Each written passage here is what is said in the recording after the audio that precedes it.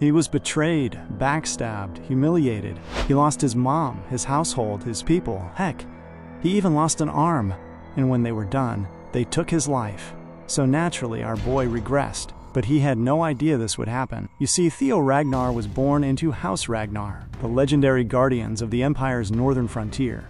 Every descendant there inherited extraordinary talent in magic, swordsmanship, and strength, except our MC, Theo, whose lack of talent led to his downfall and death. But fate granted him a second chance, and he awoke in the past, face to face with the very man who had killed him, Lendon. From his sudden regression, Theo stood dazed on the training grounds right after a sparring match with his instructor, Lendon. As Lendon noted his distraction, an irritated Theo assumed this was merely a cruel hallucination before his final breath. However, a floating status window suddenly materialized, ordering him to punch Lendon in the face. Stunned but fueled by the bitter memories of future betrayal, Theo dropped his wooden training stick, stepped forward, and landed a heavy fist directly on his teacher's jaw. The courtyard fell dead silent. Enraged, Lendon instantly retaliated, swinging his heavy sword stick and sending Theo crashing hard to the dirt. As Lendon screamed at him for the outburst, a brain-fogged Theo still wondered if this was all a dream, until Lendon mentioned his lack of progress ahead of the upcoming blooming ceremony. Recognizing the exact timeline, the realization struck Theo instantly. Lendon delivered a final lecture on proper swordsmanship and walked away, leaving Theo on the ground to endure the derogatory mockery of the surrounding students. Right then, the status window flashed again, congratulating him on completing the tutorial quest and offering a reward, Ragnar's gift. Theo pressed the accept button, and a blinding light surged through the space. The system activated, promising that his stats would now increase with astonishing speed, automatically pushing him into the next quest. The scene cut to the Rose Palace, where a quiet setting of tea was poured inside the chambers. Lendon, Theo's tutor, sat across from Theo's mother, Cecilia Ragnar, the mistress of the Rose Palace. Conversing with her openly, Lendon mentioned that, in all honesty, he had never seen anyone quite as ungifted as her son. He let out a laugh, quickly adding that such a severe lack of capability was exactly where he came in. He stated that as the boy's instructor, he would teach him the best and most potent lessons available, guaranteeing that Theo would be sufficiently stronger by the blooming ceremony 5 months from then. Hearing this reassurance, Cecilia smiled with a hopeful expression. She produced a heavy stash of coins and extended the bag toward Lendon, expressing her deep appreciation and telling him that she was counting on his guidance. She asked him to please be more attentive to her son, a request Lendon accepted smoothly, promising the lady that he would dedicate himself entirely to the boy's education day and night. Much later, when their meeting concluded, Lendon took the stash of coins out of her room, muttering that the woman truly had a reason to be worried, since it was an absolute fact that Theo was shockingly untalented, revealing that he had no intention of teaching him properly. He pondered to himself that a lowly scum like Theo was remarkably similar to his mother in how she presented herself, noting that the apple clearly did not fall far from the tree, as he continued to talk poorly about her character. Loosening the ties of the bag, he peered inside at the coins, feeling deeply satisfied by the sight. He reflected on how, thanks to those fools, he was securing a sizable regular income, while simultaneously carrying the high honor of being the personal teacher to the Grand Duke's offspring. He reminded himself that a certain nobleman had already guaranteed him a highly comfortable position in return for selling inside information about Theo and actively hindering the boy's martial advancement. He chuckled at the fact that he was reaping all these parallel benefits simply by taking advantage of House Ragnar's defective fool. Just as these thoughts crossed his mind, Theo entered the hall, running hard through the open space, as Theo literally whooshed right past him without a second glance. A look of disgust washed over Lendon's face, wondering where on earth the boy was sprinting to in such a frantic manner. The boy bore him absolutely no mind, dashing straight toward his mother's private chambers. Upon arriving, he found Cecilia looking elegant, while speaking calmly with one of the palace staff members. Breaking into the room, Theo called out to her, causing his mother to turn her head in surprise. She addressed him warmly, telling him that he must be exhausted after his long lessons.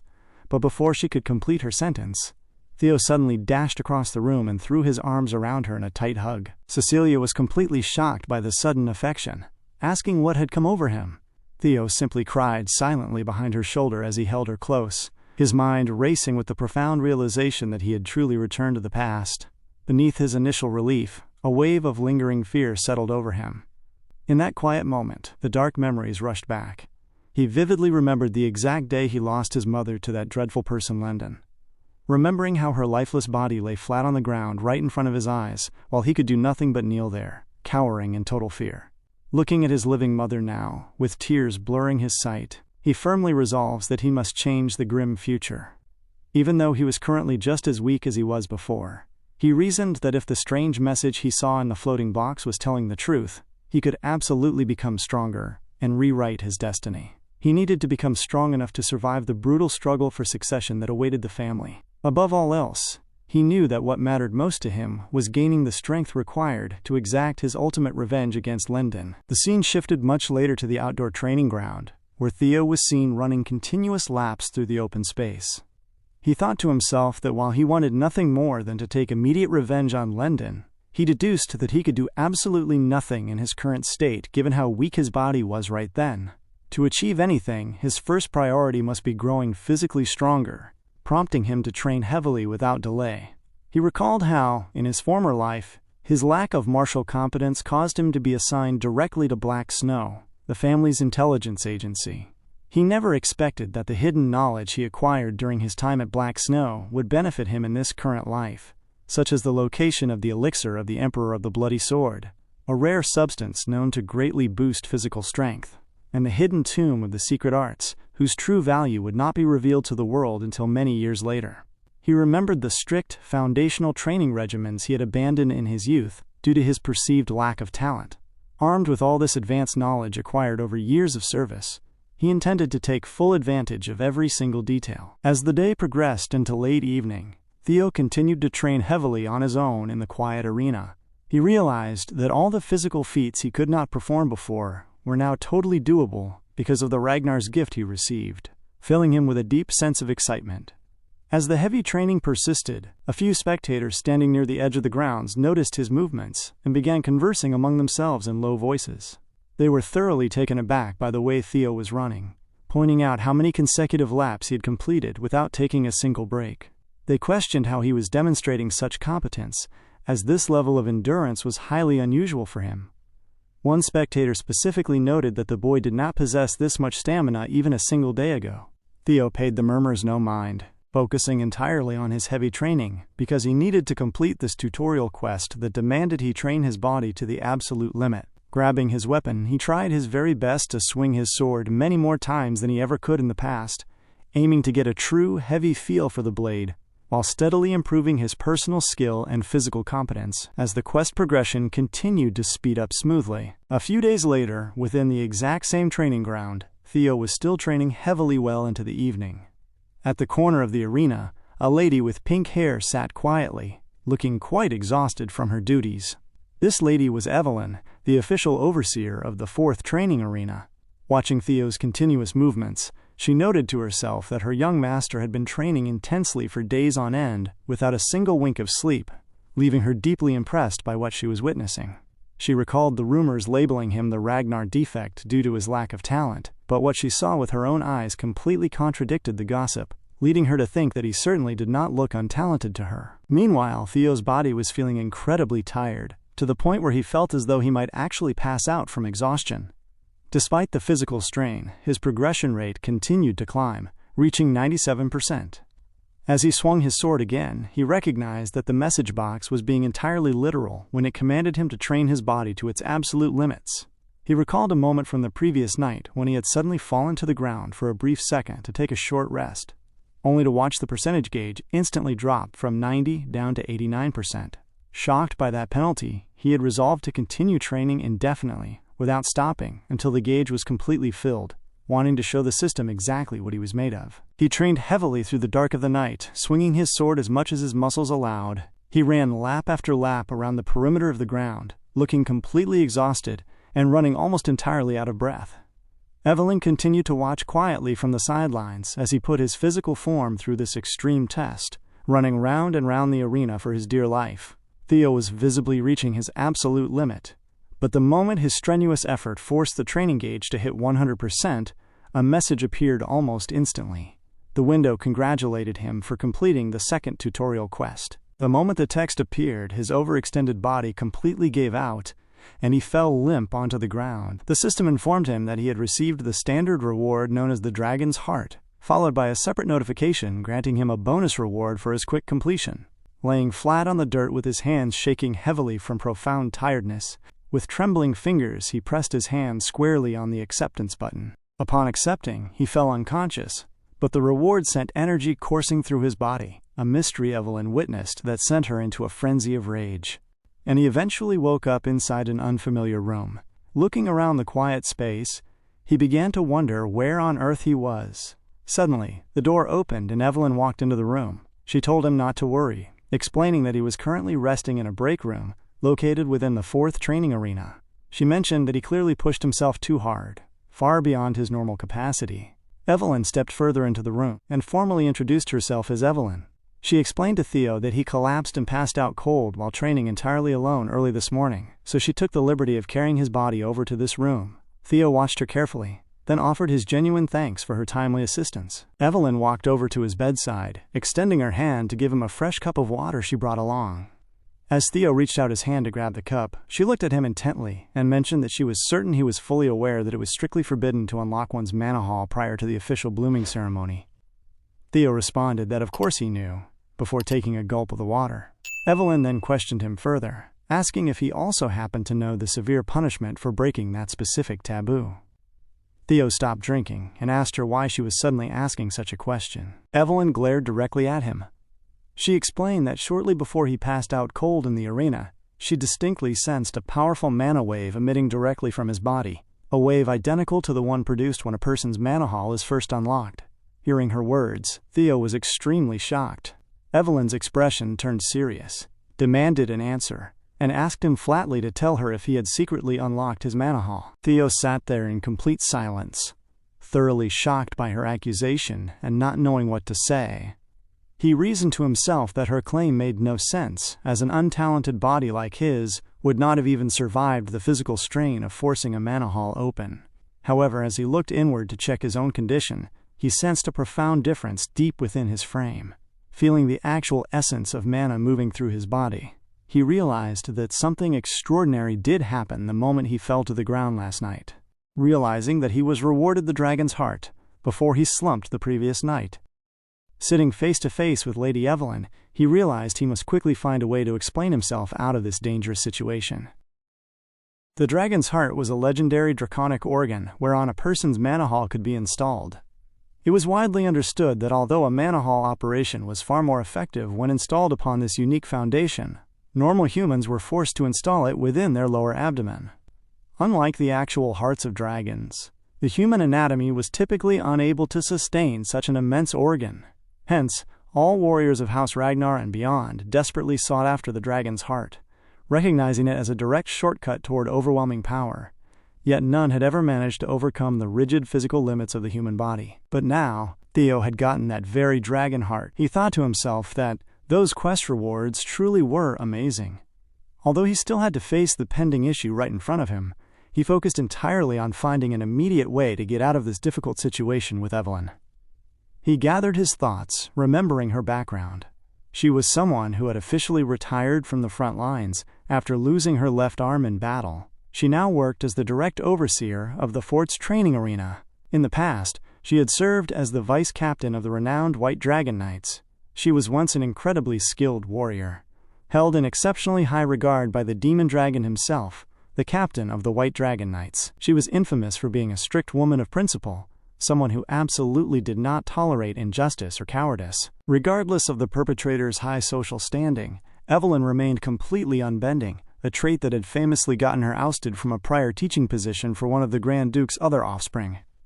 In other words, if she discovered the existence of Theo's mana hall right now, she would execute him on the spot. This realization made Theo a bit flustered, but a calm smile appeared on his face as he reassured himself that he could truly protect his own life. If he simply did not get caught, then this situation would not be a problem at all. He looked up, glared directly at her, and asked if she honestly thought she could handle the weight of what she was doing. He noted that she had just casually suggested his execution based on nothing more than a fleeting impression, and flatly asked if she was truly prepared to handle the consequences. Upon hearing these words, Evelyn was taken completely aback by his sudden poise. Theo resolved to end this hurdle right here, choosing to use her very own strict principles against her. He reminded her that he was a prospective heir of House Ragnar, which meant that if her groundless suspicion was revealed to be entirely false, her actions would be considered a direct affront against House Ragnar itself. He asked her if she was fully aware of this fact, to which she answered that of course she was, acknowledging that it was indeed a foundational rule. He continued, stating that in that case, he supposed she also remembered the exact punishment for insulting a prospective heir of the house. She responded tightly that the punishment was, of course, instant execution.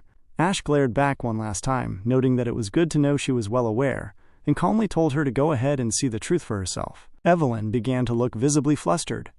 She wondered to herself what was up with his sudden, threatening presence, questioning if he had always been this way. Despite her internal confusion, she remained resolved because she had distinctly sensed a mana wave within Ash's body. Extending her hand forward, she reasoned that, whether he was a Ragnar or not, the rules were the rules. She placed her palm firmly against his belly, pushing past his garments to check if there was truly a mana hall hidden inside his core. A bright light briefly engulfed the space as she focused her senses. When she was finally done checking, she recognized that there was only total stillness. She did not feel anything inside Ash's belly. The area was completely empty, and there was no mana hall to be found. This discovery left her extremely distraught, and she began to wonder if her sharp senses had somehow mistaken the wave. Upon seeing her realization, Theo looked extremely annoyed. He asked her if she had finally seen with her own eyes that there was no mana hall present. In that very moment, Evelyn immediately bent her knee to the ground, asking him to punish her for her reckless actions. She screamed out loud, declaring that she was grievously mistaken and would gladly pay for that crime with her lowly life. Theo smiled down at her as he stood firmly above her resting form. He knew, of course, that she had found absolutely nothing. After all, the dragon's heart was unlike any ordinary mana hall. The true possessor of the dragon's heart could fully control its presence at will. In other words, he could completely hide his mana whenever he pleased. Only many years later into the future, would the world discover that humans could even possess a dragon's heart, so there was absolutely no way she could even imagine that he had one beating inside his chest right now. Theo extended his hand and started to walk forward. He placed his palm gently against her lowered back. He questioned her use of the word crime, asking what on earth she was talking about. Evelyn was taken completely aback by his gentle sentiment. Theo simply walked past her towards the exit, as he told her that she had simply done her duty, and asked if that was not the case. He added that very few loyal subjects actually possessed the courage to question a prospective heir, effectively letting her off the hook entirely. As he walked off, he calculated that since Evelyn was a powerful warrior, it would be highly beneficial to make her feel deeply indebted to him. With his parting words, he mentioned that there was a very good reason for keeping a mana hall locked before the blooming ceremony, explaining that the young and inexperienced could easily lose control over their mana halls. He added that he was actually flattered that she had assumed he would be perfectly fine after unlocking a mana hall so early. These smooth words made Evelyn look quite flustered. Theo concluded by saying that even if the people outside called him the Ragnar defect, he was genuinely glad for her high perception of him, offering a final thanks for looking after him.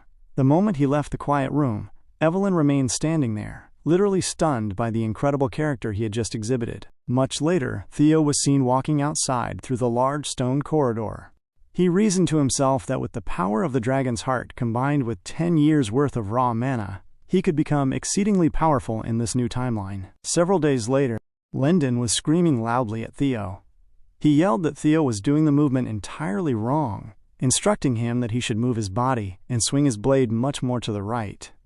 Theo swung his wooden sword exactly how Lyndon was instructing him to do, but he thought to himself that, though he was glad about growing stronger, it was becoming a massive pain to constantly feign incompetence and endure Lyndon's lessons, especially when this terrible instructor was subtly teaching him weird, entirely useless martial moves. To make sure Theo remained weak as a young adult, which was not going to benefit his growth at all, Lyndon continued to train him blindly. Theo deduced that this treatment only confirmed his deep suspicion that Lyndon was working directly for someone else, likely the very man who had dealt the final fatal blow at that dreadful moment in his past life. Recognizing that he could actually do something to break out of this annoying situation, Theo smiled as he realized that there was an easy way out. He called out to Lyndon mid-swing, Lyndon snapped back immediately, telling him to stop chatting during their training time. But Theo cut him off short. He deliberately broke his training stick over his knee and glared directly at Lyndon. He stated flatly that he just could not listen to his terrible, useless lessons anymore. Theo asked him how he had even managed to become an intermediate swordsman with such supposedly superb skills. He told Lyndon right then and there that he would be genuinely surprised if Lyndon could even take down lower-tier monsters. Lyndon was thoroughly shocked and instantly became enraged by the sudden insults. Theo had already concluded that Lyndon was nothing more than a spy operating as a fake tutor, and since that was the case, he walked right up to his face and called him a trash teacher. He firmly resolved that he must oust Lyndon from this spy position once and for all. Lyndon was taken aback, his face contorting with rage, as he realized that if things went wrong, he would be forced to report an update on the situation directly to his employer. This reaction was exactly what Theo wanted, as his true intention was to force Lyndon to contact his mysterious backer. The scene suddenly cut to the interior of the Camilla Palace. Inside the luxurious room, a messenger suddenly burst through the entrance, calling out loudly to Master Axion. Two men were already standing calmly in the center of the space as the informant breathlessly asked if they had heard the latest news. He announced that the Ragnar defect had just challenged his own teacher to a duel, which was scheduled to take place in a week's time. Upon hearing this, the man he addressed, Axion, sat there looking completely calm. The informant kept screaming, adding that Theo had foolishly blamed his instructor for his own lack of talent. But while the man was spouting these loud words, Axion suddenly grabbed his cup and threw it violently, striking the messenger directly in the face. The cup shattered instantly against his skin, and the man fell completely limp to the ground, fainting with a heavy thud. Axion turned back around with a look of pure disgust, questioning why the servant was bringing such utterly irrelevant news into his presence. He demanded to know why he should care if a defective fool was about to get himself crippled. Standing right beside him was Wellington, the Silver Lion, and they were both recognized as part of the four prodigies of the North. Suddenly, a calm voice echoed from the entrance as another figure walked into the space. He told Axion that he should actually pay attention to this news, noting that even a slight hiccup could easily ruin the most meticulous of plans. The man who entered the space was Ed Troyven, known as the Soaring Dragon, one of the famous 9 dragons.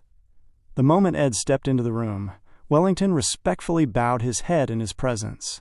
Axion looked at Ed, calling him uncle, and remarked that such a concern would only matter if the target actually possessed a single spark of talent, telling his uncle that he worried far too much.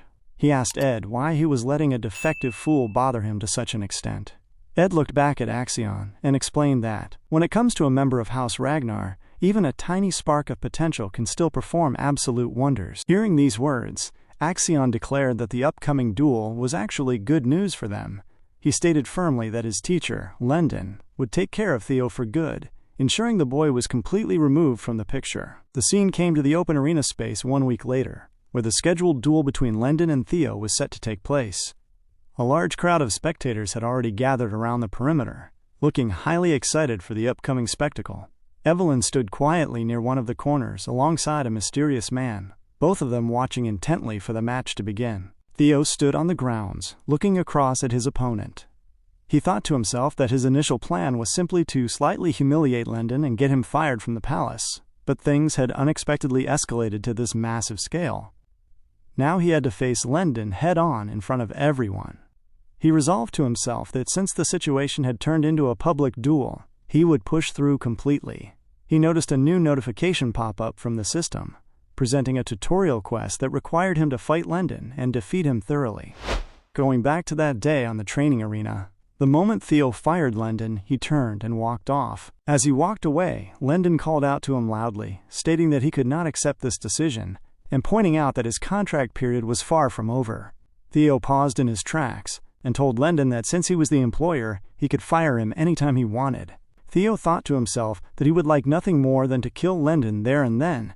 However, he reasoned that he was still unsure whether his current body was strong enough to pull that off. He resolved that his best course of action was to first keep Lyndon away from him, and then thoroughly look into whoever was operating behind Lyndon's actions. Lyndon stood there looking a bit distraught, as he began to wonder what he should do. He knew his secret mission would fail completely if Theo fired him. Concluding that he had to convince Theo to change his mind at all costs, He began to walk quickly toward Theo, screaming out that this wasn't how the rules worked. Suddenly, a new notification flashed directly in front of Theo. He was shocked to see a tutorial quest commanding him to fight Lendon and defeat him. Right at that moment, Evelyn walked directly into the scene. Seeing the tense standoff, she offered a sudden suggestion. Asking why they shouldn't simply resolve their dispute the Ragnar way, Lendon turned to her, questioning why she was suddenly involving herself in their business. Evelyn's presence brought everyone's immediate attention to the center of the yard as she explained the mechanics of the house tradition. She noted that the Ragnar way dictated that might makes right, meaning they should solve this exact conflict with a formal duel of swords. She stated that they should let the winner decide the loser's fate. Hearing this, Lendon let out a loud laugh and remarked that it was a splendid idea, calculating to himself that absolute luck was on his side. Theo, on the other hand, felt a bit uncomfortable, as Evelyn explained that the duel would officially take place a week from today. Evelyn smiled and declared that the matter was already decided, but in reality, Theo was shaking in his boots. He thought to himself that this was not all right at all, as he knew he was not yet strong enough to beat Lendon in a straight sword fight. 1 week later, a large crowd of spectators was conversing loudly around the perimeter of the arena. People were gossiping among themselves, whispering that they had heard Theo could barely swing a sword properly. They openly made fun of his lack of skill, reiterating that there was a clear reason he was universally called the Ragnar defect, and stating that there was absolutely no way he could beat an intermediate sword wielder. Lendon stood in the center of the dirt arena looking very confident.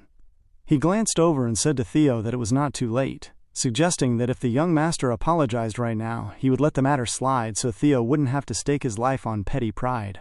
But Theo cut him off short, stating flatly that those exact words were what he was about to say to him. He told Lendon to shut up, adding that it wasn't too late for him to leave his post either, if he didn't want to spend the rest of his life living as a one-armed swordmaster, assuming he would even have the rest of his life to live. Lendon laughed out loud at the remark. Lendon anticipated the chance to stage an accidental strike during the match. He concluded that this wouldn't be a problem at all, since the physical aftermath of a formal duel was never questioned by the house. Turning back to the boy, Lendon said that Theo could make the first move, noting that this was the least he could offer as his teacher. The moment those words left his mouth, Theo instantly dashed forward across the dirt, screaming out to Lendon that he would not refuse such a generous offer.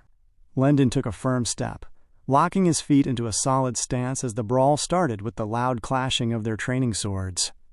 Instantly, the spectators were shocked by the physical exchange playing out in front of them. Looking at the movements, some murmured that the defect was already losing from what they could see, assuming the rumors about his lack of talent were completely true. But Theo knew exactly what he was doing. He kept a steady rhythm, consistently dodging the heavy attacks that came flying from Lendon's blade. Lendon laughed at his efforts, asking if that was all the young master had to offer. He noted that while the boy's defensive skills had oddly improved lately, he still stood no chance. Lendon thought to himself that any one of the four prodigies might have a chance to push him, but certainly not Theo, continuously hitting Theo's sword in rapid retaliation, forcing the boy backward. The scene flashed back to a memory from much earlier in the week, where Theo had suddenly walked directly into Evelyn's private chambers. He had asked her flatly why on earth she had suggested a duel between him and Lendon. Evelyn had looked up and told him that she was simply helping him out, explaining that if he truly wanted to sever ties with the man, he might as well cut him off completely for good.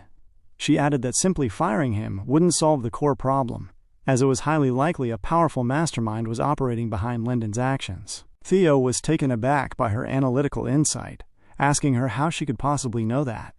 Evelyn explained that she couldn't help noticing that his training lessons felt completely off, prompting her to do a bit of nosing around.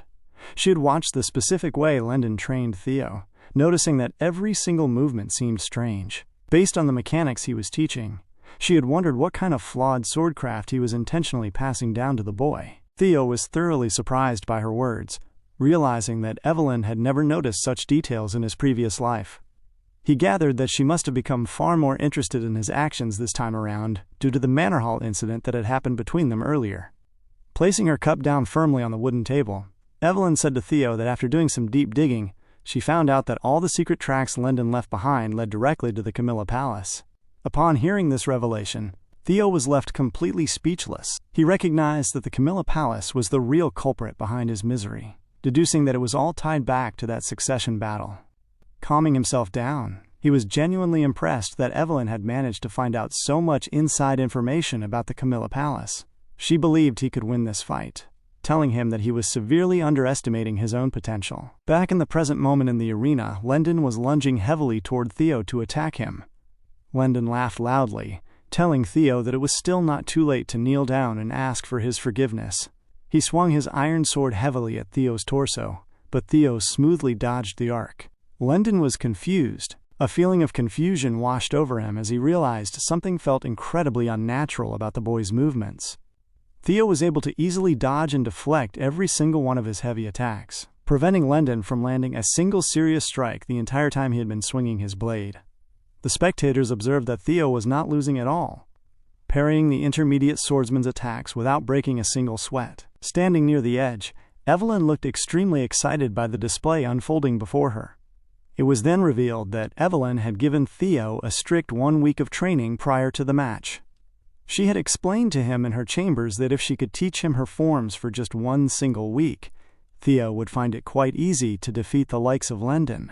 She acknowledged that while it was technically against standard moral principles to instruct a student while bypassing their official teacher, the rule was entirely irrelevant in this case, because Lendon did not deserve to be called a teacher in the first place. Hearing that, Theo had smiled, thinking to himself that he never expected things to work out this perfectly. Theo was extremely excited by her help, concluding that making Evelyn feel indebted to him earlier was a massive win. However, one specific detail had still bothered him, so he had asked her directly why she was being so helpful. Questioning if it was simply because she felt sorry for doubting him before, Evelyn had smiled back, telling Theo that while that was a small part of it, her main reason was that his growth might make someone she knew very happy. The scene cut sharply back to the present arena, where Lendon was swinging his sword heavily in a desperate frenzy. As his blade struck down, Theo continuously dodged the incoming trajectories with calm, calculated movements. Lendon became extremely impatient and frantic as he realized the boy possessed a hidden talent he never knew existed. He began to wonder if Theo had deliberately pretended to be an entirely incompetent person for all those years just to fool everyone. Suddenly, mid-clash, Theo looked Lendon dead in the eyes and asked him a direct question, demanding to know who exactly was his backer. This question sent a shockwave through Lendon's mind. He swung his sword heavily at Theo's head, screaming back to ask what on earth he was talking about. Theo easily deflected the strike once more, formally asking Lendon if the Camilla Palace had hired him as a trash tutor to hinder his progress. Lendon was visibly shocked, his eyes wide as he realized the boy had already put every single piece of the hidden puzzle together. Theo smiled coldly at his expression, remarking that he genuinely liked the honesty reflected in his shocked reaction. Theo then questioned him, asking if he happened to know exactly what it felt like to have an arm chopped clean off. Before Lendon could even take a proper defensive step, he froze in total shock at the sudden speed of Theo's movement. With a heavy, precise execution, Theo swung his sword upward in a sharp arc, severing Lendon's right arm in an instant, before Lendon could even comprehend what had happened. His severed arm went flying through the open space. Theo's expression looked incredibly ferocious, as the entire crowd of spectators watched the battle unfold in absolute, stunned silence. Lendon suddenly began to scream loudly from the intense pain of the loss, crashing heavily onto the dirt grounds while holding tightly onto his bleeding limb. He cursed loudly at Theo, crying out for his lost arm.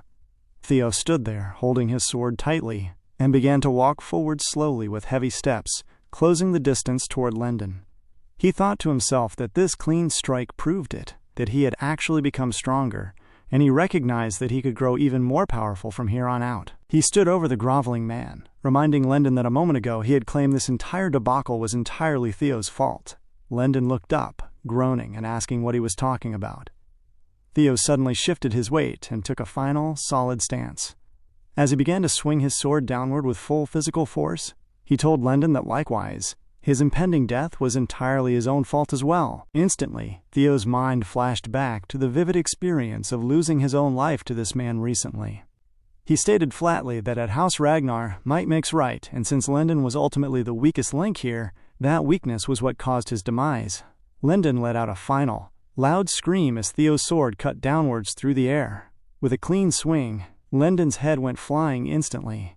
Blood splattered heavily through the immediate arena space. Theo immediately received a floating congratulatory message, notifying him that he had successfully completed the tutorial quest. The entire crowd of spectators stood completely frozen in shock. Evelyn stood by her corner, looking highly excited at the capable warrior she helped create, while the mysterious person standing beside her looked equally thrilled by the outcome. Lendon's head hit the ground with a loud thud, rolling through the dirt until it fell directly beneath Theo's feet. Theo stood firmly in the center of the quiet arena, calmly wiping the blood from his face as he reached out his hand to accept the rewards from the quest he had just completed. The scene was set, and Theo won the match against Lendon in a landslide victory. Around the arena, the spectators began to question what they had just witnessed, muttering in disbelief that the defect had actually won. They wondered how a mere trainee could beat an intermediate swordsman so thoroughly, especially since he had been almost disappointingly weak before the match. Looking down at Lendon's remains, Theo thought to himself that it was crazy to think he had been defeated by this scum in his previous life. He resolved right then that things would be completely different from now on. After receiving all of the rewards from the completion of this particular quest, which included 1 year's worth of mana, the stillness of the arena was suddenly shattered. Someone began to descend rapidly from the sky. As the person struck the stone floor, a massive explosion of dust and debris happened right behind Theo. The figure walked out of the cloud straight toward Theo, calling out his name loudly. Theo turned his back on the wreckage to face the man, who stood there looking exceptionally confident. This man was Julius, the demon dragon, and the captain of the White Dragon Knights, standing there wrapped in a very intimidating aura. The moment Julius landed, the people in the arena began to question what a member of the legendary 9 Dragons was doing at a trainees' duel, and even Evelyn looked a bit confused by his sudden appearance. But Julius simply began to laugh and smile, stepping forward to strike Theo's back in a heavy gesture of congratulations. Laughing loudly, he told Theo that he was a scrappy little devil, and exactly the kind of lad he liked, admitting that the boy had really surprised him. He remarked that this was a true case of the student overcoming the master. Noting that maybe killing him was a step too far, Theo calmly called out to Sir Julius, but Julius laughed it off, mentioning that whatever happened had already happened. Placing his large palm firmly on Theo's shoulder, he looked down at him in expectation and invited Theo to come join the White Dragon Knights. Hearing these words, Evelyn smiled, but the entire crowd had a completely different reaction. Everyone was thoroughly shocked, recognizing the weight of inviting the person they called the Ragnar defect into their elite ranks, even if he had fought better than expected.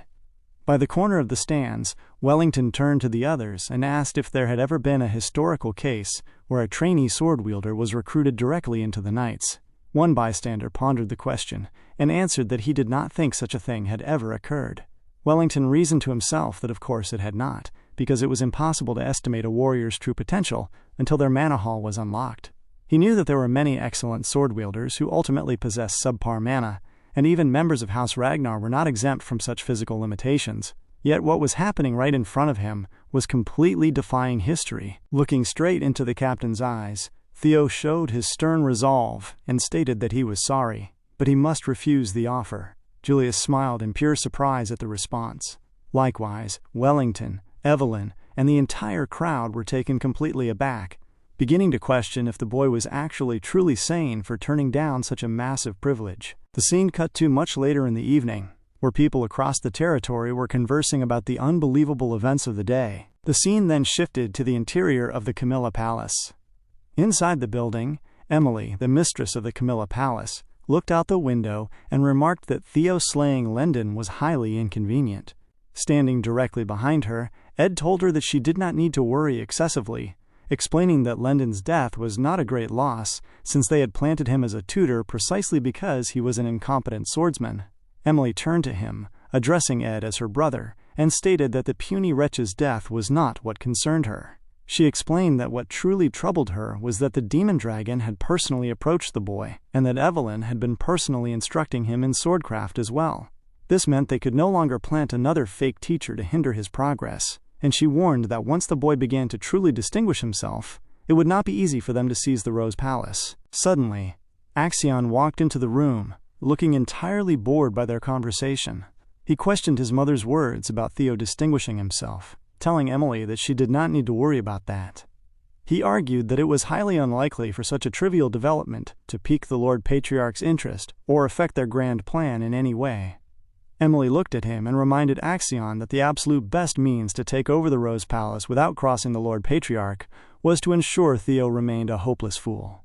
Axion responded that this was exactly his point, asserting that Theo was still a hopeless fool who could only improve his skills so much. He added that Evelyn and the demon dragon had simply always been fond of underdogs. Ed called out to Axion, asking if he had not already warned him to refrain from making such reckless statements. Axion was taken aback by the correction, but he shrugged it off. Picking up one of the letters from the table, he stated that since his mother and uncle were so deeply concerned, he would personally toy with that defective fool for a bit so that the boy might eventually learn his true place. The scene cut back to the training arena, where the evening lesson was drawing to a close. Evelyn looked at Theo and told him that was all for today's lesson, offering him a warm compliment for his hard work.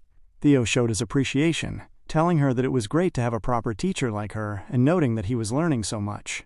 Evelyn smiled, responding that it was still a shame he had not joined the White Dragon Knights. She asked him directly why he had refused the captain's brilliant offer. Theo kept his thoughts to himself. He recalled how, in his previous life, he had longed more than anything to join their ranks, but he deduced that joining them right now would actually be a detriment to his growth. He knew it was far too early to determine his true physical limits, especially now that his potential was sky high. He calculated that the top ranker of the upcoming blooming ceremony would be showered with massive privileges that far exceeded an early recruitment into the Knights. Smiling at Evelyn, he explained naturally that it felt wrong to receive such a high privilege when he still had so much left to learn. He added that since she had already agreed to teach him until the blooming ceremony, that arrangement was more than enough for him at the moment. Evelyn accepted his explanation with a smile, noting that she was certain the captain would be sorry to hear such a modest response. At that very moment, Theo decided to test a new reward skill he had received, observation, and looked directly at Evelyn. Looking at her through the system's interface, he saw her exact skills and properties manifest before his eyes, revealing she was 24 years old and ranked as an advanced sword wielder. He concluded to himself that the observation skill was just as useful as he had expected, and would certainly come in handy in the future. Glancing further down her credentials, he noticed a specific note, stating that she deeply missed the White Dragon Knights because she used to be a core part of them before losing her left arm. Suddenly, heavy footsteps echoed through the space as a young man walked into the arena calling out to Theo. Looking exceptionally confident, the stranger introduced himself as Sybil of the Sultan Checkpoint and asked if he could speak with him for a minute. Theo was taken aback by his sudden arrival, wondering who on earth this person was. The boy looked remarkably menacing, prompting Theo to instantly use his observation skill on him. Looking at Sybil's credentials, the screen revealed he was 17 years old and universally known as the dunce of the Sultan Checkpoint, but the system noted that he intensely admired Theo and desperately wished to spar with him. Before he could ponder it further, a new system notification flashed in front of his eyes. The text informed him that his next official trial was to break away from the derogatory moniker of the Ragnar defect. Reading the prompt, Theo understood what he had to do. He resolved to use this looming match with Sybil as his very first attempt to shatter that title for good. Due to the profound impression Theo had left upon him, Sybil Dre explicitly expressed to him that he wanted nothing more than to serve him loyally. Sybil stated frankly that he had not thought much of Theo until very recently. For years, he had fully believed that Theo totally deserved the derogatory nickname of the Ragnar defect. But currently, he recognized that Theo was training harder than anyone else, arriving at the training arena at the break of dawn every single day without fail. Sybil looked at him with immense respect, stating that he worshipped him, explaining that just when he was about to give up on himself due to the mocking title he had received as the dunce of the Sultan Checkpoint, Theo had appeared in his life like a beacon of hope. Bowing his head low in a gesture of pure submission, he asked Theo to please grant him the opportunity to lock him into his heart as his true master. Theo was taken completely aback by these intense words. Normally, his natural instincts would have led him to suspect Sybil of harboring some kind of hidden, ulterior motives, but looking closely at him, he sensed that Sybil genuinely meant every word. He concluded to himself that this development was entirely unexpected.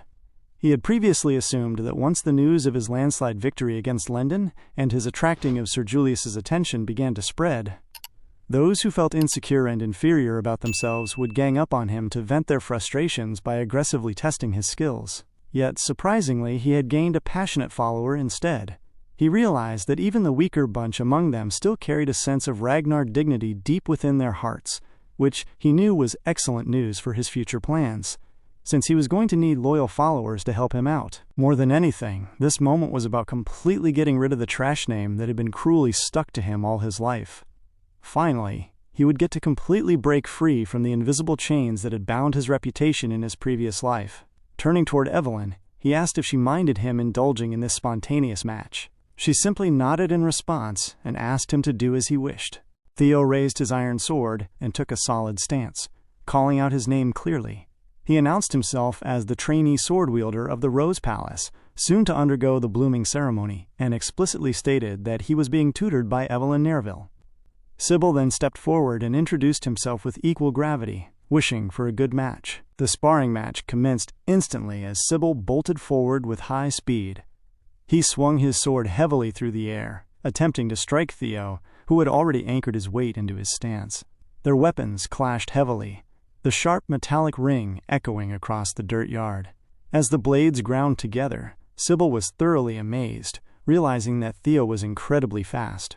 Sybil knew that although people called him the dunce of the Sultan checkpoint, he had always been completely confident in his own raw speed until this very moment. He recognized that Theo's physical skills were truly exceptional, but he firmly resolved to still do his absolute best. Meanwhile, as Theo effortlessly parried the incoming trajectories, he thought to himself that it was hard to believe they called this boy a dunce.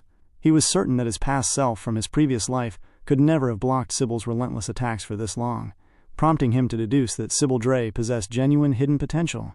Of course, Sybil did not come anywhere close to Theo's current level of power. Shifting his weight fluidly, Theo swung his sword widely in a heavy counterstrike, hitting Sybil with enough force to send him flying through the open space.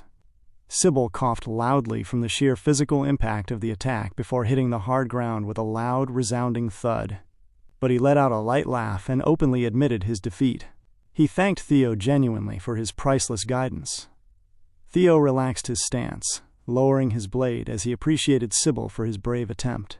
Looking down at his sword, Theo noticed his own reflection. He then attempted to use the observation skill on himself. Upon doing so, a floating system notification flashed before him, stating that he had now become fully aware of his statistics. Theo was taken aback, observing his detailed credentials as they manifested on the screen. This realization made him genuinely happy. He noticed he could now check his raw powers in a structured numerical format. He deduced that his exceptionally high mana numbers were undoubtedly thanks to the dragon's heart, combined with the residual mana from his previous life. However, his eyes widened slightly as he looked at his luck stat, which read a staggering -49. Theo was not happy with what he saw. He gathered that perhaps this abysmal stat was the exact reason why he had been so relentlessly unlucky throughout his previous life. He resolved that, first and foremost, he would have to find a reliable way to raise his luck statistics. Looking up from the screen, he noticed the multitude of spectators standing in front of him, murmuring excitedly among themselves. He sensed that several other people in the crowd now harbored a strong intention of stepping forward to spar with him. Evelyn, watching the atmosphere shift, noted to herself that something entirely unique was happening. She reasoned that even though Lendon's actual teaching skills were subpar, the man had still been a certified intermediate sword wielder, yet Master Theo had defeated him cleanly. In addition, the captain himself had openly acknowledged Theo's prowess. She knew that in House Ragnar, where might makes right, people would naturally respond to power in only one of two ways. They would either envy you deeply, or they would admire you completely. Looking at the eager crowd, she realized the bunch gathered right behind Theo belonged entirely to the latter category, looking at Theo with unbridled admiration. They whispered to one another, wondering if they would have even been able to block the heavy attack Theo had just dealt to Sybil. Now filled with a desire to test themselves against his form, another person stepped forward from the group. Theo smiled as the man approached him, calmly calling out to Iad Naran by name because he had already scanned his identity through the open status window. Iad Naran was briefly taken aback that Theo already knew his name, but he stepped up onto the dirt nonetheless as Theo invited him to begin the match. Both warriors took their stances and declared their formal intentions before Theo suddenly dashed forward to initiate the exchange. Their swords clashed heavily in the center of the arena. He recognized that Eodnaran was quite proficient in his own right as the man swung his weapon with heavy, deliberate force, shifting his blade's trajectory in an attempt to chop down directly onto Theo's neck. But he reacted instantly. Bringing his sword upward in a precise defensive arc, he blocked the impending strike in a split second and simultaneously struck Eod's weapon completely away with a heavy deflection. Eodnaran was completely stunned by Theo's ability to spar so effortlessly, admitting his defeat. Having earned the absolute respect of Eodnaran, Theo watched as his luck stat suddenly went up by 1 point. He was surprised by the increase, realizing that his luck attribute was directly tied to his public reputation. Since that was the case, he firmly resolved to go through multiple other spars to farm the stat. One after another, more and more people stepped forward to spar with him. Each trainee was systematically taken down by his precise movements. With every victory, Theo received more luck points as the admiration from the gathering crowd steadily increased, allowing him to successfully prove his worth against numerous random trainees in the arena. The event lasted for a very long time, with Theo continuously taking on challenger after challenger. Eventually, as the evening deepened, the physical exhaustion began to catch up to him, causing him to huff and puff heavily from the relentless exertion. Despite the fatigue, he remained resolved to secure as many luck points as humanly possible. He called out to the remaining crowd, asking who was the next person willing to step up. However, looking at his system menu, he noticed something strange. His current tutorial quest progress hadn't really gone up much at all, merely trickling from 28% to 29%. He felt a brief moment of disorientation, wondering why he had only received a minor 1% gain after defeating so many opponents. Looking around the space, he deduced that it was because virtually everyone present in the arena already respected his power.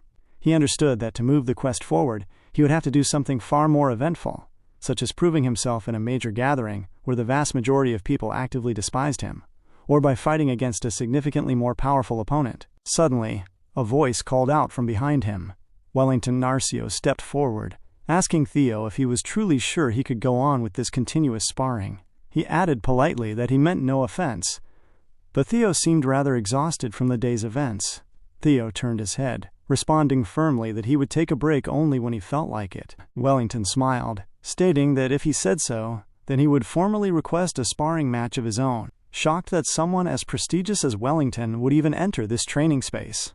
Theo was taken aback the moment he saw Wellington step forward, realizing he couldn't retract his open challenge now that the genius had already walked onto the scene. The entire gathering of people began to whisper excitedly, questioning why a person of his high standing was here. After all, Wellington was celebrated as one of the elite 4 prodigies of the North alongside Holkus Ranki, Ray Ragnar, and Axion Ragnar of the Camilla Palace, the 4 most powerful offspring and subjects of House Ragnar, who were due to undergo the upcoming blooming ceremony. Wellington stopped a few paces away, formally introducing himself as Wellington Narcio, and stating he was at his service. He explained that he had arrived at the estate long before the commencement of the blooming ceremony specifically to observe and learn from the distinct swordcraft of his overlord house, House Ragnar. As he spoke, Theo subtly activated his observation skill to scan him. The interface confirmed that Wellington was currently a trainee sword wielder, but the system noted that the genius was thoroughly amazed upon encountering an unexpected rival in Theo, and was deeply looking forward to this match. Theo stood his ground, calling out his own name and introducing himself with a calm smile. He thought to himself that he had never imagined he would actually get to spar with a renowned genius like Wellington, whom he had quietly admired in the past. He told Wellington that it was an absolute honor to cross blades with the renowned junior patriarch of House Narcio. Wellington responded in kind, stating that he looked forward to a fine match. As Wellington slowly walked toward him, a brief thought crossed Theo's mind, wondering if his current self could actually take down Wellington if the genius decided to activate his beast form. However, his internal calculations were cut short by the immediate onset of the action. Both warriors suddenly moved in unison, swinging their swords heavily as they officially commenced the duel, setting out to prove if Theo's rapid improvement was truly enough to defeat a genius of Wellington's caliber. In the heat of the moment, what followed was the sharp sound of iron shattering as Theo's sword was broken to pieces in an instant. The entire space went completely frozen. Evelyn and everyone else watching were thoroughly shocked that Theo had lost the exchange. His broken sword fell limp to the ground, confirming that Wellington had inevitably won the match. Around the perimeter, the spectators began to question if Theo had only lost because his sword had physically failed him. Watching from the edge of the yard, Sybil was taken aback by what had just occurred, and Eod began to express that while it was obvious Theo had made great strides lately, it was simply impossible for him to beat a warrior like Wellington. He reminded Sybil that Wellington was one of the prestigious 4 prodigies and the absolute mightiest of the next blooming generation. Hearing this, Sybil yelled loudly in retaliation, asserting that regardless of the outcome, everyone still had to respect Master Theo's fighting spirit. But just then, Wellington spoke out loud to the entire arena, stating clearly that he admitted defeat. He expressed his direct thanks to Theo for the excellent match, explaining that Theo was already completely exhausted when the match began, and his iron sword was already heavily worn out from the previous matches. Wellington reasoned that, because of these unfair conditions, it was actually he who had lost the match. Theo smiled naturally at the gesture, responding that no real foe would ever be so generous or considerate on an actual battlefield. He stated that once he lost his sword, he lost the battle. Wellington smiled back at the honest response, and the 2 warriors shook their fists in a mutual sign of respect. Wellington mentioned that he looked forward to a time when they could compete more properly, and Theo affirmed that he felt exactly the same way. The surrounding crowd began to shout in excitement, amazed that one of the legendary prodigies had just openly shown Theo such deep respect. Evelyn stood silently by the stands. She felt that he was already remarkably powerful, but possessed the clear capacity to become even stronger. Thanks to the system rewards, Theo had successfully gained precious talent and special skills, making him far more powerful than he had ever been during his entire previous life. Yet the moment he locked blades with Wellington, he calculated that he still had a very long way to go to reach the absolute peak. Though it was a bit of a pity that their match had ended prematurely due to the broken weapon, he recognized that he had still gained a great deal from the encounter, and his public reputation improved significantly among the trainees. Though it was a slight shame that the quest completion percentage had not jumped up by a massive amount, Theo concluded to himself that he would simply have to look for another effective way to make it happen. He wondered where he could find a massive stage to gain widespread respect from a larger audience. Just then, Wellington broke his train of thought, mentioning that sparring with him was not the only business that had brought him to the Rose Palace training ground today. Extending his hand, Wellington offered a formal letter of invitation, stating that he would like to invite Theo to a special event. Theo was taken aback as he looked down, discovering that the letter was an invitation to the prestigious Dragonet Society ball. The moment the crowd overheard this, people began to shout in utter shock. They whispered loudly that the Dragonet Society was an elite club where only a select few were ever accepted, yet Theo had just received a direct invitation from Wellington himself. Theo looked closely at the letter and accepted it, asking Wellington if he was truly sure that he deserved such an invitation. Noting that he did not think he would fit into such a prestigious group, Wellington smiled and told him that he was more than deserving. He explained that the group was not actually that prestigious at all, describing it as a simple gathering for peers awaiting the blooming ceremony to comfortably get acquainted with one another. Theo knew that the Dragonet Society was heavily composed of Axion and his loyal followers. In other words, he deduced that the vast majority of the people at the ball would actively despise him. He realized this would make it the perfect place to progress his 4th tutorial quest, while simultaneously providing an excellent opportunity to spy on Axion and the inner workings of the Camilla Palace. Seeing no logical reason to refuse, he accepted the letter completely, telling Wellington that he would attend. Hearing his acceptance, Wellington looked extremely happy that Theo had accepted, telling him not to hesitate to ask him anything he wished to know about the society before the event. He added that the next gathering would take place a fortnight later. Meanwhile, Evelyn stood a few paces behind them, quietly watching the entire interaction unfold as she took her pipe out of her mouth. The scene cut to the interior of the Rose Palace a short while later. Inside the residence, Theo's mother suddenly burst the doors open, calling out his name loudly. Theo turned around, telling her that he was just about to break the news to her himself. He was instantly shocked as a large gathering of maids and butlers filed into the room right behind her, carrying fabrics with the clear intention of preparing his garments for the upcoming Dragonet Society Club meeting. Baffled by the sudden commotion, Theo asked his mother what all of this was for. She walked up to him quickly, stating that she had already heard he was invited to the Dragonet Society. She reminded him that the society was exactly where Axion, the son of that scheming Emily, spent his time, along with many other high-ranking nobles. She noted that geniuses like Wellington would be present as well, and mentioned that even the Senate took a keen interest in its young members. Because of this high scrutiny, she warned that critics at the ball would find fault in even the most minuscule details, ranging from a person's attire to their exact etiquette. His mother smiled warmly at him, adding that while she already knew he possessed perfect natural manners, fine attire and a touch of finesse would carry him much further in that environment. Adjusting a tape measure, she noted happily that this was exactly where she came in, reminding him that she used to be an actress and was overjoyed to finally be of help to her son. Hearing her words, Theo's mind drifted back to the painful memories of his past. He remembered how people had always looked down on him as a bastard born from lowly stock. He recalled how his mother had always been plagued by deep, suffocating guilt, mistakenly believing that she was entirely responsible for thrusting that derogatory label upon him, even though his lack of progress had never been her fault to begin with. In his previous life, she had suffered greatly within the cold and brutal walls of House Ragnar, for the sole crime of having an incompetent son like him. Breaking his train of thought, Theo's mother called out to him softly and wrapped her arms around him in a slow, warm embrace, telling him that she had always believed in him. Theo smiled gently, looking down at his mother before hugging her tightly in the midst of the bustling room. He told her firmly that she no longer needed to worry about him ever again. Meanwhile, a cold thought crossed Theo's mind as he resolved that he was going to crush his detractors at the ball to absolute bits.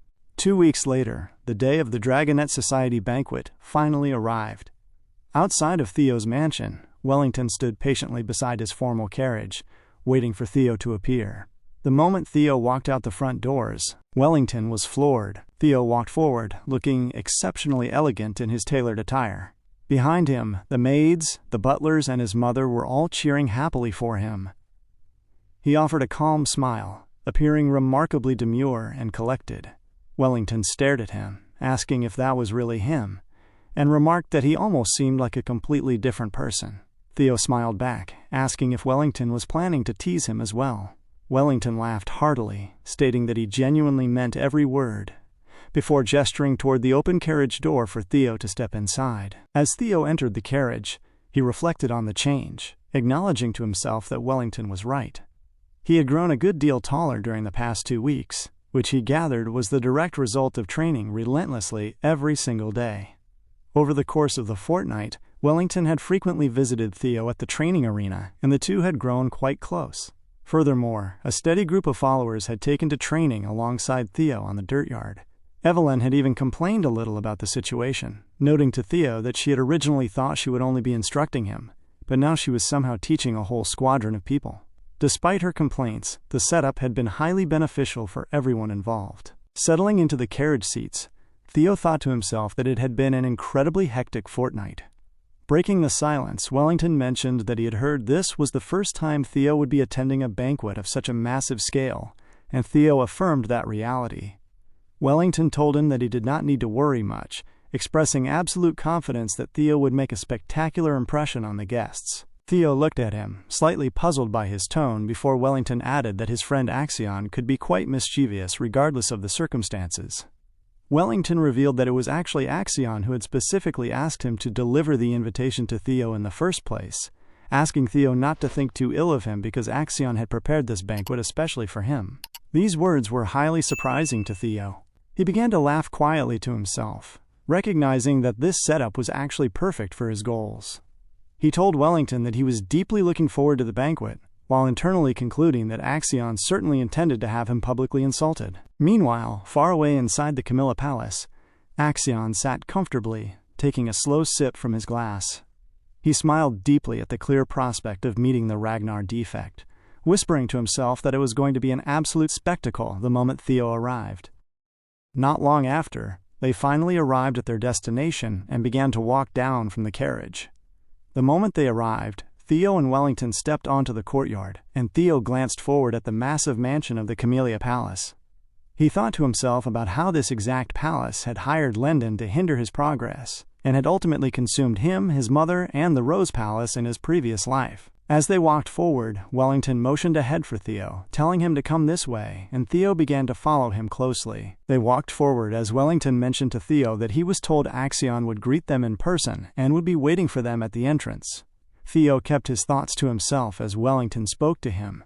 He recognized that it was entirely obvious why Axion had invited him. Since Theo had been making a name for himself recently, Axion undoubtedly thought the Ragnar defect needed to be taken down a peg and put in his place. Unfortunately for Axion, Theo knew he had come here fully prepared, and he was determined to show Axion that he could not be stamped down. Just then, as they passed the back of the carriage, he noticed a distinct bluish light coming from a particular room upstairs. It was the exact color of the system message boxes that he usually received. He deduced that there was a strong possibility of a quest waiting somewhere within the Camellia Palace. As Theo walked slightly ahead, Wellington suddenly called out to him, screaming for him to watch out. In an instant, a heavy bag falling rapidly from the sky struck the ground directly where they stood, causing a massive fog of dust to engulf the entire space. Wellington called out to Theo in panic through the thick cloud, but Theo walked forward out of the dust, stating that he was completely all right since he had been able to dodge the falling bag of flour in the nick of time. Wellington looked upward, yelling to the windows to ask what the meaning of this was. Theo turned his glance upward as well, realizing that his past self could never have dodged this bag in his previous life. For a second, he suspected that Wellington might be in on the prank, but he gathered from Wellington's current behavior that the genius was completely uninvolved. Theo glanced back up at the open window. He reasoned that throwing objects to haze someone was incredibly low, and he was sure that only one person could be behind it. Looking out from the upstairs window, Axion walked into view. He looked down at them and asked if it was not obvious, stating that he was simply saying hello to a friend. He added that a proper welcome ceremony was certainly in order for someone like Theo. Wellington yelled back, stating that this was absolutely no welcome at all. Axion simply smiled widely, looking down from the ledge and asking if he had offended them by mistake. He mentioned that he was sure Theo would appreciate the brotherly gesture anyway. Axion was deeply excited to have discovered a new plaything to mock, having absolutely no idea what was actually coming for him. Theo looked straight up at him and smiled, thanking Axion for the gesture, and that was certainly not the response Axion had expected. Theo then expressed his explicit thanks for such a warm welcome, telling Axion that he was truly looking forward to this evening. Axion looked down at Theo and scoffed before he began to laugh, grinning widely as he remarked that it looked like Theo had become quite witty since the last time they met. The scene cut to the interior of the elegant ball. Inside, the scattered guests began to murmur intensely among themselves at the sudden presence of Theo. As he walked past, people questioned why in the world Axion would ever invite Theo, noting that even if he was a child of the Great Duke, he was still nothing more than a defective fool. Meanwhile, Theo and Wellington walked elegantly into the crowded space, looking very chic. Theo calmly took a slow sip from his glass of wine. Wellington turned to Theo, offering another direct apology on his friend's behalf, and mentioning that the guests were usually not so ill-behaved. Theo replied smoothly that it was completely all right, admitting that he was actually grateful for all the attention. Wellington looked at Theo, taken aback by his remarkably relaxed and demure composure. Meanwhile, Theo smiled inwardly, calculating that it was actually good for them to talk down on him right now, as their insults would only give him more justification to crush them completely in the future. More importantly, the moment he entered the building, he could clearly see exactly where the bluish light was coming from. It did seem to be a system quest, but Theo wondered how he could approach the room without being caught snooping, which posed a bit of a danger to him. Just then, Axion walked forward through the crowd, asking Theo if he was enjoying the party. Theo smiled the moment Axion called out to him, reminding himself to keep his cool and stick strictly to his plan. He turned to Axion with a light laugh, thanking him for the invitation. Axion responded by saying he was sorry about the incident earlier, admitting that his prank had gotten a bit out of hand. He then grabbed Theo firmly by the shoulder, asking if Theo would accept his apology. Seeing the physical contact, Wellington called out Axion's name in clear worry for Theo. Theo looked at Axion and asked what apology he was referring to, stating that he only recalled Axion saying hello, so there was absolutely no need for an apology. These words made Axion visibly uncomfortable and surprised. He suddenly began to pat Theo heavily on the back, laughing loudly and calling him funny. He remarked that the response was hilarious and entirely unexpected, noting that Theo had changed a lot since they last saw each other. They spoke loudly as the entire room watched the interaction, prompting the surrounding guests to whisper even more derogatory side talk. They muttered about the loser sucking up to Axion, asserting that a mere bastard could never go against a true Ragnar son of noble Troyvan stock. Another guest agreed, whispering that not all Ragnars were born equally. Theo simply took in all the derogatory words as the whispers grew louder. The crowd began questioning why Wellington was even speaking to Theo, referring to Theo as a defective fool, and whispering that perhaps it was because, strictly speaking, Wellington was also a bastard. Wellington overheard the cruel remark clearly, causing his expression to darken as he looked down. Another bystander immediately shushed the speaker, telling him to watch his mouth because speaking such words about Wellington, who maintained an incredible reputation despite his background, was supposed to be an absolute taboo. Theo, who had heard the insults as well, thought to himself that he had been fully prepared to tolerate their behavior for a little longer, but this called for a complete change of plans. He turned and called out to Axion, stating that he hoped Axion would not mind if he went over to say hello to his new friends as well. With that, he firmly removed Axion's hand from his shoulder and began walking deliberately toward the men murmuring in the corner. He grabbed a full bottle of wine from a nearby table, raising it as he approached the boys standing together. One of the boys stared at Theo, asking what was wrong and stammering that he had not said anything incorrect. Instantly, Theo swung the heavy glass bottle with full physical force, striking the boy squarely across the face. The bottle shattered violently, shocking everyone in the room. Axion and Wellington could barely utter a single word as they watched the sudden violence unfold. Theo stood over him looking extremely angry. The boy, who had been struck heavily on the face, screamed loudly as he dropped limp to the floor. Holding his bleeding face, he looked up at Theo and spat out slurs, asking how he dared to do such a thing to him. What came next was a heavy, deliberate kick from Theo that struck the same boy straight in the face. Theo walked up to the groaning boy, looking down intensely as he asked if the boy had just called him a fucking defect. As the boy lay coughing loudly on the ground, Theo remarked that this was absolutely no way to respond to a friendly greeting, mocking him for his incredibly poor manners. Instantly, the surrounding crowd began to murmur in absolute panic. At the same time, Theo noticed that the percentage gauge for his tutorial quest was steadily rising based on the crowd's shifting perception of his raw power. Watching the scene unfold, Wellington wondered to himself if Theo had done this, because Wellington would not have been able to defend himself against the slurs. Theo walked directly over the boy on the ground, stating that now that they were entirely done saying hello, it was time to say goodbye. Shifting his weight, Theo gripped the guy's arm and placed his foot firmly on the boy's hand. The boy screamed in terror, begging Theo to wait and hold on, but Theo bore him no mind. He applied heavy physical pressure, snapping the boy's wrist and breaking the bone in an instant. A loud, sickening crack echoed through the silent ballroom, causing the boy to instantly pass out from the intense pain. As the boy lost consciousness, the percentage gauge for the tutorial quest soared significantly higher. Theo dropped the limp hand onto the floor and turned his gaze to the stunned crowd, asking if there was anyone else who wanted to step forward and say hello to him. But before he could take another step, 4 armed men dropped heavily to the ground, drawing their weapons with a loud metallic ring. Unsheathing their swords instantly, they positioned the sharp blades directly against Theo's neck, screaming that he would answer for the crime of injuring their young master with his very life. Theo looked at the blades and smiled inwardly, recognizing that this escalation was actually good. He looked at the guards and calmly asked them who this boy on the floor actually was.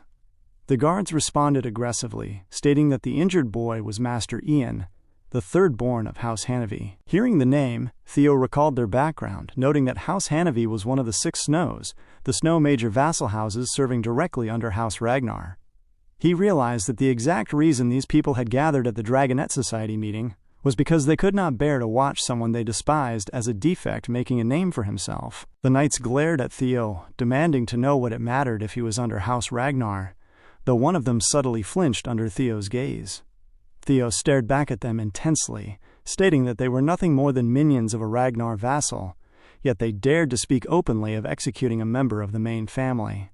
He glared at them with absolute authority, asking if they were truly prepared to answer for the weight of their treasonous words. He resolved firmly to himself that he would never tolerate a single shred of disrespect from any vassal house or anyone else moving forward.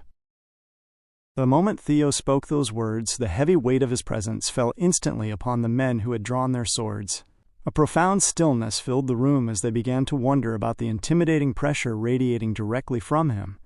This focused energy was entirely unlike the weak character of the Ragnar defect they had all known so well from previous years. Looking directly at Theo, one of the men suddenly reasoned that this youth was, after all, one of the Grand Duke's own children, bearing the full right to become his eventual successor. The stark reality of the situation settled heavily into their minds. House Ragnar ruled as the absolute king of the North and held supreme position as the overlord of the Six Snows, meaning that threatening the life of a true Ragnar officer was a grave crime. Such an offense normally carried a punishment severe enough to see an offender's entire family completely eliminated. Up until this very moment, that absolute rule had never seemed to apply when people dealt with Theo, but as the knights suddenly recognized the shift in power, they began to cower in fear.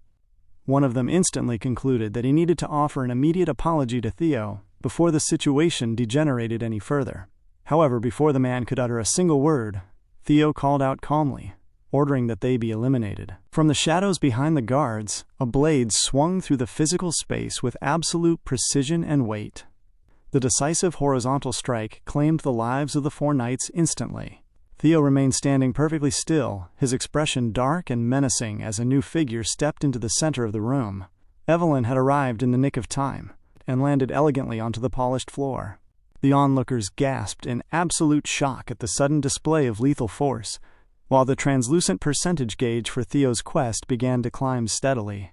Even Axion stood completely baffled by the heavy scene unfolding directly in front of him. Standing firmly in her position, Evelyn turned back toward Theo, asking calmly how he had known she was following him. Theo simply grinned at her, mentioning that he just knew. In truth, while he had not fully grasped the exact reason she had chosen to shadow him, he was thoroughly glad that she had. With a warrior of her caliber present, he knew he could proceed to wreck this elitist party as much as he pleased. The narrative transitions back to an occurrence from much earlier in the day, inside the quiet warmth of Evelyn's personal quarters. Julius had walked into the room, casually uncorking a bottle of wine and pouring himself a drink. He had mentioned to Evelyn that he was under the impression she was no longer accepting positions as a personal tutor for anyone. With a slight smirk, he had asked how she was liking her new student. Evelyn had looked up, asking if he was not supposed to be traveling on an official mission elsewhere at that moment.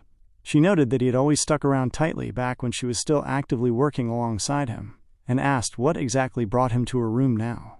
Julius had laughed, stating that he came by simply because he derived so much enjoyment from annoying her. Brushing that aside, Julius pressed further, asking what her genuine assessment of Theo was. Before answering, Evelyn pointed at the bottle, telling him that the wine he was casually drinking was incredibly expensive and that he should not have opened it. Julius bore her objection no mind, taking another slow gulp from the glass before repeating his question about the boy's capabilities. Evelyn paused, then admitted that Theo's attentiveness and raw talents were easily the best among all the students she had ever taught throughout her career. Julius raised an eyebrow, reminding her that she had also tutored Axion in the past, and asked if she was explicitly stating that Theo was superior to him. Evelyn responded firmly, confirming that Master Theo was far superior when it came to sheer potential. Julius laughed softly at her declaration, noting that her two functional eyes would certainly see much better than the single one he had left. He let out a loud burp, then observed that people generally do not change their entire nature overnight, which logically meant that Theo had been deliberately hiding his true potential up until now. Evelyn nodded, agreeing that it was almost certainly the case. She admitted, however, that she found it deeply puzzling why he had suddenly decided to reveal his true powers now, after keeping them hidden for so many years. To her, it felt as though the youth was being relentlessly chased by something unseen, which she found highly concerning, given that rushing into things so quickly often caused a person to stumble. Because of this, she confessed her growing worry about what might happen to him at the upcoming Dragonet banquet. Julius smirked, asking if she was genuinely worried about what that little prick Axion might try to pull. He then suggested that she simply tag along to the event. Evelyn questioned what he meant by that, and Julius explained that something was bound to happen at the party, though perhaps not in the way she might expect. He noted that whenever you place a group of frisky young wolf cubs together in a single room, they are naturally going to fight to establish a strict pecking order. Dropping a piece of cloth firmly onto the table, Julius told Evelyn that she should use the opportunity to butter up the Theo kid. Evelyn stared at the cloth in surprise as Julius turned and began to walk out of the room. As his parting words, he instructed her to try and convince Theo to join the White Dragon Knights, adding with a smile that she would be rejoining the order alongside him. He stated that she had no reason to remain retired just because she could no longer mount dragons, as the order needed her to look after the new recruits. With a brief word of thanks for the expensive wine, he disappeared down the corridor. Left alone in the stillness of her room, Evelyn stared at the cloth on the table, carefully weighing her choices before reaching a final decision. The scene transitions smoothly back to the present moment within the opulent walls of the Camellia Palace, where her decision had brought her. Having followed Theo all the way to the mansion, Evelyn now deduced that Master Theo had likely instigated this entire confrontation because he had sensed her presence shadowing him from the start. She reasoned that this strategic calculation might be the exact reason he had agreed to attend the banquet in the first place, making her prior worries completely unwarranted.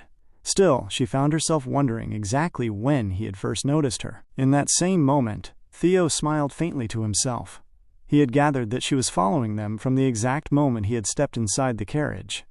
Because he was the possessor of the dragon's heart, he had gained an extraordinary sixth sense that granted him incredible extrasensory perception. Thanks to Evelyn's timely intervention, the stage was now perfectly set for his next move. Theo looked over at Evelyn, noting aloud that the majority of the attendees present in the hall had openly insulted a prospective heir of the main house. He asked her directly how such an immense offense should be punished under their laws. A heavy blanket of fear settled over the guests as Evelyn responded clearly, stating that according to the explicit rules of House Ragnar, such an action made them subject to immediate execution. The room instantly erupted into panicked, loud murmurs.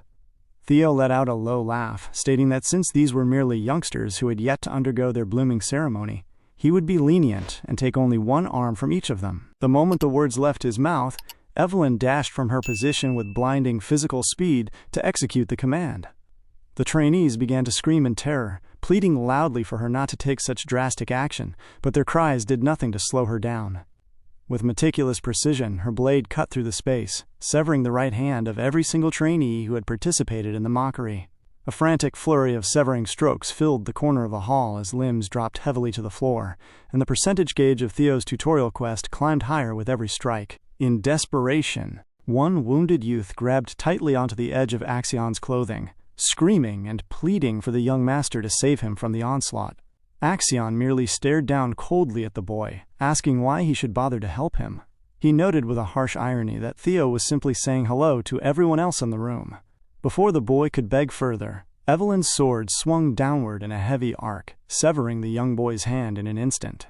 The youth shrieked in agony before falling entirely limp onto the ground. Evelyn completed her movement, landing solidly on the floor. She looked up, her gaze meeting Axion's. Axion stared back at her, remarking that this was certainly an unexpected reunion. Evelyn bowed her head respectfully, saying that she was pleased to meet the young master again. As Axion surveyed the silent, bloody room, he calculated the true depth of Theo's strategy. He realized that Theo had strictly targeted only those individuals who had openly mocked his pedigree. This precise distinction effectively prevented Axion from intervening, because as a prospective heir himself, Axion could not publicly defend people who had insulted the main Ragnar bloodline. Axion recognized that through this single event, Theo had firmly secured both Wellington's and Evelyn's deep loyalty. Evelyn walked back over to Theo's side, reporting in a calm voice that she had successfully removed the right arms of all 14 individuals, just as he had commanded. Theo nodded slightly, telling her that she had done well, before asking how the injured men were faring. Evelyn replied that if they were taken to a priest immediately, they would be able to reattach their limbs, though she could not guarantee how well they would be able to fare as sword wielders in the future. Theo looked over the groaning crowd, stating that such an outcome was entirely adequate. Watching them from across the room, Axion forced a deep smile, admitting to himself that the supposed defect of the Rose Palace had indeed changed a great deal, though he ground his teeth together in sheer annoyance as he recognized that this display only made him want to crush Theo even more. Turning away, Theo signaled to Evelyn and Wellington that they should begin their departure. As they walked toward the exit, Axion and Theo exchanged a sharp, subtle glance. Moving past his cousin, Theo extended his hand and tapped Axion softly on the arm with his knuckle.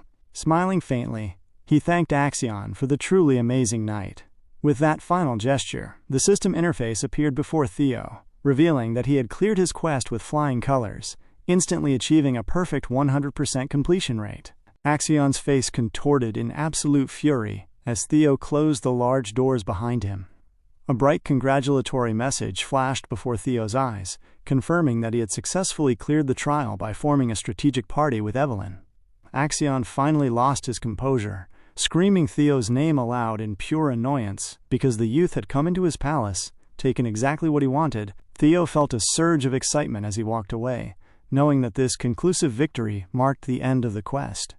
From this day forward, he knew that absolutely no one would ever dare to call him the Ragnar defect to his face.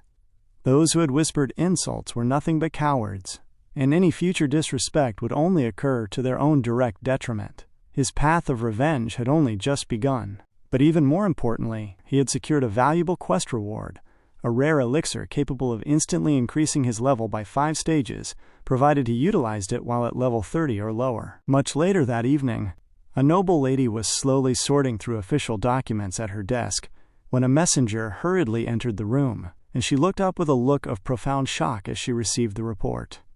She questioned the messenger in disbelief, asking what exactly they meant by claiming that Axion's Dragonet Society gathering had suffered such a catastrophic event. Meanwhile, the scene transitions to the lively, warm interior of a local tavern where a massive celebration was actively underway. Voices raised a thunderous toast, calling for everyone's attention and demanding a cheer for Master Theo's phenomenal victory.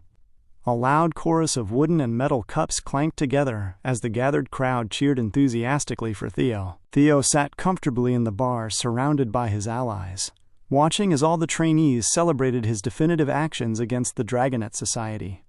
Taking a slow, satisfying drink from his cup, a deep sense of satisfaction washed over him. He recognized that step by step he had successfully begun to place his chess pieces exactly where they belonged on the board. Inside of the Camellia Palace, Emile threw a heavy slap across Axion's face. The physical blow cracked through the quiet room, and she screamed at him, demanding to know why he had allowed that fool to cripple his minions and even handed him a perfect excuse to do so. Axion looked down, thoroughly disappointed in himself, as he responded to his mother in the affirmative. His mother yelled loudly at him, addressing him as Uric, and demanding to know how many times she had warned him to remain cautious. She stressed that his failed attempt to demoralize that fool had only emboldened him even more. She explained that once that lowborn began to truly distinguish himself, it would become much harder for their faction to take over the Rose Palace. Axion attempted to intervene, asking why she was worrying, but before he could continue, his mother cut him short. She ordered him to be silent, commanding him to return to his chamber immediately and reflect on his mistakes. She warned him never to forget how his petty intrigue had nearly ruined their grand plan. Axion ground his teeth together in silence, accepting his mother's harsh words before walking off, leaving Emile entirely alone in the room. Just then, she spoke out loud to the shadows of the room, asking where her son had managed to get such an impulsive nature. Ed walked out of the shadows, answering that the boy had obviously inherited it from her, reminding her that she used to be quite a little hothead herself during her younger days. Emile turned to him sharply, asking if that was supposed to be a joke. Ed told her not to be upset, explaining that the incident could actually be a blessing in disguise. When she questioned how that could be, Ed explained that the main reason it had been so difficult for them to seize ownership of the Rose Palace was because it was the Lord Patriarch's harem. He reasoned that although the place did not interest the Patriarch, the ruler was nevertheless its direct patron. That was precisely why they had needed a completely just cause to strike. Fortunately, Theo had raised quite a massive commotion at the Dragonet banquet. While Theo might be a rising star representing the Rose Palace, this violent incident provided the absolute perfect opportunity to destroy him through a due legal process. These words were shocking to Amelia as she glared at Ed. She realized that the main reason Theo's recent advancements had troubled her so much was due to the likelihood that the Lord Patriarch was taking an interest in the Rose Palace, bolstering its influence.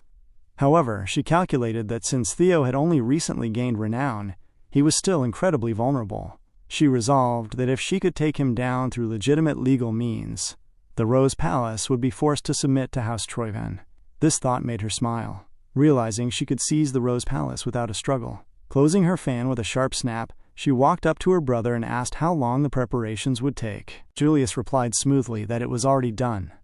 He guaranteed that the first news she heard tomorrow morning would be absolute music to her ears. He walked up to her slowly, holding her close in his grasp, and suggested that she take a relaxing bath to wash away her worries. Handing over a small box, he mentioned that he had brought her scented candles from the arcane volcanic field far down south. The two embraced tightly as she told her brother how deeply she loved him for always taking care of her, sharing a close, lingering moment together. The scene cut back to the lively tavern where Wellington was sitting deep in his thoughts. He looked over at Theo, stating frankly that he was quite surprised because he had not realized Theo cared so much about him. Wellington bowed his head slightly, clarifying that he was referring to everything that had happened at the Dragonette banquet. Theo was taken completely aback by these earnest words, wondering to himself if it was actually possible for people to get drunk on plain orange juice. Wellington expressed to Theo that their boy had tolerated every single personal slight against his own name, but the moment the crowd started insulting Wellington's background, Theo had immediately retaliated with heavy force, while Wellington himself could do nothing. He admitted that he felt deeply ashamed of his own inaction. Staring at Theo, Wellington felt a wave of emotion, assuming deep down that Theo's violent actions were done solely to defend his honor. He thought to himself that the more he knew Theo, the more the youth amazed him. He saw Theo as a man who had put up with years of degradation for being a talentless bastard, yet had ultimately become a powerful warrior. Moreover, he possessed the cunning to triumph over an opponent far more powerful than himself, alongside the absolute boldness to attack the Camellia Palace without hesitation, a force nobody else dared to challenge. Theo used his observation skill on Wellington at that moment, discovering that the young master truly believed Theo had defended his honor and was deeply moved by the action. Theo felt a bit bewildered by the discovery, recognizing that Wellington had completely misunderstood the entire situation. Wellington stood up from the table, reflecting that although his family constantly pressured him to befriend Axion due to his high standing, he had never agreed with their wishes. Instead, he looked directly at Theo and stated firmly that he wished to join forces with him. Upon hearing this declaration, the surrounding trainees suddenly raised their glasses into the air. They cheered that a hero was recognizing another hero, stating that the two of them would make a perfect team. Theo coughed slightly, stating that he was sorry, but he thought Wellington had the wrong idea. Before he could clear up the misunderstanding, Evelyn utilized a special telepathy skill to communicate directly into Theo's mind, telling him to just leave Wellington be. Turning his gaze toward her, she continued using the skill, explaining that it was not a negative kind of misunderstanding, so it was perfectly fine to leave it. She told him to look around at all the faces, admiring him and looking up to him, noting that they simply wanted to be friends with him, so he should just allow it. Theo looked around the room, realizing the reality of the situation, and smiled at the realization that people actually wanted to be close to him. He thought to himself that it was all thanks to the new system messages he had been receiving of late. Those notifications had enabled him to return in time, acquire the precious Ragnar gift, and grow significantly stronger. Yet he began to wonder even more about the origin of these messages, knowing that nothing comes without a price.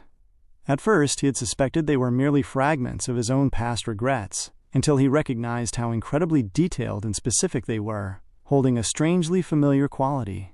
He decided to brush the deep thought off for now, concluding that what mattered most was that these system tools were actively helping him. His level had increased significantly after the banquet incident, bringing more stat points to distribute. He understood that these points could be allocated to raise his individual attributes, and he thought about how terrifyingly overpowered his future self would become. He briefly struck a funny, confident pose in his excitement, causing Evelyn to look thoroughly embarrassed for him. Shrugging it off, he focused his mind, knowing he needed to prepare for the Camellia Palace's inevitable retaliation. He called out to Wellington, using the shortened name Well, and asked if he could request a favor. Wellington looked up instantly, agreeing to do anything he needed, before pausing in shock. He asked Theo if he had just called him Well in an endearing way, like a true friend. Theo ignored the comment and pulled out a sheet of paper, showing it to Wellington. He stated that soon he would be competing far more intensely against Axion over the family succession, and he asked for Wellington's firm support in this time of need. Wellington was taken aback by this serious request. Theo calculated that Wellington would one day become the patriarch of House Narcio, leading forces that would grow to rival House Ragnar itself, making this the perfect opportunity to win his absolute loyalty for good. Wellington was extremely moved by the offer. He took the paper from Theo's hand, stating firmly that, since he had vowed to join forces with him, he would help in any way that he physically could. Theo smiled, deeply appreciating the response. Wellington grinned, reiterating his earlier question about Theo calling him well. Suddenly, a loud voice shouted Theo's name from the entrance of the tavern. A group of knights clad in shining armor burst through the doors, walking into the space with heavy, deliberate steps. The trainees glared at the intruders in surprise, recognizing them as the judicial knights. The leading knight pulled out an official document, calling out Theo's full name and declaring that he was under arrest for threats, intimidation, assault, and sedition. Evelyn stood up instantly, taken aback and asking what absolute rubbish they were spouting.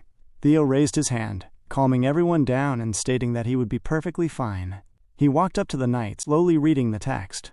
He observed aloud that it was truly a legitimate warrant, and the ink was still wet, concluding that the Camellia Palace must have been incredibly desperate to arrest him tonight. He turned to the knights, stating calmly that they could go. The knights instantly stepped forward, placing handcuffs around his wrists, and Theo began to follow them out of the pub. The trainees called out to Theo in worry. He turned his gaze back toward them, nodding in silent optimism to reassure the crowd. Wellington and Evelyn watched him go, completely surprised by his calm demeanor. Wellington looked down at the paper remaining in his hand, feeling as though he knew exactly what he needed to do next. The scene cut back to the Rose Palace. Inside, one of Cecilia's workers arrived to deliver the grim news that the authorities had taken Theo. Cecilia immediately questioned where they had escorted her son, and the moment the worker clarified that he had been taken to the judicial office, she sank to the floor in deep distress, weeping openly. Though consumed by sorrow, she looked up at her butler and insisted that she was fine, demanding to know exactly what charges had been brought against him. The butler explained that due to the severe altercation at the Dragonet banquet, Theo had been formally accused of sedition. Shocked by those heavy words, Cecilia asked the butler if he believed her son would truly be subjected to a formal trial. The butler confirmed his fears, noting that Theo had dealt a devastating blow against the Dragonet Society, and their faction would not allow the matter to slide easily.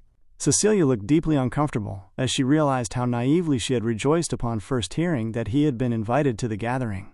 Nonetheless, she maintained firm faith that Theo would persevere as he always had, holding on to the quiet hope that her son would return home safe and sound. The narrative shifted back to Theo, who sat inside a carriage as he was being delivered directly to the judicial office.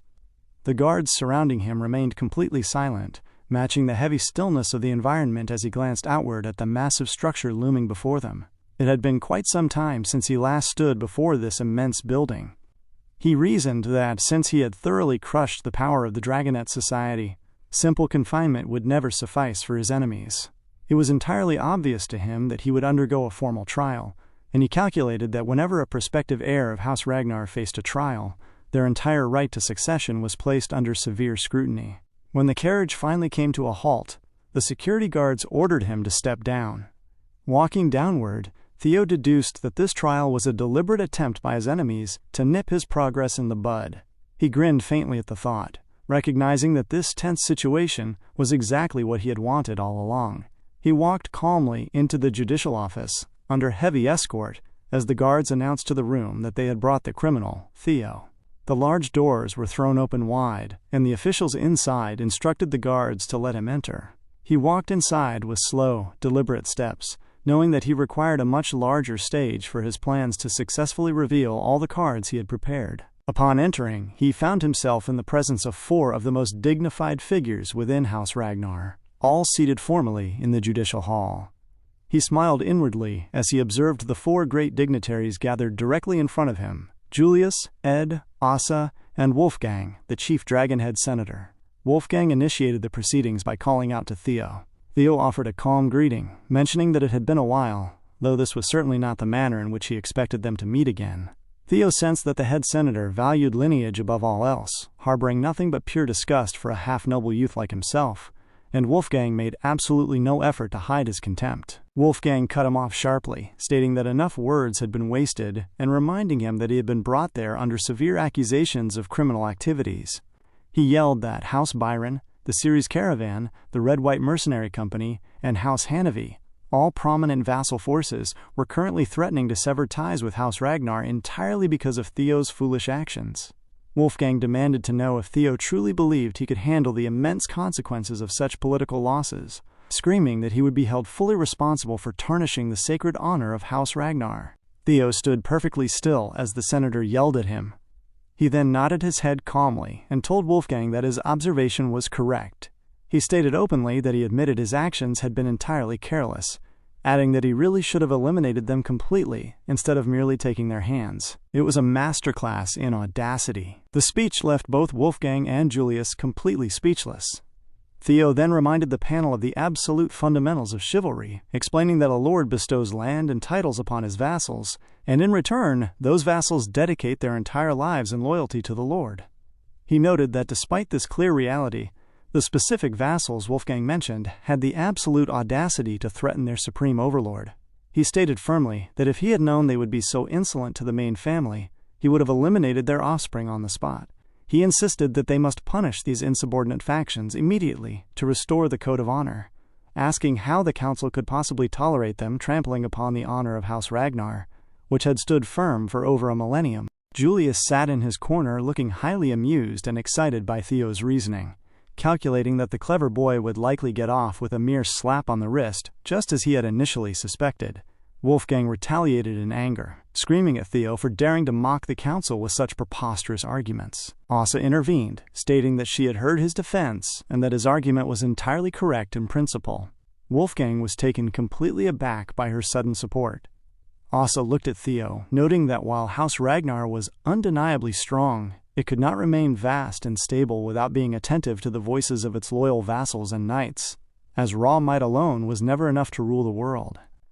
Theo quietly resolved to bear her words in mind. He recognized her as the Sword Dragon, the mightiest sword wielder of the North, and the Lord Patriarch's first wife. He noted that she did not seem to harbor any direct animosity toward him, though he wondered briefly why she had allowed the past mayhem within the Rose Palace to occur in the first place. Asa then informed Theo that his sentence would be entirely fair and just, prompting Theo to inquire what that sentence would be. Wolfgang answered forwardly, announcing a strict probation for a duration of 3 months. Theo pointed out that the crucial blooming ceremony was a mere 2 months away, but Wolfgang snapped at him, ordering the youth not to talk back to him.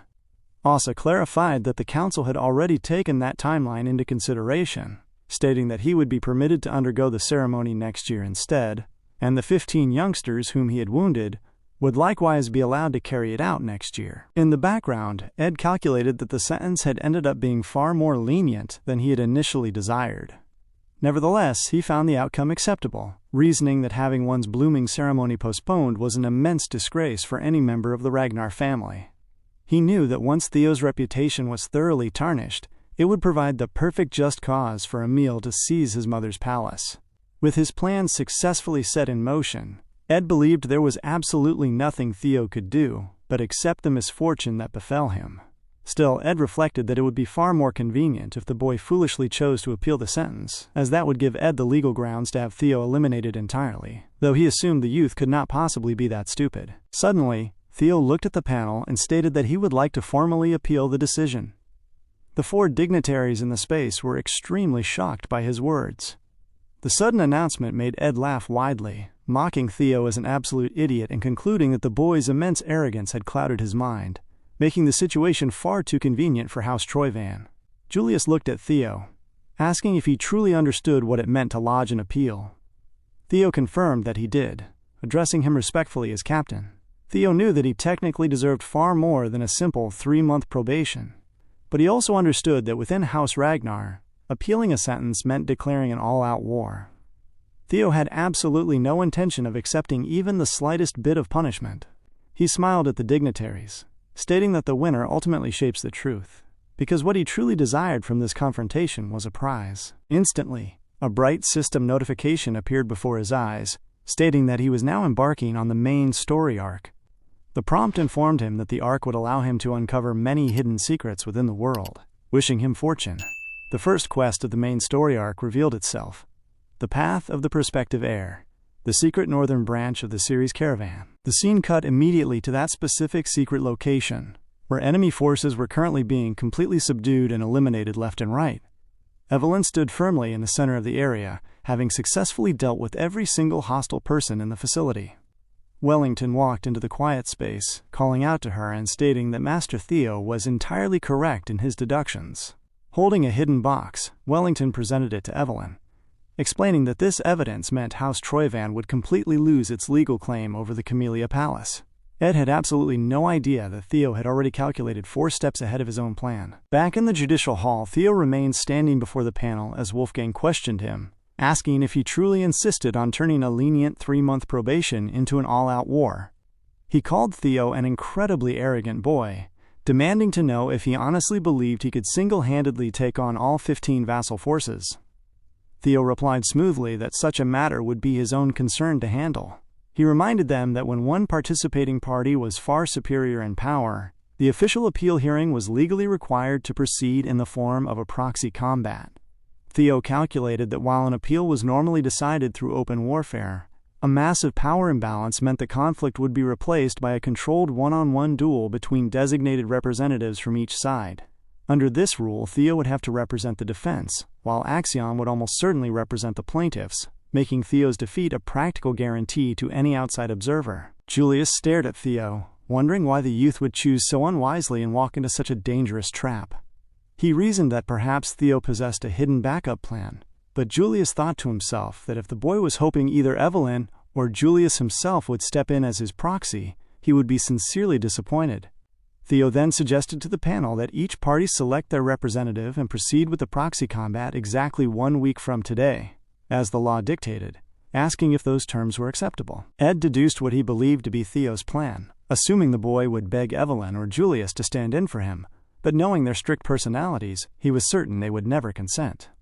This thought made Ed extremely happy, knowing that Theo would be forced to fight with his own hands, and with Axion acting as the plaintiff's representative, Theo would quickly learn his place through a swift demise. Laughing loudly, Ed accepted the terms, stating that they should proceed to decide on the representatives. Suddenly, the heavy doors creaked open, and someone walked into the room whose sheer presence made everyone in the space tremble in fear.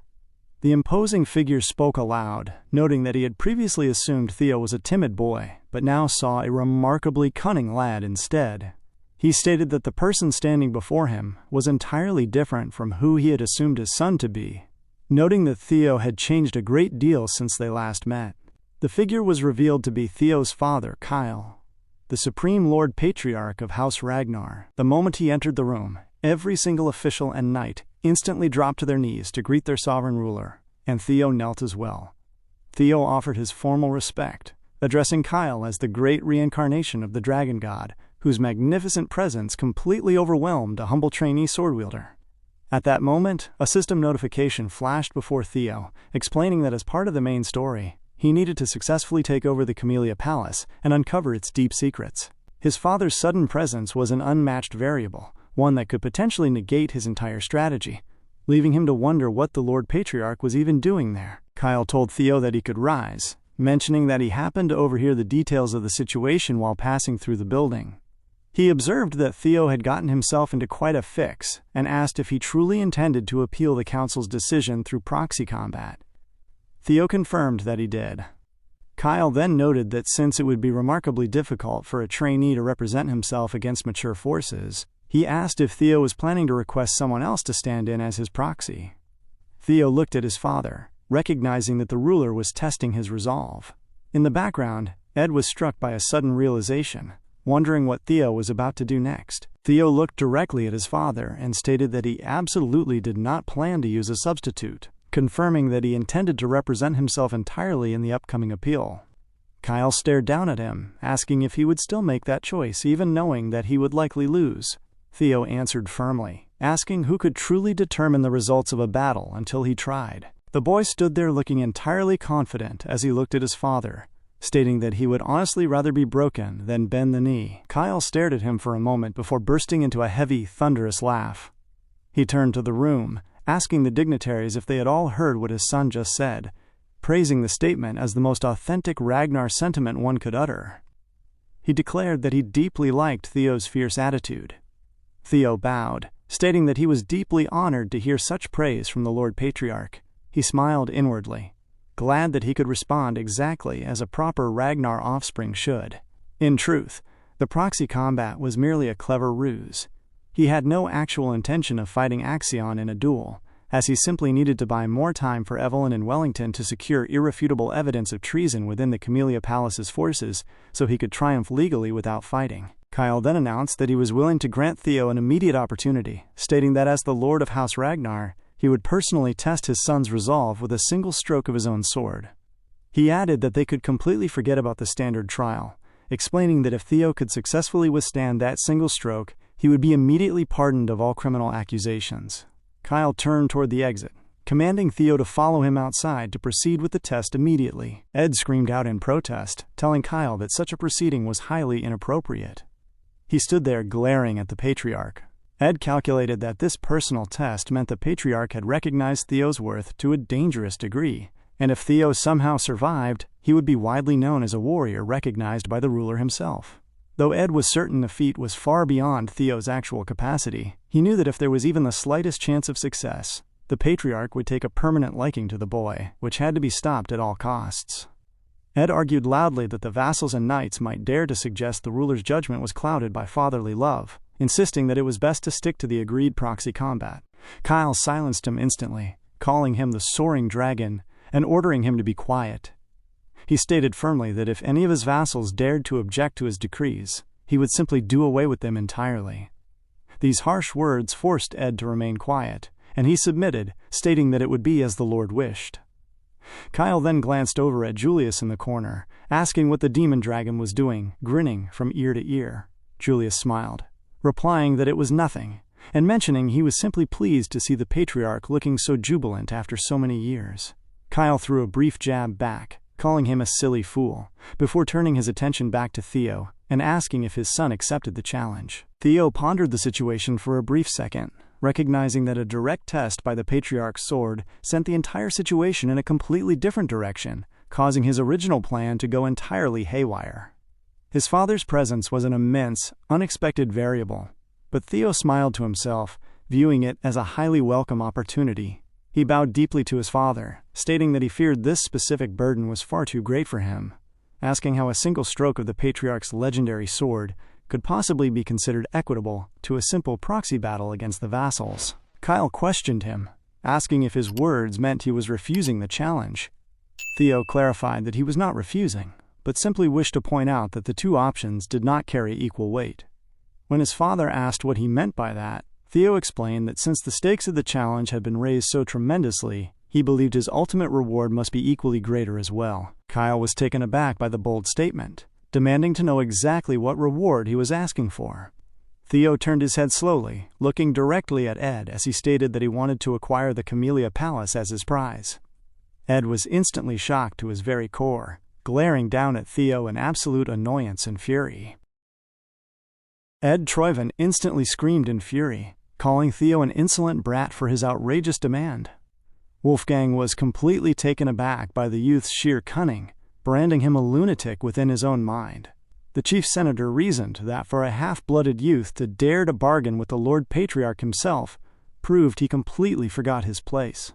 He knew that a negotiation could only occur between those standing on equal ground, concluding that such immense arrogance desperately deserved strict discipline. To the absolute shock of everyone gathered in the room, Kyle grinned widely and accepted Theo's terms. The Lord Patriarch noted that this was precisely the kind of spunk a warrior required when battling for succession. He glanced upward, asking Ed if he had any objections to the arrangement. Ed choked back his rage, responding that he would never dare object to the Patriarch's will, since everything belonging to the Ragnar family ultimately belonged to their lord. Kyle nodded in approval, ordering the council to prepare the testing stage immediately. The Patriarch walked out of the hall looking highly animated, stating that he would promptly test Theo's capabilities himself.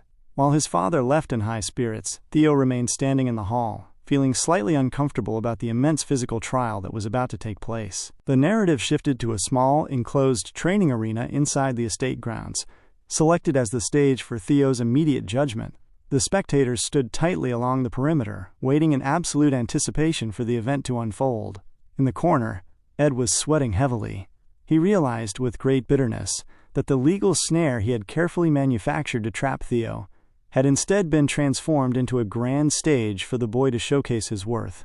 The realization was deeply troubling to him, As he watched Theo stand calmly on the platform, Ed reassured himself that there was still no true cause for alarm. He reasoned that while the greenhorn might have grown stronger recently, it was physically impossible for him to survive a direct strike from the Lord Patriarch. Even advanced sword-wielders could barely withstand such a blow. Ed resolved within himself that Theo would surely perish on the platform. Meanwhile, Theo stood on the stage and glanced across at Ed, reading his panicked expression perfectly. He knew the elder would not get his wish, feeling entirely confident due to the unique system rewards he had secured after clearing the initial tutorial. Standing opposite his son, Kyle observed the youth carefully and sensed that something was amiss. He asked Theo directly if he had secretly consumed some manner of miracle elixir without his knowledge, noting that a profound physical change was radiating from his body. Before Theo could answer, Kyle dismissed the thought, stating that it did not truly matter. Theo felt a brief wave of discomfort, recognizing that his father was far more perceptive than the others in the family. None of the 9 dragons had managed to notice anything unnatural about his sudden growth, yet the Patriarch had picked up on it instantly. Kyle then smiled, remarking that since Theo was his own flesh and blood, achieving this level of growth was to be expected after all. Kyle asked if he had warmed up sufficiently, and Theo confirmed that he was ready. Taking a firm stance, Kyle mentioned that while he would normally employ his greatsword for a duel, he would use a rusty iron sword instead, since Theo was a youngster who could not yet wield mana. Instantly, Kyle began to infuse heavy physical energy into his weapon. The absolute weight of his aura surged outward, completely flooding the training arena and catching Theo by surprise as the oppressive force coursed through the air. The Patriarch slowly advanced, stating that they should begin. Theo's muscles twitched involuntarily under the massive physical pressure radiating from his father. He calculated that the sheer energy alone was completely suffocating. As Kyle stepped closer, he noted that he was quite impressed Theo was still able to remain standing upright under the immense weight of his aura. Theo stared back firmly, smiling to himself. His resilience was no accident. He had nearly tripled his strength attributes prior to the bout. Upon successfully clearing all the tutorial quests, he had received an experience point elixir that instantly raised his level by 5 stages, bringing him to level 7. He had deliberately invested all 35 obtained stat points directly into his strength attribute. Entering this extraordinary realm of physical power felt incredibly liberating, and Theo reasoned that with his newly heightened strength, he could successfully block his father's blade. However, as he looked up at his father's rapid approach, the sheer scale of the incoming strike was far greater than anything he had anticipated. Kyle swung the iron sword backward with immense velocity. Under the watchful eyes of the spectators, the blade descended through the air. Theo held his own sword firm, tracking the path of the descending weapon perfectly as it crashed against his guard. The impact created a heavy, earth-shaking thud that resonated through the entire arena. A massive boom echoed through the enclosed space. Kyle was left completely speechless as he looked down at his son. Once the dust settled, a wide smile spread across Kyle's face as he looked back, admitting that the display was not bad at all. The violent impact had completely shattered the blade Theo was holding, and the sheer force of the shockwave had torn directly through his garments. Nevertheless, the boy stood there completely unscathed. The disastrous outcome of this judgment fell squarely on Ed, who had now officially lost his sister's luxurious palace. The spectators were left entirely speechless by the display. Theo had indubitably proven his innocence through his iron will. Kyle spoke aloud to the hall, declaring the trial officially concluded. Instantly, a system notification appeared before Theo, congratulating him on successfully completing the surprise quest, a stroke of Kyle Ragnar's sword.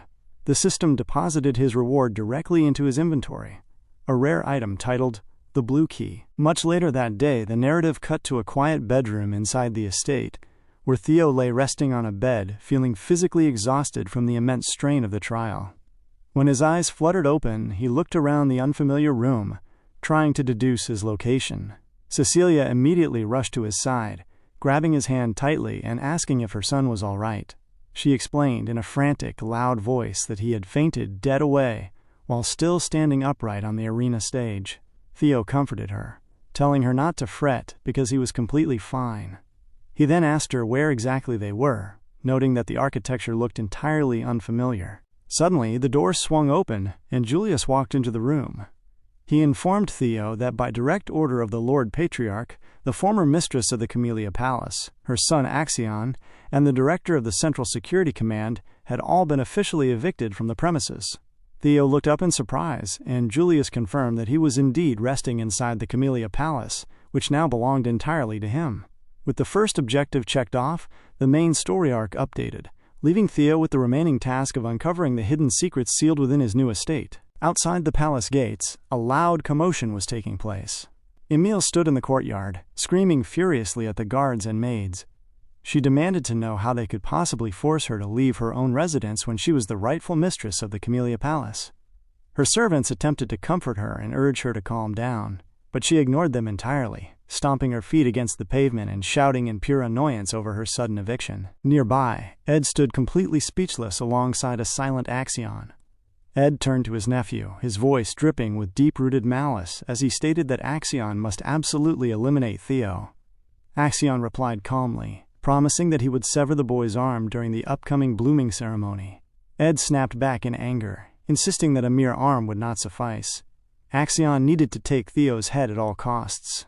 Axion could feel the immense, heavy hatred behind his uncle's words as he stared back at him in the evening light. Later that evening, Theo walked peacefully through the corridors of the Camellia Palace. The entire situation had developed in a direction he had not anticipated, turning into an absolute blessing in disguise. He calculated that he had successfully won the palace without even needing to expose his ultimate trump card. Furthermore, through careful observation, he had familiarized himself with his newly acquired spatial inventory feature. Testing the ability, he reached his hand into the invisible dimensional portal and pulled out a fresh apple. He munched down on the fruit as he walked through the quiet halls, admitting to himself that while he did not fully understand the mechanics behind the magic, it was incredibly useful. After finishing, he reached into the portal once more and withdrew the blue key.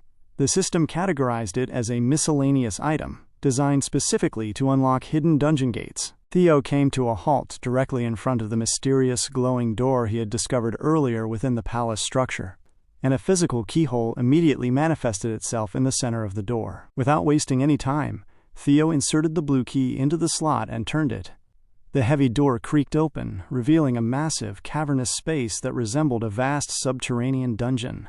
A system notification flashed before his eyes, announcing that he had discovered a dungeon for the very first time, and as a special first clear reward, all experience points gained within the zone would be doubled.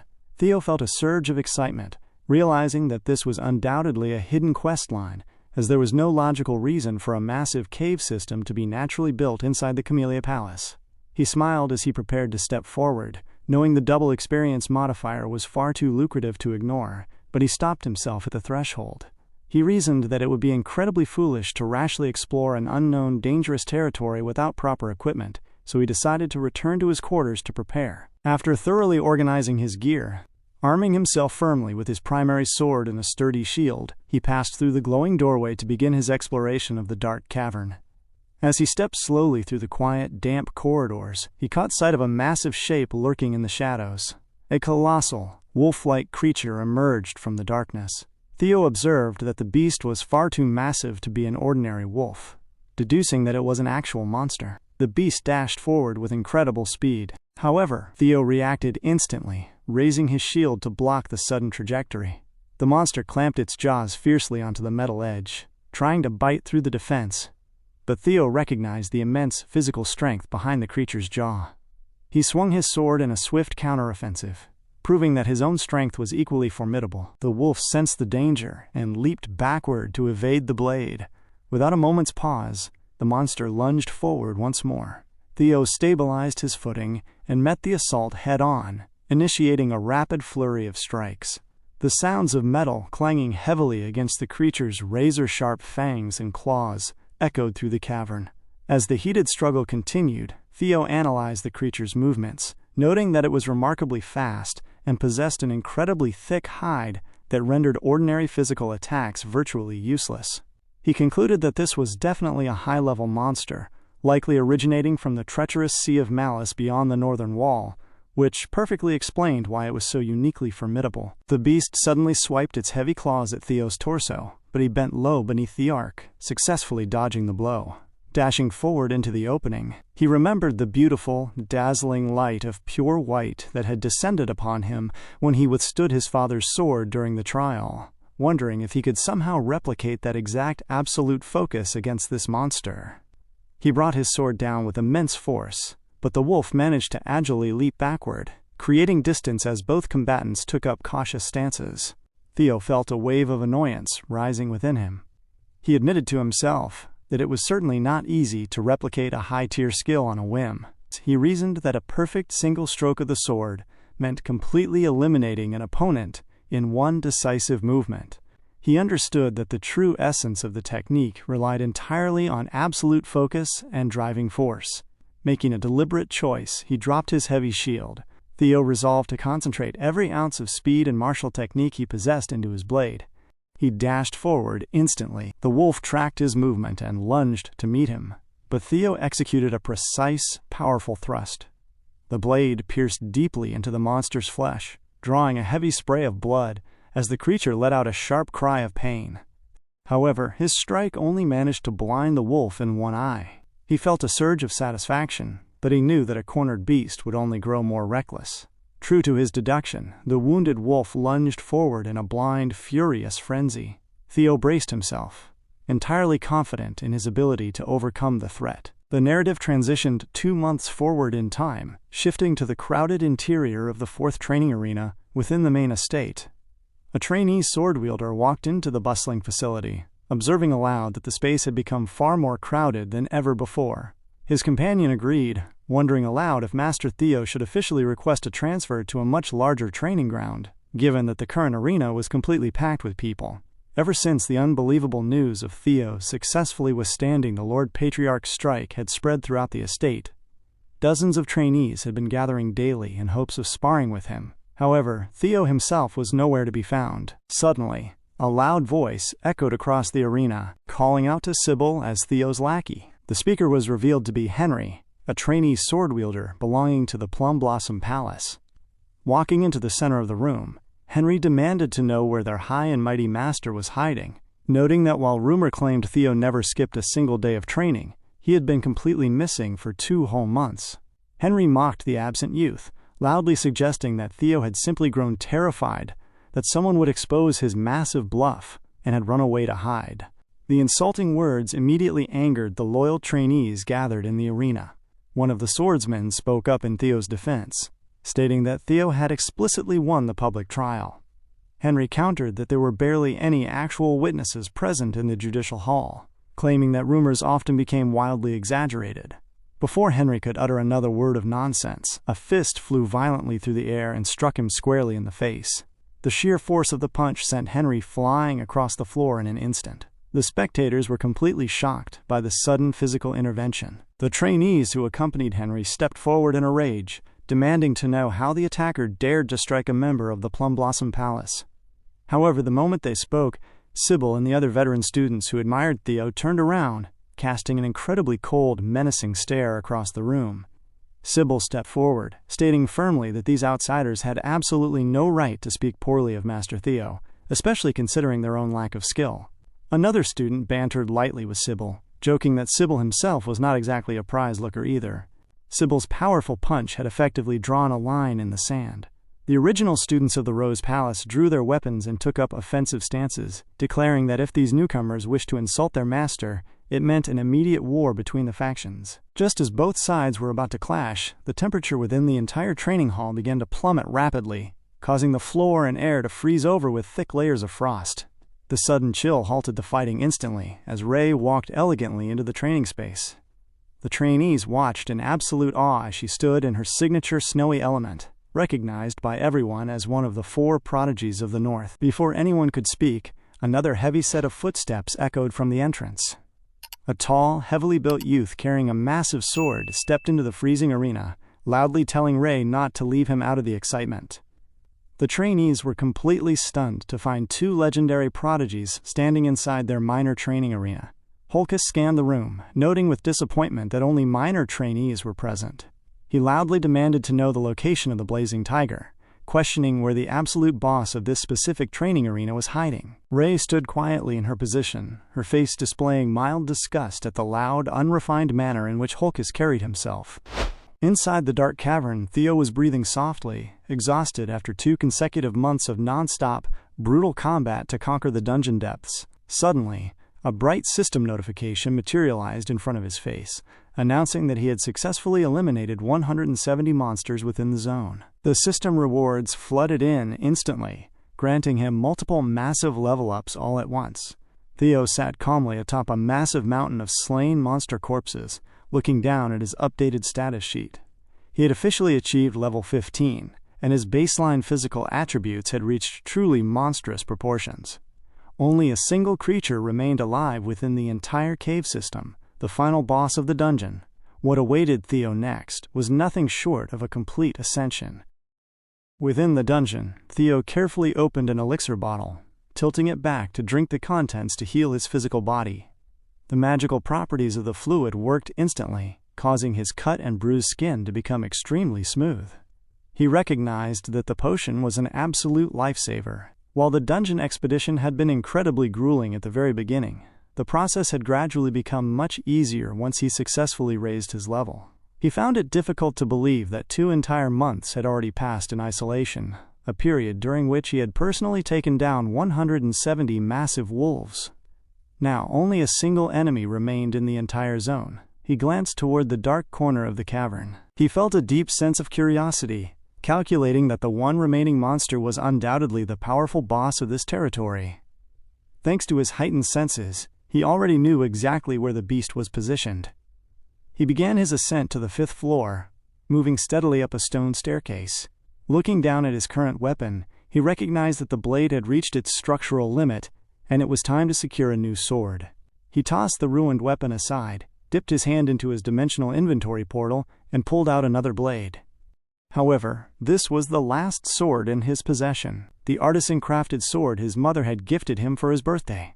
In his previous life, he had carelessly tossed this exact weapon into a dark corner and completely forgotten about it, primarily because his relationship with his mother had become deeply strained shortly before the blooming ceremony. Now that he took a closer look at the weapon, he could see that the sword was exceptionally well crafted, forged entirely from snow-white ingots. Looking at the gleaming metal, he paused for a second, as a vivid memory flashed through his mind. He remembered the exact day of his birthday in his past life, when his mother had burst excitedly into his bedroom, calling out his name. She had mentioned to him that she made sure to arrive at 12 o'clock sharp to personally show him all the wonderful presents she had secured. However, he had been extremely annoyed at that moment, crying out to his mother that the crucial blooming ceremony was just around the corner, stating that it was not the time to make merry and unwrap frivolous presents. He had asked her if she truly failed to understand that even the best equipment in the world could never make up for the inherent flaws of his lineage, pleading with her to simply leave him entirely alone.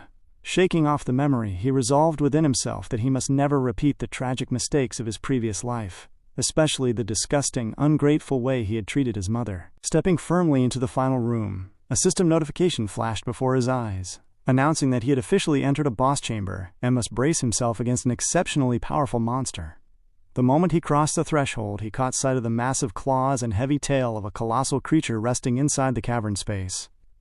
The beast was revealed to be a dragon-like entity. He briefly questioned whether he was facing a true dragon, but as he walked closer, he realized that it was actually a lesser drake.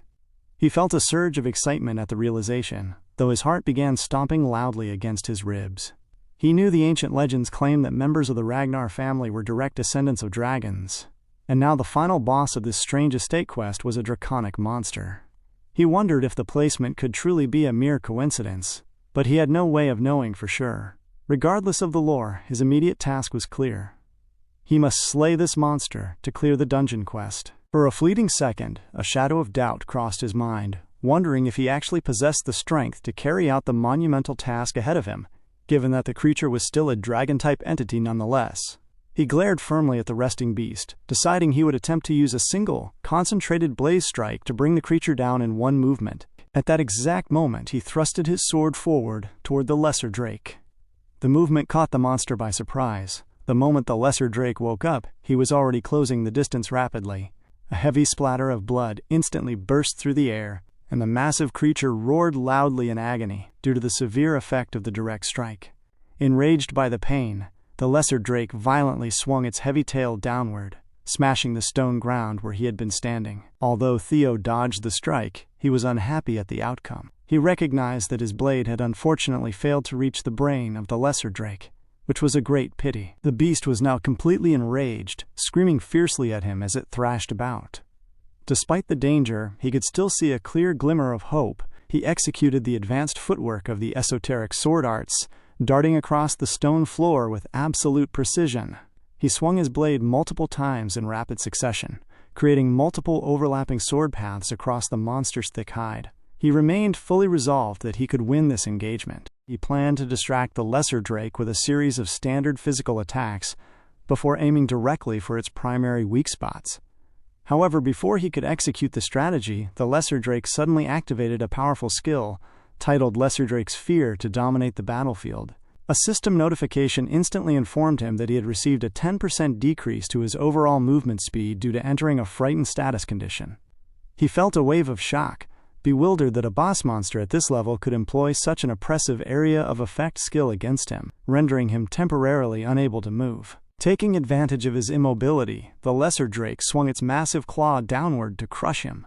However, he managed to raise his sword to deflect the brunt of the impact, but the sheer kinetic force sent him flying backward across the room. He crashed heavily against the stone wall. Breathing loudly and heavily against the stone, he admitted to himself that it was a true boss monster for a reason. He understood that he would have to kill the creature quickly, or else it would surely take his life. The lesser drake dashed forward to finish him off. He forced himself up from the ground, gripping his weapon to meet the incoming assault. He remained completely resolved to target the monster's structural weakness and end the battle as soon as possible. He knew that a dragon-type creature's absolute weak spot was universally located directly under its throat. As the lesser drake lunged at him with its jaws wide open, he ducked low beneath its line of sight, driving his body forward. He thrusted his sword upward with immense physical force, striking the exact location of the reverse scale. The snow-white blade penetrated deeply into the lesser drake's throat. Seizing the opening, he drove the weapon even deeper into the wound. The lesser drake let out an extremely loud, agonizing roar as it cried out from the immense pain. He felt a surge of excitement, realizing that his calculated strike had gone deep enough to deal a fatal blow to the boss.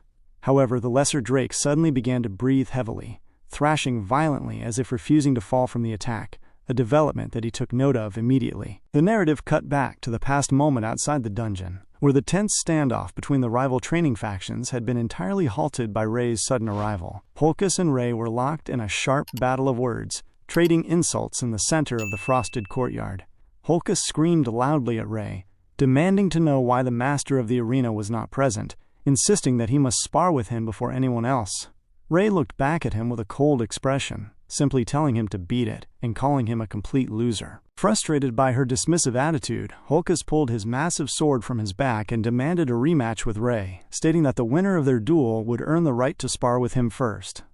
He swung his heavy sword forward with immense physical force, but Ray utilized subtle, highly refined movements to gracefully dodge the incoming blade in an instant. The watching crowd was completely shocked by the terrifying display of high-level martial arts unfolding before them. Ray went toe-to-toe with Holkus, answering his heavy swings with effortless grace until another figure suddenly rushed into the space. The newcomer thrust his body directly between the two prodigies, creating a solid wedge that stopped both of their incoming weapons simultaneously to end the fighting. He informed the two prodigies that they should take their petty scuffle elsewhere, stating firmly that this arena was Master Theo's domain, and he would absolutely not tolerate any violent commotion during his absence.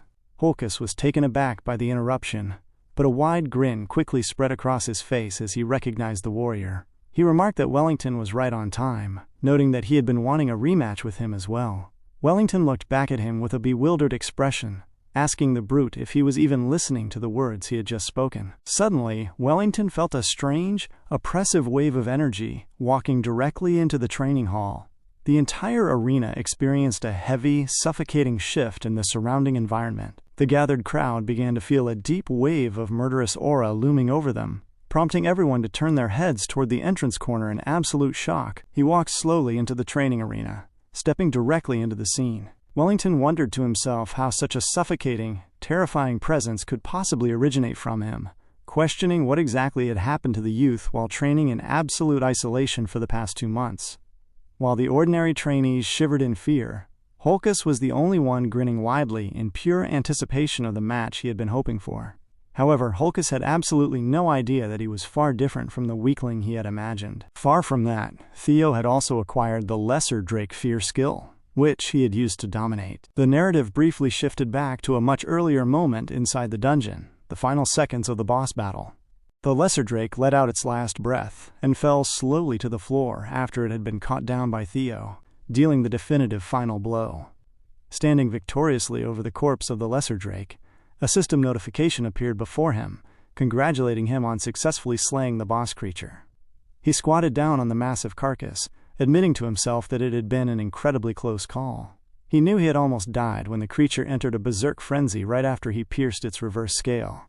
Exhausted, he laid down against the creature's back, feeling deeply thankful for the way the encounter had concluded, noting that the beast had gradually grown weaker over time due to the severe blood loss from its throat wound.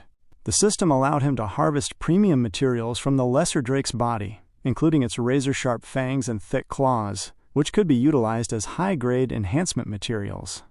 He felt a surge of excitement as he looked at his mother's birthday sword, which had been severely weakened and structurally damaged during the intense fight. He knew he would need to use these rare materials to properly fix the blade. Fighting the Drake had completely worn down the precious present from his mother. Turning his attention back to the reward screen, he noticed another notification pop up, indicating that he had successfully acquired the active skill, Drake's Fear. He was taken aback by the acquisition, feeling incredibly excited to possess a rare ability that only a select few warriors could ever hope to wield. After reviewing his rewards, he transferred the harvested materials and the damaged sword back into his dimensional inventory. He admitted to himself that he wasn't entirely certain how he would find a proper use for the fear skill in daily life, but considering that House Ragnar was currently swarming with powerful rival warriors, it was a highly valuable addition to his growing arsenal. The moment he stepped back into his residential quarters and closed the secret door behind him, the system displayed a final congratulatory message confirming the successful completion of his first main story quest. The system immediately materialized a physical reward directly in front of him. He reached out and grabbed the item, which was revealed to be the Nest Compass. The system described it as a miscellaneous item designed to show its owner the exact physical direction of a hidden nest. He examined the compass with questioning eyes, entirely confused as to what the object truly signified. He deduced that it was undoubtedly linked to the next major quest line he was bound to receive, but due to his current exhaustion, he simply shoved his hand into his inventory portal and stored the device away for the time being. He began to walk away from the door, his steps staggered and weak due to how incredibly tired and physically drained he was after spending 2 months inside the dungeon. Before he could reach his bed, one of his residential maids caught up to him from behind, screaming frantically that there was an absolute emergency.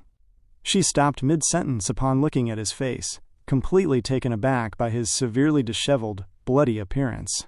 He looked back at her calmly, telling her that his condition was nothing to worry about and asking her to explain the emergency. The maid quickly reported that a violent brawl was currently breaking out over at the 4th training arena. He was taken aback by the news, and shortly after, he made his way directly toward the training grounds, leading back to the present moment where he walked into the center of the dispute. Utilizing the heavy pressure of the Lesser Drake's Fear skill, he completely controlled the entire arena, rendering the aggressive trainees physically unable to move in his presence. Several of the weaker troublemakers literally began to foam at the mouth from the sheer terror of facing his aura.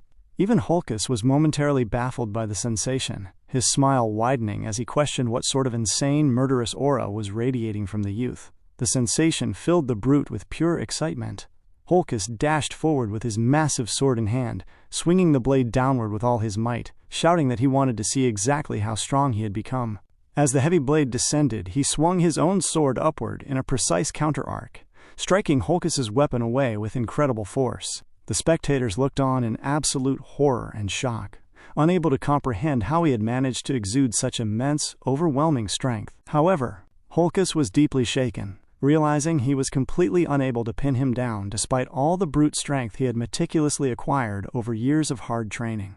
He simply looked back at the gathered crowd with a calm, relaxed expression, knowing within his heart that every single one of these challengers stood completely beneath him. When Holkus finally regained his footing on the ground, he screamed in pure disbelief, shouting that he refused to accept this reality. He dashed forward once more to launch another assault. In his past evaluations, Holkis had always been considered the weakest of the four prodigies due to his highly unbalanced prowess and general dimness of mind. However, because he belonged to the ranked lineage, his raw brute strength naturally exceeded that of all his peers. Holkis swung his massive blade horizontally. Theo remained completely calm. He parried Holkis's heavy attack with absolute, effortless ease. He immediately followed through with a lightning-fast counterslice across the brute's torso, cleanly slicing into his belly. A calm smile remained on his face as he watched the strike land. He recognized that his increased level allowed him to parry the heavy weapon and execute a devastating counterattack with perfect ease. Holkis stared down at his torso in absolute shock, sustaining a clean, deep cut across his midsection. He fell heavily to the ground, bleeding heavily onto the frosted stone before completely passing out from the sheer physical trauma. Theo looked down at Holkis, admitting to himself that he had temporarily forgotten to hold back the full extent of his newly acquired strength. He felt a wave of relief, knowing that because the Ranke family was famously tough and sturdy, the deep slice had not killed Holkis on the spot. Sybil stood in the corner, completely shocked by the unbelievable display of power, while the surrounding knights of the Rose Palace immediately broke into loud chants, praising his name. They shouted joyfully that Master Theo had defeated the Black Bear Holkis. He turned to the chanting crowd, calmly trying to explain to them that he hadn't actually killed the boy, but rather that Holkis had simply passed out from the injury. At that exact moment, the snow-white birthday sword he was holding finally reached its absolute structural limit, cracking into pieces and falling limp to the ground. He looked down at the shattered hilt in surprise.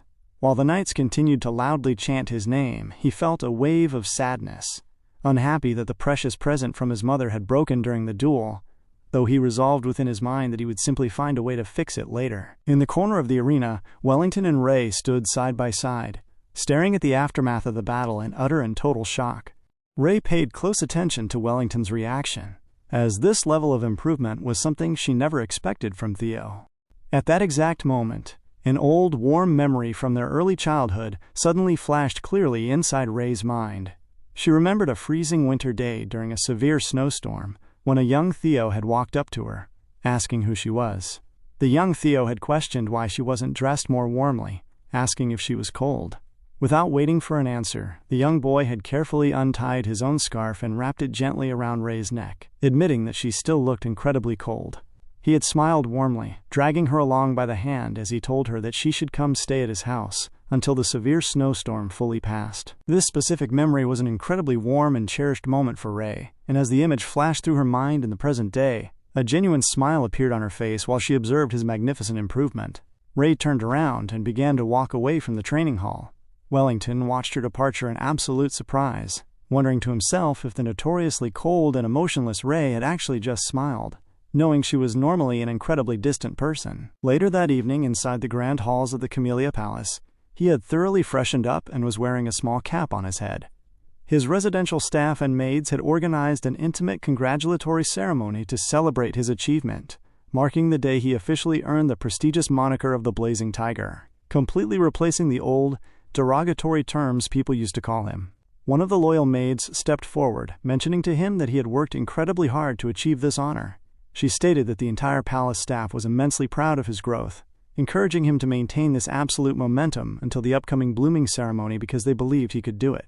He looked back at her and smiled, confirming that he fully intended to do so. His mother, Cecilia, was present at the gathering, happily serving him more and more food. This exact moment felt incredibly warm and profound to him as he instantly remembered how tragically he had lost his mother in his past life and how much of an ungrateful person he had been to her due to his past ignorance. In comparison to the cold isolation of his previous existence, the genuine affection and warmth he was experiencing now made him deeply happy. He looked up at his mother, telling her that the dish was absolutely delicious, before continuing to eat every single spoonful of food she lovingly fed to him. Once the celebration concluded, he escorted his mother to his private training room, where he had carefully placed the shattered pieces of the snow-white sword she had gifted him. The moment Cecilia caught sight of the broken weapon, she let out a sharp scream of shock, asking her son what in the world had happened to the blade. He explained to her calmly that the blade had unfortunately broken during a high-intensity training session, pleading for her forgiveness for handling her precious birthday gift so poorly. Cecilia's face flushed with anger as she screamed out against the blasted hag who had supplied the weapon. He looked at his mother in complete surprise as she went on a furious rampage, shouting about how the blacksmith had confidently boasted that the weapon was a completely unbreakable sword, forged exclusively from premium snow-white ingots and black ironwood. He was completely taken aback by her words, quickly asking his mother to clarify if the weapon truly contained black ironwood harvested from the ancient Gaia jungles down in the north. Cecilia confirmed that it was absolutely true, complaining loudly that the craftsman had explicitly assured her that only the most exquisite, durable materials were used in its creation. She fumed that the smith must have been entirely lying to her, otherwise there was no logical explanation for how the weapon could break so easily during standard training. He remained quiet, analyzing the information. He knew that black ironwood was a highly rare, structurally deformed plant species that served as a premium substitute for iron. The material possessed the perfect natural flexibility of wood, combined with a physical solidity much higher than standard iron, making it an exceptionally valued and expensive material among elite warriors. He had been well aware that the birthday sword was a fine weapon, but he had never imagined it was composed of such incredibly rare components. He began to wonder how his mother had managed to obtain something so uniquely valuable in the first place. Cecilia stamped her foot, declaring loudly that they were going to file a formal complaint directly with the maker, and she would personally demand that the woman craft a flawless, perfect sword that her son truly deserved. He tried to calm her down, mentioning to his mother that it was completely fine, and he could simply use any other standard sword from his inventory. His mother remained entirely adamant, stating that a common replacement would absolutely not suffice. She explained that he needed to take extraordinary care regarding his equipment, especially now that the rest of the estate had finally recognized his true worth as a warrior. Cecilia added that the blooming ceremony was officially scheduled to take place in less than a week, and she simply could not allow her son to attend such a monumental event carrying an ordinary, low-grade blade. She turned and began walking rapidly out of the room, informing him that they needed to hurry immediately. She announced that they would be heading directly to the location where the sword had been manufactured, stating that they were traveling to the greatest weapon workshop in the entire Winter region, the legendary Vask Workshop. The Vask Workshop stood as one of the top 3 elite weapon manufacturers in all of Winter. Its massive reputation was not solely derived from its immense, factory-level physical size, but rather from its most unique and classified operational elements. The owner of the workshop was an elf lady whose background information was kept classified as a top-secret matter by the high-level intelligence sector. She was a blacksmith universally touted as a master artisan, a prestigious title that only 3 individuals across the history of House Ragnar had ever managed to receive. The moment Theo and Cecilia arrived at the facility, they came face to face with the lady herself. She was known to the merchant world as the ultra-capitalistic elf, Kirsten, the legendary magismith. Kirsten glanced at the newcomers and remarked on their sudden arrival. Theo stood completely baffled as he looked closely at her, realizing he was meeting the great Kirsten in person. He was intrigued, trying to deduce exactly how his mother could possibly be acquainted with such a high-profile figure. Breaking the silence, Cecilia stared at the lady and asked if she was ever going to quit smoking, addressing the master blacksmith directly as her mother. Theo was struck by an absolute wave of shock at the revelation. Kirsten walked forward, looking momentarily taken aback by the greeting, and pointed out that Cecilia was the one who had explicitly cut off all family bonds when she stormed out of the house years ago. Theo's mind raced as he processed the exchange. He had always been under the impression that his mother was an orphan, yet she actually possessed an adoptive mother who was a high elf. He calculated that if Kirsten truly raised her, this arrangement technically made him a quarter elf by extension, noting that this lineage certainly explained why he was so incredibly good-looking. Kirsten turned her attention to Cecilia, asking what had brought her to the forge after such a long absence. Without a word, Cecilia tossed the broken sword towards her mother, stating firmly that she had come to return a clearly faulty product. Kirsten grabbed the weapon, her expression shifting to pure offense as she questioned the accusation. She stated that the claim was entirely ridiculous, noting that she had personally forged the blade with her own hands and found it insulting to suggest her craftsmanship was faulty. However, the moment she unsheathed the weapon, she froze in absolute shock upon seeing that the blade was completely shattered down the middle. Cecilia doubled down, arguing that the weapon was clearly of poor structural quality. Frustrated, Kirsten demanded to know exactly who had been using the blade. Cecilia proudly stated that her son was the one who had wielded it, expanding on the fact that her young man was destined to lead House Ragnar one day. Hearing his mother's introduction, Theo politely bowed his head and greeted Kiersten, introducing himself as Theo of the Camellia Palace, adding that it was an honor to meet the renowned owner of the vast workshop. Kiersten observed the ruined metal carefully, mentioning that she had indeed heard rumors regarding Theo's recent activities. She asked him directly if it was true that he had personally worn out the structural integrity of the sword, and Theo confirmed the claim to be entirely true. Cecilia chimed in again, insisting that for the blade to wear out in such a short time frame proved it was a faulty product. Kiersten, however, was deeply taken aback. She knew with absolute analytical certainty that the sword was not flawed in any way. Recognizing the gravity of the situation, she noted that explaining the phenomenon would require a long conversation, instructing the pair to follow her deeper into the workshop. As they walked through the grand corridors of the facility, Theo leaned closer to his mother and quietly asked how she was acquainted with the magismith. Cecilia replied naturally that they were family, just as Theo had overheard. Still processing the information, Theo asked if the elf was truly her biological parent. Cecilia clarified that she was not, admitting she wasn't surprised Theo had been kept in the dark since she rarely discussed her past. She explained that Kiersten had officially adopted her as a daughter, a status that was bought for half a year when she was young. Cecilia noted that the magismith possessed a deep love for all things beautiful, whether it be precious gems, music, dramatic plays, or beautiful people. Because of that unique trait, Kiersten had taken a strong fancy to Cecilia during her youth and brought her into her home. Overhearing the quiet conversation from the front, Kiersten snapped back, asking why they were babbling about old, irrelevant history. Cecilia laughed lightly, pointing out that she knew Kiersten was secretly pleased to hear her talking about the past, causing the elf to turn her head away in mild annoyance as she continued leading the way. Theo then asked his mother why she had chosen to leave such a comfortable life.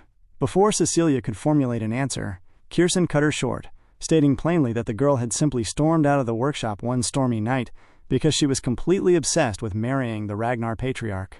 Kiersten remarked that only an absolute fool would willingly join such a brutal, violent household by their own free will, adding that it was a literal miracle Cecilia was even alive today. Cecilia smiled warmly at the memory, arguing that the patriarch had been absolutely wonderful, manly, and beautiful, and had loved her very dearly.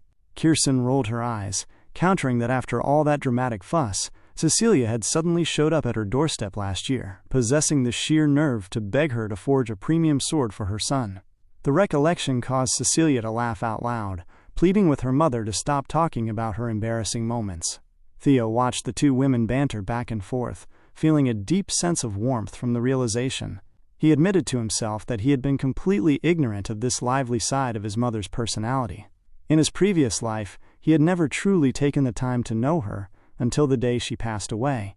He recognized with great bitterness what a heartless, cold son he had been, completely neglecting his loved ones because he was so utterly obsessed with proving himself as a true Ragnar. Looking up at Kiersten, he gathered that the elven smith cared deeply for his mother, leaving him to wonder why she hadn't stepped in to save her during his original timeline. The trio finally arrived at their explicit destination deep within the facility. Kiersten pointed toward a heavy door, announcing that this was the chief executive's private office. Cecilia sighed, complaining about why they had to walk so incredibly far just to get a replacement, demanding that Kiersten better provide them with the absolute best sword in the workshop to make up for the long walk. Kiersten ignored her complaints entirely, telling Cecilia to wait outside the office for a few moments, and slammed the door shut behind them, leaving Cecilia completely shocked outside as she loudly called out her mother's name against the wood. Inside the quiet office, Kiersten maintained a firm grip on Theo's hand, staring intently into his eyes. Theo asked what was happening, and Kiersten went straight to the point, demanding to know if he currently possessed a relic of the primal dragon. Theo felt a wave of disorientation, completely taken aback by the question. He asked what she meant by the primal dragon, noting that he had only ever heard common historical legends about the entity. He recounted that according to the old tales, the ancient progenitor had distributed various legendary treasures used by the primal dragon across the winter region, for the ultimate benefit of his descendants. Kiersten was entirely unswayed by his casual explanation. She drew the broken birthday sword, shaking it in front of his face as she loudly stated that he shouldn't try to play dumb with her. She demanded to know how her masterfully crafted blade could possibly be in complete shambles if he hadn't interacted with the draconic relic. Tears began to well up in the elven blacksmith's eyes as she confessed that she had poured her blood, sweat, and tears into forging that specific sword. Kirsten turned away, wiping her eyes as she walked toward the back of the room, telling him to never mind his explanations because it was better for him to see the truth for himself. She led him over to a massive, heavily chained coffin resting in the center of the space. Grabbing the thick iron links, she asked Theo exactly what he saw when he looked at the object. Theo focused his gaze on the container. He recognized the distinct, glowing bluish light that universally marked a system quest emitting directly from the coffin, possessing the exact same magical signature as the light he had seen on the hidden gateway of the Camellia Palace dungeon. Kirsten observed his shifting expression, noting that his distinct reaction proved he could see far more than a simple old chest. She admitted to her grandson that she herself could neither see nor physically sense anything unusual about the container. She cleaned the surface of the wood, explaining that the chest held an object she had desperately wanted for centuries, but could never personally acquire, because she lacked the power to break the ancient seal. Placing the container directly in front of Theo, Kirsten revealed that the object was a genuine relic of the primordial dragon dating back to the age of myth. She explained the lore, stating that the primordial dragon had deliberately pulled out one of his own fangs and forged it into a legendary demonic weapon known to history as the Moonwhite Sword. She looked at Theo seriously, promising that if he managed to successfully break the ancient seal and claim the weapon, she would give it to him free of charge. However, she warned him that a single wrong calculation during the unsealing process could easily result in his immediate death. She asked him directly if he was prepared to accept the lethal challenge. Theo smiled confidently at his grandmother, stating that the demonic weapon was as good as his already. A new system notification had just materialized before his eyes, presenting him with a clear quest titled, "To be Chosen by the White Moon," requiring him to successfully secure one of the original relics of the primordial dragon. The legendary blade was known to history as Moon White.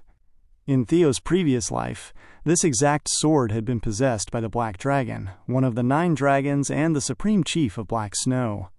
However, very few people across the lands ever knew about Moon White's true identity, for all who witnessed its deployment or dared to speak about its deep secrets either died mysteriously or disappeared from the face of the earth. Yet, in that previous timeline, he had somehow managed to acquire the sword.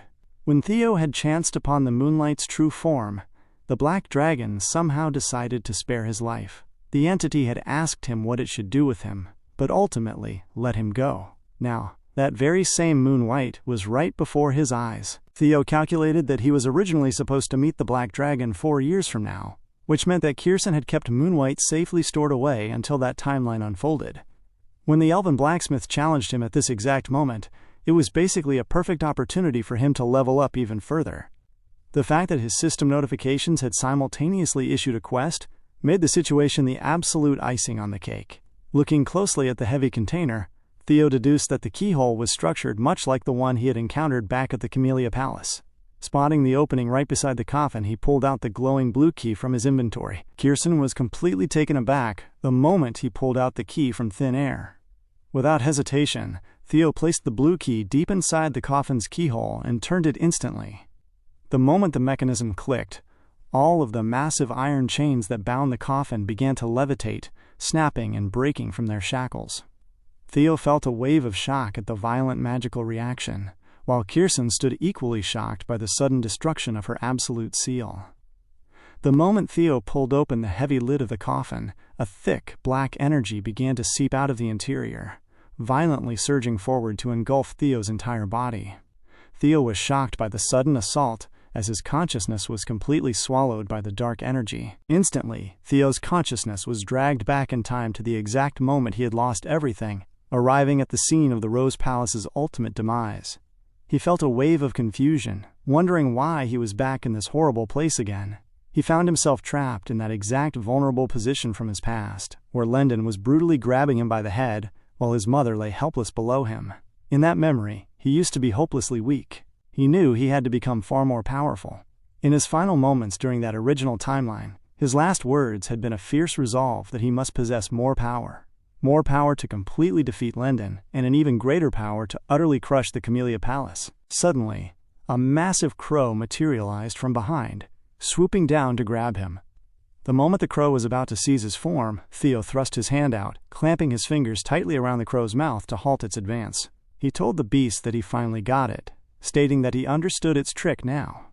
He pointed out that the creature purposefully stirred up the deep despair of people who desperately sought power, using that vulnerability to completely take over their minds.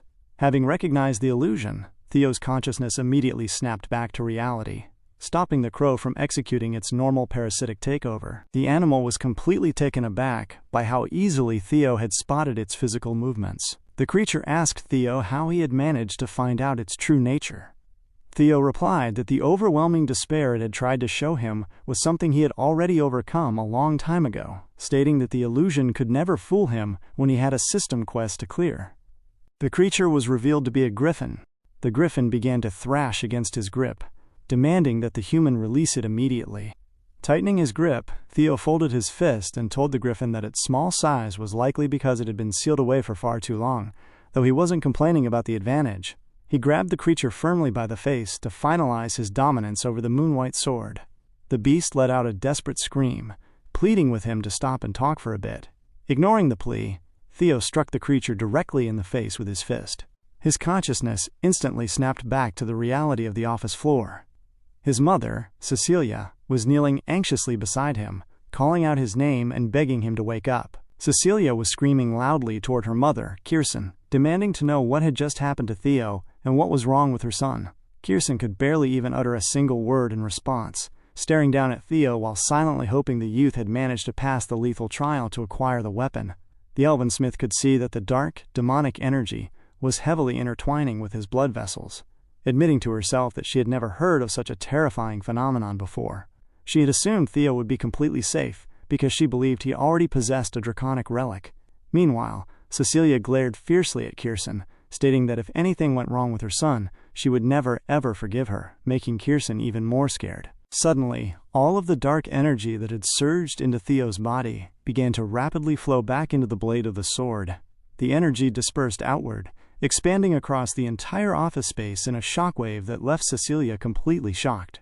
They all stood frozen, watching as the black energy suddenly swirled back toward Theo, twirling tightly before being completely absorbed directly into his chest, integrating perfectly into his dragon heart. The moment the absorption finished, his mother called out to him. Theo's eyes immediately snapped back to normal, and he blinked. Cecilia wrapped her arms around him in an instant, hugging him tightly while crying out his name. Theo was deeply shocked by the intensity of the event as his mother held him. He told her gently that it seemed he had worried her unnecessarily, asking her not to cry because he was completely all right now. A system notification flashed before his eyes, congratulating him on successfully capturing the griffin and clearing the main story quest, officially awarding him the moon-white sword. Kirsten let out a massive sigh of relief, thankful that the boy had not died on her floor. Theo examined the sleek blade beside him with wandering eyes, realizing he was incredibly lucky.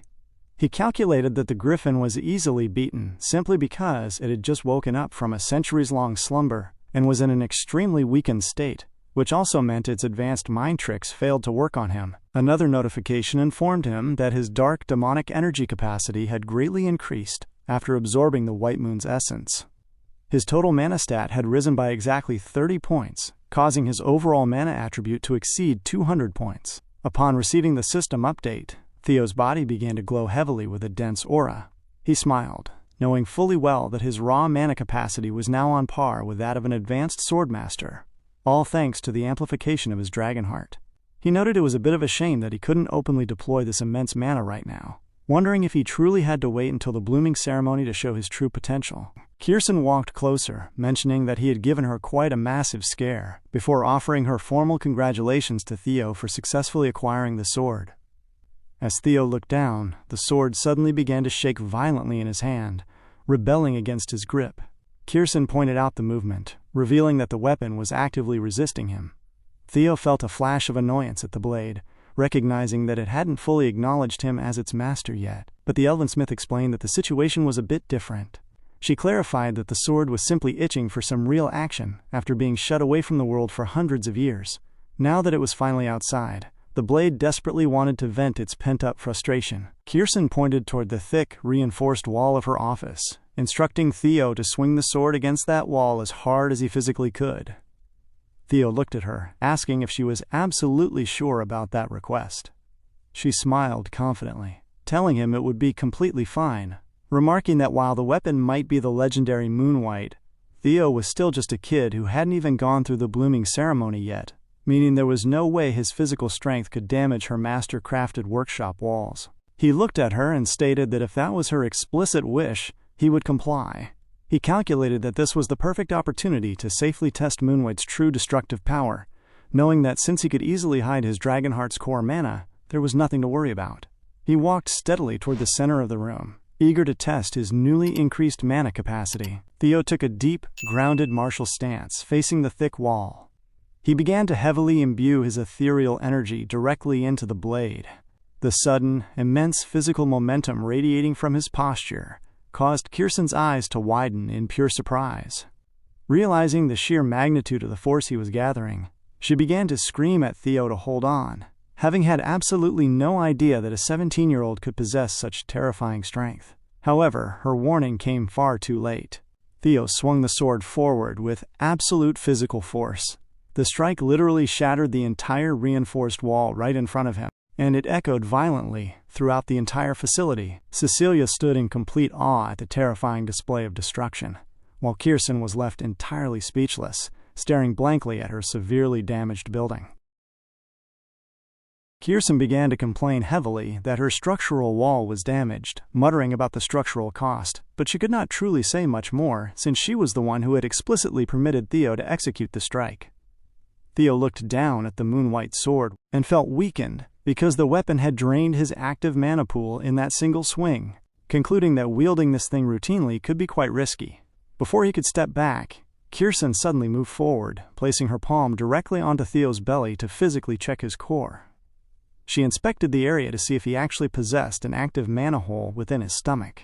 Theo began to look left and right uncomfortably, completely bewildered by how she had managed to arrive in front of him so fast without him noticing her movement. The elven smith smiled broadly. She noted that he really had not even learned how to officially use mana yet, concluding that he had achieved this level of destruction through the sheer sharpness of the blade and his raw physical form. She was extremely shocked as she stared at Theo, recognizing intuitively that this kid was a pure genius, and furthermore, that he was her own grandson. This realization made her extremely excited regarding the immense prospects of what Theo could actually achieve in the future. She placed her palm firmly on his shoulder, calling out his name and telling him to listen carefully. She declared that he had her full operational support from this moment on, stating that all he had to do was show the rest of the world what he had to offer.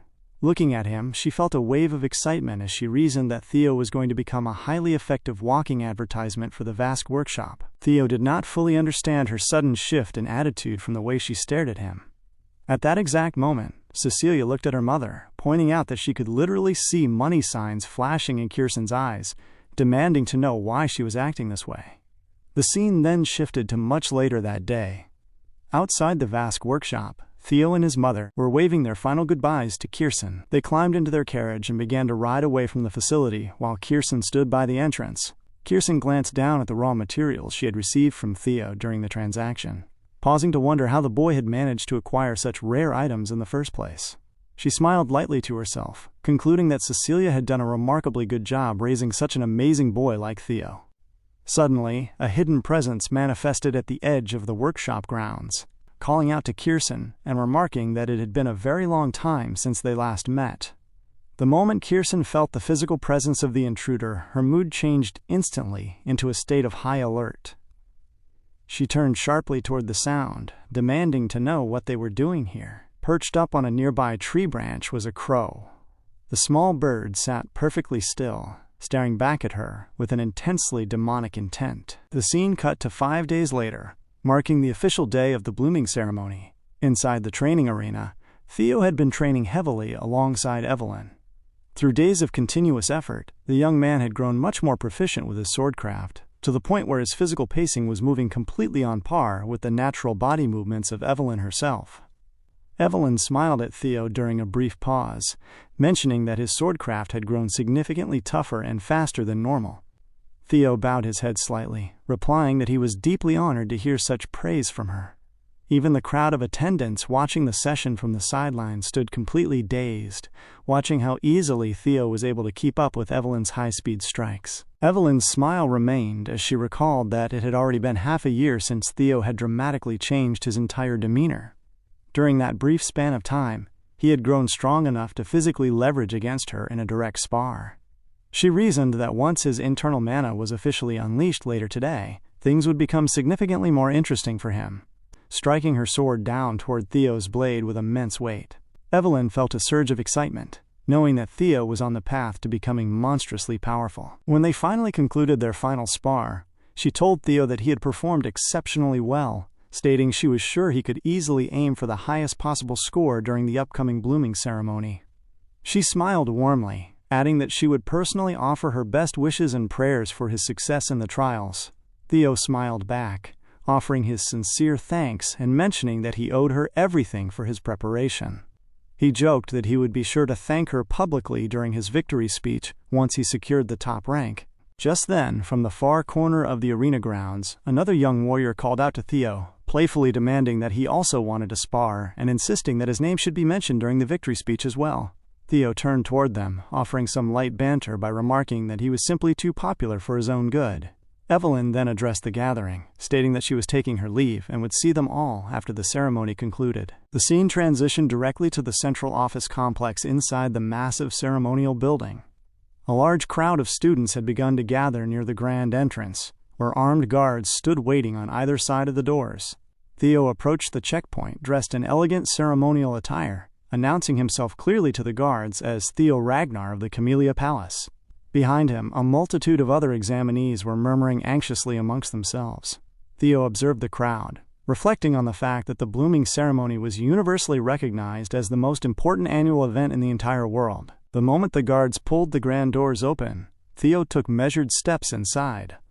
Every single examinee in attendance was striving to achieve the absolute best score possible, for the blooming ceremony was a glorious, historic occasion where young descendants were officially recognized as true Ragnar sword wielders for the first time in their lives. Theo glanced across the expansive room, recognizing that the entire hierarchy of House Ragnar was positioned on the viewing platforms to watch the event. Sitting at the highest point was the Lord Patriarch himself, Kyle, flanked by the formidable 9 dragons. Situated elegantly in a prominent corner was Hilda, the ancient lady matriarch, and the previous supreme head of House Ragnar. Theo looked upward at her position, noting to himself that she did not look a day over 150 years old despite her legendary age. Shaking the thought from his head, he noted it was simply excellent to see her attending the ceremony for another year. Suddenly, the heavy rhythm of drums echoed through the hall to signal the formal commencement of the ceremony. A powerful figure stepped forward onto the platform to capture everyone's attention. This man was Vanor, a renowned Dragon Knight sword builder and the official head judge for the first stage of the blooming ceremony. Vanor raised his hand, loudly announcing that the first stage of the blooming had officially commenced. He explained the exact mechanics of the trial to the silent crowd, stating that each examinee would come forward one by one, select one of the standard iron swords placed below the stage, and attempt to damage the iron wall mounted upon the platform. Vanor clarified that the massive target wall was forged entirely from premium snowless ingots. Hearing this detail, the examinees began to murmur anxiously. Vanor explained that, in other words, a regular iron sword could not leave a single physical scratch on the material through physical strength alone. He noted that the feat was completely impossible until one successfully infused active mana into their physical attack. To facilitate this, Vanor held up a small, encased object, presenting it clearly to the audience. He demonstrated that each participant would be given a single pill of soma. He explained that consuming this single pill would instantly grant the user 10 years' worth of raw mana, forcing the release of the dormant mana hole within their physical core. He instructed them that they must ingest the soma, fully unleash the mana hole within their meridian field, and instantly wield that newly gained power to leave a physical mark on the snowless ingot wall. He concluded his explanation by stating that their performance would be scored strictly based on how deep of a physical mark they could leave on the surface. Vanor announced that he would now summon each examinee forward by their assigned number and name. He called out the very first participant, executing his duty by summoning examinee number 1, Theo, to come forward. The moment his name echoed through the chamber, Theo began to take steady, heavy steps toward the platform, and was handed over a soma pill. He recalled from his past life that Axion had achieved the absolute highest score during this exact trial. He resolved within himself that history would not repeat itself this time, knowing that things would be completely different. A system notification manifested directly in his field of vision, displaying the explicit quest objective to achieve the highest score in the blooming ceremony. Over on the high stands, Hilda glanced down at the lone figure stepping toward the stage. She turned her head toward Kyle, asking if that was the specific boy he had been telling her about. Kyle looked back at her, confirming that it was indeed him, asking if the youth had managed to catch her ladyship's attention.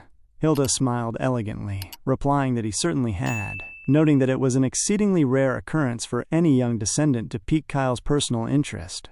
She instructed Kyle that they should sit back and closely observe exactly how her young descendant would perform in this historic ceremony. The moment Theo firmly gripped the handle of the iron sword, he took steady, measured breaths, fixing his gaze on the massive snowless ingot wall positioned directly in front of the platform. He reflected on the long years that had passed since his original experience with this trial, admitting to himself that standing before the barrier once again made him feel a subtle wave of nervousness. Vanner raised his voice from the side of the stage, instructing him that he could now officially swallow the soma pill. As he raised the pill to his mouth, he recalled with analytical certainty that during his previous life, he had been entirely unable to properly control the sudden surge of internal energy after ingesting the medicine, a failure that had severely injured his core meridian field.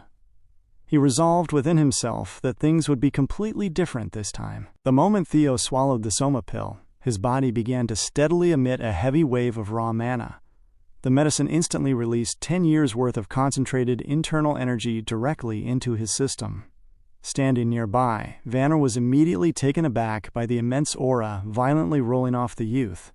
Observing the uncontrolled expansion of the wave, Vanner internally criticized the boy's seemingly reckless pacing, concluding that the youth was acting like a fool by failing to regulate the initial surge.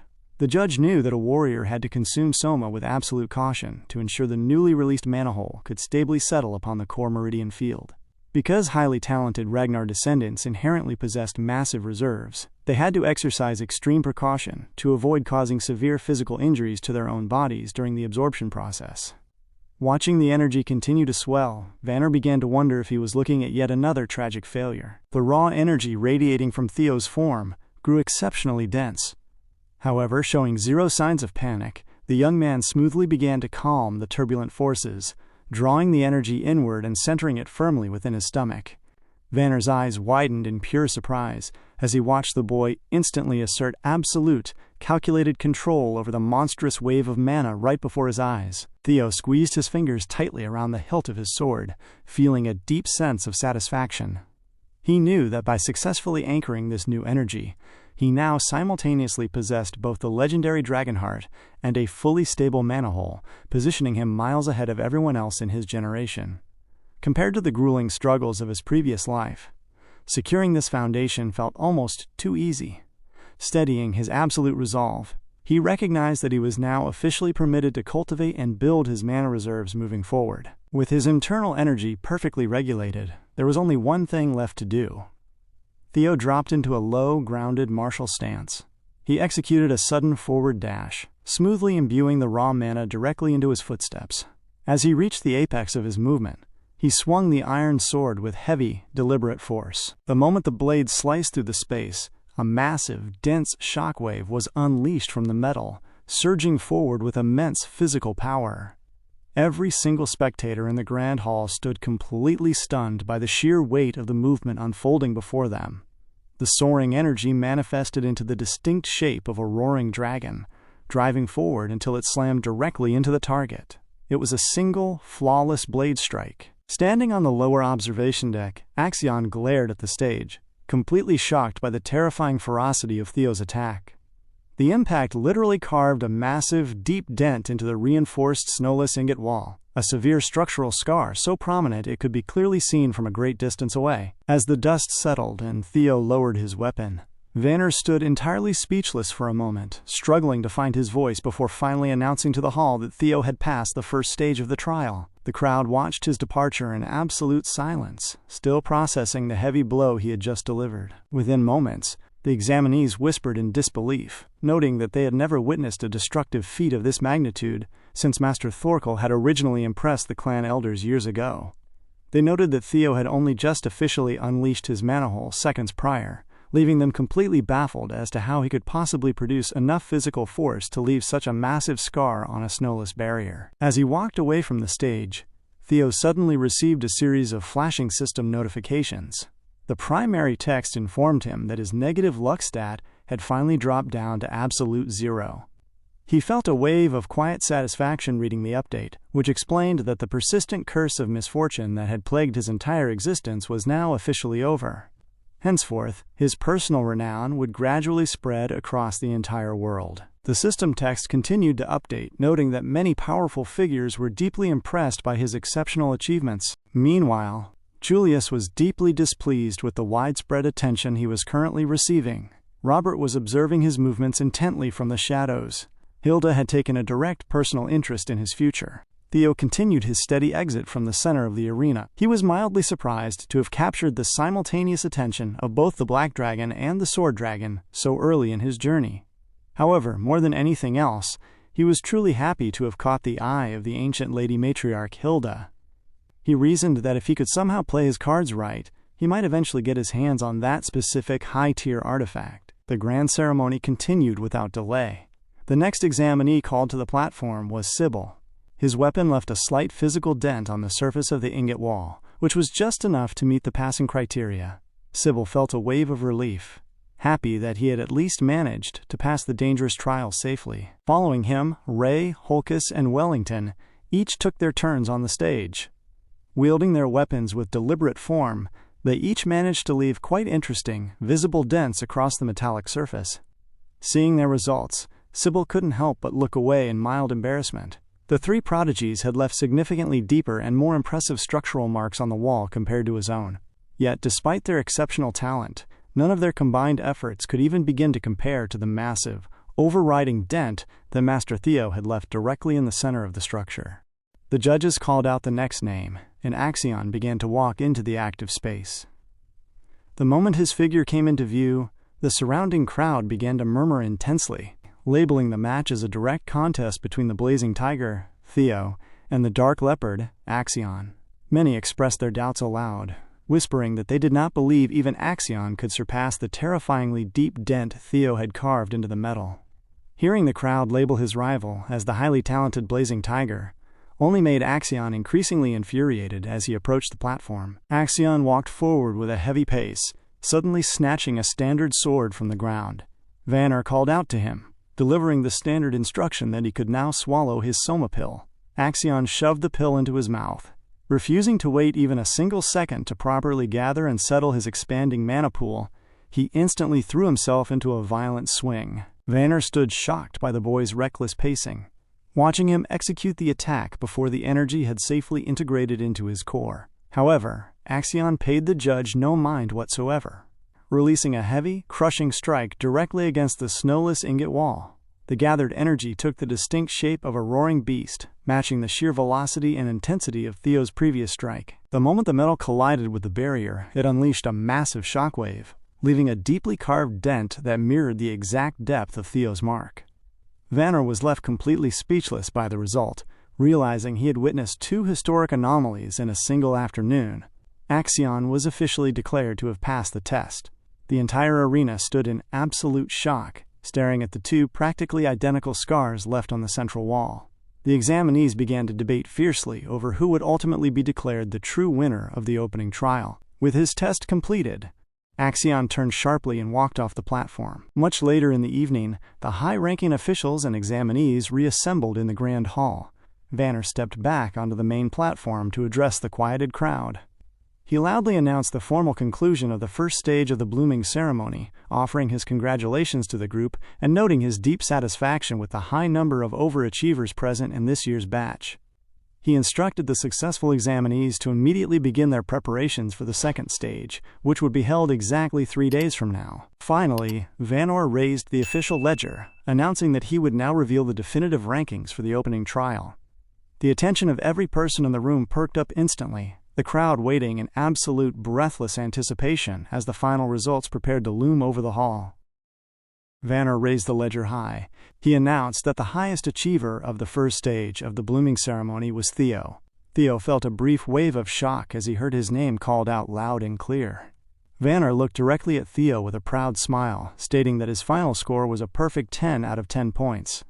The judge explained that his physical technique, mana control, and execution speed were entirely flawless in every single element. Hearing the official breakdown, the examinees began to scream in excitement, shouting that the Blazing Tiger had secured first place. Many openly expressed their utter disbelief that Axion had actually lost the opening trial. Axion stood perfectly still at the front of the crowd, remaining entirely silent as the judge delivered the final metrics.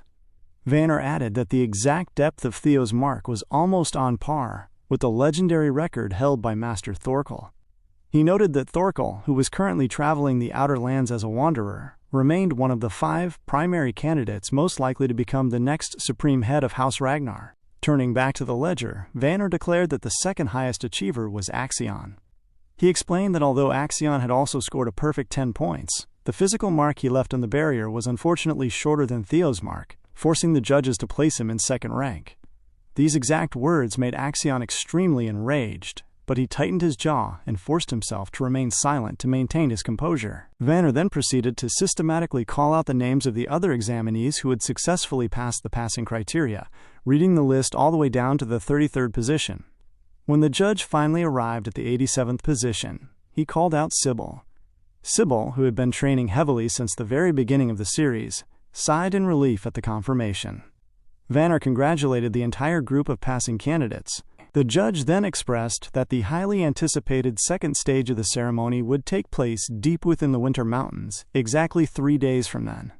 He instructed all successful examinees to use this brief window to prepare meticulously for the grueling wilderness trial, before officially dismissing the gathering from the arena.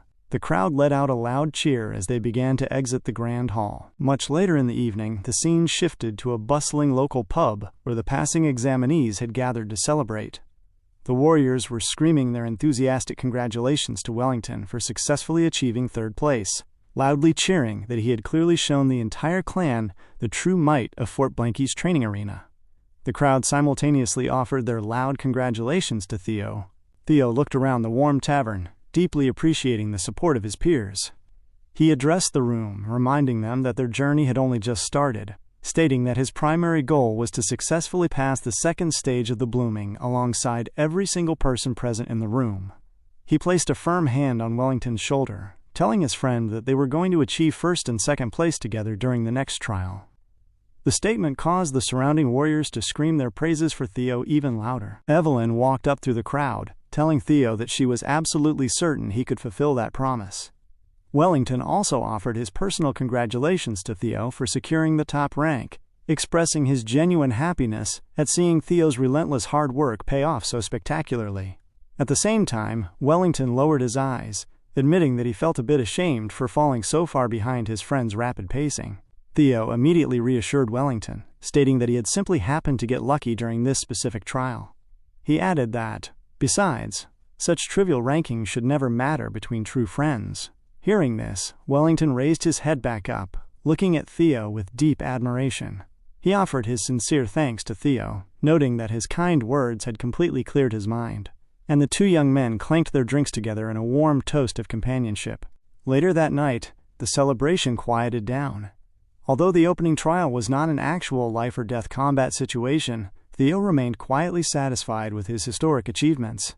Standing alone in the evening stillness, he folded his fist tightly and reminded himself that this grand journey had only just begun. He reasoned that although he had successfully slain Lendon in his past path, that man was a mere henchman in the grand scheme of things. His true, ultimate foes remained Axion and the soaring power of the Camellia Palace. He resolved to use every single available means to completely settle the score against them. Reaching into his pocket, Theo pulled out the mystical compass he had previously received as a system quest reward. He observed the needle closely, noting that the device pointed directly toward the coordinates of the Winter Mountains. He deduced that he had finally uncovered the hidden location of the monster nest the compass had been tracking, realizing it was situated precisely within the boundary of the second stage of the blooming ceremony. Looking forward into the dark surroundings, he suddenly sensed a hidden presence lurking nearby. He immediately shifted his footing, using his high agility to vanish from his original standing position. The hidden spy blinked in utter confusion, wondering where the boy had disappeared to so quickly. In a flash, Theo materialized directly behind the intruder, pressing the cold edge of his iron blade firmly against the person's neck. He demanded to know exactly who they were and why they were tracking him. The spy was completely shocked by the terrifying counter-movement, screaming out in a panic, asking Theo what he was doing and insisting that he was not an enemy. The intruder quickly explained that his name was Gatsby, a scout belonging to the prestigious Galesward Brigade. He clarified that his commanding captain had witnessed Theo's extraordinary feats during the blooming ceremony and had sent him there specifically to scout his potential. Theo withdrew his blade slightly, realizing the man was a military recruiter. He noted to himself that he had expected the major factions to approach him eventually, though he had not known he would attract them quite so much sooner than expected. Gatsby quickly took advantage of the space, offering Theo a rare opportunity to take the Galesward Brigade's official entrance examination. Hearing the specific phrasing, Theo felt a wave of irritation. He asked Gatsby what he meant by an entrance examination, questioning if the brigade had come there to perform a proper recruitment, or if they were simply trying to make him take some test. Gatsby nodded quickly, defending the proposal by stating that Theo had surely heard of their immense military prestige, arguing that the mere opportunity to sit for their exam was considered a massive honor for any young warrior. Before Gatsby could finish his pitch, another figure stepped into the secluded clearing, loudly declaring that they knew the Galesward Brigade was entirely composed of utter morons. Gatsby turned sharply toward the sound, demanding to know who was hiding in the shadows. Walking elegantly into the space was an individual who ignored Gatsby entirely, addressing Theo with an air of absolute authority. The newcomer stated that she represented the Black Iron Knights. She expressed that, unlike those Galesward fools who offered tedious exams, her faction wanted to directly invite Theo into their active ranks without any prerequisites, asking what he thought of the offer and if he would accept her direct invitation. Gatsby was completely surprised to see a high-ranking representative from the Fire Goblin Division personally appearing on the scene. Before the argument could escalate, 4 additional recruiters suddenly rushed into the clearing from different directions. They ran forward in a chaotic frenzy, loudly shouting over one another as they desperately begged Theo to join their respective factions. Theo looked at the rugged, unrefined behavior of the elite recruiters gathered before him and could not help but laugh quietly at the irony. Realizing they were quickly becoming a major nuisance, he decided to smoothly slip away from the location before the situation could become even more chaotic. Suddenly, a powerful, clear voice cut directly through the loud noise of the squabbling recruiters.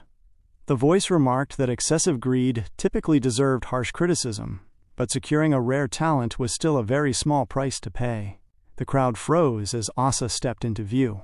Everyone present stood completely shocked by her sudden appearance, recognizing her as the formidable mistress of the Plum Blossom Palace. Looking down at the stunned recruiters, Asa stated that her purpose there was completely obvious, confirming she had arrived for the exact same reason as everyone else, to recruit Theo. She looked at the youth, mentioning that she had decided to take a personal stroll this evening just to see the young Theo in person. The scene cut away sharply to a different location later that night. Deep within a private training grounds, Axion was engaging in a violent spar against a group of swordsmen. Completely losing his temper, he went on a brutal rampage across the courtyard, single-handedly slaughtering multiple men who stood in front of him to release the immense anger building up from his failure at the ceremony earlier that day. Axion was extremely annoyed, his mind repeatedly replaying his recent experiences and comparisons to Theo. He shouted Theo's name in pure rage, grabbing another opponent firmly by the head and slamming the man straight into the stone ground with immense physical force, ending his life instantly. He stood panting heavily in the absolute center of the courtyard, surrounded entirely by the bloodied bodies of the men he had just destroyed. He had shown absolutely no mercy to the training partners, treating them as mere human punching bags to exude his internal frustration. Suddenly, another presence entered the bloodied training space. Axion turned sharply toward the corner, instinctively swinging his arm to hurl his sword directly at the intruder with lethal intent. He was completely unaware that the person walking into the area was actually Ed. Moving with practiced ease, Ed raised his hand, firmly catching the flying sword by its sharp tip, halting its momentum completely before it could cause any structural damage. Ed looked across the courtyard at his nephew, stating bluntly that Axion looked completely pathetic right now. He pointed out that throwing a childish tantrum would change absolutely nothing about the official tournament results. Axion called out to his uncle, his chest heaving with exertion. Ed turned his back to the boy, taking steady steps away from the courtyard. He told Axion that this was the exact moment he had to keep his head perfectly cool and plan his next moves meticulously. He instructed Axion to follow him immediately, stating that he would explain the exact strategy they would use to turn the upcoming second stage of the blooming ceremony into Theo's absolute grave. The moment Lady Osa made her true intentions known to Theo, the surrounding recruiters began to murmur in frantic disbelief, realizing that whatever premium pills or common incentives they were offering paled in comparison to the immense value of a direct offer from the Sword Dragon herself. From the corner of the gathering, one of the scouts screamed out, begging her ladyship to wait. But before anyone could comprehend what was happening, Osa released her internal energy. The raw force instantly enveloped the entire space, generating an isolated pocket dimension. It was the Sword Dragon's signature technique, a flawless, enclosed barrier that restricted all communication to just her and Theo, ensuring absolutely no one else could interfere with their conversation. Inside the quiet, isolated dimension, Theo stared directly at Osa, his mind processing the immense weight of the moment. He recognized with dramatic certainty that he was witnessing her legendary barrier technique with his own eyes. He deduced that she must want him as a disciple exceptionally badly to deploy such a high-level skill in this environment. Osa looked at the youth, noting that the demon dragon, Julius, would undoubtedly be furious once he heard of this encounter. She smiled lightly, adding that no one could possibly stop her from bestowing a gift whenever she pleased. Theo questioned what she meant by a gift, prompting Osa to unsheath her weapon with a smooth, deliberate movement. She explained that her husband's sword style was indeed powerful. However, she noted that her own swordcraft was entirely different from his. While he relied on singular destruction, she sought to capture countless fluid variations, pursuing a dragon that encompasses everything that shifts and changes. As she spoke, Theo stood entirely mesmerized. Osa stepped forward gracefully, deciding to show him a direct glimpse of the immense benefits he would gain under her tutelage. Right then and there, she began to perform a new sword dance.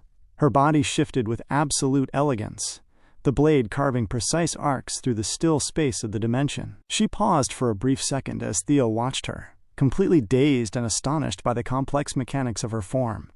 Her hands moved in a continuous, heavy rhythm, the crisp sound of the metal slicing through the room echoing perfectly to the end of her movement, explaining to Theo that she could execute this entire sequence within a single, continuous breath. She defined this specific sword step as the first form of the plum blossom style, raining petals. Osa smiled warmly, sheathing her blade as the heavy weight of the performance settled over Theo. The display felt almost unbelievable to him.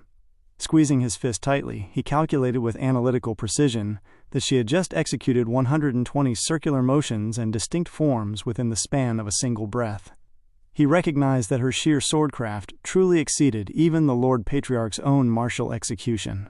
A wave of excitement built within him as he reasoned that if he could somehow infuse the principles of what he had just witnessed into a single blade strike, his power would reach an entirely new level. Theo addressed Lady Osa, stating that he was honestly not sure if he was truly deserving of such a gracious, priceless gift. His respectful response made her smile broadly. She remarked that she was simply glad he had thoroughly enjoyed the sight of her form. The moment the words left her mouth, the enclosed pocket dimension suddenly dispersed, instantly dropping them back into the exact forest location where they had been standing earlier. Osa looked at Theo one last time, telling him that if he wished to see more of her style, he was welcome to visit her palace any time after the conclusion of the blooming ceremony.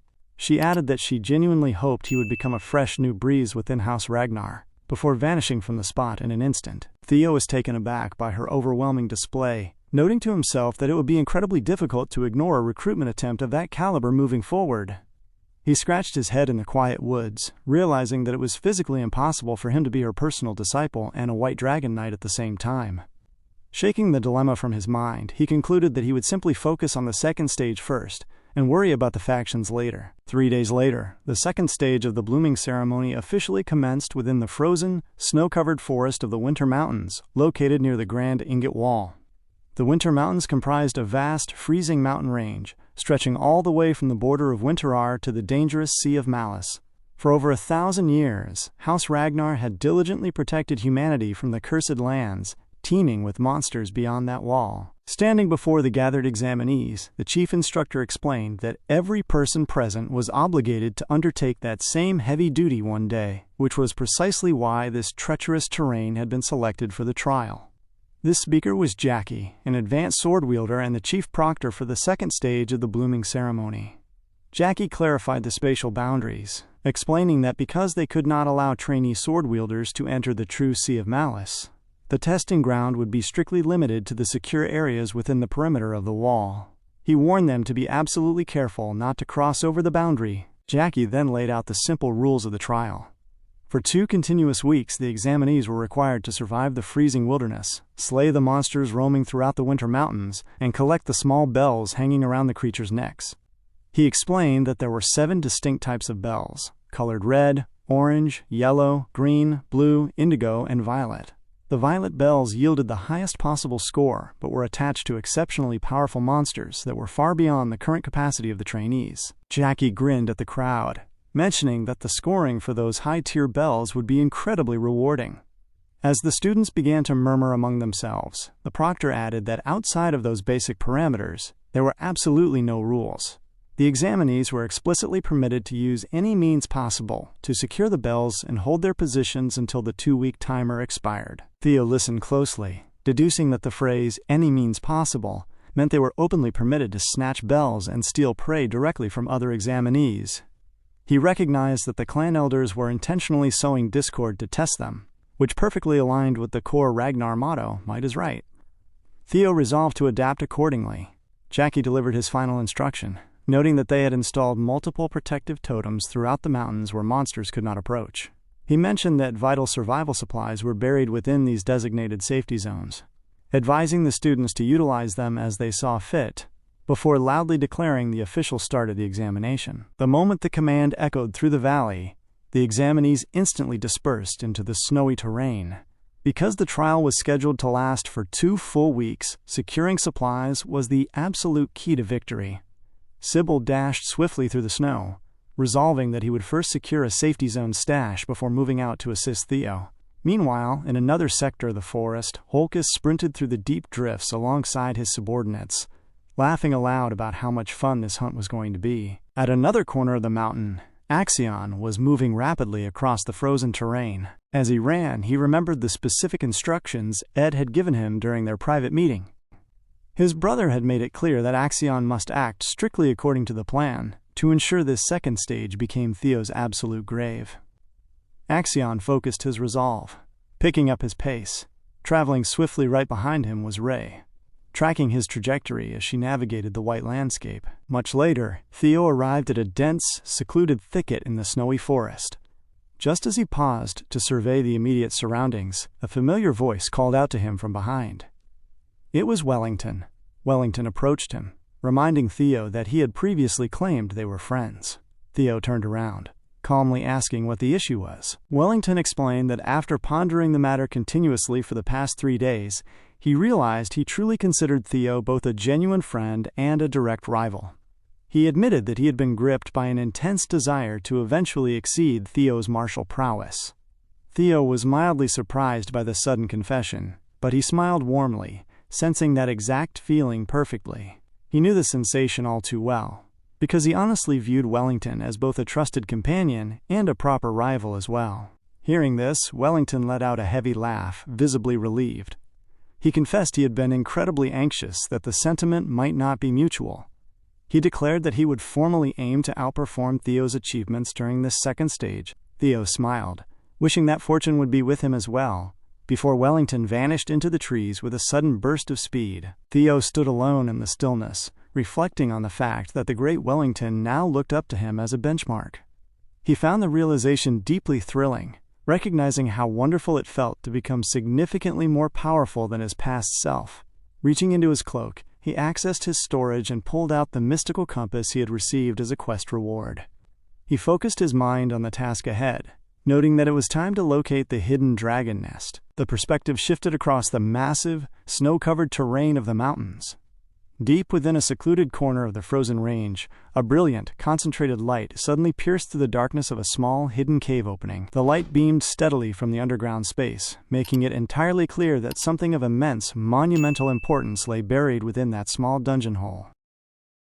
Theo walked deliberately through the freezing landscape on the outskirts of the Winter Mountains, navigating the terrain according to the exact instructions of his quest compass. He paused, noting to himself that the situation felt entirely strange.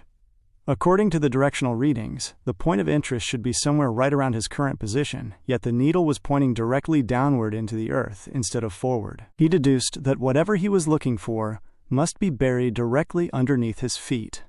Baffled by the completely empty clearing in front of him, he realized he had to find a way to dig a hole down into the frozen ground.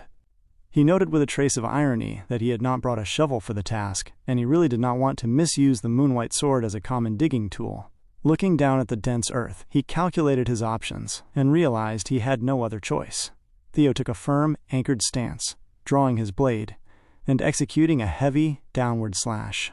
The steel struck the ground with immense physical weight, instantly blasting open a massive hole in the terrain. As the shattered earth settled, Theo calmly addressed the space in front of him, telling the hidden individuals to come out already, since he had sensed that he was not alone in the area. The moment the command left his mouth, a group of scrawny-looking men revealed themselves from their hiding positions. The leader looked at Theo, asking when he had first noticed their presence, noting that they believed they had been moving pretty quietly. The leader smiled tightly, greeting Theo by calling him the highest achiever of the opening stage. These men were Hyde, Cow, and Loon, collectively known as the Three Butchers of Buxan. They had deliberately tracked Theo into this remote sector to hunt him down. Theo recognized them instantly, recalling from his past life that this specific trio routinely massacred civilians during official clan missions, always covering up their carnage as mere accidents. They were a direct, negative side effect of the ruthless Ragnar motto that might is right.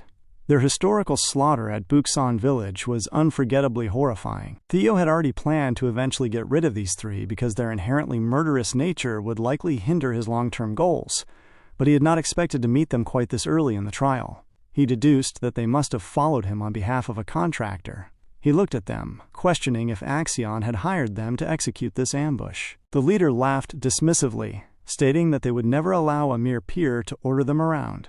The three men began to walk toward him with measured steps. Theo watched their approach, reasoning that if it was not Axion, it had to be someone else. He asked who had actually sent them, prompting the leader to remark that it was obviously someone so lofty that a lowly bastard like Theo could not even begin to guess their identity. Theo tracked their expressions, calmly declaring that the contractor must be head Senator Wolfgang. The three butchers froze in absolute shock, completely bewildered as to how Theo had even fathomed that specific name, their expressions confirming he was entirely correct. One of them muttered in a panic, asking how the boy had figured that out so easily. Theo explained that it was entirely clear from the specific way they had disparaged his birth. He added that since there were currently no proctors patrolling this sector, he gathered that the official proctors must be sitting comfortably in Wolfgang's pockets as well, ensuring no one would interfere with the hit. The leader smirked, admitting that Theo was pretty sharp, but asked if the youth realized that knowing this information would only bring him trouble. The leader asserted that it did not matter what the boy guessed because he would be dead in no time anyway.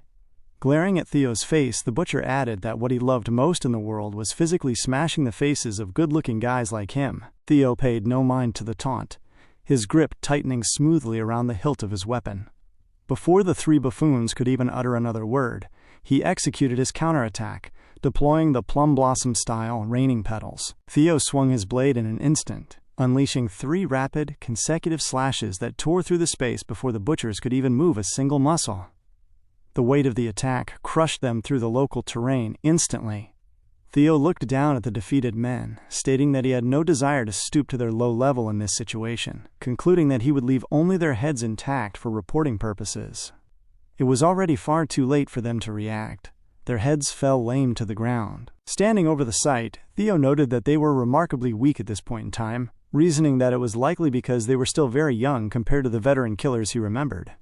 He reflected on the fact that, after witnessing Lady Osa's raining petals skill during his first bloom experience, he had spent the last 3 days carefully dissecting and reassembling its exoteric basics, until he could successfully brandish his single blade in 3 consecutive fluid motions. He realized he could create multiple variations by drawing smooth curves and arcs with his sword. Although he could not brandish 120 simultaneous attacks like the sword dragon, he knew this modified execution would easily suffice for now. He grabbed the head of one of the butchers, resolving to clean up the bodies to conceal the sight. He tossed the remains cleanly through the opening he had made. As the remains landed with a heavy bump against the lower rocks, Theo tracked the sound and peered down into the opening. Underneath the edge of the hidden cliff, he discovered an invisible secret staircase leading downward. A system notification instantly manifested in his field of vision, revealing a hidden quest tied directly to the invisible stairs. The prompt instructed him to find the invisible staircase and thoroughly investigate the subterranean cave that was currently emitting light. Recognizing that this was the true entrance to the nest, Theo leaped down from the ledge in an instant, vanishing into the darkness. Meanwhile, in a secluded observation room situated far from the snowy slopes, the chief proctors and judges of House Ragnar had gathered to monitor the trial's progress. A guard stood before the council, explaining that Axion was currently maintaining first place, having successfully collected 41 bells alongside a coordinated group of 21 other examinees. The guard added that second place was held by Ray, who was moving swiftly through her own route. Julius turned his attention to the guard, asking about Theo's current status. The guard explained that Theo had not collected a single bell yet, nor was he accompanied by any allies. Julius looked intrigued by the report, while the guard hypothesized that the boy was likely in hiding or waiting in the brush to execute an ambush. Hearing this, Osa interrupted, asking if by hypothesized the guard meant that no official proctor had physically confirmed Theo's exact whereabouts. The guard bowed slightly, confirming her ladyship's assessment. Head Senator Wolfgang let out a loud laugh, stating that while the boy may have distinguished himself during the first stage, it did not guarantee a good performance in the actual wilderness trial. He reasoned that Theo was perhaps too anxious when it came to actual combat, adding that such a failure was only natural since he was just a lowly bastard.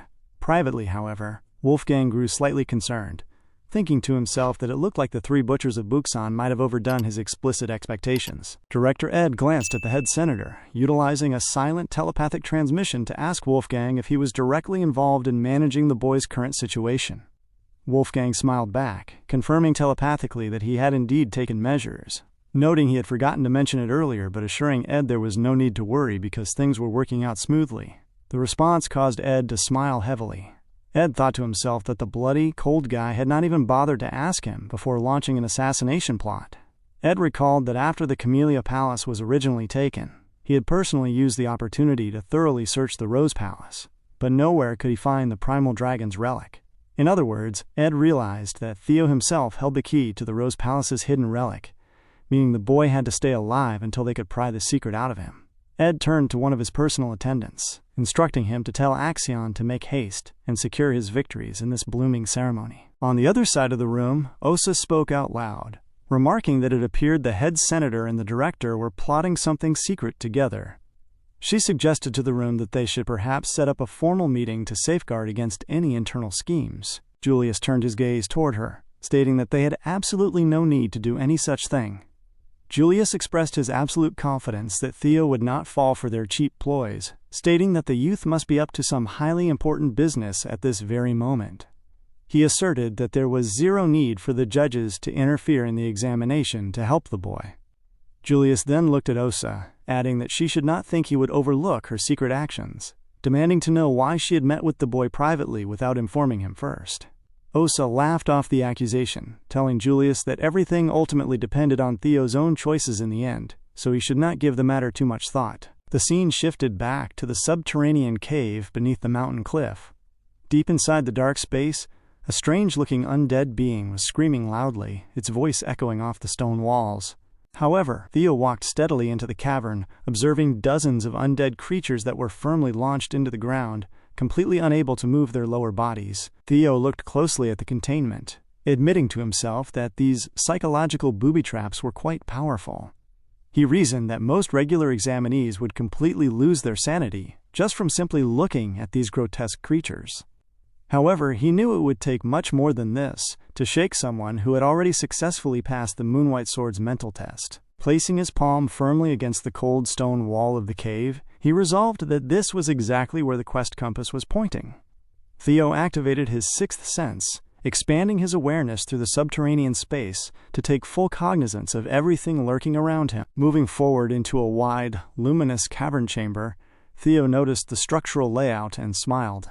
He recognized with absolute certainty that this was the exact dragon hatchling nest he had been searching for. He knew from his past timeline that 3 years from now, the Black Snow organization would officially slay the hatchling residing here and acquire a legendary item from the site.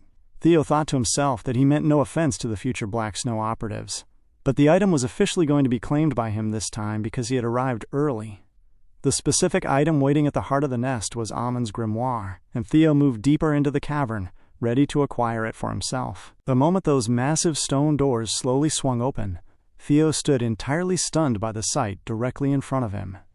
A vast, sprawling array of glinting gold coins and ancient golden materials completely filled the cavern floor. He recognized with analytical certainty that this was absolutely not just the simple lair of a mere dragon hatchling, but the grand nest of a fully grown ancient dragon. Lying dormant at the center of the vast riches was a massive dragon, sleeping peacefully amidst the piles of gold. Theo felt a rare wave of caution, reasoning that he would lose significantly more than a simple grimoire if he were to engage a creature of that immense caliber in this enclosed space. He was deeply bewildered by its presence, wondering what an ancient dragon lord was doing here instead of the expected hatchling. He questioned whether the future Black Snow organization had intentionally spread false information in his previous timeline, or if the discrepancy was simply due to him arriving 3 full years early. Regardless of the reason, the situation was far beyond his original expectations. He concluded that he should smoothly leave the cavern for now and return at a safer date before Black Snow ever discovered the entrance. Just as he turned his body to walk out, Theo suddenly felt the heavy, intense gaze of the beast pressing against his back. He jolted and turned around sharply, discovering that the dragon had already woken up from its slumber. The creature let out a low, vibrating growl, its massive, towering frame looming directly above him. The dragon suddenly spoke in clear human language, addressing Theo as a chosen one and noting that it had been a very long time since one of their kind had last stumbled upon its nest. This ancient entity was Lodbrok. Lodbrok carried herself with immense elegance, looking down at the youth and explaining that she was the entity the Ragnar clan officially referred to as the Guardian Dragon, as well as the supreme mistress of the Winter Mountains. Theo was taken aback by the revelation. He immediately showed proper respect, bowing his head deeply and stating that he was deeply honored to meet his esteemed ancestor. Lodbrok looked mildly surprised by Theo's calm complacency and immediate respect. She noted that she was quite astonished to hear him refer to her as an ancestor, asking him if he did not know that she was the maid of Sigurd, the revered progenitor of House Ragnar. Theo looked up, further questioning if she was not also the mother of Friedreich, the legendary second head of House Ragnar. Hearing this, the massive dragon stood up to her full height, dismissing the claim by stating that it seemed that loutish Friedreich had spread that absolute nonsense rumor down through history. She clarified to Theo that she was not the mother of Friedreich, but that she was the mother of House Ragnar. She explained to Theo that while she and Sigurd did indeed refer to one another as mates, it was strictly an expression of mutual respect because they had formed a sacred pact that intertwined their souls. She asserted that there had never been any romantic feelings between them whatsoever, adding that, besides, it was physically impossible for dragons and humans to copulate. Theo tracked her explanation, deducing that the historical legend claiming the Ragnar bloodline carried actual dragon's blood in their veins was nothing more than clever political propaganda. Lodbrok responded that it was not quite a total falsehood, explaining that there was some truth to it since Sigurd, and she did technically share dragon's blood through the magical pact they had forged. Theo began to ask if she meant the entire Ragnar line, but the dragon cut him short, stating that should be more than enough for her personal introduction. Lodbrok then declared that it was officially time to perform her ancient duty as the guardian dragon to the Chosen One, in strict accordance with the primordial oaths. She announced that she, Lodbrok, would henceforth bestow upon him the power of the Ragnar. Lodbrok then told Theo that the Chosen One, who had successfully faced her after passing the initial trials, was granted the rare opportunity to ask her 3 direct questions. Theo stood firmly in the stillness, feeling a wave of relief that he did not have to fight the ancient dragon.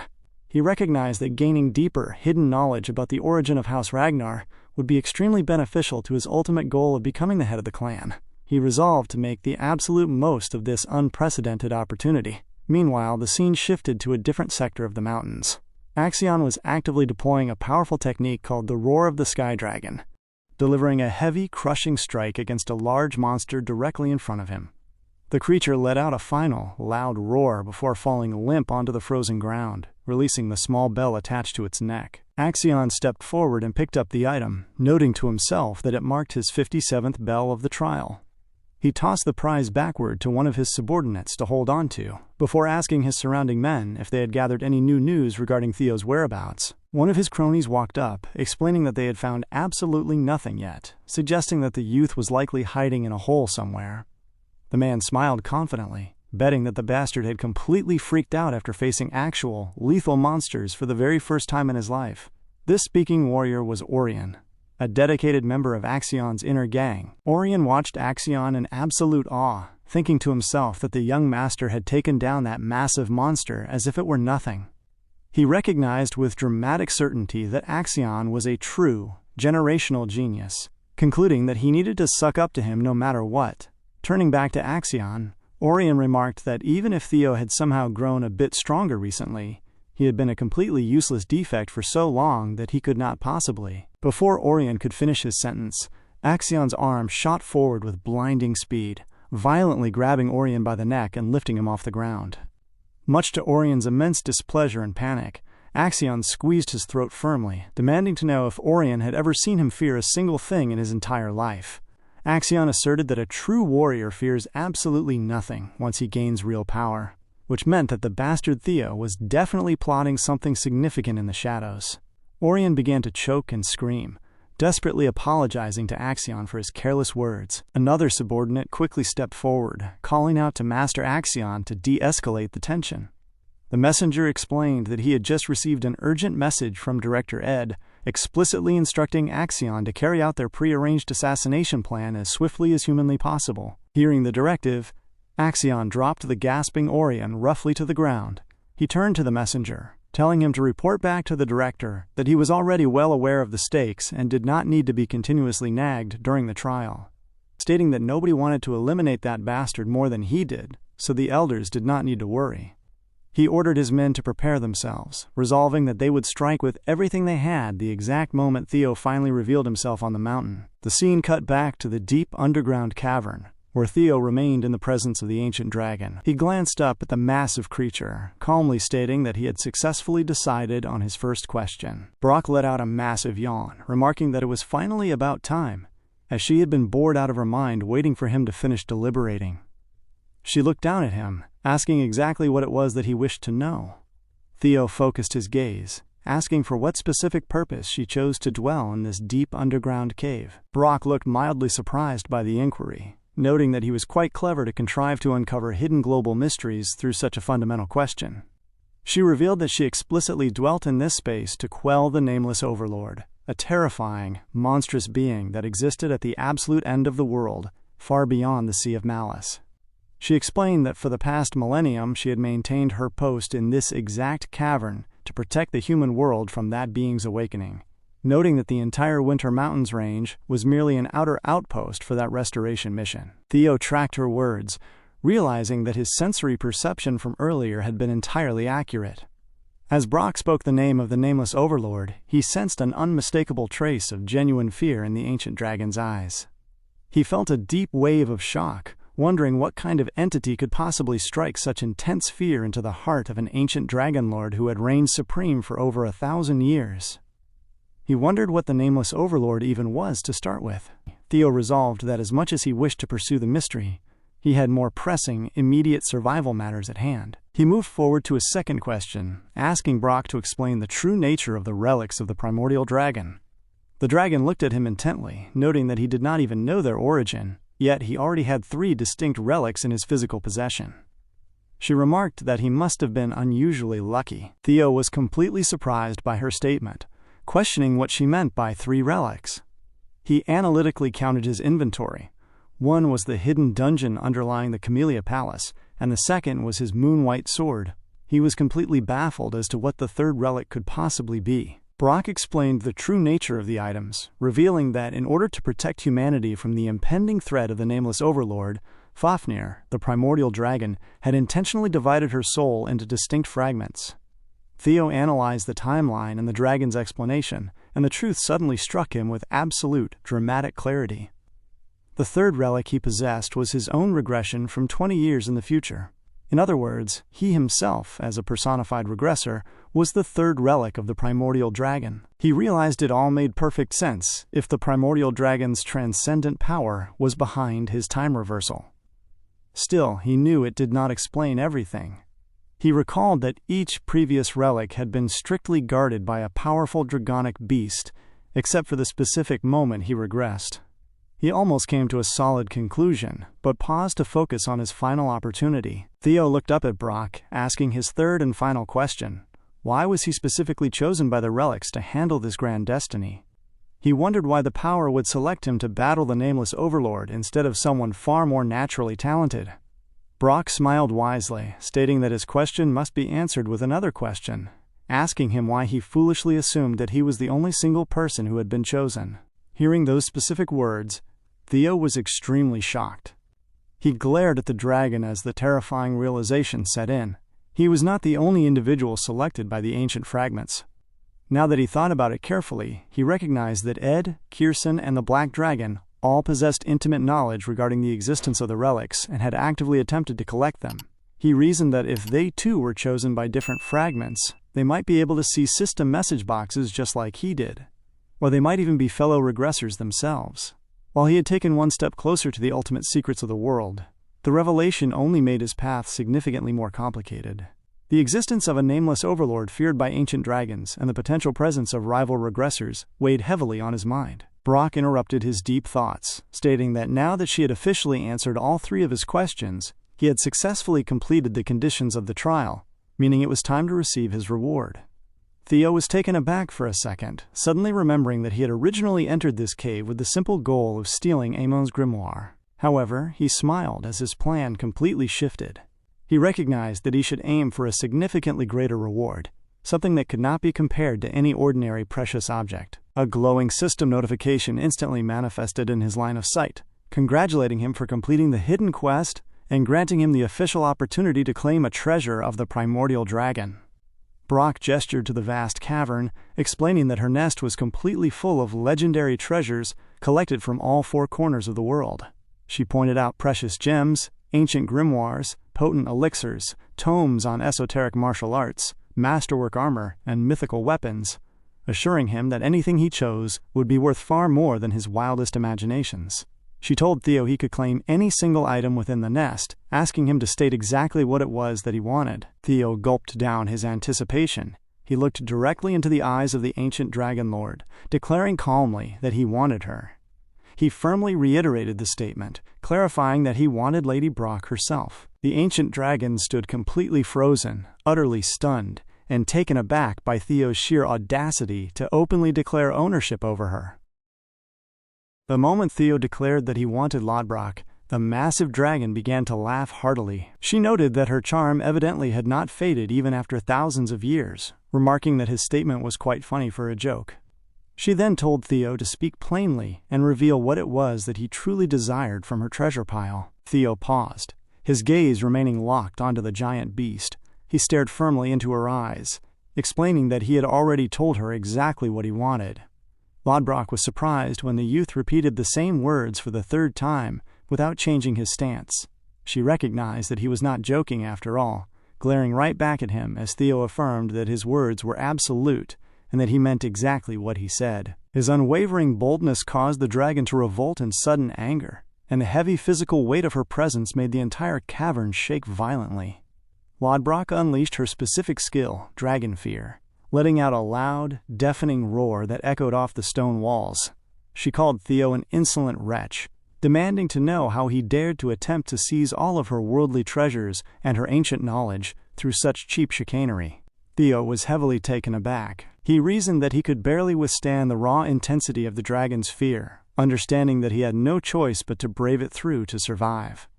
The immense weight of the technique began to take a severe physical toll. Lodbrok stood completely towering over him, maintaining the crushing force. In a desperate bid to shield himself, Theo immediately deployed his own skill, Lesser Drake Fear. The ancient dragon looked down in complete derision, insulting his effort by calling it foolish. stating that he could never hope to counter her true presence with such a puny, inferior ability. Theo screamed back through the pressure, addressing the guardian dragon and reminding her that she had explicitly promised he could claim any single thing within this nest, and she had never stated that she herself was excluded from the available treasures. Privately, Theo knew with absolute certainty that he was gambling with his life on the line, but he deduced it was a risk well worth taking. Lodbrok, the guardian dragon, had established House Ragnar alongside the progenitor, Lord Sigurd. This meant that successfully becoming her mate would serve as the ultimate proof of his legitimacy within the clan. It was an unprecedented opportunity he could not afford to give up on. He shouted at the dragon, demanding that she give herself to him as promised by the power of her own words, asking that they walk the path ahead together. Upon hearing his final plea, the dragon glared intensely at the youth. At that exact moment, she discerned the unmistakable, iron tenacity of Sigurd wailing out from within Theo's posture. She finally ceased exuding her oppressive dragon fear, and suddenly began to shrink her massive size. As her giant frame compressed, a massive cloud of heavy gas and white steam emitted into the cavern air. When the vapor cleared, the dragon had transformed into a very elegant lady. She smiled warmly at Theo, mentioning that he had successfully piqued her interest, and therefore she would grant him a proper chance. Lodbrok began to walk gracefully toward Theo in her new human form. Theo was entirely taken aback by her striking figure. Noticing his expression, Lodbrok questioned if he was simply entranced by her humanoid form, reminding him that she had lived for over 2,000 years. Theo focused his sight on her chest, noting a distinct abnormality. He asked the guardian dragon about the clear hole in her chest, wanting to know what had caused it. Lodbrok's expression softened as she explained the truth of her condition. She revealed that she had completely lost her dragon heart 50 years ago, and was now merely awaiting her inevitable death. Due to the missing organ, she possessed only 3 years left to live, which made her physically unable to leave the boundaries of her nest or offer him any form of direct, physical assistance in his battles. She looked at him intently, asking one more time if he still wished to choose her under those severe conditions. Theo smiled, his resolve entirely unshaken. He told her that his wish remained completely unchanged, stating that he chose Lodbrok as his sole reward. The moment the words were spoken, a glowing system notification manifested in his line of sight, confirming that he had successfully chosen Lodbrok, the guardian dragon of Ragnar, as his quest reward. She smiled beautifully, calling Theo a little fool, but murmured that perhaps that reckless nature was the exact reason he had been chosen by the relics in the first place. Additional notifications flashed before Theo, explaining that he had officially acquired a new moniker declaring him the mate of the guardian dragon, alongside another unique title naming him the scion of the progenitor. Theo looked at his new mate, declaring that he would continue to grow more powerful and actively acquire more relics of the primordial dragon. Theo explained that because their souls were now connected, he was sure he could find a suitable replacement for her lost dragon heart. He asserted to Lodbrok that it was highly likely that at least one of the world's remaining relics would be powerful enough to replace a dragon heart. Lodbrok smiled, stating that she looked forward to seeing his future achievements. However, she reminded him that she was bound to this cave until he could physically deliver that replacement heart, explaining that she would now enter a deep state of hibernation to preserve her remaining lifespan. Before slipping away, she pulled an ancient book from her collection, noting that in the meantime he had to perform a vital task to properly establish their spiritual link. She handed it over, explaining that he must read the text and successfully unlock his internal brain gate. Theo looked down at the grimoire, feeling mildly confused by the instruction. Lodbrok assured him that a single month should be more than enough time for the task, advising him to take his time since her nest contained sufficient refreshments for him to survive on. Theo examined the heavy book, identifying it as Amon's Grimoire, the historic tomes of Amon. The hidden volume contained complex magical teachings concerning the esoteric knowledge of sacred sounds that resonated at the absolute beginning of time, compressing the entire fundamental truth of the universe within its pages. Theo was pleased to have obtained Amon's Grimoire so early, but he turned back to the lady, asking if she truly expected him to complete this task within a month. Lodbrok confirmed that a month was the standard time required to open one's brain gate for the very first time, assuming he had no more important matters to attend to outside. Theo corrected her, explaining that he was currently in the middle of the second stage of the blooming ceremony. He noted that the survival examination officially ended in exactly 2 weeks, leaving him with only 14 days left in the trial. He politely asked if she would kindly allow him to leave the cave and return to complete the training, After he had passed the second stage, Lodbrok looked at Theo with clear annoyance, stating that she technically could let him go, but she simply chose not to allow it. Theo was stunned by her strict refusal.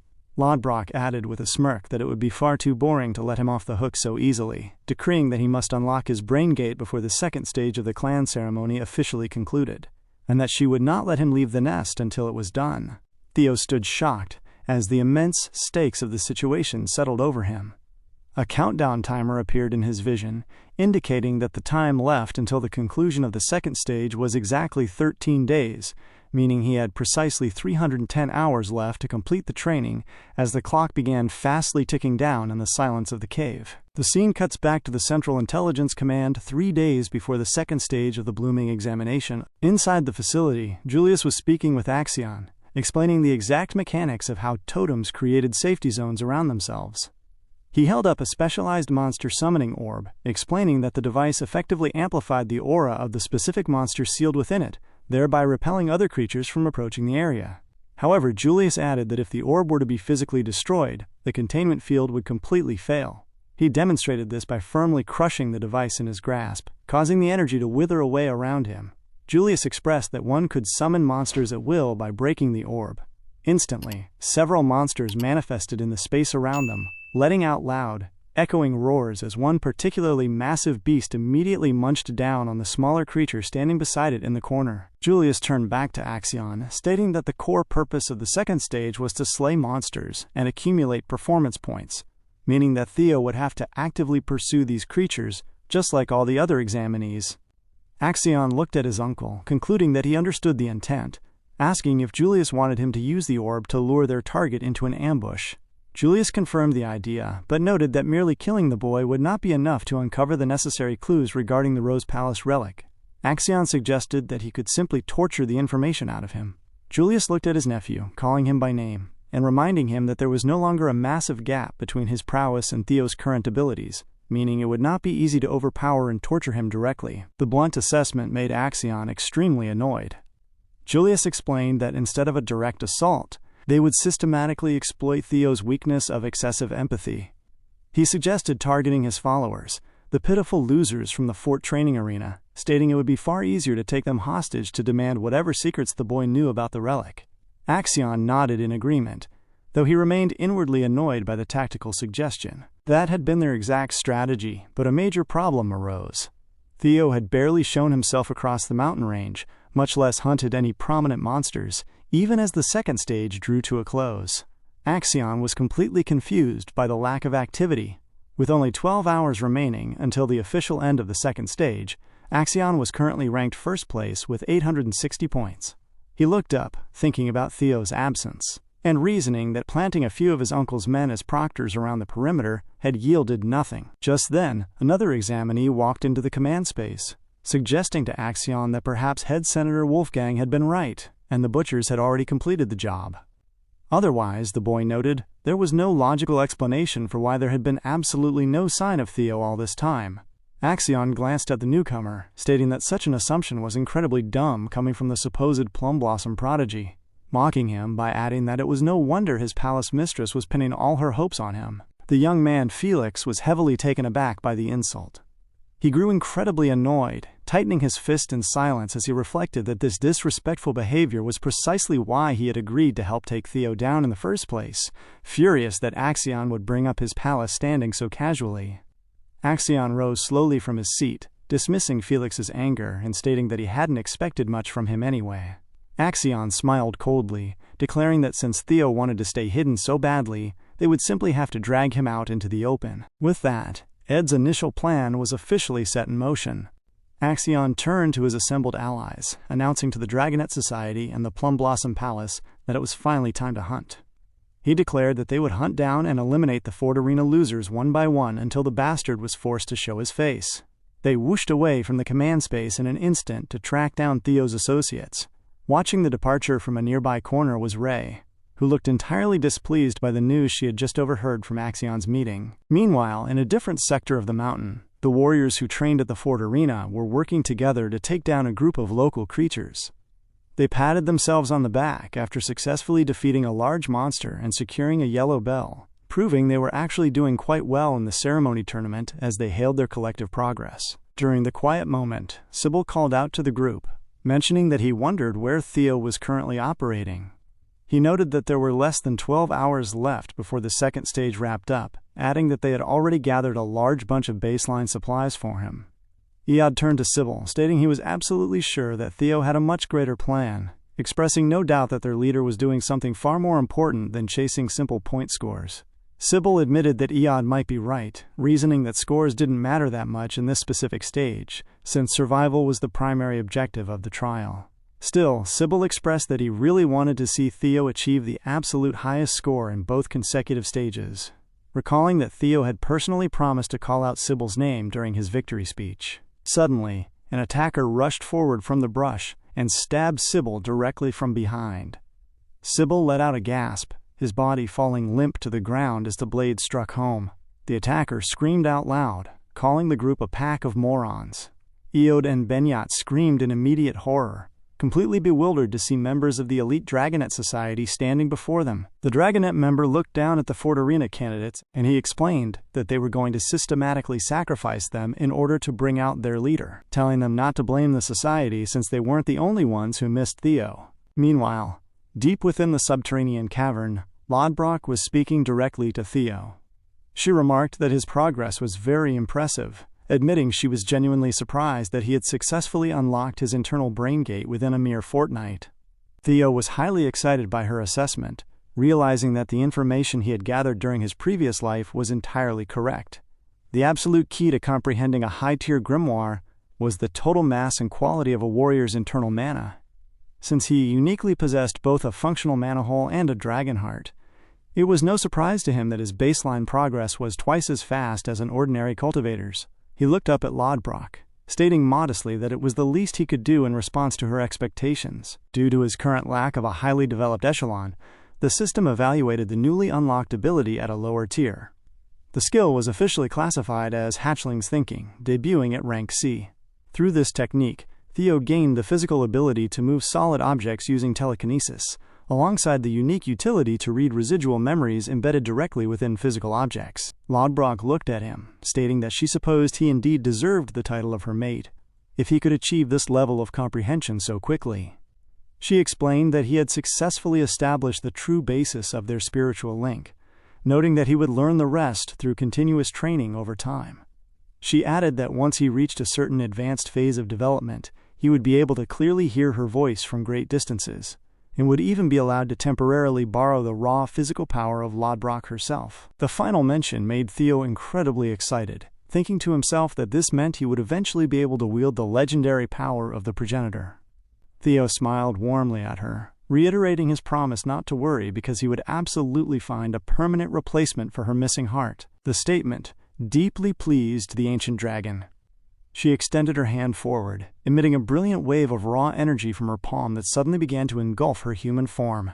She looked at Theo, announcing the official fulfillment of their primordial oath.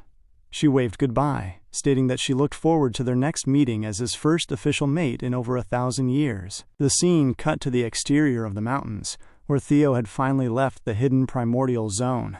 Standing in the snow, he spoke aloud to himself, noting that while he was glad to have secured a sacred pact with Lodbrok, he was back where he started regarding the active blooming ceremony. With only 12 hours left on the clock, he smiled at the self-imposed hard mode he had created for himself. He calculated that with less than 12 hours to go, it was mathematically impossible to achieve first place by hunting standard monsters. He recognized that he had only one viable option left, systematically taking the bells of the other examinees. He knew that Axion had achieved first place during his past life, and he was sure that current trajectory hadn't changed. In other words, he deduced he could instantly secure first place if he simply found and defeated Axion directly. That became Theo's immediate plan. He noted to himself that defeating Axion would certainly not be an easy task. Right at that moment, he heard a distinct rustling sound coming from the thick brush directly behind him. He turned his back instantly, tightening his stance as an unexpected figure emerged from the trees. The person looked directly at him, stating that they had finally found him. The sudden sight of the individual left Theo heavily shocked, his expression growing deeply concerned as he stared at the newcomer in the stillness of the snow. The stranger emerging from the thick brush was revealed to be Ray. Theo instantly began to question her, asking what had happened and if she had been attacked by a monster.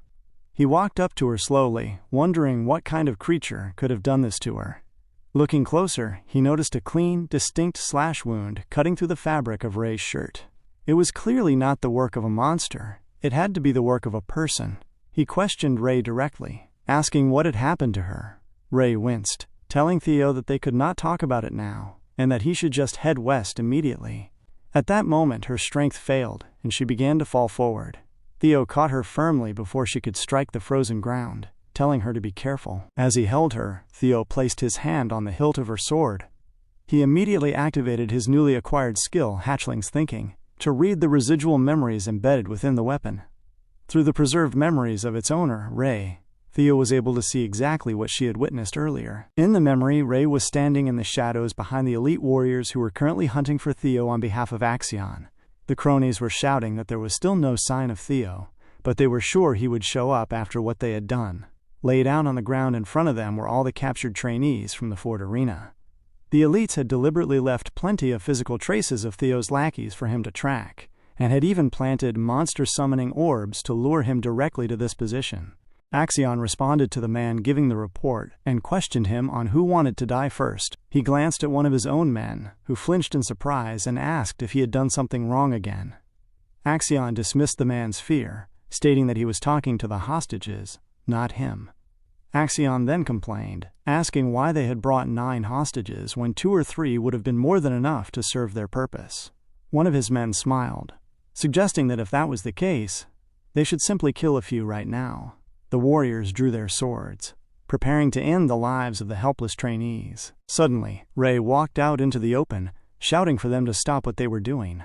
Axion stared at Ray, calling out her name and demanding to know what she was doing here. He grew incredibly pissed, deducing that she was simply one of the people Theo had won over. Before another word could be spoken, Ray dashed forward in an instant to attack Axion. As she lunged, Axion pulled his sword smoothly from its sheath.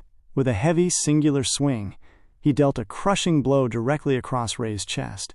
Blood gushed from the wound as Axion landed easily back on the ground. At that point, the vision abruptly paused and faded, because Theo still lacked a high enough echelon to sustain the memory reading. Theo screamed loudly, in pure rage upon witnessing the revelation. He was deeply furious, wondering why Axion had captured his comrades. Ray took a deep, steady breath before explaining that Axion had been completely obsessed with trapping him ever since the examination began. Since he could not find Theo anywhere on the mountain, he had decided to take his friends hostage instead. Theo could barely process the malice of the situation, but Ray interrupted his thoughts, stating that the trap was not the main thing she wanted to tell him. Theo remained deep in his angry thoughts, realizing that even in this current lifetime, Axion and Ed would never leave him in peace. However, he knew he was no longer the pathetic defect they had known in the past. He looked at Ray, demanding to know exactly where Axion was right now. Meanwhile, at the edge of the camp, one of Axion's scouts cried out from a corner, reporting that Theo had finally been spotted, explaining that the target had suddenly appeared near the edge of the northern cliff. The messenger affirmed that it was clearly him, noting that he was currently with Ray and would soon reach their position. Axion grew incredibly excited upon hearing the news. At long last, the bastard was finally here, and Axion resolved that he would thoroughly show the defect exactly where he belonged. Just then, a disembodied voice echoed from the corner via telepathy, instructing Axion not to forget the plan. The voice reminded him that he did not need to face the boy himself, and that all he needed to do was use the hostages to extract the hidden information about the primordial relics.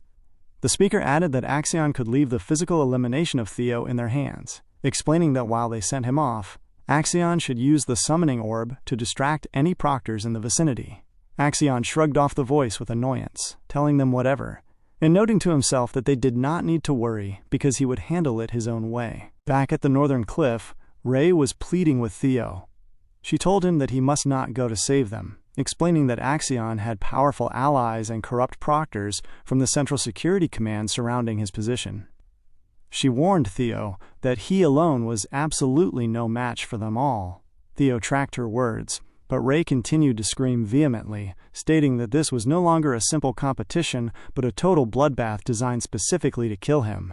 She urged him not to go alone, insisting that he find honest proctors and convince them to help instead. Theo refused the idea with annoyance, stating that it would be far too late by then. He told Ray that he truly appreciated her help, but at this point, he had to take immediate action himself. He knew he could not waste any more time, as there was no telling what brutal things Axion would do to the men he had captured. He told Ray that he had to go right now, demanding that she tell him their exact location. Ray screamed back, asking if he was completely out of his mind. She attempted to delay him, warning him that if he went there he would die and lose everything he had worked for. She argued that he should play it safe, even if it meant sacrificing a few trainees for the greater good. Theo looked directly at Ray, screaming back that he refused to lose his people ever again, vowing that he would never let them be taken from him. Ray argued that this was House Ragnar, where sacrifices were always required to get ahead. Theo questioned her sharply, pointing out that she had just put her own life on the line for those trainees, asking why he should not be allowed to do the exact same thing. The words made Ray completely quiet. She stared at Theo in the stillness. Ray looked down, admitting softly that she had intervened simply because she could not bear to stand by and watch the elites kill the men who had trained right beside her at the arena. Hearing her reason, his mind instantly flashed back to his past life, remembering the horrific moment when Lendon had brutalized everyone in the Rose Palace, taking down his mother and everyone beneath his care. He recalled how Lendon had mocked him, explaining that all of it was happening simply because Theo was the weakest and entirely useless. The memory made Theo even more enraged. He told Ray that he was entirely sick of being a pitiful victim. Squeezing Ray's arm firmly, Theo declared that he absolutely refused to repeat his past wrongs, demanding that she tell him where Axion was waiting. Meanwhile, in a different sector of the snow-covered mountain, Wellington was walking slowly through the clearing. He stopped and looked around, discovering that the various supplies Sybil had carefully collected had been completely abandoned on the ground. He noted that even competitive bells and fresh bloodstains were left scattered in the snow. Wellington realized with absolute certainty that something had gone terribly wrong. He turned his head toward Hulkus and the lady beside him, Erica, asking if they agreed with his grim deductions. Both Hulkus and Erica nodded, affirming that Wellington's assessment of the scene was entirely correct. Wellington looked ahead at the path, stating that he would be deeply obliged if they would help him deduce the actual cause of this whole debacle. In a different sector of the snow-covered mountain, a wild forest animal suddenly swung its heavy weapon down toward Theo. The moment the blow struck the frozen ground, Theo skidded to a different corner to dodge the impact easily. He instantly pulled out his sword to deal a sharp counterattack against the creature. He knew he had absolutely no time to waste on this nonsense fight, so he did his best to cleave through whatever came to attack him. He reasoned that the hostages were likely still alive, and since Ed was the one giving out the orders, the director would have planned to kill Theo cleanly to avoid any external controversies. While Theo was dashing through the space, he suddenly spotted multiple beasts blocking the path in front of him, but they were not his priority. His mind was entirely focused on the fact that the corrupt proctors of the Central Security Command were waiting alongside Axion. He swung his sword smoothly, taking down all of these creatures in one sweeping strike of his blade. He knew the proctors had been sent to ensure his death, and they were also there to prevent Axion from going completely overboard. He kept on dashing forward until he met the very last creature standing in his way. Leaping forward with the heavy momentum of his stride, Theo grabbed his sword firmly by the hilt and swung it directly at the creature's head, causing it to fall limp to the ground in an instant. The scene cut back to Ray. She thought about how Theo had always been that way, always acting as a protective person for those around him. She resolved that this time she would help him with everything she had, beginning to walk forward slowly even though her body was bleeding heavily and leaving a clear trail of blood behind her in the white snow. Back at the ambush site, Axion kicked Sybil in the face, demanding he shut up, or else he would end his life. Another crony quickly called out to Axion, reminding him that Director Ed had explicitly ordered them to avoid creating any unnecessary variables. Trying to calm himself down, he slammed his sword back into its sheath and sat down directly on Sybil's chest, while the injured youth lay flat on the floor. Axion looked highly irritated as he glanced forward. His uncle, Julius, had planted 4 advanced sword-wielders at the vast corner of the forest to ensure Theo's death.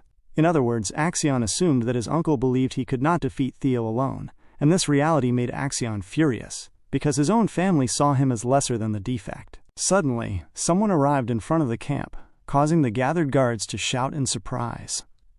Axion looked up and recognized that it was Theo. Theo walked forward slowly into the clearing, looking thoroughly annoyed with the blood of the slain beast splattered all over his clothes. He glanced at Axion, then looked at his comrades who had been beaten down badly on the ground. Seeing the state of his friends caused a wave of intense rage to wash over him as he faced Axion and his men. Axion smirked at Theo, stating that it had taken him long enough to get there. Theo looked directly behind him, noticing that Axion was still sitting directly on Sybil's chest, which made him tighten his grip on his sword hilt in pure annoyance. Axion finally stood up, grabbing his own weapon. Before he could move, a voice via telepathy called out to him once more. Axion exhaled heavily, removing his hand from his hilt as he addressed Theo. He assumed Theo had already heard what was happening from Ray. He stated that if Theo wanted to save his friends, he had to reveal what he knew about the primordial relics. Before Axion could say another word, Theo smiled and asked him if he was simply afraid. Axion was heavily taken aback. Theo pressed him, asking if he was terrified that he could not beat him in a straight match. Axion was instantly enraged, demanding to know what he meant by that. Theo stood his ground, explaining that there was no other reason for Axion to act so scared. He asked why else Axion would do something as stupid as capturing hostages, surrounding himself with lackeys, and hiding advanced sword-wielders in the bushes just to protect himself. Theo questioned if this was how the mightiest of the four prodigies truly behaved. He taunted Axion, challenging him to fight fair and square as a true Ragnar should, questioning if he was afraid that he might lose. Hearing this, Axion began to laugh heavily, though his laughter was completely shrouded in intense anger. Theo laid out the terms, stating that if he lost, he would give Axion everything, including his own head. But if he won, Axion had to release the hostages immediately. Axion turned to the men around him, laughing loudly as he asked if they heard what the Ragnar defect had just said. He called Theo an arrogant bastard, his ferocious anger growing by the second. The proctors hiding in the bushes tried to intervene via telepathy, warning Axion that the boy was deliberately provoking him and urging him to ignore the ploy and stick to the original plan. Axion snapped back, telling all of them to remain completely silent. He demanded to know if they doubted his personal prowess, causing the hidden men to fall quiet. Axion grabbed his sword tightly, looking back at Theo and stating that he accepted the challenge. Theo grinned as he stared right at him. In the bushes, the corrupt proctors were deeply annoyed by how complicated things had become. They asked their leader what they should do now, and the leader replied that this turn of events was still within their predictions. He noted they would simply have more cleanup work to do, instructing them to proceed with the assassination plan the exact moment Master Axion appeared to be outmatched. Axion pulled out his blade, turning to his men and declaring that this was an honorable Ragnar duel, meaning none of them were permitted to interfere before it was over. He began to walk heavily toward Theo, warning his cronies not to touch the hostages since they were now part of the stakes. Before Axion could even set his stance, Theo dashed forward with blinding speed, swinging his sword down with massive force. Axion managed to use his blade to parry the first blow, but the sheer weight of the strike caught him completely off guard. Theo smiled, thanking him for accepting and suggesting they get right into it. He instantly twirled his body, launching a heavy second strike directly at Axion's position. Axion skidded backward, managing to dodge the second attack easily as well. Axion glared fiercely at Theo, screaming out to ask if that was all a half-blood could do. The battle became incredibly heated as they moved across the snow, their swords clanging loudly with every single physical impact. Axion shouted that he would teach Theo the true might of a Ragnar warrior. He unleashed his signature technique, the roar of the Sky Dragon, sending a massive wave of energy flying straight toward Theo. Theo was briefly taken aback by the size of the incoming technique. Stilling his resolve, he instantly embedded his raw mana into his sword blade and swung in direct retaliation. The edge of his sword cut cleanly through the massive energy wave, neutralizing it in an instant. Axion was thoroughly shocked that his powerful attack had been handled so easily. Theo looked through the settling snow and smiled at Axion, declaring to Axion that he wasn't good enough to teach him anything, though he would have to find out the hard way. The moment Theo deflected Axion's heavy assault, Orion stood by the perimeter of the clearing, thoroughly taken aback. He recognized that he had previously possessed no idea Theo was actually this competent, tracking the freakish strength displayed right in front of him. Orion silently cursed Axion's name, deducing that the prodigy could actually lose this duel. He gathered that it might be smarter to betray Axion and side with Theo at this very moment to save his own skin. Though he was annoyed by the sudden shift in momentum, he glanced forward and reminded himself that the advanced proctors from the Central Security Command were still embedded around the area to take care of Theo regardless. Orion reasoned that his immediate job should be distracting the other proctors nearby.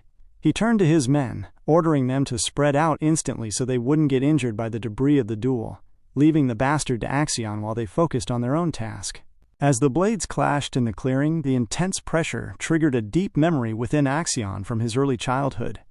In the vision, a young Axion stood before his uncle, Ed Troyven, and his mother, Emil. Ed looked down at the boy, telling him that he must seize the Ragnar throne at all costs so that his mother, his uncle, and House Troyvan could conquer everything, asserting that Axion was a Troyvan regardless of his title and must never forget it. The memory snapped back to the present reality, leaving Axion looking extremely annoyed. He glared at Theo, admitting that what he had just done was pretty impressive. Axion dashed forward to continue the battle, swinging his sword downward with immense physical weight as they clashed once more. Both boys thrust their blades forward heavily, each attempting to force the other to yield under the strain. Pushing against the steel, Theo suddenly smiled. He was glad that Axion was dancing precisely to his tune. Meanwhile, in a separate command room, 3 members of the Elite 9 Dragons were gathered in conversation. A guard rushed into the space to report that Theo had finally revealed himself and was currently engaging Axion in combat.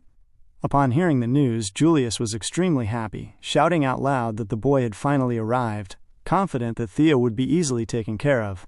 Wolfgang, on the other hand, was deeply shocked that Theo had actually returned alive. He had assumed the 3 butchers had successfully completed the execution, and he became thoroughly bewildered trying to understand how the boy had survived. Sitting nearby, Ed felt a wave of relief pass over him.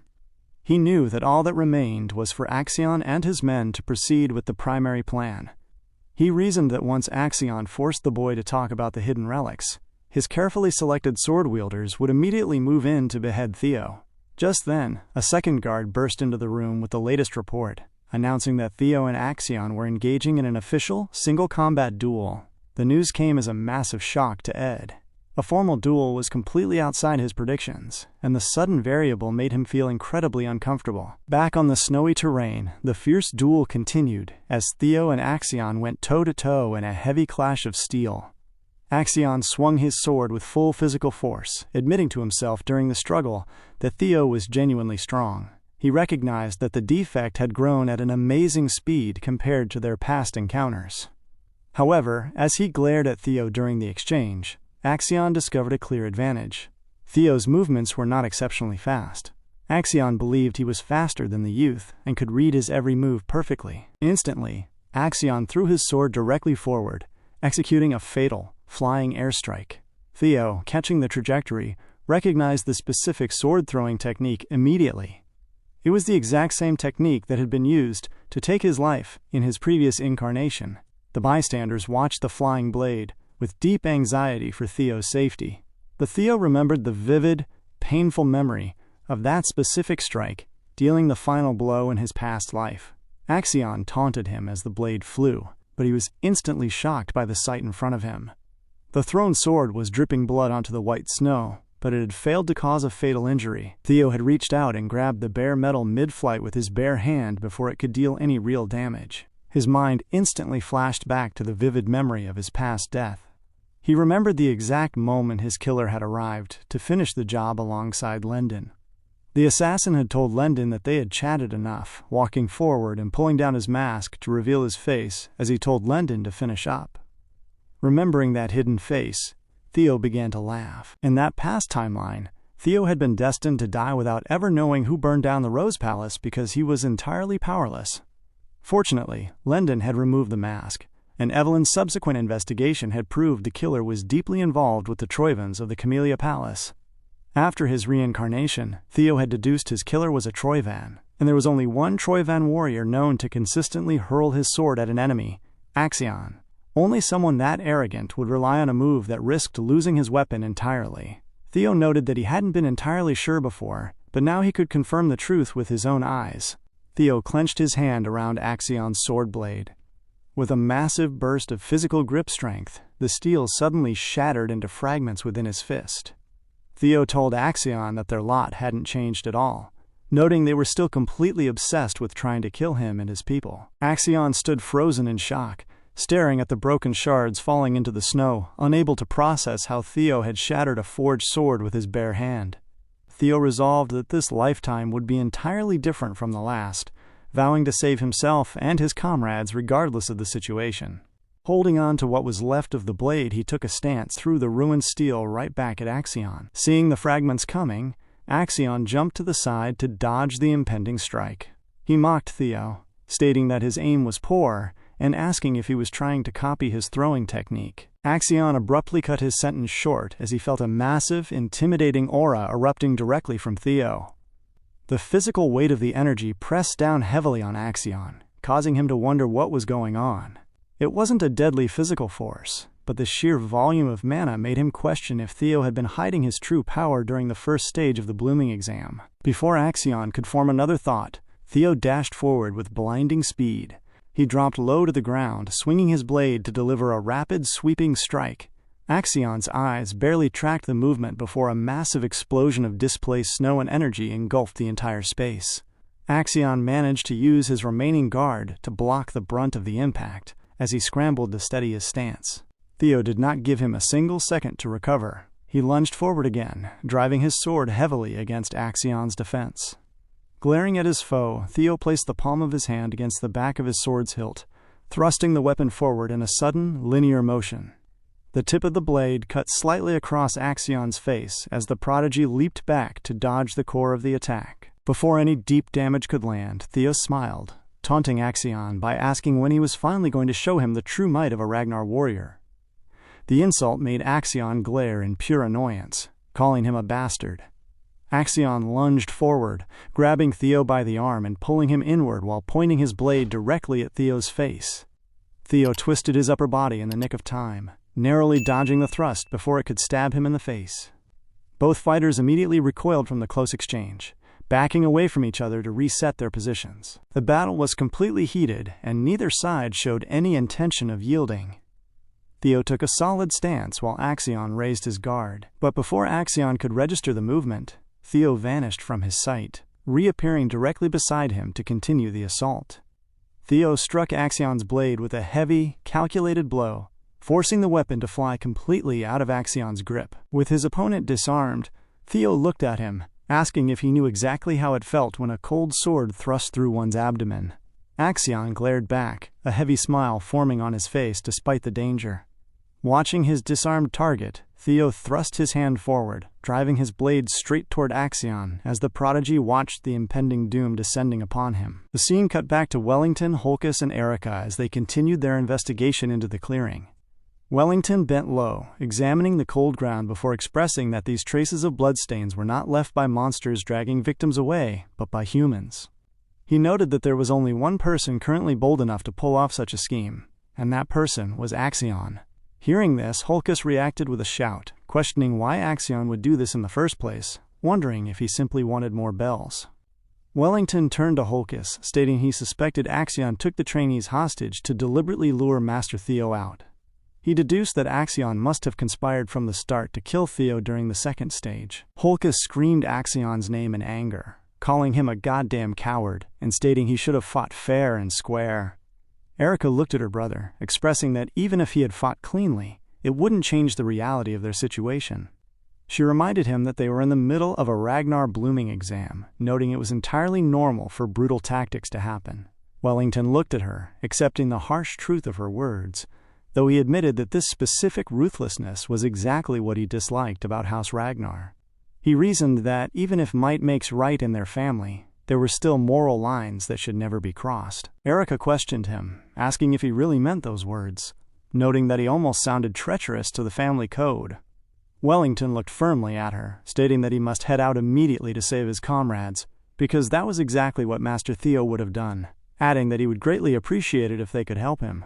Holkis turned to Erica, telling her that they would obviously help. Erica exhaled heavily, refusing to join the rescue by stating she couldn't care less about helping. She expressed that she had only come along because she thought she could meet Theo, but since there was no sign of him anywhere, she turned and began to walk off, adding that she didn't care about saving weak men because they were the worst. Holkus called after her, stating she sounded like a total scumbag, causing Erica to turn back sharply and demand to know what he had just said. Before their bickering could escalate further, Wellington called out to Erica, stating he understood exactly why she wished to meet Master Theo. Erica glared at him in anticipation of his words. Wellington guaranteed her that providing her help right now would be a great boost in achieving her personal goal of meeting him. The scene cut to the three of them running steadily through the snowy forest terrain. Wellington remained optimistic, hoping that everyone could hang on a bit longer as he came straight for them. Suddenly, a figure stepped out from the trees ahead, ordering the group to stop and declaring that they could not go past this point. Wellington, Holkus, and Erica stopped running in an instant. Multiple men loyal to Axion stood blocking the path to prevent their advance. Wellington shouted at them, demanding to know what they were doing. Their leader, Orion, stepped forward with a smirk, stating it had been a while since they last spoke. He mocked Wellington, noting that first he hung out with that defective fool Theo, and now he was running around with these dim-witted Renke siblings. Hearing the insult, Holkus screamed back, asking if Orion had just called them dumb idiots.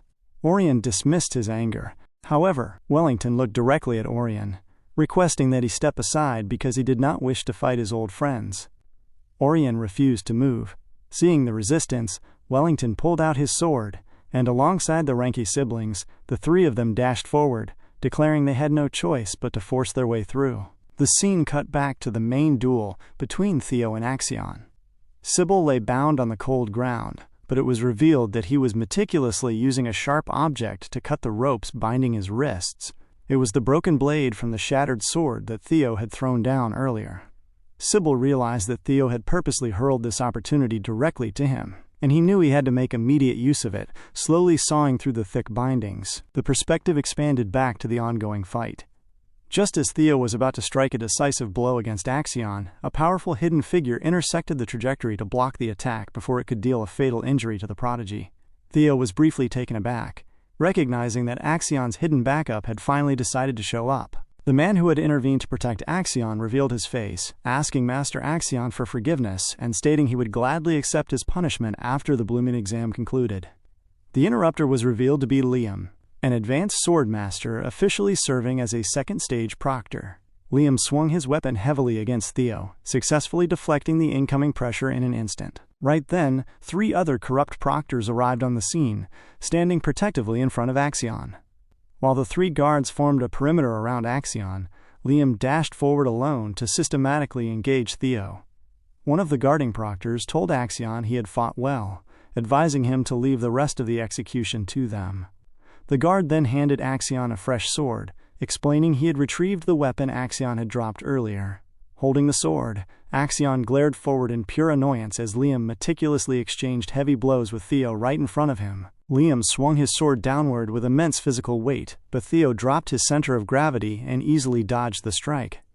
Taking a low, calculated stance, Theo launched a swift counterswipe, though Liam managed to parry the blade in time. The fight was heavy and grounded, their steel clanging consistently in the cold stillness. Liam analyzed Theo's movements during the exchange, realizing that the boy's prowess was truly impressive. He recognized that Theo was not only an equal match against Axion, but was handling a seasoned, advanced sword wielder with remarkable composure. Liam gathered that Theo's current level was dangerous, but he knew the boy was still not quite up to his own seasoned tier. He calculated that with no honest proctors around the perimeter, this was their only absolute chance to slay Theo.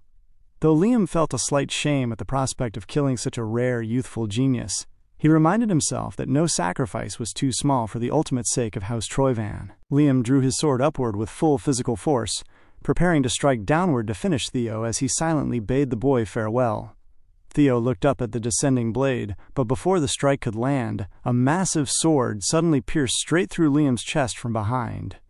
Blood gushed out in front of Theo as the weapon tore completely through the proctor's torso. Liam was heavily shocked, coughing up blood as he turned his head slightly to look at his attacker, as it was revealed that Axion himself had stabbed his own proctor through the back. Liam could not comprehend the betrayal, questioning why Axion had done this. Axion looked down at him with an expression of intense, ferocious annoyance, reminding the dying master that he had explicitly told him never to get in his way. Axion took down the proctor, leaving Theo shocked by the unexpected action, and the moment Axion removed his sword, the proctor fell limp to the ground with blood spewing out of his back. The other proctors around began to scream at Axion, asking what he had done. Axion turned to them coldly, stating that they had interfered. He explained that they only intervened because they thought he would lose, which meant they had insulted his capabilities as a prospective heir. Theo was heavily taken aback by the display. He silently cursed Axion, wondering how someone could ruthlessly harm one of his own kind and his own men. Axion turned back to face him, admitting that Theo was powerful, though his face remained twisted in absolute anger. He recalled how his uncle Julius used to tell him that the weak were useless, but he recognized that Theo was not like them. Axion remembered when his uncle used to tell him that he was naturally gifted and should use others as a stepping stone to rise above everyone else, since that was the only way to seize true power. Their eyes had always been set firmly on the Ragnar throne. Axion began to question Theo, demanding to know why he was so strong right then when he should be weaker than him. He stated that it was always meant to be that way, declaring that he was destined to become the mightiest, seize the Ragnar throne, and never be defeated by the likes of Theo. He screamed that everything getting in his way deserved to die, dashing forward in an intense rage to swing his sword straight at Theo. Theo watched calmly as the attack came in full force, sending a heavy wave straight toward Theo. But when Axion raised his head, he was completely surprised by what he saw. Theo had already jumped upward, dodging the attack completely, and was now dashing forward through the physical space to counterattack. What came next was a sharp, heavy slash from Theo straight down against Axion. The blow broke Axion's sword and tore directly through his skin. Behind them, the other proctors called out to their leader, Liam, asking if he was all right. They grabbed onto him, demanding to know how Master Axion could do something so horrific to him. They knew Axion was uncontrollable, but this action was way too much. Liam, coughing heavily, told the other proctors not to worry about him and ordered them to go help Master Axion immediately to kill Theo. The proctor screamed back, stating he simply would not allow it because Liam could not even move. But Liam insisted, coughing up more blood as he told them to go kill Theo, warning that if they lost Axion, they would lose everything. The focus cut back to Axion, who was screaming loudly as he continued fighting Theo. Axion realized that things were going terribly wrong, remembering his uncle's old words about the Ragnar bloodline. Julius had told him that a tiny spark of potential was all a Ragnar needed to do wonders. Axion had not taken those words seriously back then, but now he was witnessing it firsthand. He remembered asking his uncle in the past why he let that defective fool bother him so much, having called Theo an ungifted creature. But now, the reality was not going his way at all. Axion screamed at Theo, calling him a worthless scum and vowing to rip him apart. He declared loudly that his name was Axion Ragnar, and that he was destined to seize the throne as the mightiest of them all. He swung his weapon with absolute desperation, and the ferocity of his sword roared forward in an attempt to hit Theo. Theo stood there completely calm, looking at him. He stated that the bloodthirsty ambition of the Troivans for the Ragnar throne had killed countless people who were dear to him in his past life. He told Axion that if he refused to give up right now, he would nip it in the bud and end it once and for all. Drawing upon his inner power, Theo prepared to unleash a heavy technique. He took a solid, grounded stance and swung his sword with a loud shout, calling out the name of the attack, the 3 Claws of the Dragon. He unleashed the technique at the exact moment Axion glared at him. Theo resolved to see this through until he could clear out every last one of them.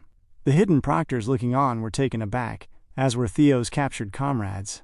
Everyone could clearly see the final conclusion unfolding from wherever they watched. Axion screamed loudly in a final, futile effort to retaliate as the forces collided.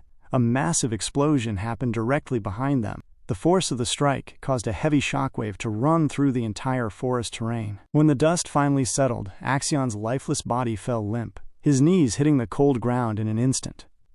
His head had been completely decapitated from his shoulders. The head fell slowly from the sky, landing directly in front of his lifeless torso, right before Theo. Theo walked forward slowly through the quiet clearing, standing victorious in front of the camp. He remained completely calm, not saying a single word after the brutal event had concluded.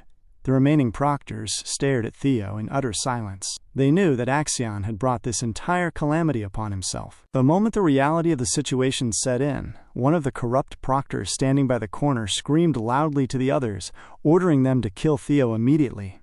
And the 3 remaining proctors instantly dashed forward to avenge the death of Axion.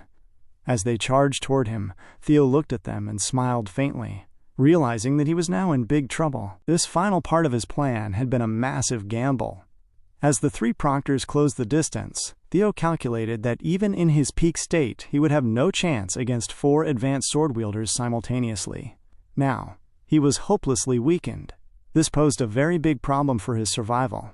He could barely keep his footing, and almost all his mana had been completely spent after delivering that final attack against Axion.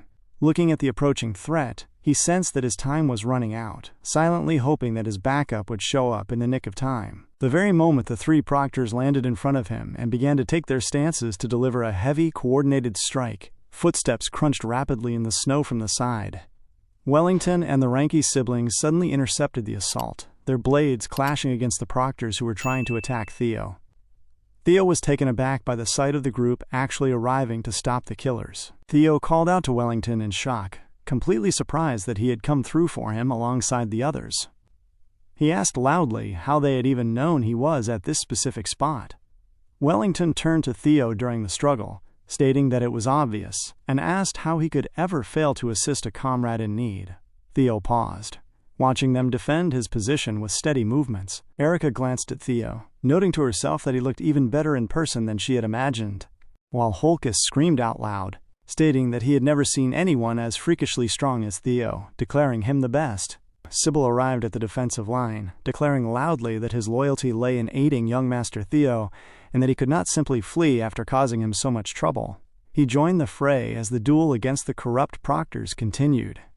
Wellington glared fiercely at the attackers, stating firmly that proctors were strictly forbidden from interfering in the examination. He added that directly harming an examinee was not a victory, but a grave crime, asking if they were well aware of the consequences of their actions. As they struggled heavily against each other, the proctor fighting Wellington used telepathy to speak to Liam, who was still slumped on the ground. The proctor frantically explained that things had completely spun out of control, asking Liam what they must do now and whether they should kill the other examinees present to erase the witnesses. Liam slowly dragged himself up from the ground, realizing internally that they were completely done for and had failed entirely. They had failed to uncover any clues about the Rose Palace relic, failed to kill Theo, lost Master Axion, and on top of it all, they had been completely found out. The entire scene was not going their way in any capacity. Liam paused for a second to find a way out, but he quickly understood that there was absolutely no escape left. His men called out to him again via telepathy, pleading for a plan because they were running out of time. Liam stood up, concluding that their best remaining option was to eliminate everyone present. He shouted out loud to his men, ordering them to kill them all. The proctors were briefly stunned by the command, but Liam quickly laid out the cover story. Their plan would be to report that an abnormal surge in monster numbers had been noticed, resulting in the death of all the examinees on this spot. He explained that this was their best option to eliminate all evidence of Troyvan interference by disguising the massacre as an unfortunate incident. Liam pulled multiple summoning balls from his coat, devices the Troyvans had prepared earlier. He stated that these balls would summon 20 rank 5 monsters in total, which would be more than enough to cover up the clearing as a natural disaster. The other proctors accepted the plan instantly, resolving that this extreme measure was all for the ultimate sake of House Troyvan. Liam swung his sword downward to activate the summoning balls in an instant. But before his blade could touch the devices, several other proctors arrived from the trees and struck Liam from behind. The man who struck him down called out to him almost pitifully as Liam coughed out blood heavily, collapsing to the snowy ground before he could execute his desperate plan. The man who had neutralized him was Salford, and standing right beside him was a female official, Aaron. Salford looked down at the bleeding man, demanding to know what the hell he thought he was doing. Several other honest proctors quickly moved into the clearing behind them. Liam fell completely limp to the ground, utterly bewildered as to how the main security forces had discovered their hidden location so quickly. Salford turned his attention to the 3 men who had been following the orders of Axion, commanding them to stop right there. He ordered them to comply with the arrest if they wanted to stay alive, warning that they would fight back forcefully if the lackeys chose to end up like Liam. The 3 corrupt guards became deeply startled as the situation turned entirely against them, leaving them surrounded with no choice but to surrender their weapons. Seeing the honest proctors take control of the space, Theo felt an immense wave of relief. He muttered that he was thankful, and his legs finally gave out, allowing himself to breathe properly as he fell toward the ground. Before he could hit the snow, Ray arrived from the tree line and caught him in her arms. Theo looked up at her, thanking her for arriving just in time. Ray held him firmly, telling him that he could have died and asking why he had taken such a massive risk alone. But none of that mattered now, cause the situation had come to a standstill. The security team apprehended the remaining 3 proctors and began walking them away. Wellington ran over, screaming out that it had been an incredibly close call, asking his master why he had not summoned him for help sooner. Holkus quickly bypassed Wellington, nudging his way in to tell Theo not to forget that he had helped out too, warning him not to dare die before they could have their next official match. Before Holkus could say more, they were all pushed aside by the other rescued comrades of Theo, stating they were deeply honored by the sacrifice of Theo and declaring that they would dedicate their entire lives to serving him from this day forward. Resting in the arms of Ray, Theo smiled gently at the sight of his friends. He whispered to Ray that he did all of this because he preferred this reality, feeling a sense of warmth from being surrounded by the people who were truly dear to him. Ray finally understood the emotional weight behind the reckless actions of Theo, looking down at him softly as she called his name. Theo smiled back, instructing her and the comrades to make sure they picked up all of the dropped bells of Axion for him, noting that he still intended to win first place in the blooming exam. His casual remark made Ray smile, realizing that the presence of Theo had successfully changed a desperate situation for the better. The scene cuts back to the judicial office where the remaining 9 dragons gathered. Ed Troyven was listening to an urgent briefing from one of his intelligence operatives. Ed glared at the messenger, demanding to know exactly what he had just said. The reporter began to sweat profusely under the pressure, trembling as Ed questioned him a second time. The terrifying nature of the news caused the other members of the 9 dragons present in the room to sweat visibly as well. The reporter had informed the 9 dragons that Axion was dead, leaving Ed Trayvon firmly infuriated. Finally, the focus shifted to the second stage of the blooming evaluation site, where all the remaining trainees were gathered. The crowd appeared thoroughly disheveled, huffing and puffing from the immense strain of the previous events. An instructor stood firmly before them, calling for order and announcing that the second stage of the blooming exam had officially concluded. Standing at the front of the gathering was an elderly man known as Pharrell, the Rising Dragon, who held a revered position as one of the elite 9 dragons. The moment he arrived, the trainees were completely taken aback by his sudden presence, whispering among themselves that it was highly unusual for him to appear so openly in public. Pharrell looked over the assembly, announcing that 45 out of 87 examinees had successfully passed the test. He remarked that 45 survivors was not bad at all, noting that he could easily understand why this year's crop of examinees was touted as unprecedented. He highlighted that the top achiever's performance was especially remarkable, turning his eyes directly toward Theo. Pharrell addressed the crowd, reminding them that all who passed this second stage were now officially promoted from the rank of trainee to novice sword wielder. He explained that they were now officially recognized as true Ragnar warriors and deserved to feel immense pride, as every single one of them had earned this right through survival. He confirmed that they were now formally integrated into the Ragnar family. Pharrell then proceeded to read out the official scores from the previous stages. He announced that first place belonged to Theo, who had accumulated an incredible 1,121 points. Hearing this, the crowd began to murmur in absolute surprise, wondering how it was even possible for someone to secure over 1,000 points in the trials. Theo simply remained quiet, standing calmly as the rumors and astonished whispers played out in the background. Pharrell continued down the list, announcing that second place went to Wellington, who secured 926 points, while Erica claimed third place with 843 points. Fourth place was awarded to Ray, who finished with 789 points, followed by Holkus in fifth. Pharrell continuously named each passing participant down the line until he finally reached the 45-person cutoff, where Sybil attained the final spot with 28 points. Pharrell closed the ledger, stating that concluded the scoring. He congratulated them all on their hard work, but his expression suddenly gleamed forward as he warned them that this was by no means the end of the blooming exam. He announced that the third and final stage still remained. Farrell then commanded those who had successfully qualified for the hidden phase of the third stage to raise their hands immediately. The trainees began to murmur in confusion, asking one another who had actually made the cut. One by one, the select few began to lift their hands into the air, and Theo, having secured the top spot, raised his hand as well. The qualification relied entirely on the elemental breathing techniques, which served as the hidden piece of the second blooming exam. Trainees could only acquire this knowledge by reading the hidden instructions randomly recorded within the core of the monster bells. Because the bells were exceptionally difficult to collect and the written verses were incredibly complex to comprehend, the technique was rightfully called a hidden piece. Only those select individuals who managed to master the technique during the live examination could successfully infuse elemental powers into their mana, earning the exclusive qualification to enter the third stage. Theo reflected on the trial, remembering that he had been entirely unable to understand the cryptic verses of the bell in his previous life. This time, however, the outcome was completely different. He had utilized his advanced skill of observation to read the ancient memories embedded directly within the target object. The true essence of the verses had been delivered into his mind in a flurry of vivid images, allowing him to comprehend the entire system in an instant. Standing in the center of the area, Farrell suddenly broke into a loud laugh. He declared the news to be excellent, noting that even a single qualifier would have been remarkable, but having 4 distinct individuals succeed was truly exceptional.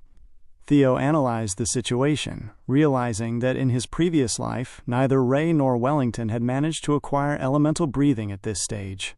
He deduced that his actions had caused a distinct butterfly effect across the timeline. Farrell called out to the 4 qualifiers, stating that each one of them would now have to openly demonstrate the specific elemental power they had acquired. He called upon Theo to step forward first. Theo knew that with Axion gone, even more major events would change in this timeline, but he recognized there was absolutely nothing to fear. He walked forward elegantly through the physical space, knowing that whatever challenges lay ahead would lead to a far better future than his past life. Theo announced out loud that he had successfully acquired the power of thunder. Walking forward, he began to systematically imbue the thunder element into his mana, manifesting it outwardly to expand his aura sword. First, he infused the raw power of thunder into his internal energy reserves, and the moment the element manifested, the entire space shook heavily under the immense physical weight of the power. The surrounding trainees began to scream in shock, marveling at the fact that he could already manifest true elemental power so cleanly. Theo kept his focus while the electricity crackled around him. He knew that this manifestation stage was usually the absolute limit for most elite examinees at this point in their training. However, because he possessed the unique advantage of a dragon's heart, he was capable of pushing straight to the next level. The lightning bolts began to charge aggressively around his body as he initiated the control phase, masterfully stabilizing the elemental magic. Seeing the display of complete control, Ray was extremely shocked by the sight before her. Erica cheered openly, stating that Theo was certainly an appealing human being and calling the exhibition awesome. He was fully imbuing the raw thunder element into his aura sword. Farrell laughed loudly, thoroughly impressed by what Theo could accomplish at such an early age. He noted that reaching the control stage was an incredible feat, but before he could finish his sentence, he was struck with sudden shock by what Theo did next. Theo took a deep, steady breath and initiated the expansion stage, utilizing the advanced Thunderstone breathing technique. In a single, fluid motion, he drew his weapon and swung the blade instantly. A massive thunder dragon erupted directly from his sword, roaring loudly as it surged across the space. He had successfully expanded the technique in an instant, leaving everyone in the evaluation site completely stunned by the sheer weight of the attack. Theo was driving the expanded skill directly toward the proctor to test his limits. Farrell laughed with immense intrigue, noting how fascinating it was that the boy had already managed to reach the expansion stage as well. Farrell immediately wove his hand through the space, executing his own elemental technique. Utilizing his bare hand as a physical weapon, Farrell cleanly intercepted and canceled out Theo's incoming thunder ability in an instant. Farrell smiled at the youth, stating that since he was capable of expanding his element, he had truly earned the right to test a proctor at his young age. Theo smiled back, while the rest of the crowd stood completely astonished by the effortless clash. Farrell turned to Theo, praising his excellent work and declaring that he was rewarding him with a massive bonus of 1,000 points. Theo bowed, thanking him politely. The outcome was exactly as he had calculated. The rising dragon heavily favored bold challengers who pushed their limits. With that bonus, first place was locked in by Theo with a whopping 2,121 points, leaving the rest of the ranks trailing far below. Holkis began to scream loudly in disbelief, noting that scoring over 2,000 points was incredibly ginormous.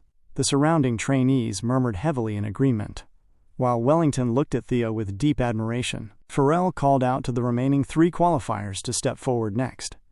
Wellington demonstrated his technique, successfully reaching the point of elemental control, which earned him an extra 500 points. Ray stepped up and demonstrated her ability, reaching the point of manifestation to secure an additional 300 points.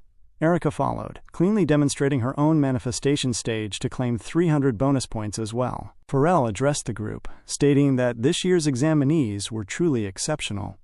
He explained that on any average year, a mere 1,000 points was more than enough to secure absolute first place, but this year they possessed 4 top achievers who had all crossed that legendary 1,000-point threshold. He told them all well done, before dismissing the rest of the passing assembly.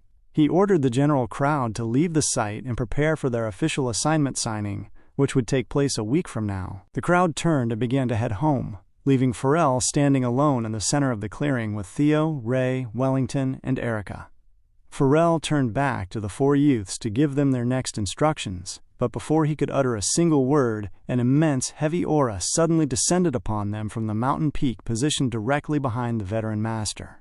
The moment the energy hit the clearing, the sheer physical weight of the pressure pressed down heavily on all 4 of them. Farrell looked at them, warning them to brace themselves completely for the true trial of the 3rd stage. Theo strained against the sudden weight. He became deeply bewildered as he analyzed the familiar energy, realizing that the overwhelming aura descending from the mountain felt exactly like Lord Sigurd. The terrifying pressure felt all too familiar to him. The private audience for the 3rd stage of the blooming evaluation would be conducted directly by a Ragnar general. Nobody knew exactly what would transpire during this exclusive meeting, as everything solely depended on the specific general in charge. This encounter also determined whether the examinee would be deemed eligible to eventually serve in the Hall of the Generals, as all the top candidates traditionally hailed from that prestigious lineage. Being nominated as a contestant for this stage meant being officially acknowledged as a likely candidate for future leadership. At that very moment, Theo reasoned that this meant the Lord Patriarch was waiting for them up there on the mountain. However, he began to wonder why he felt the distinct energy of Lodbrok coming from the mountain path. He suspected that the person who was going to test them at the mountains was the person who took Lodbrok's heart. Farrell addressed the 4 qualifiers, commanding them to penetrate the heavy dragon fear and go meet the Lord Patriarch. The pressure was incredibly heavy on them as they stood in their respective positions. Erica cursed out loud. She demanded to know how they were supposed to climb up there with such overwhelming pressure weighing down on them. Theo looked at her calmly, stating that she shouldn't try to beat the pressure with pure brute strength. Erica turned to him, asking what they were supposed to do instead. Theo explained that they must systematically adjust their mana waves to match the environment. Erica questioned the concept of a mana wave, completely puzzled. Wellington immediately chimed in, expanding on the explanation. He noted that they must create a precise disruption through anti-phase waves, thereby removing the shift caused by the pressure. Theo nodded in approval, stating that Wellington was correct. Theo looked back toward the path, mentioning to Wellington that the Lord Patriarch was likely testing them, signaling that they didn't even deserve to face him if they could not properly control and adjust their own mana. Wellington nodded, accepting that Theo was probably right. Erica looked between them, still completely baffled by the technical terms, demanding to know what an anti-phase wave disruption was actually supposed to mean. Wellington smiled gently and began to explain the long, detailed phenomenon to her, which only left Erica feeling more disoriented and confused the longer she listened. Trying to process the explanation, Erica shouted out, asking if it simply meant they had to make their mana look like the exact opposite of this pressure. Theo responded by affirming her explanation. Erica snapped at him, calling him a nerd and asking why he hadn't just explained it in those simple terms in the first place. While the others were still bickering, Theo was already moving ahead of them. He walked slowly but steadily forward, having already perfectly adjusted his internal mana wave to stand strong against the heavy pressure. The group looked up and was completely shocked to see that he was already walking effortlessly through the suppression. Theo glanced back at them, stating that managing this level of pressure was the very least the next generation of leaders should be capable of doing. The entire group looked at him in absolute awe. Theo then began to dash forward toward the mountain peak, calling back to them that he would see them later. Pharrell watched him go, then urged the remaining 3 to make haste as well, reminding them that they would be scored strictly by their order of arrival at the peak. Realizing the reality of the situation, the 3 of them instantly stopped bickering and dashed away from the clearing, rushing up the trail after Theo. Left alone at his post, Pharrell began to laugh to himself. He muttered that he had never imagined he would actually want a disciple at his advanced age, finding all 4 of the pupils to be incredibly impressive. The scene cut to the interior of the Camellia Palace. Suddenly, a loud, energetic cry echoed through the halls, calling out for her sweetie and adorable youngest daughter. Inside the tower, Kirsten, the magismith, arrived in a flurry, knocking rapidly on every door she passed as she searched for her daughter, Cecilia. As she ran through the grand corridors, the palace maids conversed quietly among themselves. They expressed surprise that the legendary magismith had come to visit again, noting that the entire palace had grown significantly brighter ever since Master Theo began thriving in his training. Cecilia was busy speaking with her staff when the door suddenly burst open. Kirsten walked straight into the room, ecstatically declaring that there her baby was. Cecilia was currently preparing a fine garment for her son. She looked up at her mother, requested that she remember she was inside a royal palace, and asked her to behave in a more dignified manner. Kirsten scoffed at the request, asking how she could possibly act dignified when she was about to become insanely rich. Cecilia looked at her, noting that she was already incredibly wealthy as it was, and asked what the problem could possibly be. Kirsten smiled broadly, declaring that she would soon possess more wealth than anyone else.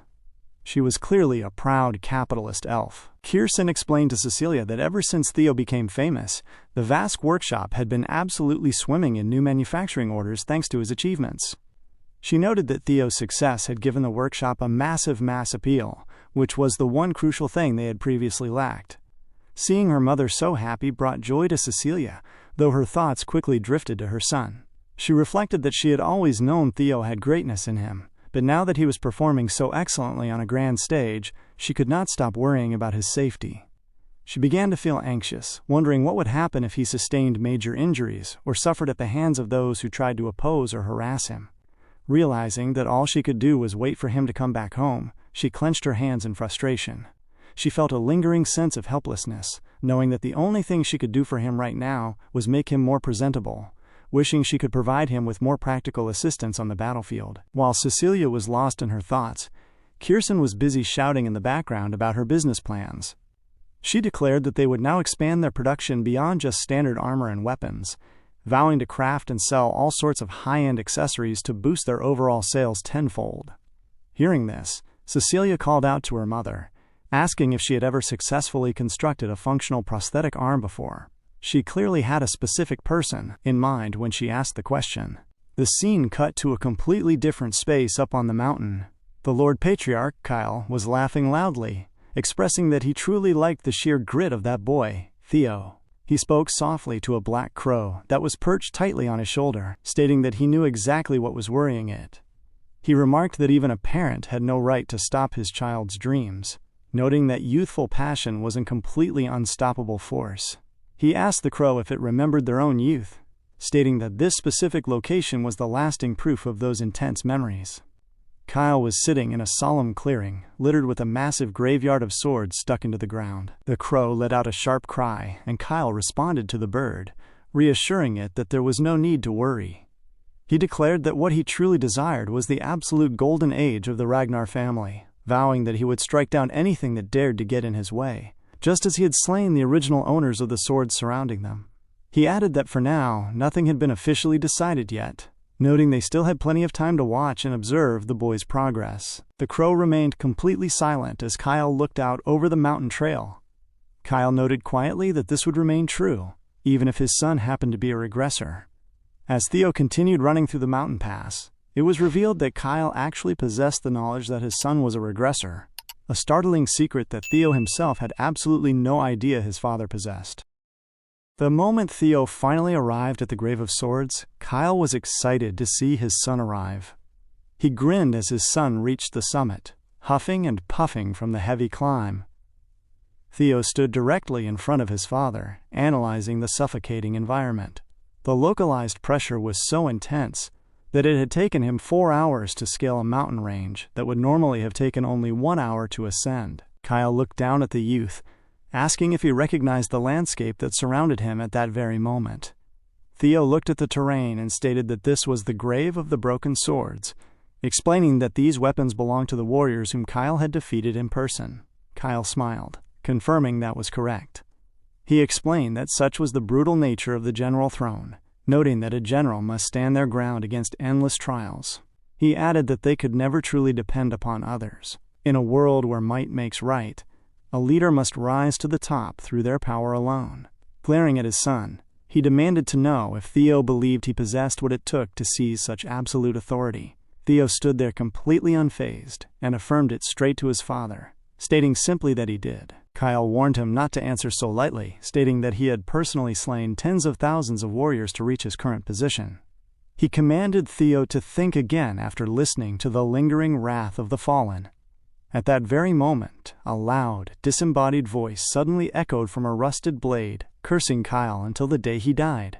Another loud voice emerged from a nearby sword, demanding to know how he could have been so cruel. The scattered swords around the entire space began to scream loudly in retaliation for their past deaths at Kyle's hands. Theo turned his eyes back to his father, stating firmly that his resolve remained entirely unchanged. Kyle asked him why that was. Theo thought inwardly about his true motivations. He needed to become the head of House Ragnar to end the endless struggle for the throne once and for all. For that ultimate goal, he was fully prepared to overcome any hardship he might encounter. He pulled out his own weapon, grabbing onto the hilt firmly as he glared at his father, stating that he would provide his final answer with his sword.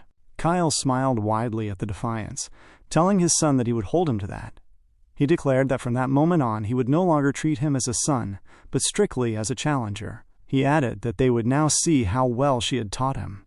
Hearing his father use the word she, Theo was taken aback by the sudden realization. He calculated that his father had been watching his development for a very long while, deducing that Kyle was the one who had taken Lord Lodbrok's heart from her. Before Theo could complete his train of thought, his vision shifted violently, and it appeared as though his body was cleanly cleaved in two in an instant by his father. It seemed as though he had died at that very moment. He felt a sudden surge of shock, realizing he had not even been able to make a single defensive move before his father's blade swung through him. He began to feel a creeping disorientation, wondering if he had truly died right there without being able to accomplish any of his goals for his current regression. However, he quickly recognized that what was actually happening was a mental illusion.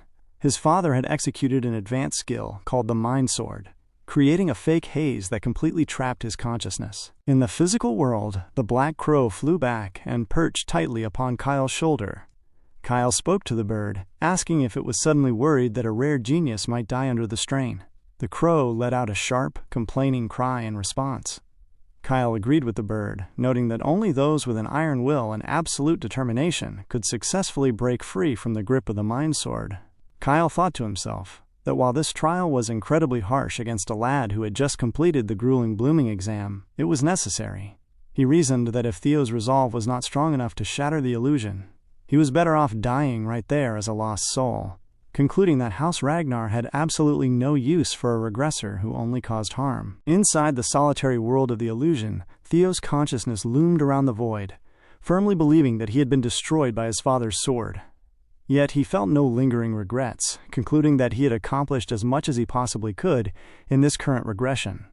He detailed his achievements to himself, noting that he had successfully seized the Camellia Palace and killed both Lendon and Axion because he happened to get lucky. Suddenly, multiple phantom hands emerged from the darkness and began to grab onto him. Theo felt ready to let go of his soul, explaining to himself that this life had been much happier and far more gratifying than his previous one, leaving him content to slip away. As his mental body slowly dissipated into nothingness, he felt a sense of calm, waiting to rest in peace. When only the smallest speck of dust remained of his consciousness, a familiar voice suddenly shattered the stillness. The griffin called out to him, demanding to know if it was not about time he woke up. The creature ordered him to snap out of it instantly, stating that if he was going to mope around like a coward, it should have just devoured him much earlier. Upon hearing those sharp words, the remaining speck of Theo's consciousness began to grow rapidly. His eyes snapped open within the void. Theo thanked the griffin, admitting the creature was entirely right. His mental body materialized once more.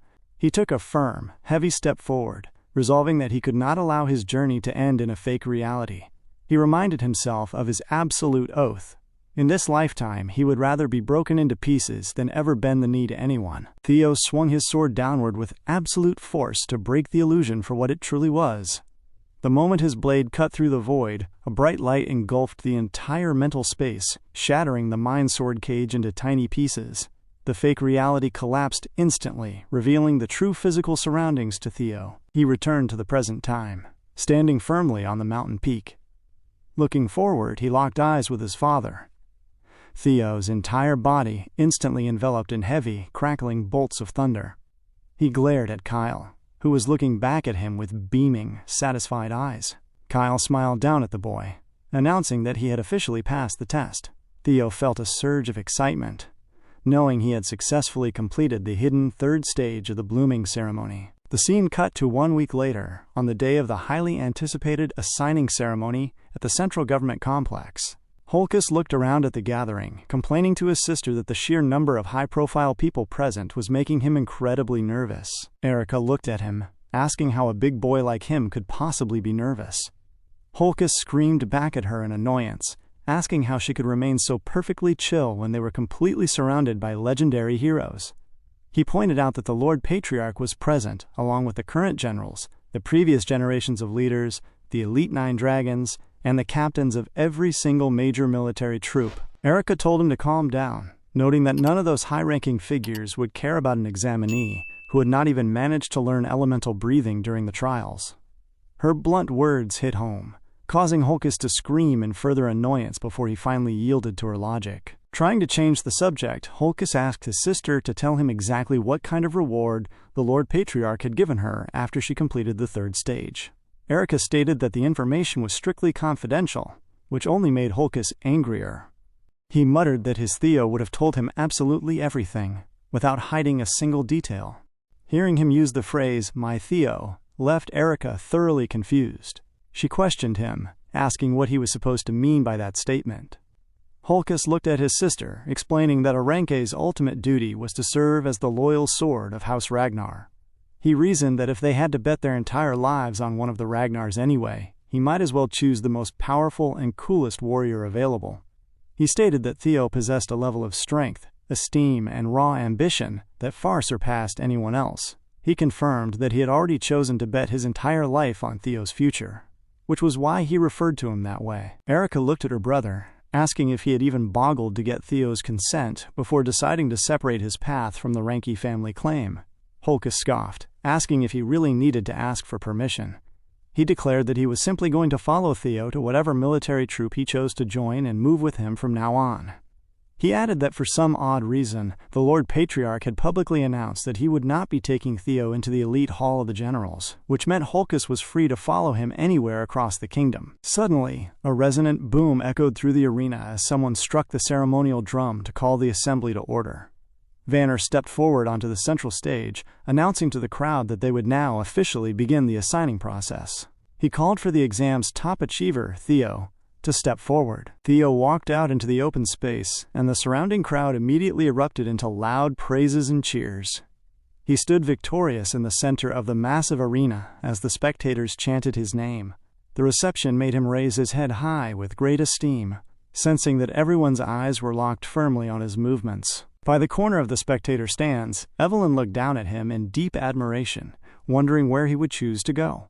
Personally, she hoped that he would choose to join the prestigious White Dragon Knights, though she acknowledged to herself that such a request might be asking for way too much. As Theo stood waiting in the center of the stadium, Vanner congratulated him for achieving the absolute highest score across all 3 stages of the blooming exam, noting that his accomplishments in multiple areas had been deeply impressive. Vanner prepared to transition into the final stage of the troop assignment, but before he could finalize the announcement, Ed walked heavily into the arena. The moment Ed arrived, Vanner stopped talking altogether. Ed stood there at the entrance, looking exceptionally vicious and tense. Watching from the sidelines, Sybil became deeply bewildered by the sudden interruption, while Eod questioned whether the director was actually planning to pull his sword out right there to avenge Axion's death. Kyle and Julius watched the intrusion closely from their elevated seats, analyzing the sudden spike in tension.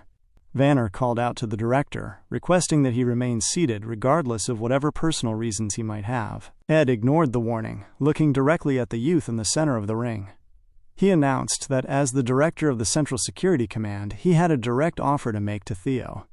Ed declared that they were officially promising him the high-ranking post of vice director within their command. Theo looked back at him, thoroughly surprised by the sudden proposal.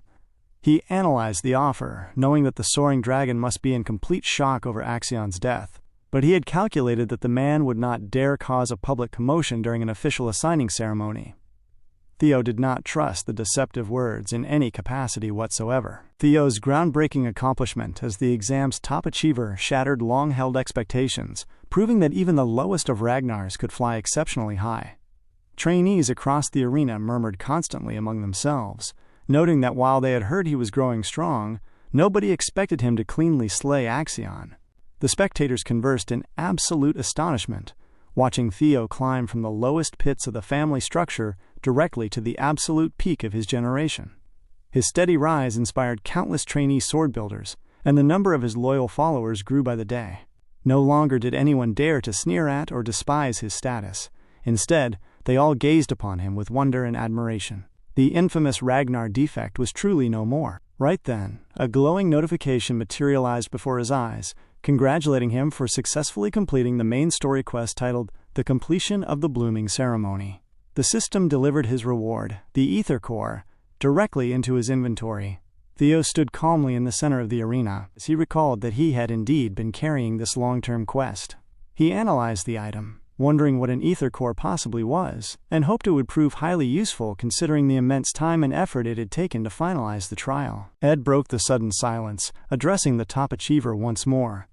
Smiling deceptively, the director of the Central Security Command repeated his grand offer, promising Theo the prestigious post of vice director. The blatant desperation made Theo smile. He immediately activated his observation skill. The system revealed that Ed sought to embrace Theo merely to turn him into a loyal hound, using him to ultimately uncover the hidden secret of the primal dragon's relic. Theo deduced that the man had a glaring ulterior motive, and was fully aware that the relic was in his possession, but he knew the Troivens would never get their way again. Theo's ultimate plan was to completely crush the Troivens with his own hands. Before Ed could push further, Julius screamed out loudly, demanding to know the meaning of this absolute nonsense. Ed turned his head, asking why the captain objected to his words, claiming he was merely recruiting a young talent in perfect accordance with the official assigning rules. Julius scoffed openly, asking if Ed took them for fools.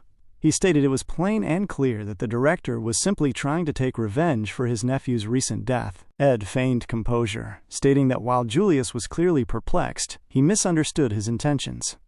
He admitted that he might harbor some personal wrath against Theo, but as the director of Central Security, he could not help but recruit such a uniquely gifted young man.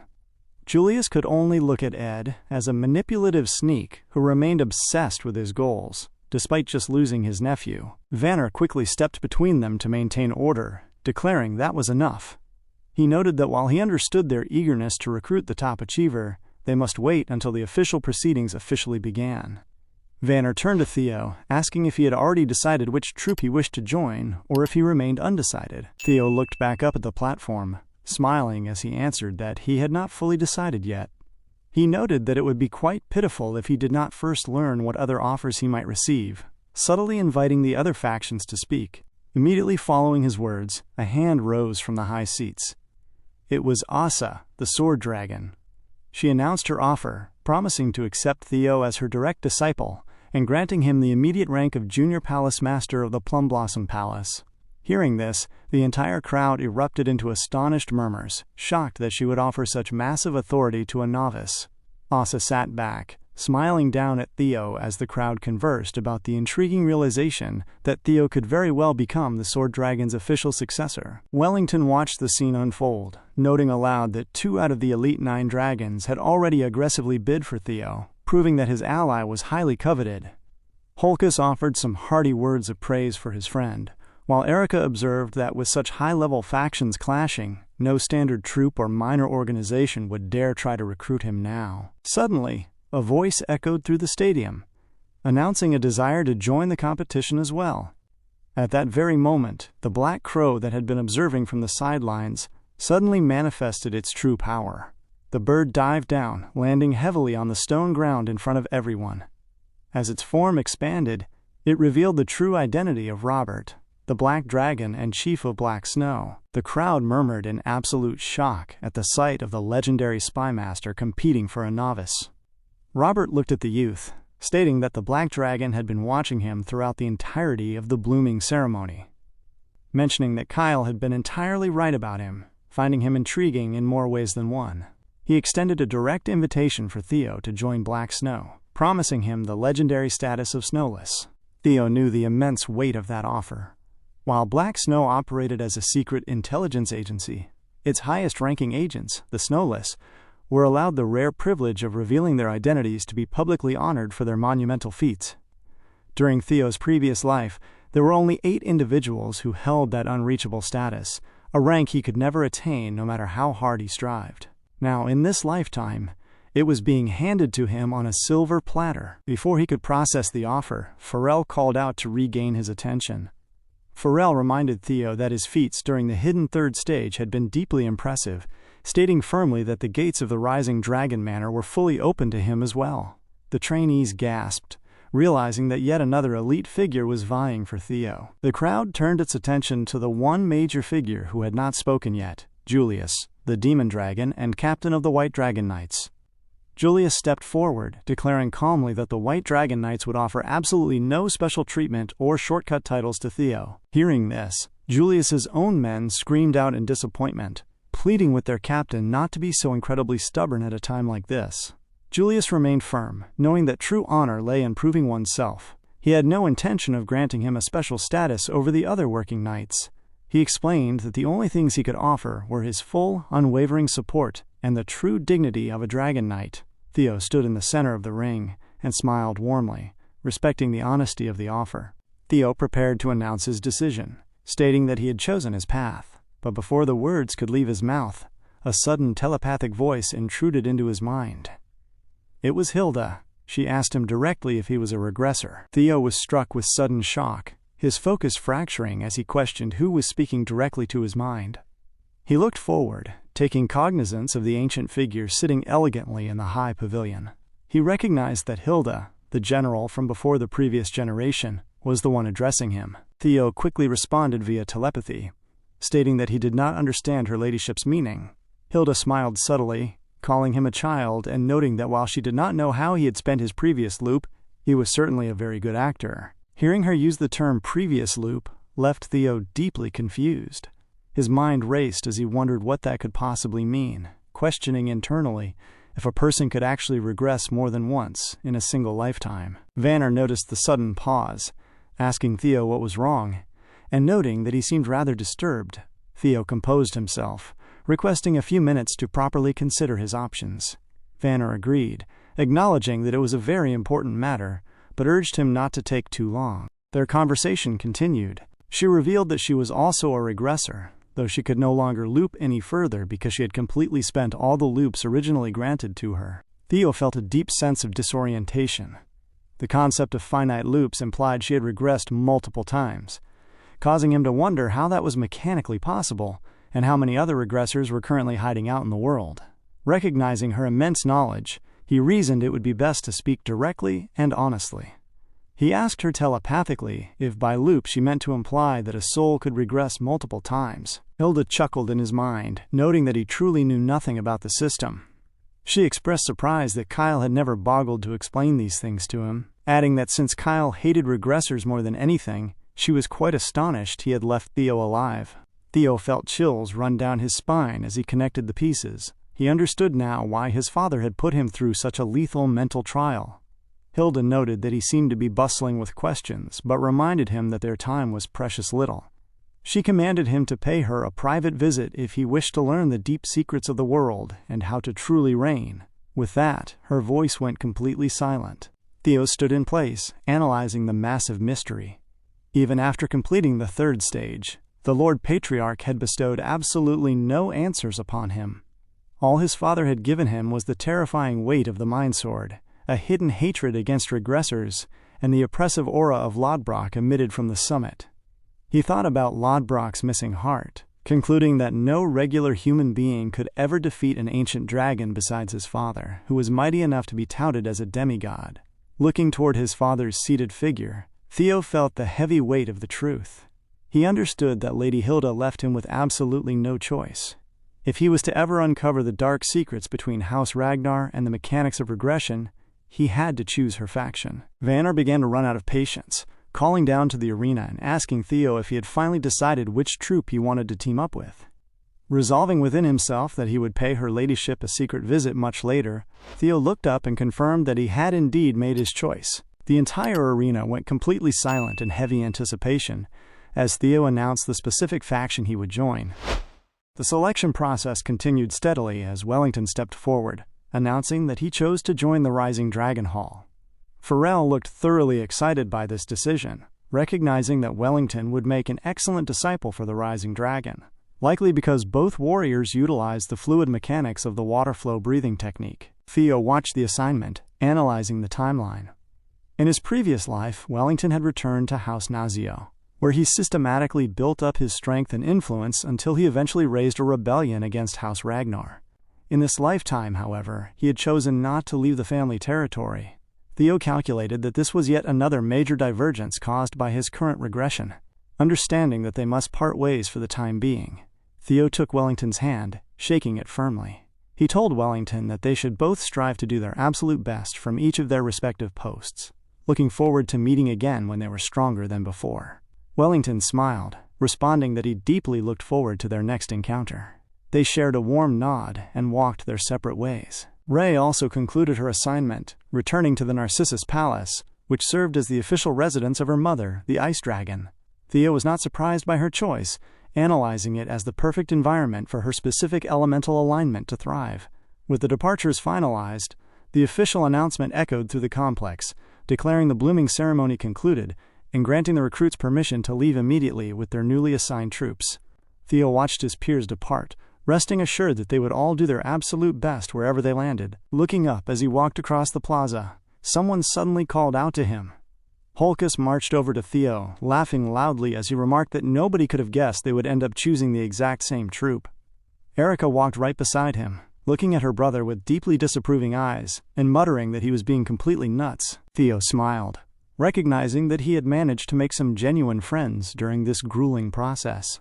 He greeted them warmly, stating it was great to see them here, and thanking them directly for helping him secure his victory during the second stage of the blooming exam, admitting he couldn't have managed it without their support.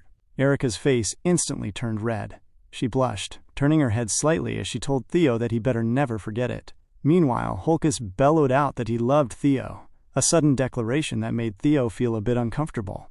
They all began to laugh together, though Theo wondered inwardly why the sibling duo had suddenly grown so incredibly fond of him, when they were only just beginning to know one another properly. Suddenly, a loud voice commanded the gathering to stand at attention, announcing that the captain would arrive shortly. Theo turned his focus forward, his inner resolve remaining completely unshaken. He knew that the perfect first step for a future Lord Patriarch should be straight toward the most honorable and elite military troop in House Ragnar, the White Dragon Knights. Julius walked heavily into the courtyard, stepping in front of the assembled rookies. He welcomed them directly to the White Dragon Knights family. Theo kept his eyes fixed on the leader, reasoning that he could always pay Lady Hilda his secret visit at a later time. Julius looked over the recruits, commanding them to state their ultimate aspirations. Holkus spoke up first, declaring that he simply wanted to become a super cool Dragon Knight. Another rookie stepped forward, loudly declaring his aspiration to become renowned far and wide for his deeds. Erica stood tall, announcing firmly that she would become the absolute mightiest warrior among her entire generation. The other new recruits continuously declared their intentions, with one stating his goal was to earn the personal recognition of the captain himself. Once the others had finished, the entire group turned their glances toward Theo, who was the last person left to speak. Standing with absolute confidence, he announced that within 5 years, in preparation for the great war that would break out across the land, he would rise to become the captain of the White Dragon Knights. The nearby recruits murmured in disbelief, stunned that a rookie would declare such an ambitious goal directly to the face of the current commander. Julius, however, broke into a loud laugh. He noted that it was always good to dream big, confirming that Theo had come to the right place to test that ambition. He turned back to the entire line of recruits, stating that regardless of whatever personal reasons brought them to the White Dragon Knights, they must strictly remember the core principles of the order. He explained that each and every drop of their sweat and blood would engrave a lasting legend into the history of the Ragnar family, and the heavy hardships they endured today would fully empower their confidence tomorrow. He declared that their swords would never break, and their weapons would never bend, reminding them to never forget that their comrades would always have their backs, just as they were bound to protect the lives of their peers. Julius concluded that at the end of the long road, paved by blood and sweat, there would always be true honor. Julius grinned, looking up at the sky as he officially welcomed them all to the White Dragon Knights family. Instantly, a massive flying dragon descended through the air, landing on the stone ground with a heavy, resounding thud directly behind the captain. The new recruits looked at the giant creature in absolute astonishment. Julius patted his partner's scaly hide, introducing the beast as Gula. He clarified that his partner was a true flying dragon, and the ultimate symbol of dragon knighthood. Right on cue, a flock of other massive dragons began to descend from the sky, landing heavily across the courtyard. The experienced dragon riders perched on their backs slowly dismounted from the creatures. Julius turned back to the rookies, commanding them to mount up behind the senior riders. He announced that they would begin their official initiation immediately, explaining that it was time for them to travel to the nest to find their own dragon partners. Gula let out a sharp roar, and Julius's flying dragon soared upward in an instant, whooshing out of the courtyard with immense speed. Theo watched the spectacular departure, realizing this was what it truly meant to be an elite dragon knight. He resolved then and there that he too would claim a powerful dragon of his own. As he prepared to step forward, a soft voice called out to him, suggesting that they head out. Theo turned around, thoroughly astonished to see Evelyn standing right there in the courtyard. She smiled at him, noting that she saw he had successfully joined the White Dragon Knights. Theo stared at her, asking what she was doing there, and if she had officially rejoined the order. Evelyn grinned, confirming that she had indeed rejoined the ranks. Theo felt a surge of genuine excitement at the revelation. Looking down at her arm, he saw that she was now wearing a beautifully constructed prosthetic limb. The new arm looked incredibly classy and chic, perfectly functional. Looking at his ally, Theo knew that his next journey was going to be extremely interesting. The scene cut back to an earlier time before the ceremony, when Cecilia walked into the 4th training arena to speak directly with Evelyn. Cecilia explained that she had arrived specifically to express her personal gratitude to her. Evelyn greeted Cecilia and Kirsten the moment she saw them enter the space, asking why they had come all the way to the arena. Evelyn mentioned that they didn't need to thank her regarding Master Theo, adding she was entirely sure that the boy's own immense talent would have been a great help to them regardless. Cecilia smiled gently, noting that it was surprisingly empowering for a person to be recognized and encouraged, especially if that encouragement came from someone completely reliable and trustworthy. She added that she had learned Evelyn was exactly that kind of steady presence for her son. Those warm words left Evelyn thoroughly flustered. She looked down, stating that it wasn't true at all, humbly describing herself as nothing more than a retired, one-armed sword builder. Cecilia stepped closer, commanding her not to disparage herself. She explained that a guiding light illuminating the darkness often does not realize how brightly it actually shines, staring directly at Evelyn as she declared that she was that exact light. Cecilia then promised that she wanted to help Evelyn spread her light far and wide across the family territory. The scene returned to the present moment, where Evelyn was riding her personal dragon through the sky with Theo riding along.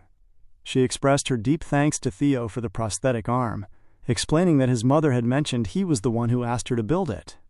Evelyn noted that it was entirely thanks to his thoughtfulness that she could finally hold the reins again and return to active duty with the White Dragon Knights.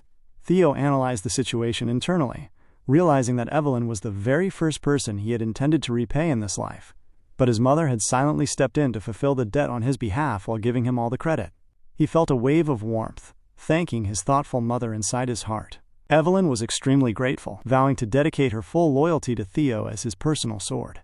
Theo accepted her vow with a warm nod of thanks, telling her that he was counting on her as they arrived at their destination. They flew over a massive, rugged terrain where dozens of large drakes were nesting, which was revealed to be the official White Dragon nest. As her dragon descended toward the ground, Evelyn explained that this area was the home of the wyverns. She noted that the White Dragon Knights strictly walked with wyverns, which was why they held the prestigious title of the Ear of the Dragon. She added that the official initiation rites were held right here, warning him that any rookie who failed to find a partner would be barred from joining the Knights completely, though she reassured him that such failures were exceptionally rare. Hearing this, Theo wondered inwardly if the Ranke siblings would be all right finding a Drake, considering their explosive temperaments. Evelyn pointed to the rear, and she suggested that Theo take a look around the area first, noting that most riders instantly recognize their true partner the moment they see them. Just then, a massive beast landed near a rocky corner. Theo's eyes gleamed as he observed the creature. The dragon was a natural predator and tyrant, covered in thick brown scales, belonging to the monstrous Euparex species, which can grow up to 50 meters at most. Looking around the nest, Theo saw several distinct species of dragons. There was the venomous Aviali species, the bladed Sigia species, and the incredibly nimble Velociraptor species. As they walked deeper into the terrain, Evelyn explained that these were the 4 primary species of wyverns currently kept under the strict care of the White Dragon Knights. She asked him if any of the creatures had caught his eye yet. Theo suggested they keep moving around to see more of the nest. In truth, Theo already had a very specific creature in mind, though he hadn't spotted it yet. He recalled that 6 years after the start of the Great War in his previous life, a massive mutant wyvern had suddenly attacked the White Dragon nest, single-handedly slaughtering more than 100 wyverns that the knights had raised with care. Dubbed the Shadowvile Dragon, the beast had proceeded to burn down 8 whole villages and slay dozens of elite sword builders in a single day. In response to the disaster, House Ragnar had designated the Shadowvile Dragon as a Rank 2 catastrophic monster, issuing a mass extermination order to hunt it down.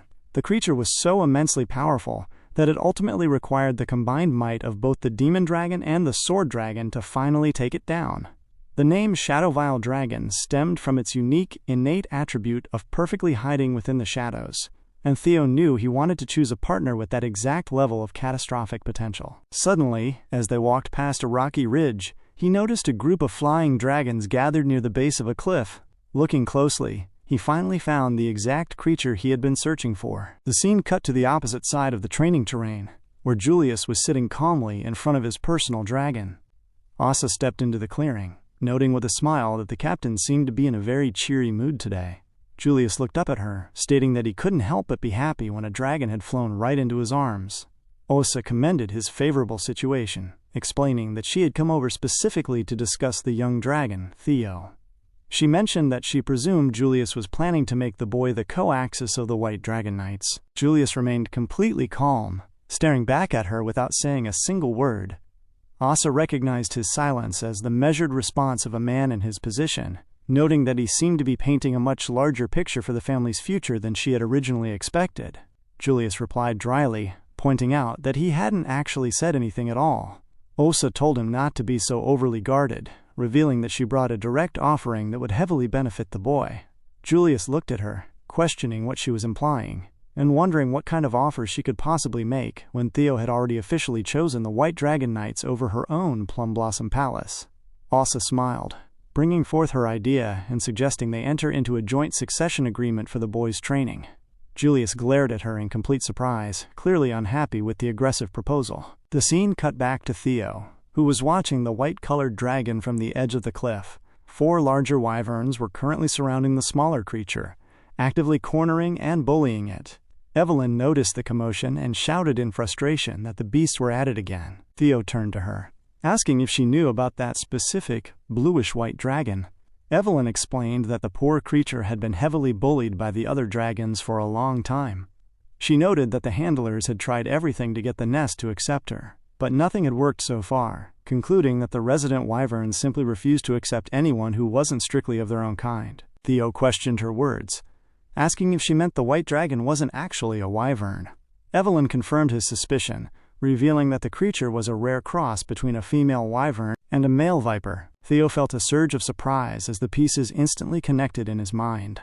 He noted that the viper was a rank 1 monster, a terrifying entity that normally lives in the depths of the Sea of Malice, asking how a wyvern could have possibly mated with such a creature. Evelyn admitted that the mating remained a complete mystery to the handlers, adding that under normal circumstances, the hybrid shouldn't have even survived the hatching process. Theo was thoroughly amazed by the revelation. He knew that rank 1 monsters were treated as major natural disasters, much like a catastrophic hurricane, because a single rank 1 beast crossing the Great Wall can cause insurmountable damage to the kingdom. Among those entities, the Viper was a ghost dragon that ruled the deep shadows. Theo looked at the bullied creature, realizing exactly where the future Shadowvile dragon's terrifying power originated. Evelyn continued her explanation, noting that because the hatching was such a massive event, the White Dragon Knights had decided to accept her into the nest to keep a close eye on her development. However, because the other wyverns continuously ostracized her, and separating her completely from the nest would cause other issues, they were still stuck trying to figure out what to do with her. Theo looked down at the lonely dragon, asking what her name was. Evelyn revealed that the handlers called her Umbra, which translated to shadow in the ancient tongue. Hearing the name, Theo resolved within himself that this was just one more definitive reason why he had to choose this specific dragon. He thought the name fitted her perfectly as he watched her struggle against the pack. Evelyn asked him what he was doing as Theo suddenly stepped up to the ledge. Having fully decided to make her his partner, Theo leaped straight off Evelyn's dragon, descending rapidly toward the canyon floor. He called back to Evelyn, telling her that he would see her down at the bottom. Evelyn screamed out his name in sheer terror, knowing fully well that Theo could not fly. Theo ignored the panic, keeping his eyes locked on the white hybrid below. He resolved silently that he would help Umbra live a completely different, powerful life, matching the fulfilled path he had chosen for his own regression. The moment his boots neared the ground, Theo unleashed his elemental magic. Crackling bolts of lightning struck the stone floor with a heavy boom, sending a wave of fear through the bullying wyverns and forcing them back. While descending rapidly through the open space, Theo dipped his hand calmly into his inventory and pulled out 4 heavy iron swords, throwing them straight down toward the rocky canyon below. Working with deliberate precision, he immediately began to imbue his internal energy directly into the weapons. One of the falling blades served as a physical lever, allowing him to levitate and control his weight while dropping through the air. He stepped and jumped across the suspended swords, shifting his momentum to move steadily toward the ground in an instant. Watching from above, Evelyn was thoroughly surprised by the incredible feat. She wondered internally when he had managed to learn telekinesis, deeply impressed by such a creative way to utilize the skill while advancing at a breakneck speed that she found absolutely terrifying. Down on the hillside below, the white hybrid dragon was roaring loudly at the pack, demanding that the hostile creatures leave her alone. As Theo descended steadily toward the commotion, the sight of the ostracized beast made him remember his own past life, recalling how people would constantly call him a defective fool and question if he was even a true Ragnar. Glaring at the creatures talking trash about Umba, he began to imbue crackling lightning onto all of the swords floating around him. Utilizing the Thunder Dragon breathing technique, he thrust the swords downward in an instant, sending them moving sharply toward the ground. The blades struck the stone hillside instantly, causing a massive shockwave of lightning to erupt across the area. The 4 bullying wyverns were caught in a complete daze by the sudden blast and flew away in fear, leaving Umba as the last one remaining in the space. Theo landed heavily on the stone floor, drawing Umba's immediate attention. Looking around at the clearing, Theo noted out loud that those other bullies were scared away so easily. He observed that cowards are only ever bold when they are actively bullying someone weaker. However, due to the immense energy radiating from Theo, even this particular hybrid dragon was scared by his presence. Suddenly, the wary dragon turned and flew away in an instant, leaving Theo to question why she hadn't chosen him right then and there. Evelyn and her personal dragon descended into the clearing moments later. Landing beside him, Evelyn noted that it would be exceptionally hard to approach the creature, suggesting that Theo try meeting Umba later on. Theo countered her suggestion, explaining that her current state was exactly why she needed someone beside her right now. He pointed out to Evelyn that the hybrid was clearly lingering near the nest, despite being heavily ostracized because she was deeply lonely, adding that emotional pain is far harder to endure than physical pain. He reasoned that she couldn't have gone too far with her fresh injuries and asked Evelyn to let him follow her. Evelyn remained completely silent, adhering to Theo's words. The scene cut to a secluded part of the mountain where Umba had taken refuge. The hybrid dragon became highly on edge once more as she looked toward the rocky corner, seeing that Theo and Evelyn had already arrived in front of her. Evelyn turned to Theo, warning him that many experienced knights had tried to tame her to absolutely no avail, adding that the creature was extremely weary and mistrustful, and even more so right now. Theo calmly instructed Evelyn to go bring him something for the dragon to eat, stating he would deal with her in the meantime, since this was his official initiation trial after all. As Theo began to walk steadily toward the dragon, Umba unleashed a wavering sphere directly against him. Theo countered her attack by deploying a lesser Drake sphere to neutralize the incoming blast. Umba screamed loudly as Theo's own aura began to manifest. His presence was far more intimidating than her own, making her incredibly uncomfortable as she looked into his eyes. Theo completely overwhelmed her resistance at that moment. Moving with steady weight, he suddenly stood behind her in an instant and began to pour healing medicine directly onto her open wounds.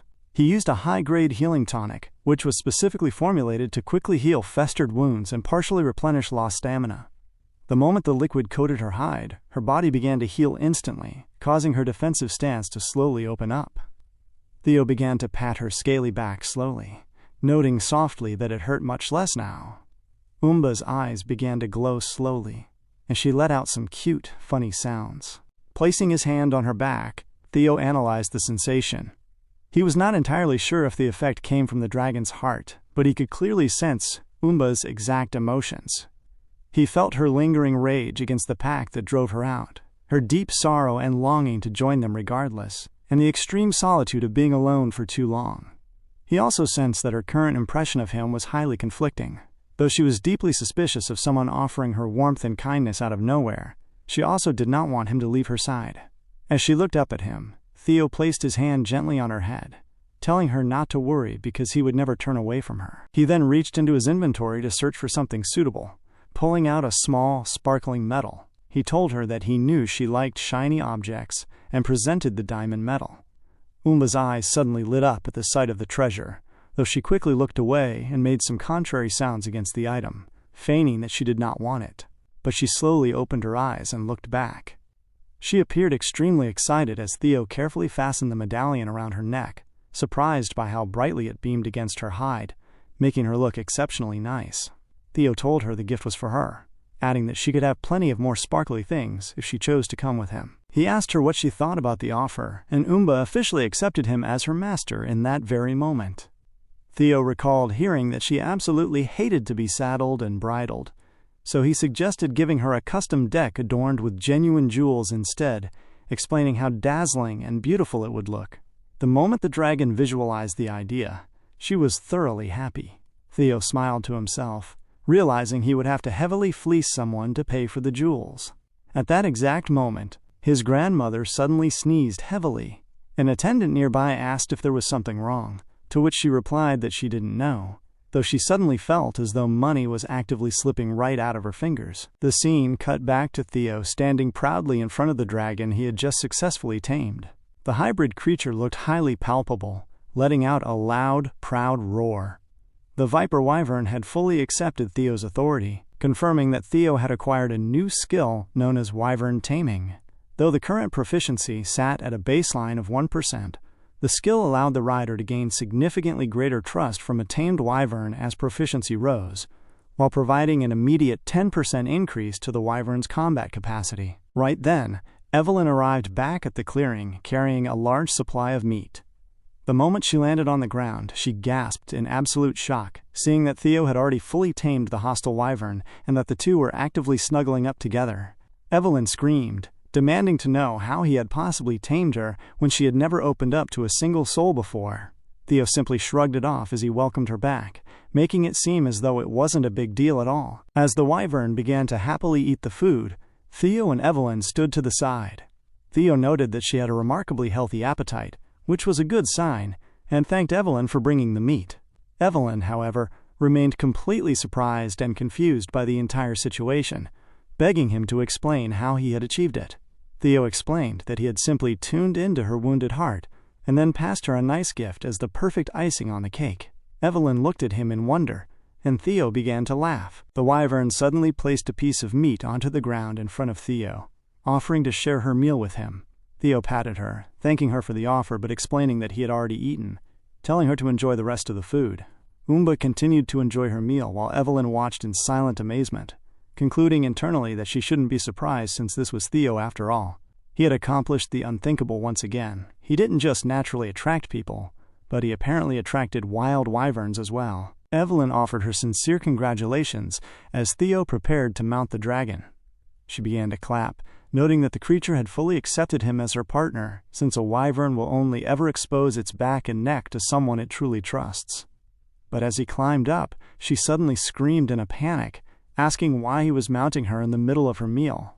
Theo smiled, answering that the dragon had explicitly told him to mount her. Evelyn screamed back, pointing out that even if the beast accepted him, he hadn't undergone any formal flight training lessons yet, warning that mounting a dragon without a proper bridle and saddle was completely suicidal. Theo remained entirely relaxed, telling her not to worry because he had his own ways. He instantly activated his wyvern taming skill. The moment it was deployed, the system automatically adjusted his inadequate riding technique to match the dragon's movements. They took flight immediately. Umba swiftly flew upward in an instant, soaring elegantly through the skies. Evelyn watched them go, thoroughly surprised that despite all the technical disadvantages, Theo could fly with the dragon so easily. Soaring through the open sky, Theo felt a wave of excitement. He looked down at his partner, mentioning that there was somewhere specific he wanted to go, and asked if she had a place she wanted to visit as well. The wyvern let out a responsive cry, and Theo told her to take him there, asking her to lead the way. Sitting firmly on her back, Theo watched the landscape pass, as Umba flew swiftly through the skies toward a particular location. Theo analyzed her gentle movements, finding it incredibly strange that such a gentle girl could have ever become the catastrophic, murderous Shadowvile dragon in his previous timeline. As they flew across the mountain range, the scene suddenly cut to a completely different space located deep within the terrain.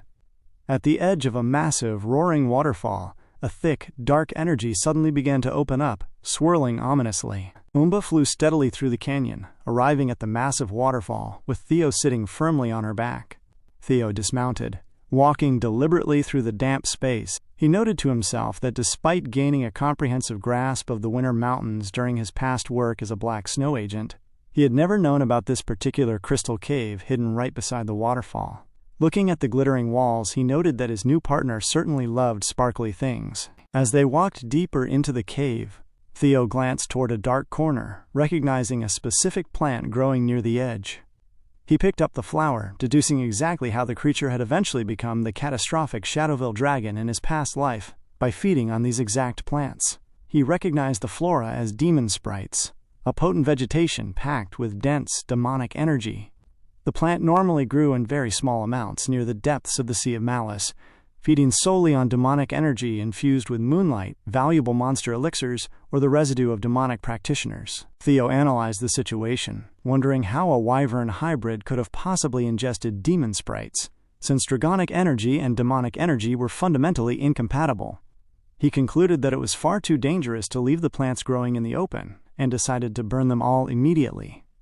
The moment he gathered his energy to burn the vegetation, Umba let out a complaining whine.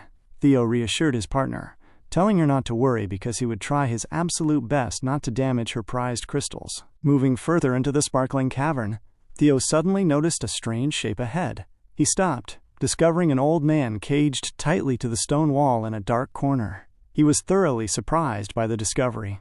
The old man was long dead, his disheveled remains reduced almost entirely to a skeleton. Theo examined the corpse, noting that it had rotted into a terrible condition.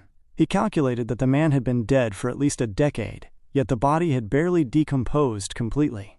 He deduced that this preservation was not just due to the sub-zero temperature of the cave, but also because of the massive amount of mana the warrior had carried while alive. Theo wondered why such a powerful warrior had died, miserably imprisoned in a cage like this, resolving to return and investigate the mystery later. First, he turned his focus back to destroying the demon sprites, but the moment he turned his head, the corpse's eyes suddenly glowed with a sudden light.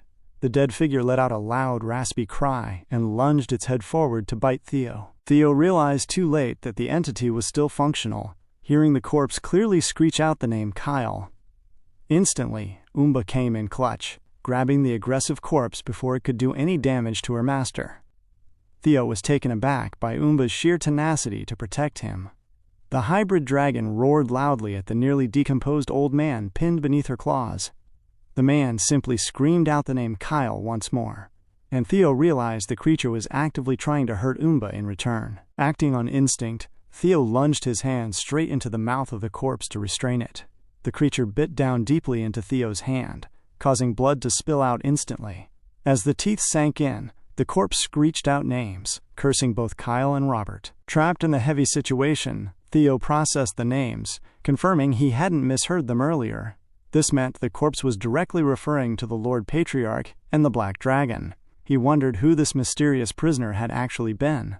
Suddenly, footsteps echoed into the cave. Evelyn dashed forward with her sword drawn, instantly deploying the standard exoteric technique of the White Dragon Order, multiple thrusts, thrusting repeatedly into the corpse until the creature died completely in an instant. Theo fell limp to the ground as blood spilled heavily from his punctured hand. Evelyn rushed over, calling out to the young master and asking if he was all right. Theo offered his sincere apologies, admitting he shouldn't have let his guard down so easily. A wave of intense pain surged through his body, making it difficult to maintain consciousness. He analyzed the injury, knowing that standard cadaverous venom was bad enough, but this specific bite contained an immense concentration of raw demonic energy. His entire body was going limp, and he knew he wouldn't survive without an immediate antidote. Evelyn urged him to hang in there, stating she would escort him back to the headquarters immediately. Umba began to cry out to her master in distress. She aggressively rubbed her head against Evelyn to intervene. Evelyn told the dragon to hold on, explaining that she wasn't trying to hurt Theo, but was only trying to help him. The hybrid dragon cried out louder, refusing to step back. Evelyn urged the beast to wait, noting she had no desire to use force in front of Master Theo. Theo squeezed his eyes open, telling Evelyn to wait a minute. He turned his weak gaze to Umba, asking her if she knew a way to treat the poison. Umba cried out responsively. Theo nodded, declaring that he would leave his life completely in her hands. Evelyn objected, reminding Theo that he had been poisoned with a lethal demonic cadaverous venom that required immediate medical treatment at the base. Theo countered that he was well aware of his condition, adding that the survival rate for this specific poison was less than 30%, even with proper medical treatment, which was why he chose to trust Umba's method. He deduced that since Umba had grown into a rank 2 monster by feeding on the demon sprites in this cave, she must have had prior altercations with that corpse and knew how to handle the combination of demonic energy and cadaverous venom. He told Evelyn to trust the dragon's judgment. Umba turned her head swiftly, biting down on a nearby demon sprite plant to pull it from the earth.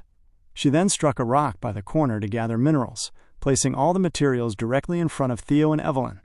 Evelyn looked down at the pile, asking the dragon if she truly wanted her to mix these components together and feed them to the patient. The dragon nodded her head heavily. Evelyn was deeply confused, but looking at the materials and seeing Theo's failing condition, she knew she had no other choice.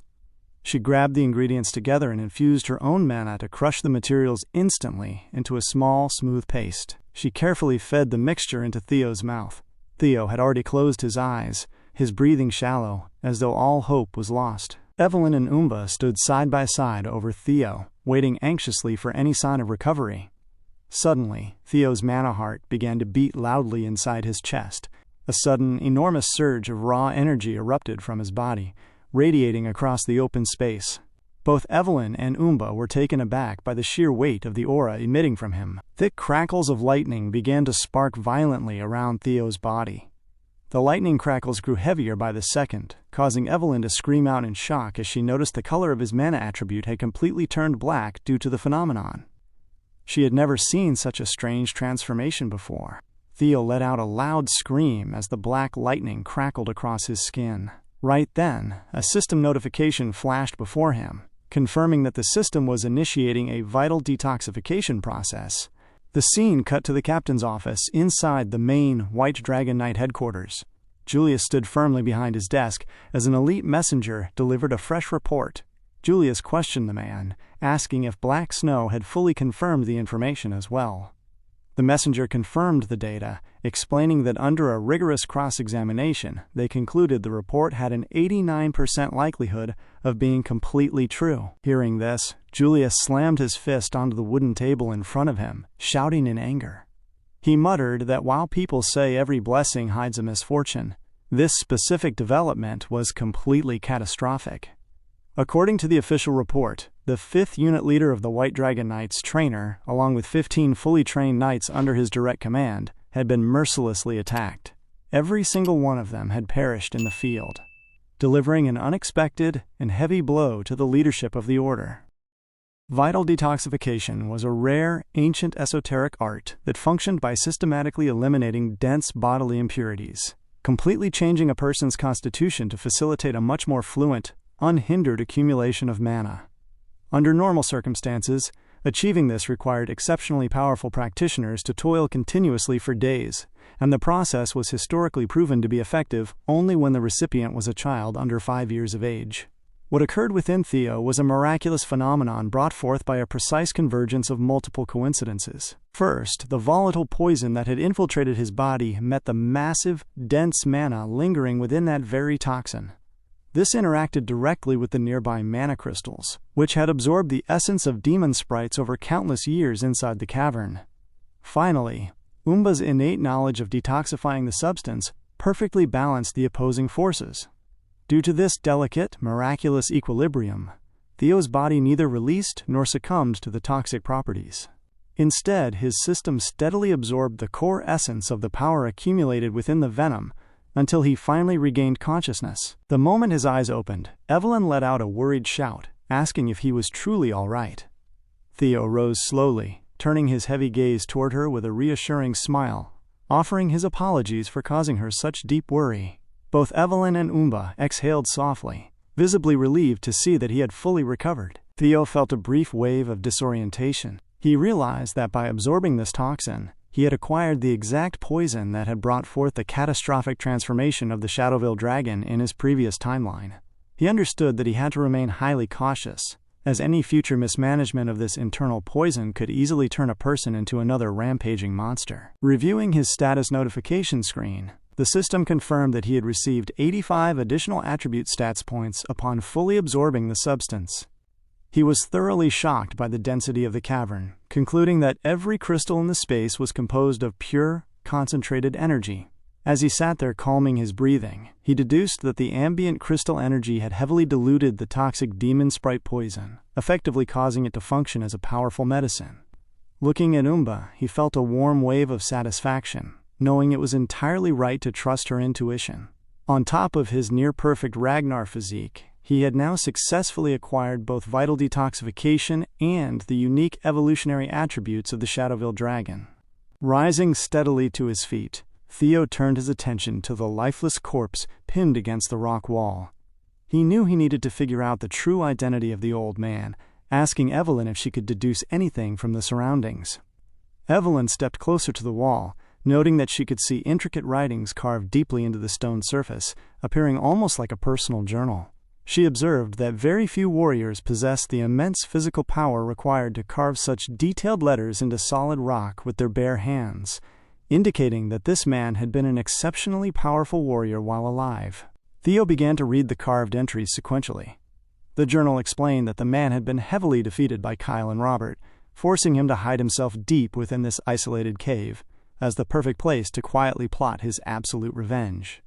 However, the author noted his growing worry that his broken body would never fully recover. Reading these lines, the words connected perfectly with the names the corpse had screeched out earlier. The journal further detailed how the man's physical health was deteriorating at an alarming rate. Suspecting that his fractured manahal, severely injured by Robert, or the raw demon sprites he was forced to sustain himself on, were driving him straight to his death. The text described how he frequently blacked out and became completely seized by a feral, demonic nature before he could even begin his long-awaited revenge. As the timeline in the writing progressed, the author noted that he was passing out and rampaging with alarming frequency, signaling that the time had come to make an ultimate, definitive choice.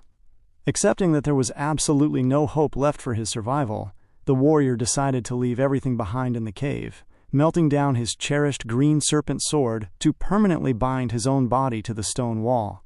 With every fiber of his being, he wrote a final prayer that someone would eventually discover the cavern, grant his ardent wishes, and take absolute revenge on his behalf. His very last words stated a prayer that his successor's prowess would far exceed that of his enemies, leaving his entire legacy right there on the spot. Reading the final inscription, both Theo and Evelyn were profoundly shocked. Theo pointed out that the written will was immediately followed by detailed, instructional manuals for the way of the flying sword and the god of wind and thunder. Evelyn gasped, realizing that this had to be the legendary warrior who famously wielded the wind itself as a physical weapon.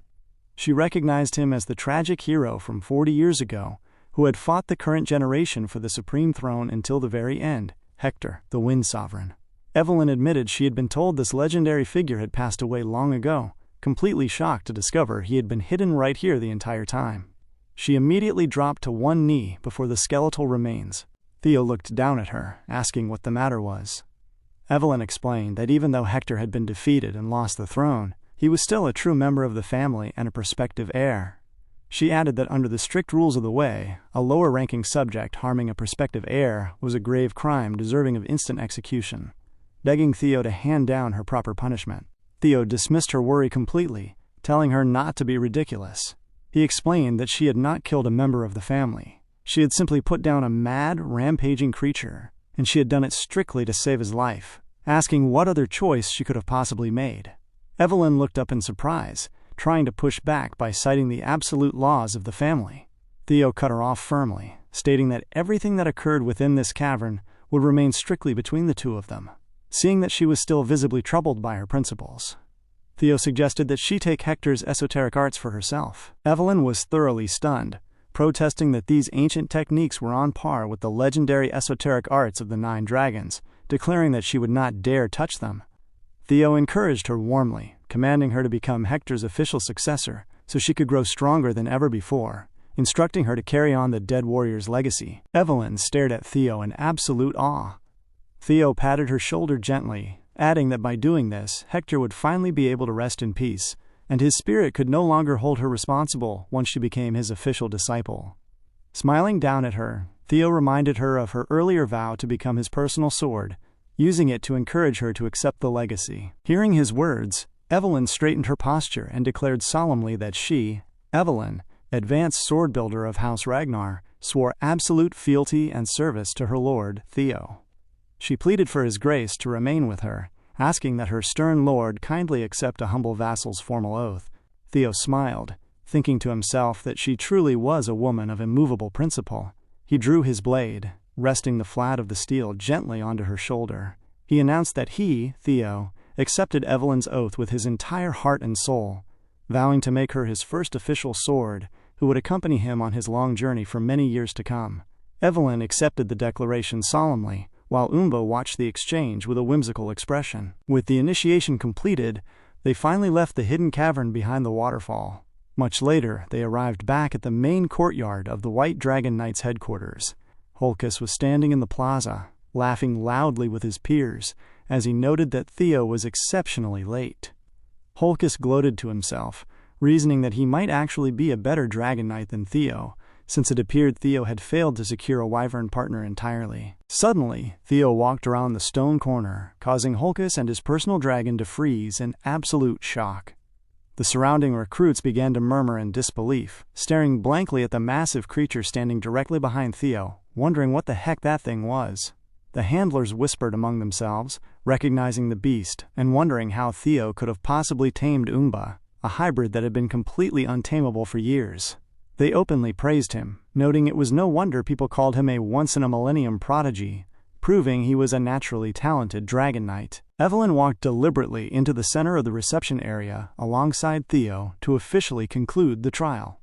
She announced loudly to the desk officers that advanced sword builder Evelyn and beginner sword builder Theo were formally reporting the completion of their aptitude test, ensuring the scribe taking down the logs could record it properly. She then turned to the surrounding staff, asking for the current location of the captain. Theo stepped away quietly to join his companions, while a nearby officer responded to Evelyn, explaining that the commander had just abruptly returned to his private office after receiving an urgent message.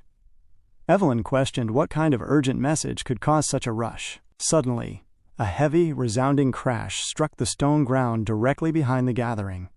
Julius landed heavily into the space in an instant, his flying dragon kicking up a wave of dust.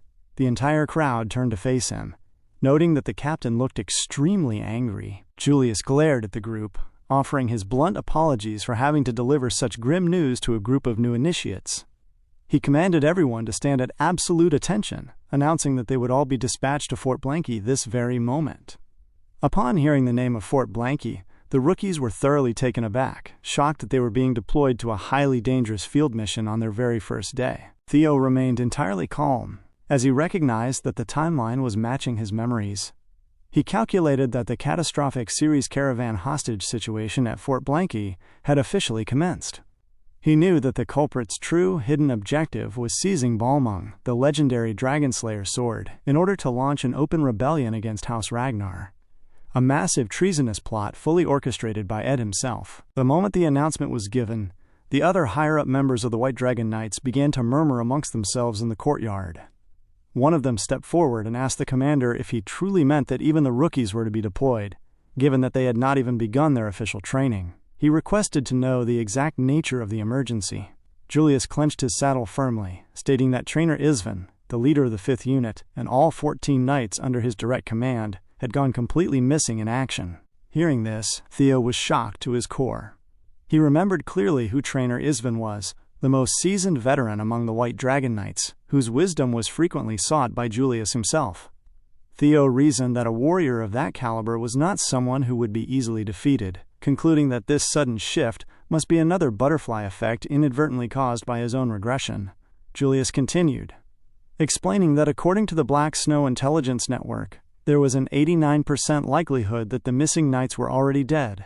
He noted that even if any had managed to survive, they would not be in a physical state to carry out their duties.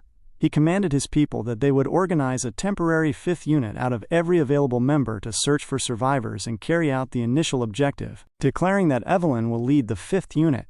He instructed her that they would depart in 3 days, meaning that she had to drill the entire basics into the new recruits before then.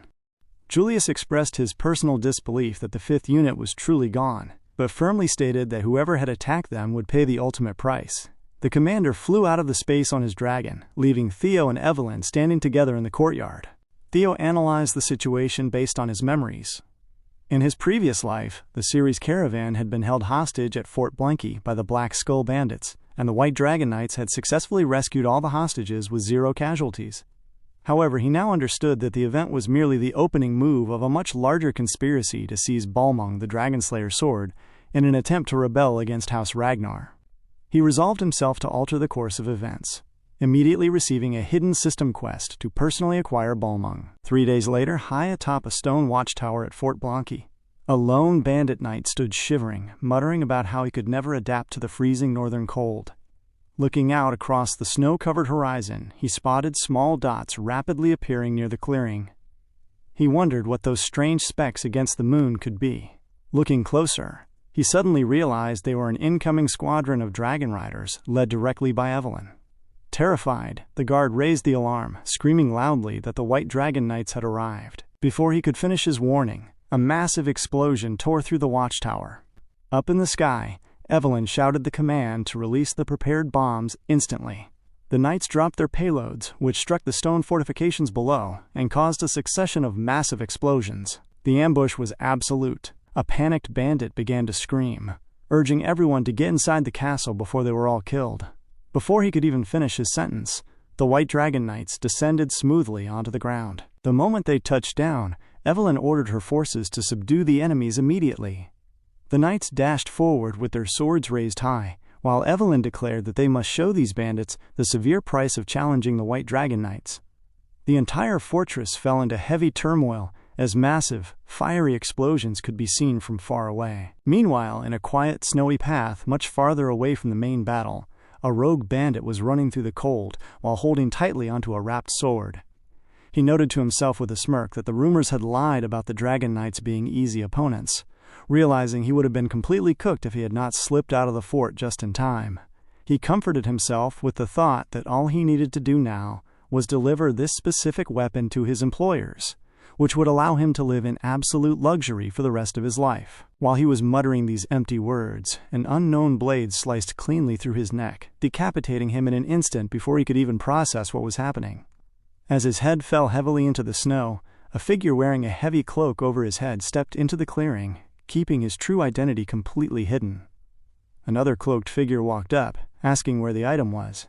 He reached down, grabbing the wrapped sword tightly from the dead man's fingers, and brought it directly to their leader. The leader unrolled the wrapping, confirming that the weapon was genuine. The subordinates were ecstatic, expressing to their leader that they had successfully obtained the primary target. The leader commanded them to prepare for the next phase immediately. Looking back toward the distant fort, the leader noted to himself that all that remained now was simple pest control, referring to the White Dragon Knights currently clearing the base. Back inside Fort Blanky, the White Dragon Knights had already completely subdued every single bandit within the walls. Holkes grabbed one of the remaining captives, shouting proudly that all enemies had been neutralized as they tied the prisoners up in a neat line. The rookies began to boast that the mission was far too easy, but Theo felt deeply uncomfortable with the reality before him. Theo sensed that something was suspiciously wrong, deducing that it made absolutely no sense for these low-level bandits to have successfully defeated the elite 5th unit. He quietly activated his hatchling syncing skill, systematically reading the active memories of the captured targets. Every single bandit he scanned possessed knowledge that they had stolen Balmung, but none of them, not even the highest-ranking officers present, had ever seen the blade in person. Theo realized a critical piece of information was missing, pondering what the true trap was. Seeing his intense expression, one of the nearby knights asked him what was wrong, noting that he looked upset. Theo replied that he was simply bothered by a discrepancy. Just then, Salford walked over, placing a heavy hand onto Theo's shoulder. Salford laughed, telling Theo that even though people called him the Blazing Tiger, he was still just a rookie after all, advising him to simply admit he was nervous. Another female knight stepped up, mentioning that since they had secured the hostages, they should rejoin the main unit. Salford agreed, removing his hand from Theo, while complaining that his entire body reeked of gunpowder and that he could not wait to return to base to wash up. Suddenly, Theo's eyes widened as his footwork shifted. He dashed forward past Salford, drawing his steel blade in a swift, heavy arc. Salford was completely bewildered, wondering what the issue was, while the female knight joked that Theo must really hate having an arm thrown around his shoulder. They had absolutely no idea what Theo had detected. Theo drove his sword violently into the stone flooring, hacking away the surface layer as he screamed out loud that he knew it. The surrounding knights watched in confusion until they looked into the newly gouged trench, recognizing a massive network of hidden gunpowder kegs buried directly beneath the entire courtyard. Realizing the bandits intended to blow up the entire fortress with everyone inside, the initiates screamed in panic, shouting that there was no time to waste and that they needed to escape immediately. But before anyone could take a single step, a massive barrage of gunfire and incoming cannon shells rained down directly upon Fort Blanky. Theo heard the whistling projectiles, screaming at the top of his lungs for his men to take cover immediately. What followed was a massive, deafening explosion that violently eroded the entire stone space. Across the ridge, the enemy artillerymen loaded their cannons instantly, firing their next coordinated stage of heavy explosive attacks directly into the burning fort. The structural walls crumbled under the continuous bombardment. The enemy leader watched the destruction with a cold smile, commanding his men to leave absolutely nothing alive for the sake of their lady. The scene cut far away to the interior of the Rose Palace. Inside the quiet, luxurious room, Emile sat in a dark corner, cradling the cold, lifeless corpse of her son. She smiled weakly down at him, whispering that her poor baby must have hurt so much, but reassuring him that his mama had him safe now. She vowed aloud that she would bring the bastards who killed her son to absolute justice. The entire devastating ambush at Fort Blanky was being completely orchestrated under her commands, and Theo had no idea that she had targeted him for total destruction. Across the other corner of the fortress, just moments before the heavy shelling commenced, Evelyn cleaved cleanly through the enemy fighters blocking her path. She shouted firm instructions to her unit that no one should be allowed to escape, her blade moving steadily as her knights easily ran through and cut down the remaining resistance in the area. Evelyn stood over the fallen adversaries, deducing within herself that it was highly improbable for a seasoned veteran like Trainer Isvan and his elite knights to lose to such weaklings. She knew there had to be a missing element to this trap. Right at that moment, a whistling projectile tore through the air directly over her head. Spotting it a second too late, she scrambled back as a massive explosion erupted right beside her position. Although her sharp instincts allowed her to dodge the direct impact, the danger did not arrive in isolation. A sudden, shocking cannonade followed immediately. with multiple artillery shells striking the stone floor in quick succession. Evelyn shouted at her men to take cover. Glancing toward a flank, she saw a heavy shell strike an opposing fighter directly, vaporizing the target instantly. The cannon fire came tenfold, systematically blasting every quadrant of the open courtyard. Several of her unit members rushed through the smoke, calling out her name to locate her. Turning to them, Evelyn noted they were right on time, informing them that they were under concentrated fire and must evacuate the area immediately. Theo ran up, shouting back that they should head toward the outer perimeter to escape the direct line of cannon fire. Right then, a system interface flashed before Theo's eyes, notifying him that he was actively unlocking his brain gate, completely removing his cerebral limitations. He examined the glowing notification in surprise, wondering what was happening to his body, as subsequent alerts detailed the heightened acceleration of his cognitive processes, mental speed, and sensory organ functions. Suddenly, an absolute wave of foresight engulfed his entire being. He was stunned by the realization that he could now accurately perceive the entire structural layout and exact terrain of the fortress in his mind. As Theo briefly dazed off under the sudden influx of sensory data, Evelyn grabbed his shoulder firmly, telling him not to just stand there and urging him to snap out of it because they needed to escape.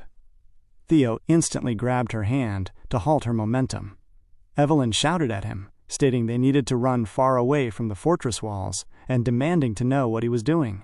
Theo looked at her directly, declaring that they must evacuate into the main fort building instead. Evelyn was thoroughly shocked by his countercommand, having no idea what tactical reason he had for moving inward, but she chose to trust him and followed his lead regardless. They turned and sprinted heavily toward the interior of the fort building, with the remaining 20 knights trailing close behind. The initiates cried out in panic, grumbling that they were jumping straight out of the frying pan and into the fire. Realizing all 21 of their lives depended entirely on Theo's decision, Theo bore their complaints no mind, driving his legs forward into the structure. He explained to the unit that the outer paths were entirely set up for an ambush and heavy bombardment, which was exactly how the enemy had structured this entire escapade. He reactivated his hatchling syncing ability to scan the embedded memories of the remaining targets. Scanning the layout of the fort, Theo precisely saw through the entire building. He calculated that a massive cache of volatile gunpowder was rigged to their left, while heavy cannonballs were actively flying in from their right, leaving the stone staircase directly ahead completely free of immediate danger. He guided the group straight toward the central staircase, while roaring explosions tore through the walls behind them. They bounded down the staircase tunnel, descending deep into the lower levels of the subterranean fort. Reaching the bottom, they hit a solid, dead-end stone wall. The panicked knights began to shout, asking what the hell Theo was doing, reminding him that he told them to trust his plan, and demanding to know if he actually knew another way out. They noted that returning upstairs was completely impossible. Right then, a stray artillery shell crashed through the ceiling directly behind them, caving in the upper exit. The initiates screamed in terror as the stone structural supports began to give way, crying out in disarray as massive rocks descended rapidly upon them. Theo was taken aback by the sudden collapse, realizing they were on the verge of being buried alive. Meanwhile, outside the fort, the entire compound was completely set ablaze, burning heavily under the continuous bombardment. A spotter walked up to the cloaked leader, reporting that all available cannonballs had been fired. The leader drew his steel sword, raising it high as he shouted to his men, reminding them that this strike was an act of absolute vengeance for Master Axion, and commanding them to move in. Back in the collapsing tunnel, Theo managed to smash through a weakened section of the floor at the absolute last second, dropping the entire unit safely into a hidden sub-basement just as the ceiling caved in. The breathless knights realized Theo had a deliberate plan all along. Suddenly, a rough voice echoed from the darkness of the lower chamber, demanding to know who the hell they were and how they had managed to break in. Theo and his men stood up, discovering that they had dropped directly into a hidden enclave of Black Skull bandits.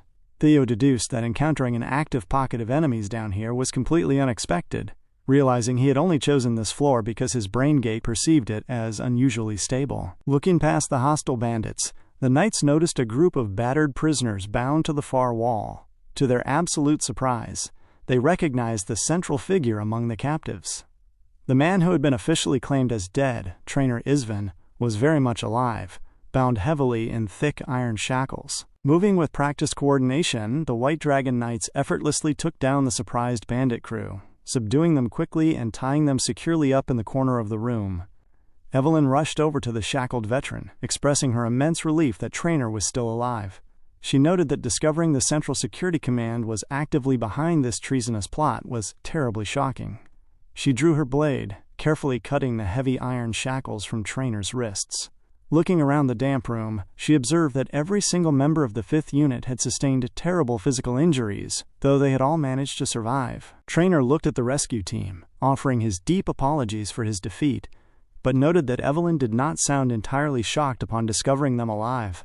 Evelyn bowed her head respectfully, admitting she had held her own strong suspicions, since only someone with precise internal information could have orchestrated such a flawless ambush against the 5th Unit.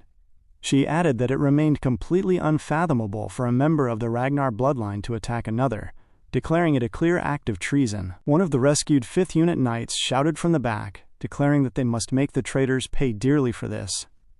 Traynor commanded him to calm down, stating this was not the time to act recklessly.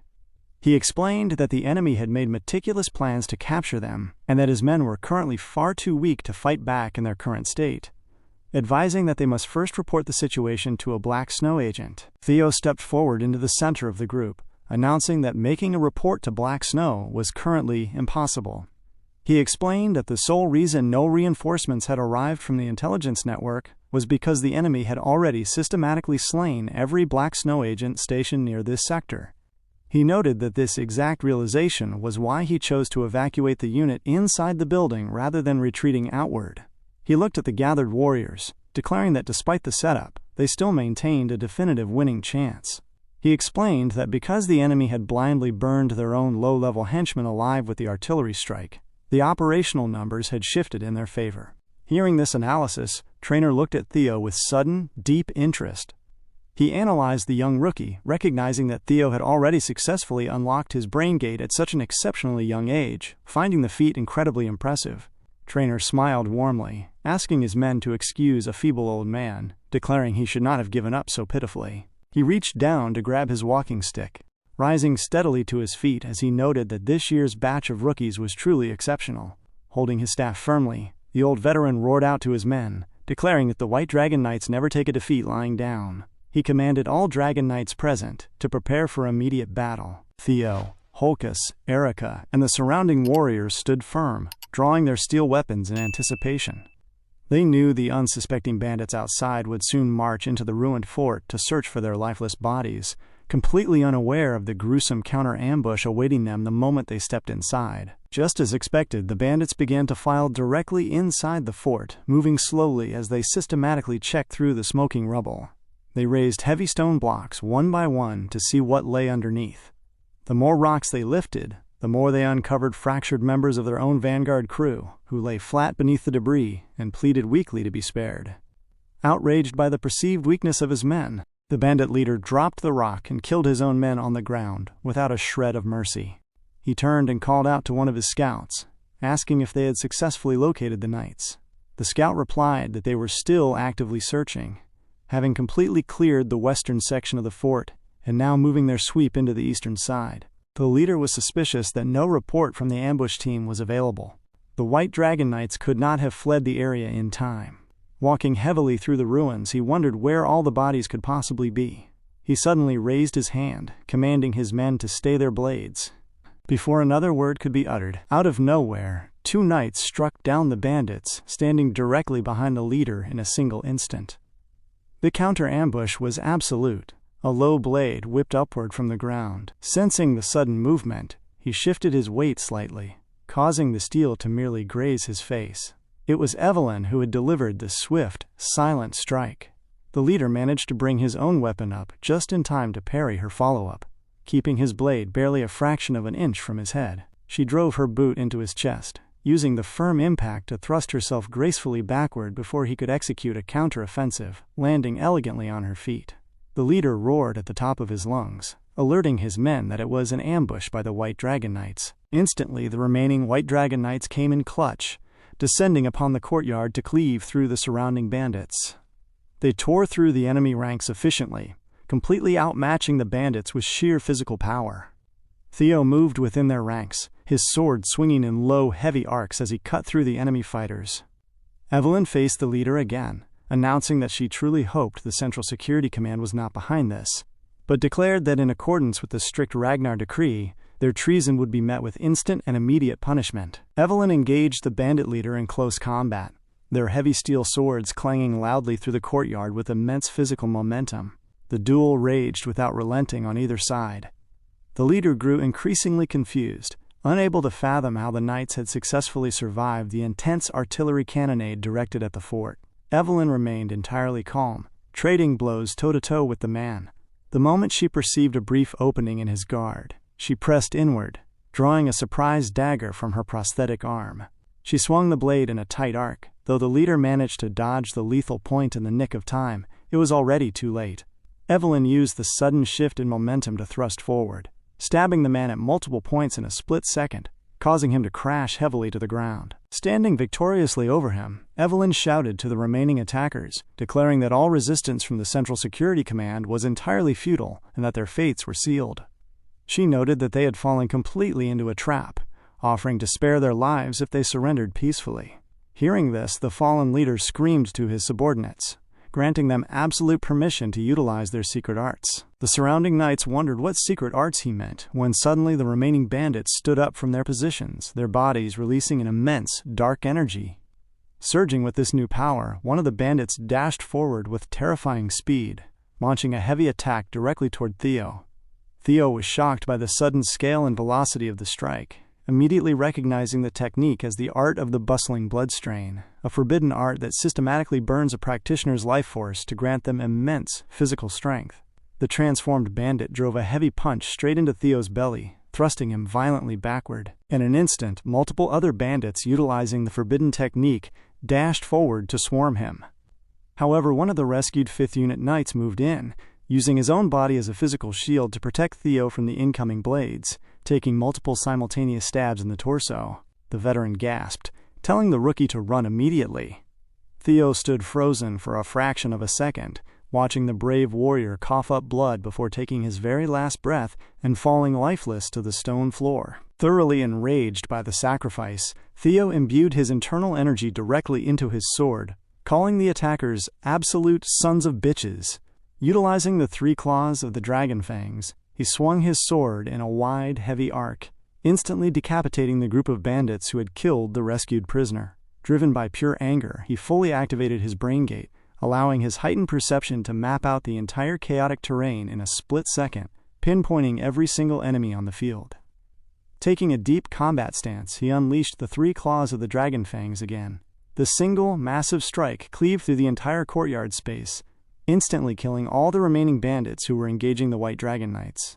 The sheer force of the slash dug deeply into the earth, leaving a heavy trench in the ground. The bandit leader stood frozen, completely baffled as to how a mere rookie could defeat the art of the bustling bloodstrain so effortlessly.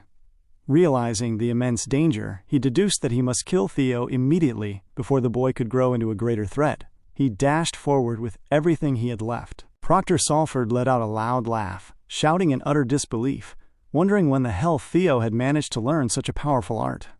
While the knights were mesmerized by the display, Theo felt completely weakened, his muscles locking up as he realized that using the brain gate to force multiple high-level strikes in succession was still far too much for his current body to handle. Seeing him vulnerable, the enemy leader closed the distance, screaming Theo's name as he prepared to deliver a decisive, lethal blow, vowing to drag the boy to hell with him. Theo turned his heavy gaze toward the incoming attacker, analyzing the man's internal energy. He deduced that the leader's mana hall was severely warped, indicating that the man was about to intentionally blow himself up to take Theo with him. Suddenly, a strange, crushing energy engulfed the entire space as Evelyn arrived in the nick of time to protect him. Utilizing the esoteric arts of the god of wind and thunder, she cleaved through the air, intercepting the leader before he could detonate his internal energy. The leader screamed as her strike threw him violently back across the courtyard. Evelyn dashed upward into the air to deliver the definitive conclusion. She positioned her palm directly over the suspended leader, a dense vortex of wind gushing from her hand. Theo watched in surprise, realizing that instead of a simple killing strike, Evelyn was using the pressurized wind to compress and contain the volatile, unstable explosion expanding inside the man's body. Having completely neutralized the blast radius, she thrust her hand downward, slamming the leader violently into the courtyard. The impact shattered the stone floor beneath him, leaving his lifeless body resting in the center of the crater. The intense ordeal had finally come to an absolute close. Completely exhausted, Theo collapsed safely onto the ground. The surrounding knights rushed over, showering him with admiration and praising him for his incredible performance. Salford walked forward, extending a hand to help Theo up, thanking him directly for saving all of their lives. Theo smiled, accepting the gesture and shaking Salford's hand. Salford asked how he and the unit leader had managed to acquire such amazing combat skills, to which Theo replied quietly that he would not want to know, noting it was not truly important. The remaining recruits gathered around to embrace and thank Theo for his actions. Trainer Isvan looked over at Theo fondly, noting to himself that the long, dark night had finally passed, giving way to the morning sun. Although Fort Blanky had been reduced to complete shambles, the key figures had all successfully survived the ambush. Furthermore, Balmung, the Dragonslayer sword that had catalyzed the entire deadly plot, remained safely secured from the traitor's hands, concluding the mission in absolute success. The scene cut back to the Rose Palace. Inside the grand walls, Ed Troyven held Emily Ragnar by the throat, choking her as his fingers dug into her skin. He cursed at her before throwing her heavily to the stone floor. Standing over her, he screamed out loud, demanding to know who she thought she was. One of her terrified personal servants called out to her from the edge of the room, but could only watch. Julius continued to scream, demanding what made her think she had the authority to steal his personal seal and command his covert agents without authorization to execute both the Ragnar bastard and the elite White Dragon Knights. He tossed the written operational orders violently to the floor, asking if she even realized what she had done. He stated firmly that her reckless actions had severely hindered Ed Troyven's grand plan. Emile screamed back at him, her voice cracking as she declared that all she wanted was the head of that bloody bastard, Theo, who had killed her poor Axion. She screamed that she wanted to tear the filthy boy and everything he held dear to shreds and burn it all to ashes, stating it was the only way her heart and Axion's soul could ever find peace. Ed squeezed his fist in deep annoyance at her outburst. He noted that she had forgotten her fundamental duty just because her brat had bit the dust. He then struck Axion's cold, lifeless body resting nearby, causing blood to fly across the space. Ed looked down at her with a chilling stillness, telling her that because she had lost the Balmung sword, the absolute key component of their entire plan, she was no longer considered a daughter of House Troyvan. Emile stared up at him, recognizing the look in his eyes.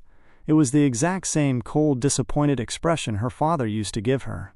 Ed turned his back and walked out of the chamber, instructing his guards that he had no further use for that wrench, ordering them to put her away where she could not be seen, and to permanently silence every single vermin related to this failed matter. The remaining servants began to plead desperately for mercy, promising to do anything to help, but Ed ignored their begging, slamming the heavy door behind him.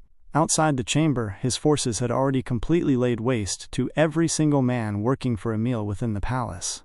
Ed felt extremely disgusted by the outcome, realizing his carefully planned insurrection had come to absolutely nothing, all because of one Ragnar brat. He declared quietly that he would kill Theo with his own hands in the coming future. The scene shifted to a quiet room where Theo had finally returned after the intense ordeal at the fort. Sitting down alone, he pulled up his system interface screen and retrieved Balmung, the Dragonslayer sword.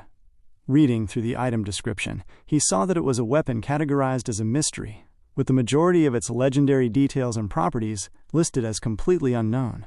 Holding the heavy hilt for a few moments, he suddenly felt a sharp, intense heat surging directly into his palm. The sudden retaliation forced him to toss the weapon to the floor instantly. He examined his burning hand in surprise, realizing why the relic was called a Dragon Slayer. The weapon was entirely incompatible with the Ragnar bloodline. He deduced that he would be unable to wield it properly until he solved the hidden secret behind the sword's mystery. According to ancient lore, they bestowed unparalleled, mysterious power upon anyone who could successfully decipher their secrets, granting strength that rivaled the heroes of myth. Theo reasoned that Ed must have successfully unlocked Balmung's mystery in his previous life, and judging by the man's recent movements, Theo suspected he knew exactly where to search to uncover those secrets. But until he could do so himself, the sword was unusable. He placed the heavy blade back into his inventory. A sudden knock echoed from his door. Theo walked over and opened it, finding Evelyn Nearville standing in the corridor. Evelyn bowed her head slightly, apologizing for disturbing him so late at night and asking if he could spare some time. Theo agreed, and she explained that the captain requested to see him immediately. The scene transitioned to the commander's quarters, where Julius sat at a heavy wooden table. Looking forward, however, it was not Theo sitting before him, but a battered trainer Isvan. Julius expressed his immense relief that the veteran was alive and well, but firmly stated that he must now retire from active service. Trainer Isvan nodded slowly, admitting with a quiet sadness that he had lost a leg and his wavering rustiness in the recent battle. He noted that his old bones could no longer handle the harsh weight of the battlefield, requesting permission to spend his remaining years in his quiet hometown, paying proper respects to his fallen comrades. Julius sighed, calling him a stubborn old fool, and noting that nothing he said could ever deter him anyway, thereby accepting the request. Trainer Isvan thanked the commander. He then mentioned that while it might offer little solace, there was a critical matter he needed to share regarding Theo, one of their newest recruits. Julius granted him the floor to continue. Trainer Isvan explained that the young boy had already successfully unlocked his brain gate. Julius was taken aback by the revelation, concluding that achieving such a feat meant the boy had surpassed the realm of ordinary warriors and was approaching a superhuman level of prowess. Trainer Isvan agreed, mentioning he too was greatly surprised when he first noticed it. He explained that Theo was clearly no natural-born genius whose gate was unlocked from birth. Instead, it felt as though a firmly shut heavy gate had been pried open by absolute brute force. At this rapid rate, the boy's capacity for growth had expanded vastly, far too vast for his current foundation. He noted the boy needed to be fueled properly, and the prospect of helping Theo reach his true potential made Julius grow extremely excited. Trainer Isvan concluded that this was all an old man could say for a junior knight, stating that henceforth the boy must discover and learn the way of the sword on his own terms. The scene shifts to the wide open training ground of the White Dragon Knight's fortress. Julius stood directly opposite Theo under the morning sky. Julius mentioned that he had heard of the great feats Theo achieved during the recent operation. Theo bowed his head modestly, replying that he could not have accomplished it without the coordinated efforts of his comrades. Julius smiled, telling him there was no need to be modest, and asked how much his martial philosophy had advanced since their last meeting. Theo felt briefly confused, wondering if the captain was referring strictly to his mechanical combat prowess. He replied that he simply felt much more at ease during active combat. Julius raised his hand, clarifying that he was not merely asking about physical sword techniques, but rather what kind of specific world his sword conveyed. Theo was thoroughly bewildered by the phrase, pondering what it meant for a sword to convey a world. He admitted he was not entirely sure, noting only that he aspired to resemble the Lord Patriarch's own swordcraft. Julius gripped the hilt of his weapon, stating that every swordsman in reality aspired to the same thing. Suddenly, Julius drew his blade in a single fluid motion. The sheer weight of the pressure startled Theo, making him deeply uncomfortable. Instantly, it felt as though the physical reality in front of Theo was completely shattered by Julius's power. The surrounding space caved in rapidly. Theo recognized the phenomenon, realizing this was the demon dragon's isolated dimension.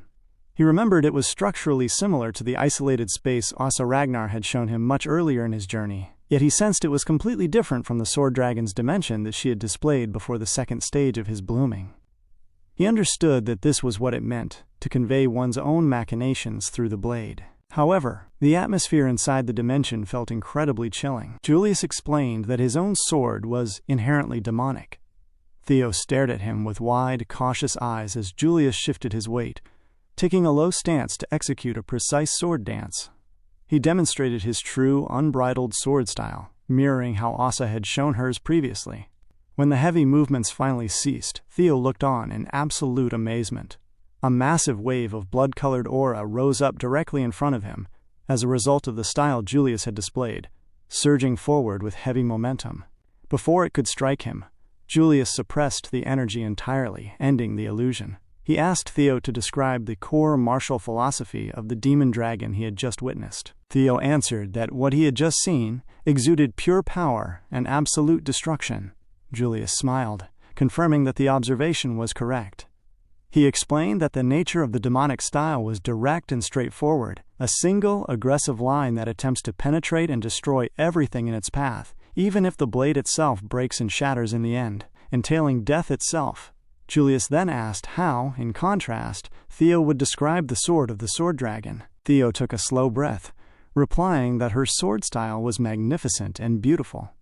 Julius responded that the description made perfect sense, considering Osa's sword encompassed the natural process of life. He explained that the entire journey of a seed sprouting and growing into a full flower conveyed life itself, slow, gentle, and ever-changing. Even when wrapping around obstacles, it never ceased to grow tall and strong. Theo finally understood the true meaning of martial philosophy, realizing with deep internal clarity how drastically different the paths were, even among the 9 dragons.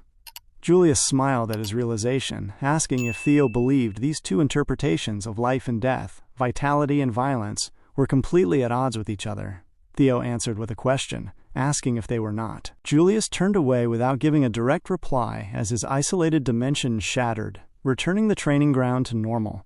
Walking off, Julius noted it would be no fun if he simply handed over the answer. He suddenly tossed a heavy leather book backward toward Theo. Theo caught it cleanly. Julius explained that the book contained a detailed discussion on the way of the sword written between himself and the sword dragon. Theo was taken aback by the incredible gift. Julius added that while it was an extremely rare case, Theo had officially become the joint disciple of both himself and Osa simultaneously. Theo stood completely baffled, trying to grasp the immense reality that he was now the direct disciple of both the demon dragon and the sword dragon. The scene cut to a memory of the past, much earlier when Julius and Osa were coming up with the joint instruction booklet that Julius eventually handed down. When they finally completed the written work, Julius shut the heavy book firmly, exhaling slowly as he glared at the cover.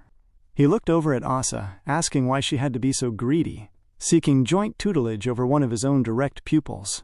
Osa smiled at his irritation, telling him not to be so jealous, and asking if he could truly deny that this unique arrangement would be highly beneficial to Theo. She noted that as Julius was well aware, Theo's excellence was already on par with any Ragnar in the family. She explained that while his immersive talent would allow him to advance rapidly, he could not navigate the path entirely alone, and such explosive momentum might also cause him to hit an early, insurmountable roadblock. She reasoned that their combined tutelage would help the boy overcome that exact obstacle. Julius cut her short, asking what would happen if Theo became an absolute enemy of the Lord Patriarch and of House Ragnar in the future. This possibility was very surprising to Osa, Julius continued, reminding her that they both knew how it often ended for prodigies like him who advanced suddenly and rapidly. Osa nodded slowly, admitting that indeed, such figures had often met a bitter end.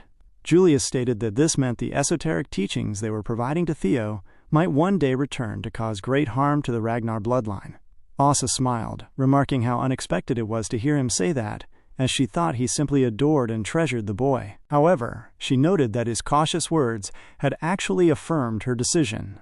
She smiled warmly, advising that it was best to leave the instructional booklet entirely in his hands. She instructed Julius that once he was absolutely assured that Theo would remain untarnished by petty greed and would bloom into a proper Ragnar, who values every tiny moment, only then must he give it to him. The scene cut directly back to the present time, just as Julius handed the completed book over to Theo.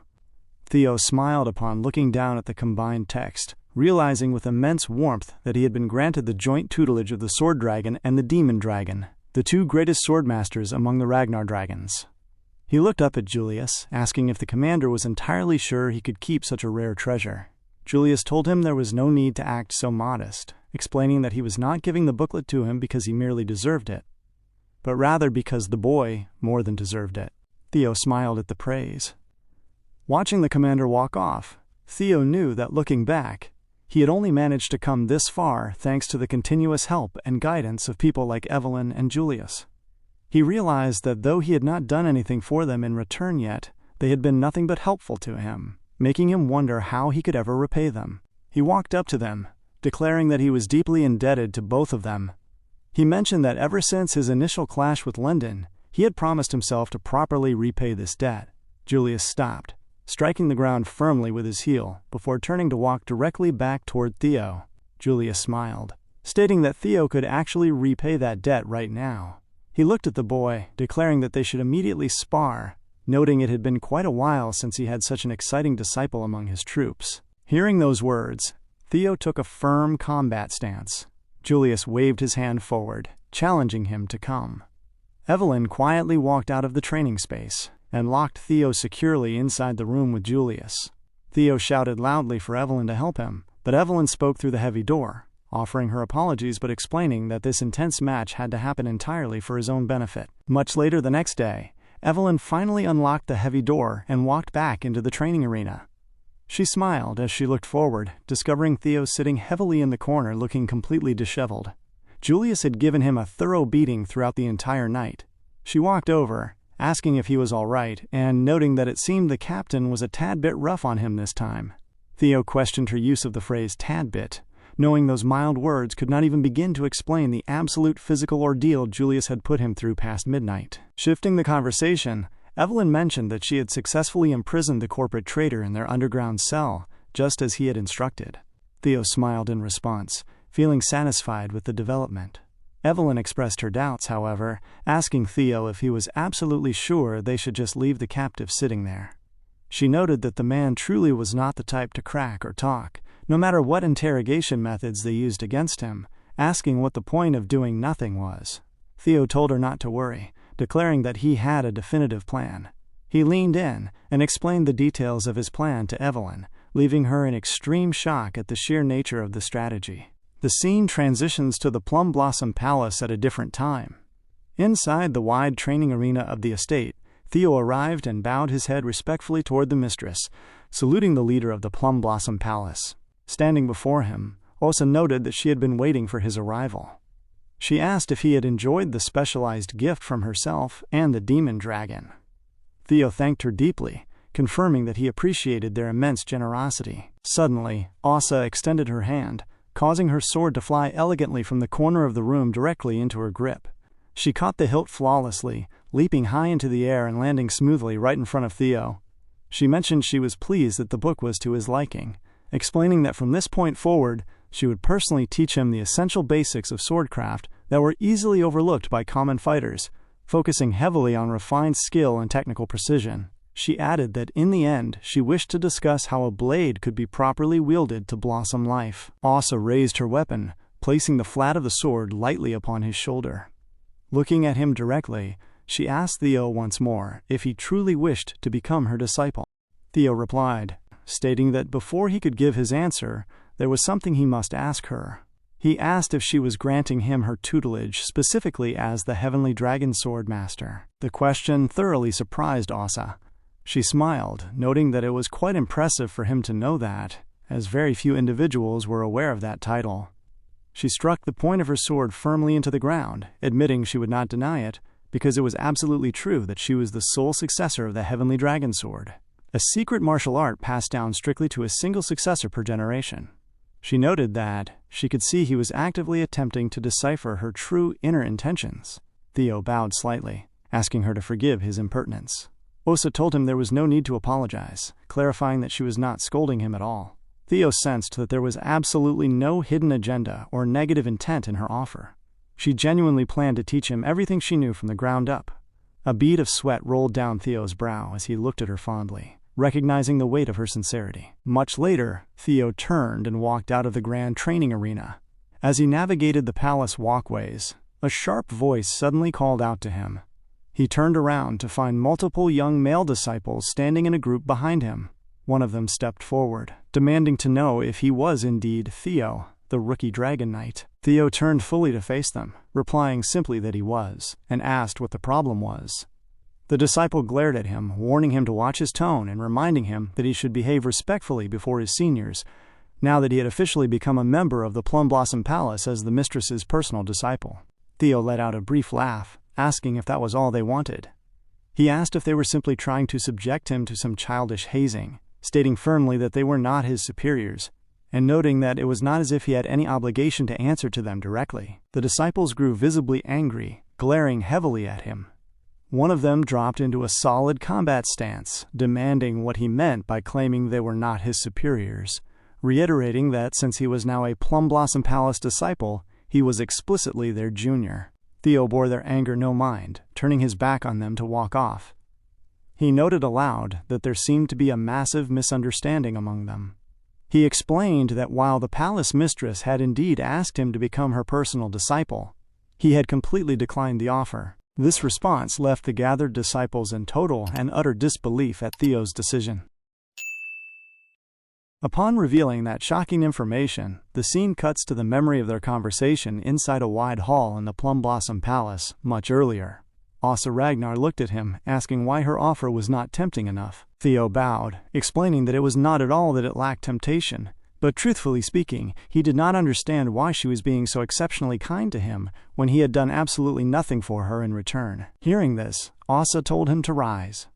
She explained that there was no convoluted reason for her kindness, but simply that Theo took after Kyle. She saw that the boy took after the Lord Patriarch so much in his younger days, and she wanted to invest in his future. She clarified that she was not merely talking about physical appearances, but rather how he pursued his dreams and ideals with the same unyielding drive.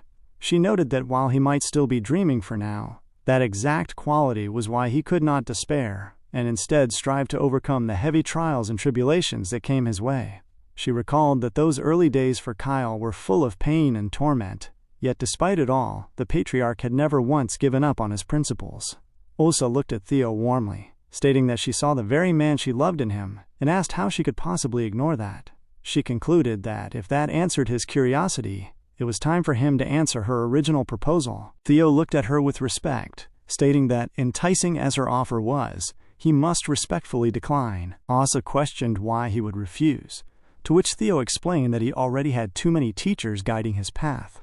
He counted her, who had taught him most graciously, as well as Julius the Demon Dragon, captain of the White Dragon Knights. He also counted his senior colleagues, Evelyn, Salford, and Aaron, along with his friends and comrades, Wellington, Holkis, and his sister Erica.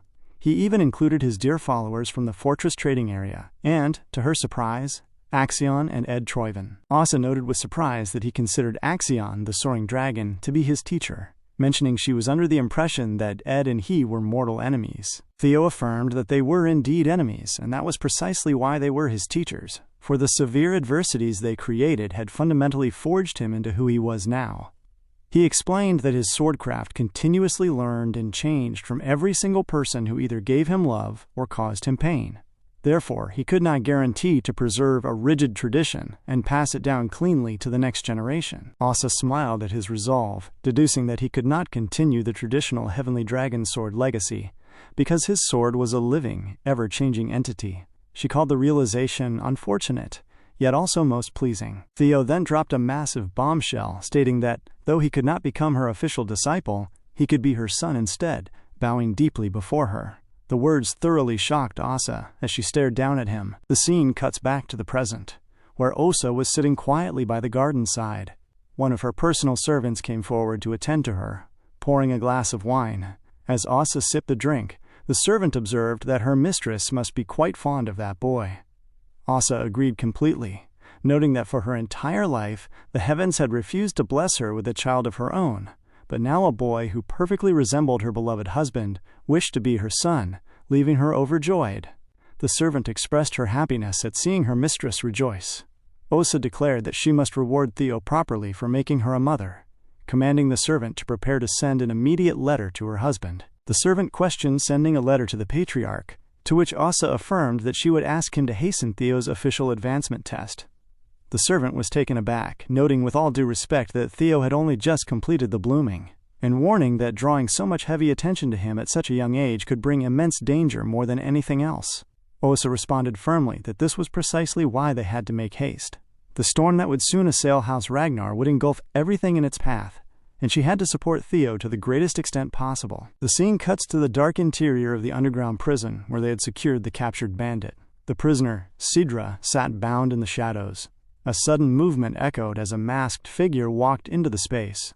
Sidra looked forward, stating that the man was here at last. The masked infiltrator stepped closer, stating that this was their lord's explicit will, and telling Sidra not to blame him. Sidra replied that he was well aware of the stakes.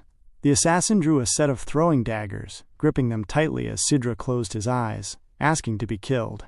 The man threw the 3 daggers with lethal force, directly toward the prisoner. Before the blades could pierce Sidra's flesh, a blue wind cut through the darkness from nowhere, deflecting the daggers instantly.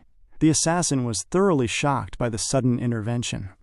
Evelyn descended heavily from the upper structure. She announced loudly that they had been expecting his arrival. The assassin realized in a flash of panic that the entire situation was a coordinated trap, cursing as Evelyn engaged him in close combat. The man tried desperately to break away and escape, but Evelyn cornered him with steady, heavy movements, cleaving a path through his guard and cutting down every throwing weapon he used to defend himself. The assassin retreated a step, wondering to himself if Evelyn had always been this incredibly powerful, having never known she possessed such tenacity. He recognized that while he had failed to end Sidra's life, being captured alive would make the situation far worse for his faction. Concluding he must retreat and bide his time, Evelyn stopped him in his tracks, declaring that he was not going anywhere. Bending low, she imbued dense wind energy into her steel blade and thrust it straight forward. She unleashed the esoteric arts of the god of wind and thunder, hitting the unknown attacker with a heavy physical wave that sent him flying through the air, coughing up blood heavily. Knowing he could not let them identify his face, the assassin began to gather volatile energy into his hand, determined to eliminate the evidence by destroying his own body. He lunged his hand upward to grab Evelyn by the face, but Evelyn anticipated the movement, placing her palm firmly against his belly. She noted that they all pulled the exact same old tricks when things did not go their way, driving her hand forward to strike his center. The man fell completely limp to the ground, his energy dispersing instantly. Evelyn observed that it was too bad it did not work out for him, effectively securing the captive. The scene shifts to a secluded cabin later that night. They gathered for a briefing where the Snowless detailed out their recent events. She stated that at 1:15 a.m. that day, Evelyn Nearville captured the assassin who infiltrated the underground cell. Explaining that the culprit was officially confirmed to be affiliated with the Seizing of the Serpent, a covert organization operating directly under House Troyvan, one of the greatest houses of the eastern region. Therefore, she concluded that a Troyvan was explicitly connected to this entire treasonous conspiracy. Julius Ragnar was also present in the cabin, adding that this infiltration proved that a spy was operating within their own ranks, leading them to hold this classified briefing in a secluded location. She explained that according to their gathered intelligence, the primary hideout for the Seizing of the Serpent was an old castle situated within the Kolhem region. She calculated that after 3 hours the enemy would assume the assassin had failed his mission, prompting them to destroy all evidence and flee. Therefore, the purpose of this joint operation was to launch an immediate ambush on the hideout, subdue all culprits, and extract further information. Concluding the briefing, she turned to Julius, stating that Snowless Cleve awaits further orders. Theo looked toward Julius by the corner, thinking to himself that he had never expected to see an actual Snowless agent with his own eyes. Julius acknowledged Cleve's report, stating he had something important to add. He announced that this upcoming infiltration operation would also function directly as Theo's official advancement test. Everyone in the cabin was extremely shocked by the sudden announcement. Theo turned to the captain, asking if he was truly already qualified to take the advancement test. Julius confirmed that he was, but warned that it was not entirely good news. He explained that because of the circumstances, the test would be significantly more difficult than an average regular evaluation. He revealed that advancement tests naturally grew incredibly difficult the higher up they went, noting that this was an intermediate sword wielder test, which normally never involved a high-stakes tactical operation that could potentially develop into a civil war. Julius looked at him, mentioning he knew Theo was the one who instructed Evelyn to lie in ambush to capture the assassin in the first place. He stated that since Theo had started this chain of events, it was only necessary for him to see it through to the very end. Theo apologized for his impertinence in executing the trap without prior clearance. Julius stepped forward, grabbing Theo firmly by the shoulder, telling him there was no need for that. He noted that while Theo was a promising prospect, it was still damn cheeky to set up a trap like that without asking his commander first. He headbutted Theo firmly, shouting that he needed to wrap this up tightly and neatly, become an intermediate sword wielder, and earn his proper rights to operational control. Theo grabbed his forehead from the physical impact of the headbutt. He realized he was now directly at the center of the action, not expecting this much heavy attention to shift onto him so suddenly. Right then, a system notification flashed before his eyes, announcing that Main Story Quest Part 4 had officially commenced, titled The Bad Karma from a Past Life. The text detailed that this was his definitive chance to resolve the ill-fated karmic relationship from his previous life and put a permanent end to their conspiracy. Looking at the screen, Theo remembered his past, thinking that he had always wondered what specific bad karma had led to the terrible fate he experienced before his regression. Clive, observing his silence, asked if there was anything wrong. Theo looked up with absolute confidence, stating that nothing was wrong and swearing that he would succeed in this mission no matter what it took. Julius smiled, commanding everyone to move out, declaring that Operation Snake Hunting was now officially underway. The scene cuts to the dense woods outside the White Dragon Knight's fortress. 3 figures stood gathered together in the shadows. The snowless agent, Clive, alongside Theo and Evelyn. Clive spoke to them in a low, measured voice, explaining that in order to completely prevent information leakage by potential moles, this specific operation would be carried out solely by the 3 operatives standing there. She noted that the 3 of them gathered together, having already been directly engaged with the initial inciting incidents, would be the only ones involved. She expressed that while their target was a highly dangerous group of assassins, and though they themselves might hold a technical advantage as Ragnar sword builders, they were still vastly outnumbered on the field. She looked at Theo, cautioning him that he must be absolutely sure to keep his guard up, to which Theo nodded firmly. The scene transitions directly to the hidden compound where the assassins were gathered, carrying out their regular operations in a dimly lit chamber. One man spoke aloud, noting that the papers in his hands should be most of the critical documents, to which another operative receiving the parchment replied that they could leave the area as soon as their companion returned.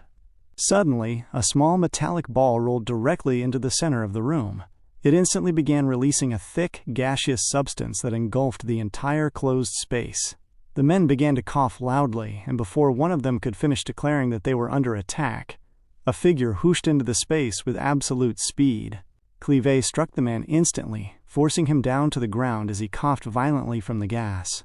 Noticing him succumb, the snowless agent moved with fluid precision. She kicked a desk to subdue the man instantly. She called out that the primary target was subdued, grabbing a handful of documents before instructing Evelyn that the 2 of them would thoroughly search the main area while Theo was to search the basement alone. Theo watched her work, thinking to himself that he was highly impressed by how she took down 3 trained assassins in a single flash. He affirmed her instructions, and the team immediately fanned out. Theo dashed through the hallway, calculating from the floor plan shown during the briefing that the straight stairway ahead should lead directly to the basement level. As his boot pressed down on a stone step, he felt his leg pull a thin wire string hidden low on the ground. He looked forward instantly, recognizing a sharp arrow flying straight for his face, though he was able to swiftly tilt his head and dodge the arrow before it dealt any damage. But that was merely the beginning of the trap. Multiple other arrows came flying his way in a rapid sequence. Remaining perfectly nimble, Theo swung his steel sword in tight, heavy arcs to block and deflect every incoming projectile. He placed his palm firmly on the ground, immediately activating his hatchling synchronization skill to read the structural information of the target layout. Theo was able to spot multiple hidden wire springs embedded throughout the walls and floor, all designed to release consecutive traps the moment a single one was touched. Acting swiftly, he pulled multiple blades from his inventory. Sensing the mechanisms through the dragon pattern, he struck down precisely at all the connecting strings in front of him, snapping them in an instant without detonating the traps. The scene cuts to a deeper chamber where Theo had already seamlessly and mercilessly taken out all of the hidden men who were kept in waiting. He moved quickly to disable the remaining triggers to ensure the path was entirely safe. As he stepped past the final mechanism into the deep basement, the surroundings grew completely still. Suddenly, a gory sight appeared in front of him. Blood was spewed everywhere across the stone floor, and one particular man stood tall in the center of the room. The man looked toward him, stating aloud that he could smell Theo's absolute blasphemy from where he was standing. He noted that shedding blood in the middle of their sacred worship was an incredibly impatient act. Theo stared at the strange man. The bizarre sight made Theo thoroughly confused. He began to wonder if this was the Holy Demon Cult, an organization he had only heard rumors of in his previous life. The cult was a radical religious group that claimed the end of the world was near, and that a savior would soon descend from the heavens. They had successfully captured the hearts of the gullible masses, and became the primary driving force behind the Great War that completely brought down the Empire in Theo's past life. The man in front of him smiled thinly, noting it seemed Theo recognized his affiliation. Theo glared at him, utilizing hatchling synchronization to read the surrounding mana flow. he discovered that the mana flow inside the man's body was unbelievable. His brain gate was not just open, but completely broken, serving as a conduit through which a vast amount of mana of unknown source and mechanism poured freely. The man spoke sadly, noting that it seemed Theo stubbornly maintained his impiety. He palmed his hands together, gathering a dense, volatile energy that began to emit heavily around the entire space. He screamed at Theo, telling him not to refuse their Lord's grace as he dashed forward with extreme velocity in an attempt to grab the boy by the throat. Theo took a firm stance, using his sword to parry the man's attempt to grab him. As their limbs clashed, the cultist was literally using his bare hands as a solid sword against Theo's steel weapon. The moment the man lunged forward to grab Theo by the face, Theo dodged the hand by a fraction of an inch and swung his sword heavily, imbuing raw energy into the blade as he cleaved through the space to strike the man's arm. A massive physical recoil echoed through the basement, but the man effortlessly caught Theo's sword with his bare fingers. Theo was thoroughly shocked, realizing the man had blocked his maximum mana-infused strike like it was absolutely nothing, leaving him unable to retrieve his sword from the man's grip. Before he could react, the man drove a heavy punch straight into Theo's gut. The sheer physical force sent Theo flying backward through the space until his back struck the stone wall with a loud crash. Theo coughed up blood heavily, sliding to the floor in shock as he wondered how a mere blood priest could be this powerful, knowing they were the lowest clerics among the cult's hierarchy. He calculated that if he utilized the 3 claws of the dragon fangs in this enclosed space, the entire underground structure would collapse, burying him alive alongside the target, leaving him wondering what he should do. He slowly tried to rise, holding his side as he thought hard about a solution. With his physical sword alone, his options were limited. But as he leaned against the wall, he began to picture the 2 distinct worlds the dragons had shown him. He visualized the destructive, direct world of the demon dragon and the gentle, ever-changing world of the sword dragon. The words Julius had spoken flashed clearly through his mind, recalling the question of whether life and death, vitality and violence, were truly at odds with each other. Theo wondered if these 2 completely opposing concepts could actually be harmonized into a single path. The blood priest dashed forward again, raising his hand to deliver a final, lethal strike, declaring that the precious lifeblood of this lamb would now flow as a sacrifice to his god. As the heavy hand swung down to offer Theo up, a massive explosion engulfed the entire area, crushing the stone floor underneath them. However, Theo had successfully calculated the trajectory, sliding out of the way in the nick of time. As the dense smoke cleared, they both glared heavily at each other. The blood priest called Theo a stubborn little lamb, while Theo focused entirely on his internal energy. He saw the path clearly now, deducing that the 2 swords were never truly at odds with each other. He began to imbue a new balance of energy into his sword, understanding that life and death were a single, continuous path, that death naturally awaited the end of life, and life bloomed and was actively nourished by death. He realized they were not separate forces, but a single great power intertwined as one. The blood priest laughed out loud, calling him utterly foolish and asking if he had yet to realize that his sword could not harm his body.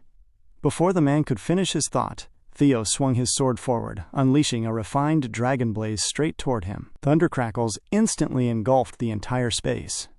The blood priest began to laugh, claiming the attack was still ineffective and merely noisier than before, completely unaware that Theo had altered the internal structure of the strike, causing blood to spew heavily from his arm.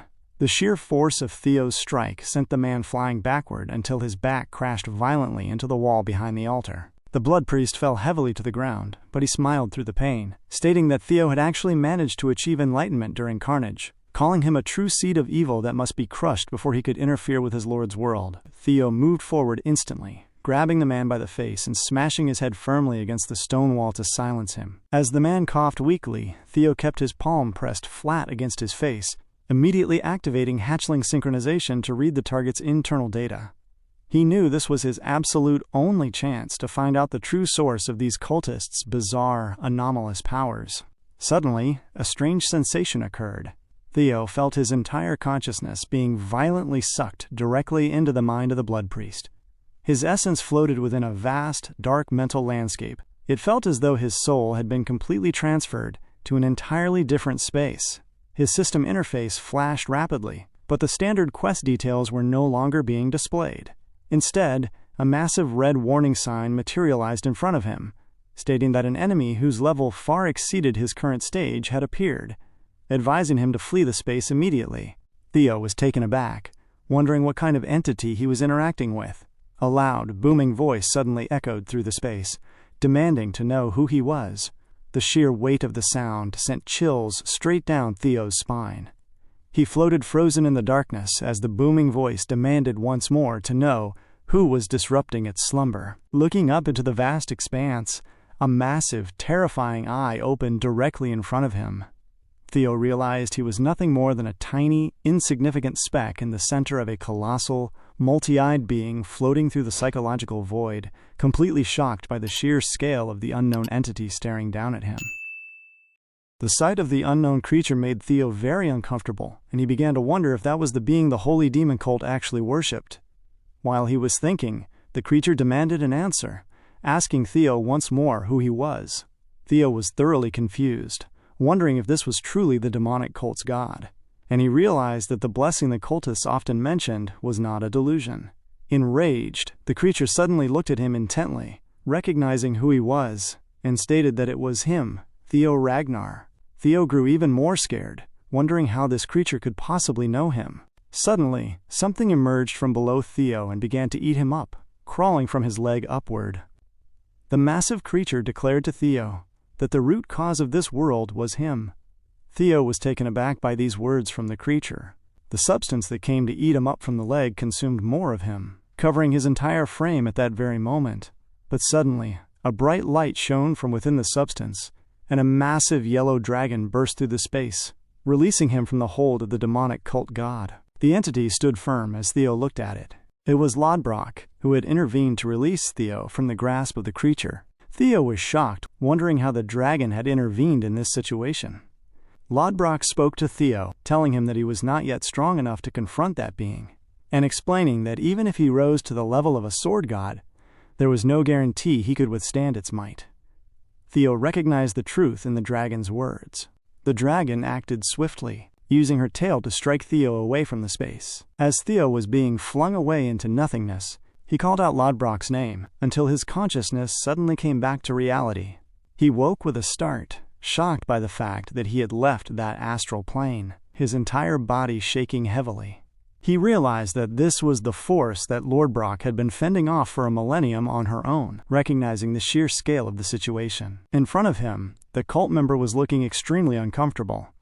The blood priest began to scream, saying that he had dedicated all his life and sacrificed even his family, yet he was never once granted an audience with his Lord and Savior. He screamed at Theo, demanding to know how a faithless non-believer could be granted such an audience.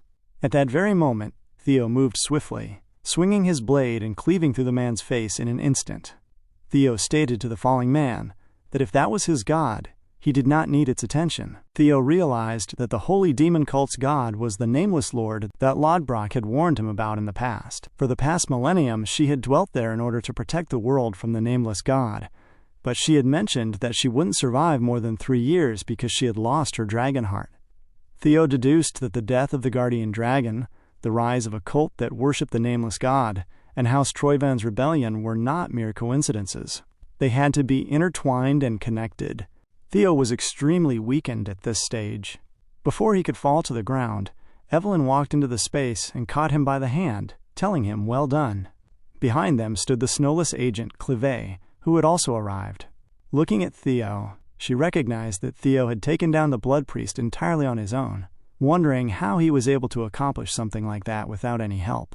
Clive then spoke to Theo, saying that it was quite impressive for Theo to slay a blood priest single-handedly, noting that he had more than proven himself. This marked the official conclusion of his advancement exam. The scene cut to a different space where they were searching through information. Clive observed that it was a pity that none of these were concrete evidence, noting that they were all just circumstantial evidence. Theo stepped forward, asking how about this, as he demonstrated a box in his hand that he discovered in the basement. The moment Theo brought out the box, Evelyn's interest was piqued. Looking at the box, she recognized that it contained the item Theo had asked her to obtain before the blooming, the secret ledger containing the transactions between the Ceres caravan and House Troyvan. She realized that he had foreseen this exact moment all along. Upon receiving the item, Clive looked through the book inside the box, noting that the Ceres caravan's ledger was indeed here, complete with their official transactions and official seal. Closing the book, she stated that this ledger and the documents should be enough to prove Troivin's treacherous conspiracy, as well as the holy demon cult's complicity in the plot. She declared that they now had just cause to apprehend them, stating that first, they would give a brief report to the chief. They began to walk out of the space, as Clive told Theo that they would strike the Ceres caravan immediately afterward. While they walked out, Theo thought to himself that soon it would be his turn to stamp a Troivon out of the entire ordeal. The scene cut to a different space where Julius was shouting in anger, stating that of course it was Ed Troivan. The information had reached him, and he complained that he knew the man would betray them one day. Robert noted that he was still just a suspect that had displayed suspicious activities, to which Julius asked if the man took him for a fool. Julius said to Robert that since he was the leader of the Black Snow, he wouldn't have shown him this unless he was absolutely sure about the crime. Robert told him enough of his groundless speculations. Julius then deduced that Robert knew the plot all along, but let them be on purpose. Robert raised his cup and told Julius that they should talk about Theo first. He mentioned that according to Clee's report, the boy defeated a blood priest on his own. Julius was taken aback by the report, starting to ask a question, but Robert cut him short, stating he knew the boy would make an excellent Black Snow agent and telling Julius to hand him over now. Julius laughed, stating that he was surrounded by crooks who wanted to steal Theo from him. They began to reminisce about the time when they were younger, alongside Kyle and Asa, remembering when they became sworn siblings. Julius screamed at him, telling him not to try to emotionally manipulate him now, declaring that he wouldn't let him take Theo away and telling him to get lost. Robert smiled, stating that big brothers are supposed to take from little brothers. He grabbed 3 bottles of wine and began to walk out of the office, telling Julius that next time he should prepare something more expensive. Julius screamed in annoyance after him for stealing his precious collection. Once outside, Robert thought to himself that there were no spies in the White Dragon Knights. He felt at peace making this realization, knowing it was the only institution beyond the Soaring Dragon's influence, which was why they could be trusted with this operation. He began to wither slowly, remembering that since Clive and the other 2 left immediately, they would have arrived by now. His form completely withered and transformed back into a crow, flying out of the White Dragon territory. He thought to himself that it was quite a time to apprehend the Ceres caravan, noting that the situation was getting more interesting as he flew away. The scene cut to the Ceres caravan head office inside a grand wedding hall. A ceremony was underway as a particular man walked into the space and offered his greetings. He introduced himself as Nevan, the second-born son of House Bacchus. The lord in front of him responded that he was Quodrak, chief of the Ceres caravan, welcoming Nevan wholeheartedly as his soon-to-be son-in-law. Quodrak then presented his 4th daughter, Lily, to Nevan, stating that henceforth they would be man and wife. Through this marriage, House Ceres and House Bacchus became blood relations. The guests began to show their appreciation for the ceremony.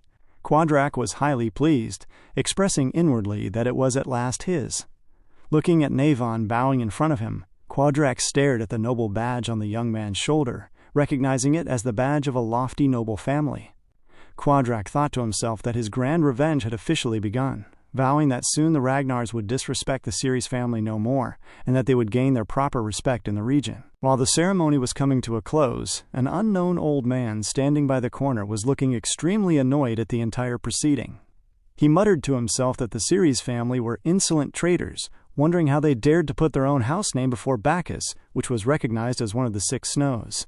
He clenched his fist tightly as he tried to calm himself, reasoning that now was not the time to act, but rather the time to endure. He calculated that the incoming dowry should successfully bring House Bacchus back to its former glory days, concluding that trading a damned bastard was a very small price to pay to enter into the Ceres family line. Further up, Nevan smiled as he glanced back toward his father. He deduced his father's exact thoughts, wondering if the old man seriously believed that those shrewd merchants would actually help them. It was clear that everyone present was there solely for their own personal benefit. Nevan knelt smoothly in front of Quodrak, keeping his intentions perfectly hidden. He knew that the patriarch did not even realize that the Ceres family secretly owned the very business that had mortgaged the Bacchus family's assets. Nevan knew that he would not be alive for long, but before his time came, he intended to witness the absolute fall of this cursed family. Extending his hand toward the bride, he greeted Lily, vowing to be entirely sincere to her as her husband and as a faithful son-in-law to House Ceres. The moment Navan vowed his sincerity, she glared at him coldly, asking exactly how he intended to prove those words. This blunt question surprised Navan, but he quickly smiled, noting that it seemed there was something specific she desired. He stated that though his family was so impoverished that they were actively selling him off, he would gladly bring her the official Bacchus seal if his bride truly desired it. Hearing this, Navan's father grew extremely annoyed, calling Navan a filthy bastard in his thoughts. Lily replied that if he truly meant what he said, he had to prove it. She pulled back her sleeves, exposing her healed scar, and screamed at Navan to bring her the head of the man who did this to her aunt. The moment she demanded his death, Navan glanced at her and smiled. He calculated that requesting the killing of a prospective heir made her look wild, concluding that this woman was not normal either. The heavy declaration caused the guests throughout the space to begin whispering among themselves.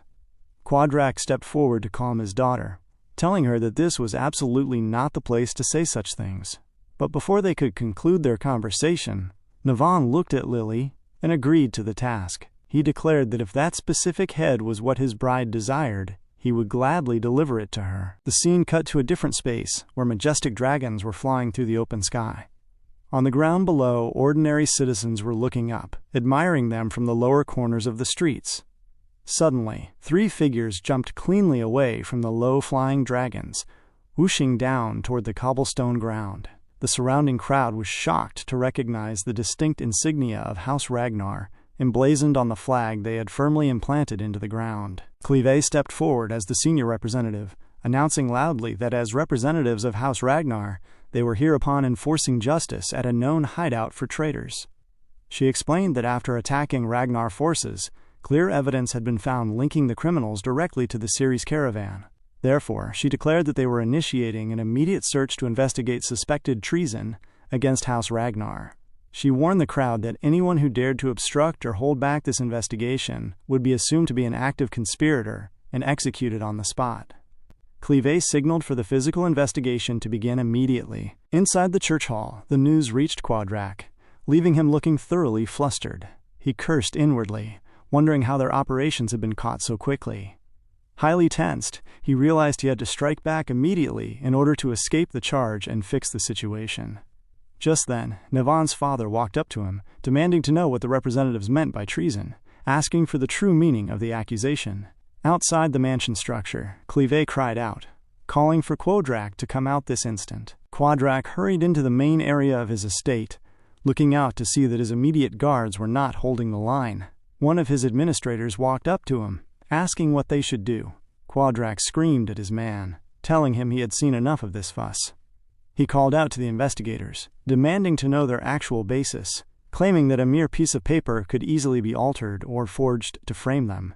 He screamed out loud from his balcony that their dirty tricks would come to absolutely nothing, stating that the entire world knew House Ceres was a loyal Ragnar subject, and vowing that their lies would be exposed in no time. He then called out to the heavily armed hawk soldiers of Ceres, commanding them to seize the impostors who had dared to enter his territory. Navan's father grabbed Quadrak by the shoulder, stating that his words meant he was officially refusing to cooperate with a legitimate investigation. He screamed that the marriage between their houses was officially cancelled.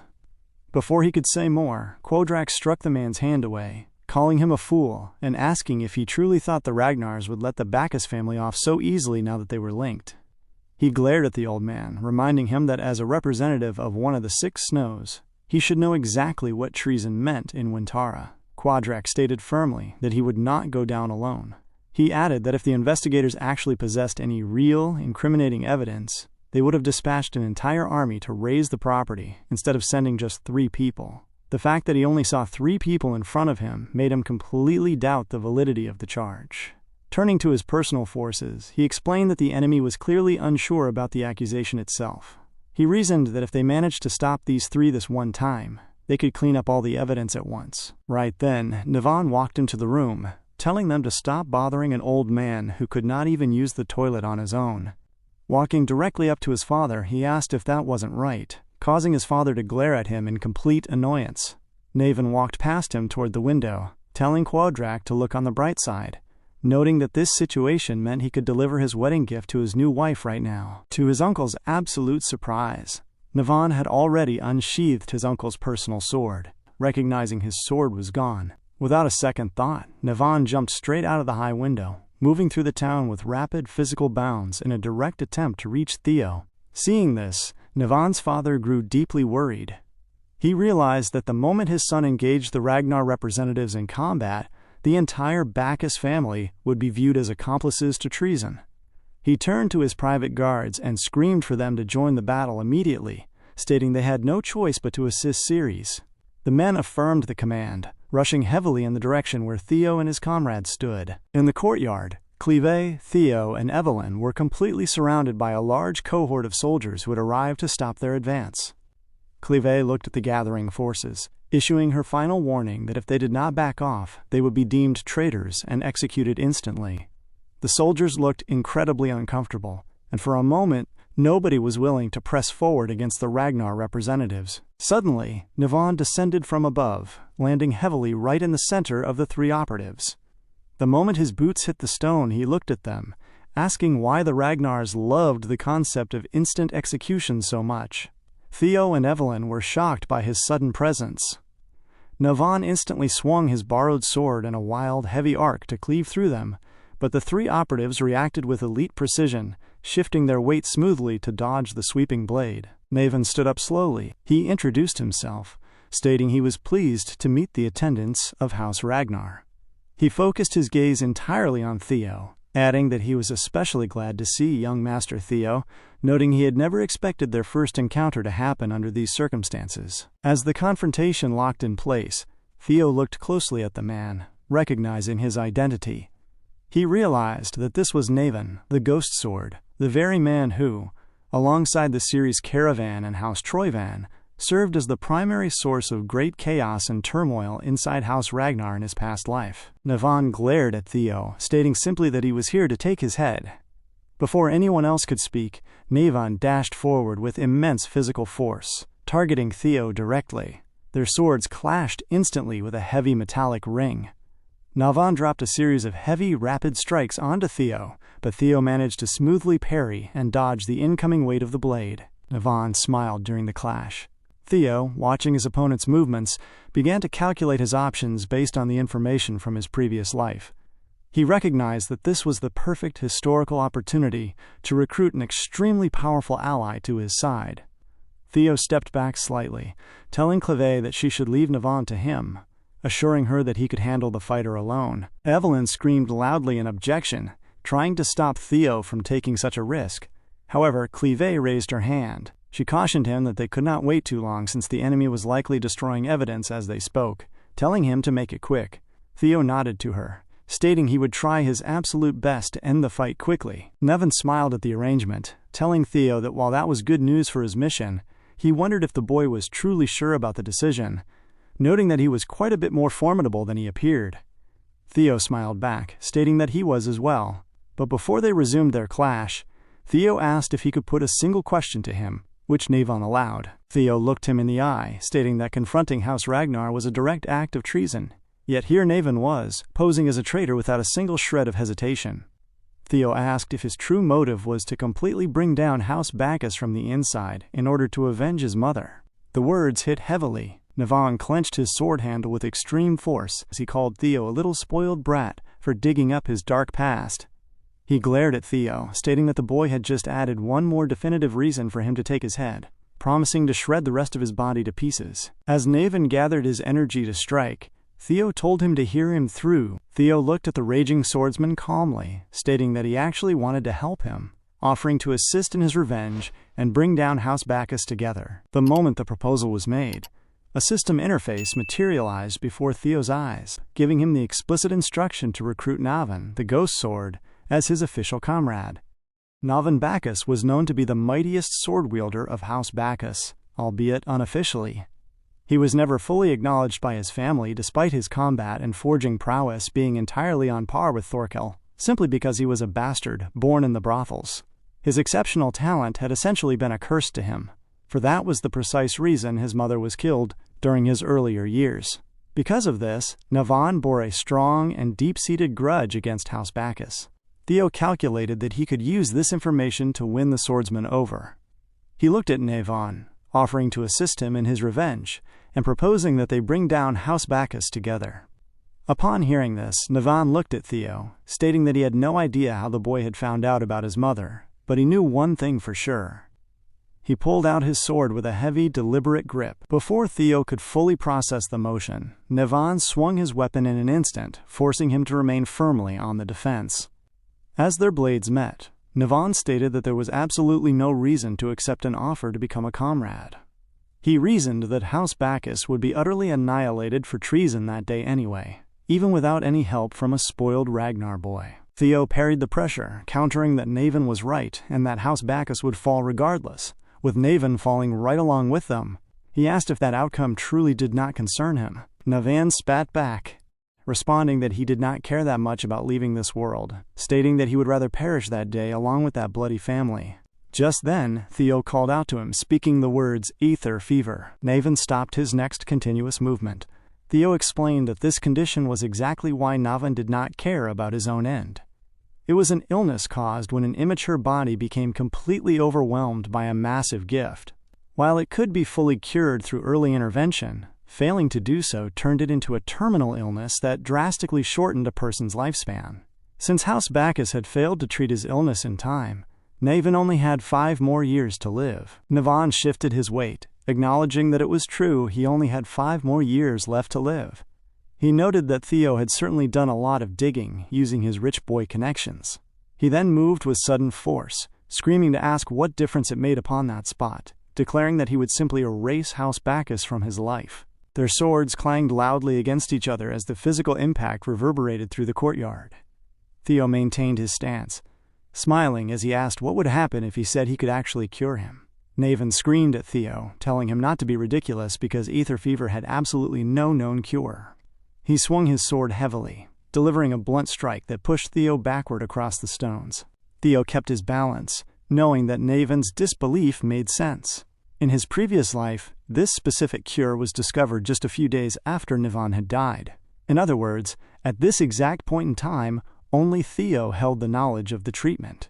He looked at the swordsman, restating that it could actually be cured, and emphasizing that he was 100% sure of it. Theo smiled at him, explaining that while House Bacchus would fall without his personal assistance, joining forces meant that after Bacchus fell, Navan would survive and live on.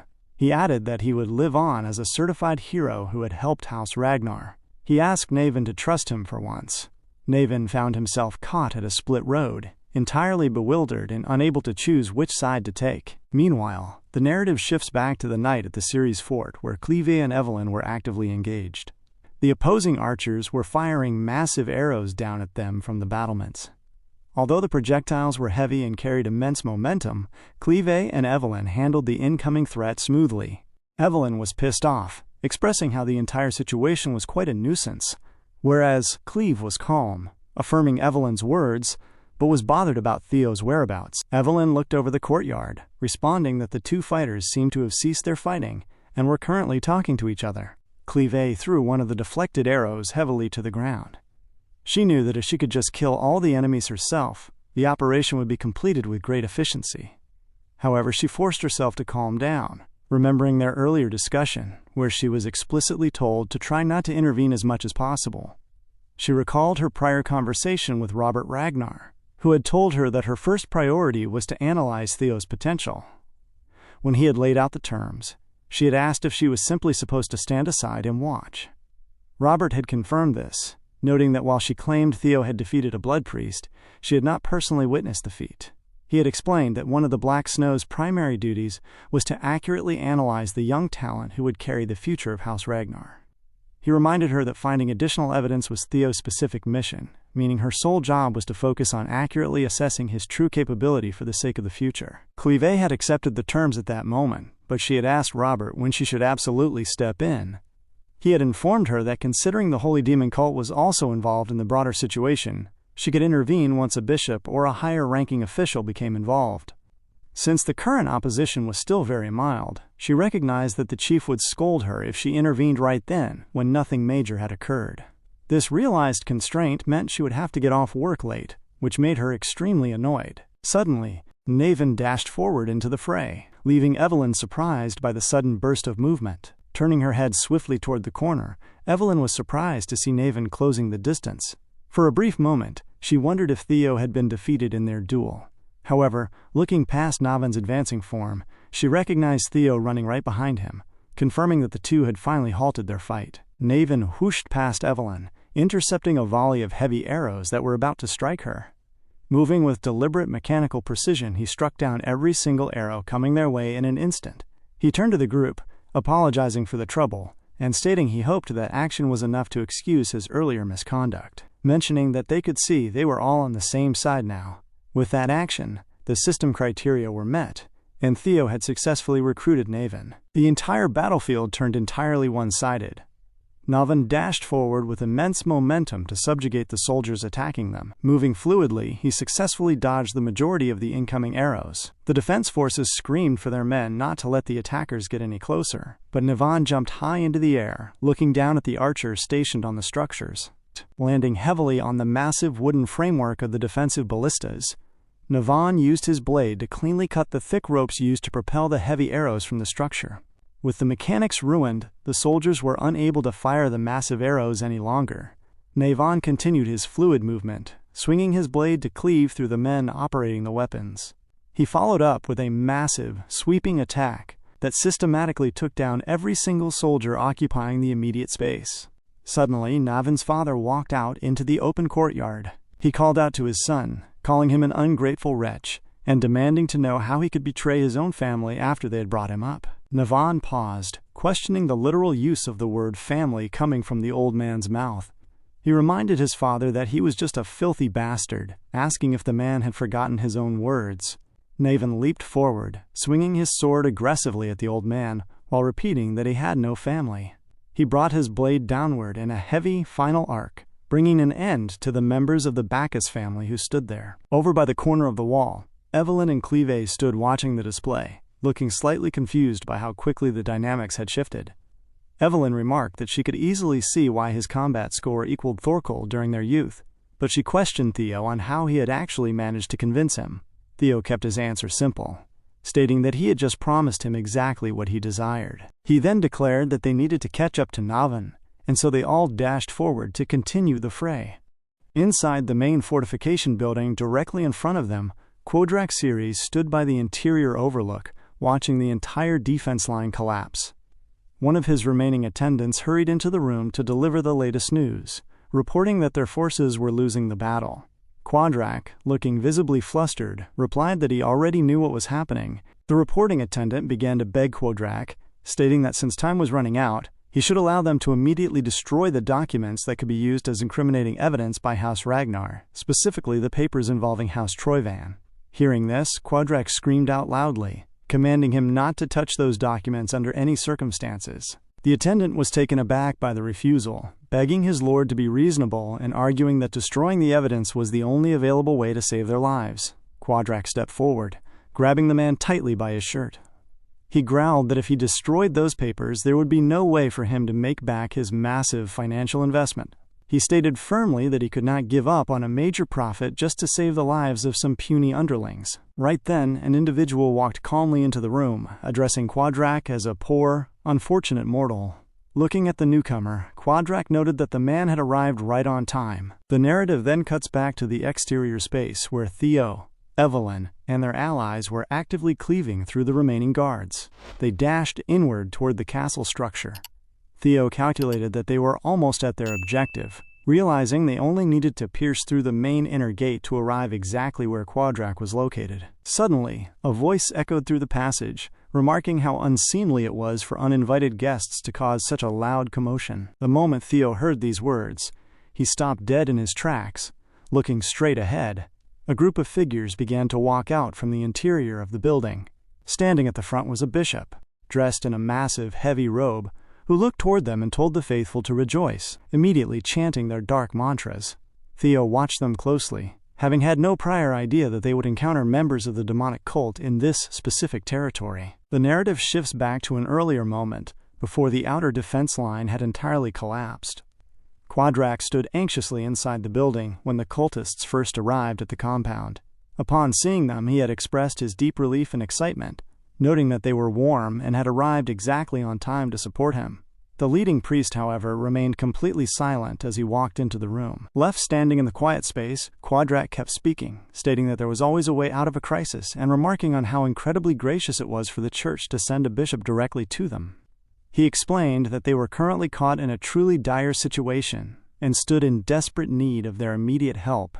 He reminded the priest that the church and the Ceres caravan were established allies, which meant their goals aligned perfectly, and begged him to lend their assistance. The bishop stepped further into the room and broke his silence. He said that they would indeed help him, as Quadrak was still needed for the coming day of judgment. However, he demanded to know exactly where Quadrak had placed the specific documents regarding House Troyvan. Quadrak hesitated, asking why the bishop cared about that particular asset. He tried to reassure him, stating that he naturally kept such valuable assets very well hidden. Before Quadrak could finish his thought, the accompanying blood priest moved with sudden heavy force and grabbed him directly by the mouth, silencing him instantly. The bishop stared down at him, leaving Quadrak wide-eyed with surprise. The bishop stated that Quadrak was not only incredibly arrogant, but he was also exceptionally foolish. He demanded to know how a slimy unbeliever dared suggest soiling their lord's grand plan. Turning to the blood priest holding the merchant, the bishop calmly instructed him to kill Quadrak, observing that there were plenty of other wealthy figures who wished to fund their holy cause, meaning they had absolutely no real need for him. The blood priest began to squeeze tightly on Quadrak's throat. Feeling the absolute weight of the grip, Quadrak's composure broke completely, and he began to frantically plead for his life. He choked out an apology, begging His Excellency to forgive him for gravely offending them. He reasoned that if he were to die right then, the Ceres caravan would remain a prime suspect for the raid, which would ultimately create a massive issue for the cult's operations as well. The bishop paused, calculating the merchant's words. He signaled with a brief motion of his hand, directing the blood priest to stop. The blood priest let go immediately, causing Quadrak to collapse heavily onto the floor, gasping for breath. The bishop looked down at him, commanding that they must burn every single document that implicated House Troyvan. He looked directly at Quadrak, warning him not to even consider fleeing if he valued his life, because their lord was entirely all-seeing. He told him to make haste if he truly wished to leave this place alive. Quadrak scrambled to his feet and ran away as fast as he could to execute their instructions. The narrative shifts directly back to the present moment outside. Theo muttered a quick curse under his breath. He had entirely lacked any prior indication that the demonic cult would deploy such numbers here. He glanced upward and spotted the bishop, laughing from an upper window. The bishop extended his hands toward the sky, declaring loudly that through their shed blood, their god would finally arrive. Following his declaration, the regular priests rushed forward, swarming the field in full force. As the battle intensified, Theo glanced forward and rapidly assessed the situation. He had fully expected that the cultists would be hiding somewhere nearby, but he had deduced that sending an actual bishop to this location meant the stakes were far higher than anticipated. The enemy forces currently outnumbered them tenfold.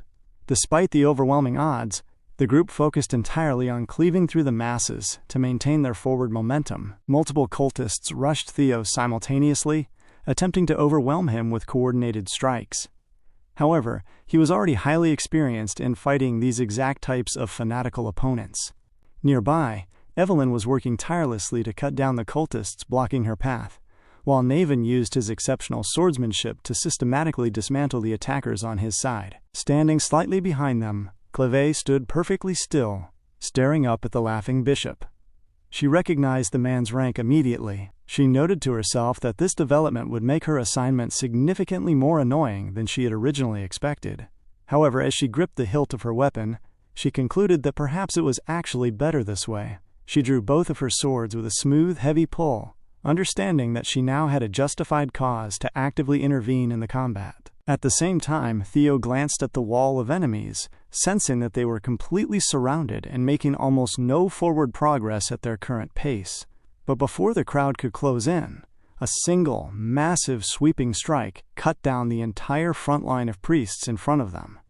Clive had jumped into the air, landing heavily on the ground directly in front of Theo after striking them down in an instant. She informed the group that she would take the lead from this point forward, declaring that all who hindered House Ragnar would be annihilated where they stood. She dashed forward into the horde. Theo called out immediately for her to wait, reminding her of their primary objective and emphasizing that they needed to seize the documents before the enemy could destroy them. Without slowing down, Clive countered that it seemed she had overestimated him. She stated that the literal presence of the Holy Demon cult on the premises was already all the evidence House Ragnar would ever need. She continued to cut cleanly through the enemy ranks. Theo dashed right after her, parrying an incoming blade and arguing that, on the contrary, that was not the case at all. He cleaved through another priest beside her, explaining that such an active, desperate intervention by the cult could only mean there was something specific inside that they absolutely did not want House Ragnar to take. Clive noted his reasoning but asked what his practical point was, since they still had to cut through the crowd regardless. Theo explained that while that was true, if they simply fought through normally, the enemy would successfully get rid of the critical evidence by the exact time they finally arrived inside. Dropping into a low, stable stance, Theo swung his sword with immense physical weight. He informed her that he knew another way into the facility. Activating his internal techniques, the sudden internal release massively expanded his hatchling sinking range. He began to read the physical information of the nearby terrain, mapping out the architecture. Clive observed his sudden focus. Although he had not explained the exact mechanics of how he was tracking the layout, she remembered that Robert had explicitly instructed her to assess his capabilities. She concluded that she could keep watch over the main force for the time being. Just then, one of the cult's blood priests lunged from the crowd behind Clive, screaming out because he believed she was completely distracted. However, Clive spun with absolute precision, cutting through him in a fraction of a second. She glanced down at the fallen opponent, then looked back at Theo, stating very well, and telling him she would leave the interior to him. She informed him that they would hold back the main force of the cultists outside so that he could seize the primary evidence at all costs. Receiving the clearance, Theo used the physical heads and shoulders of the swarming priests as literal stepping stones, jumping smoothly across the crowd. He told them they could firmly count on him to secure the necessary information. He pushed forward, using his momentum to climb past the dense sea of enemies blocking the path. Looking ahead, the interior pathway appeared almost entirely covered by multiple rows of cultists trying to bar the entrance. Suddenly, Navan and Evelyn came in clutch. They dashed ahead, using their blades to heavily cleave through the crowded space that was obstructing Theo's path. Navan told Theo that the path was clear and that he could pass. Evelyn, however, was highly annoyed by Navan's familiar tone. She demanded to know how he dared address Theo so casually when they had only just met. Theo paid their bickering no mind. He reached directly into his inventory and pulled out his specialized levitating swords, sending them whirring forward to clear the remaining space ahead of him. As he broke away from the sea of priests, he called out his quick thanks to both Navan and Evelyn.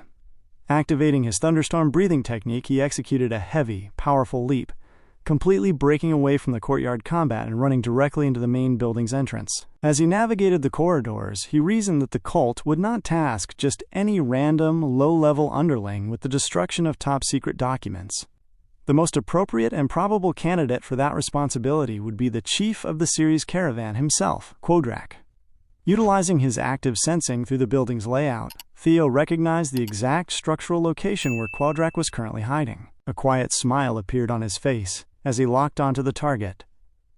The moment Navan and Evelyn landed firmly on the ground, Navan turned to her with a relaxed posture. He formally introduced himself as Navan, declaring that he was the first sword of Lord Theo. Evelyn stopped tracking the immediate enemies and stared at him, questioning the title of First Sword. She asked if that was supposed to be a joke before she immediately dashed off into the crowd, leaving him standing in the space where he was talking nonsense.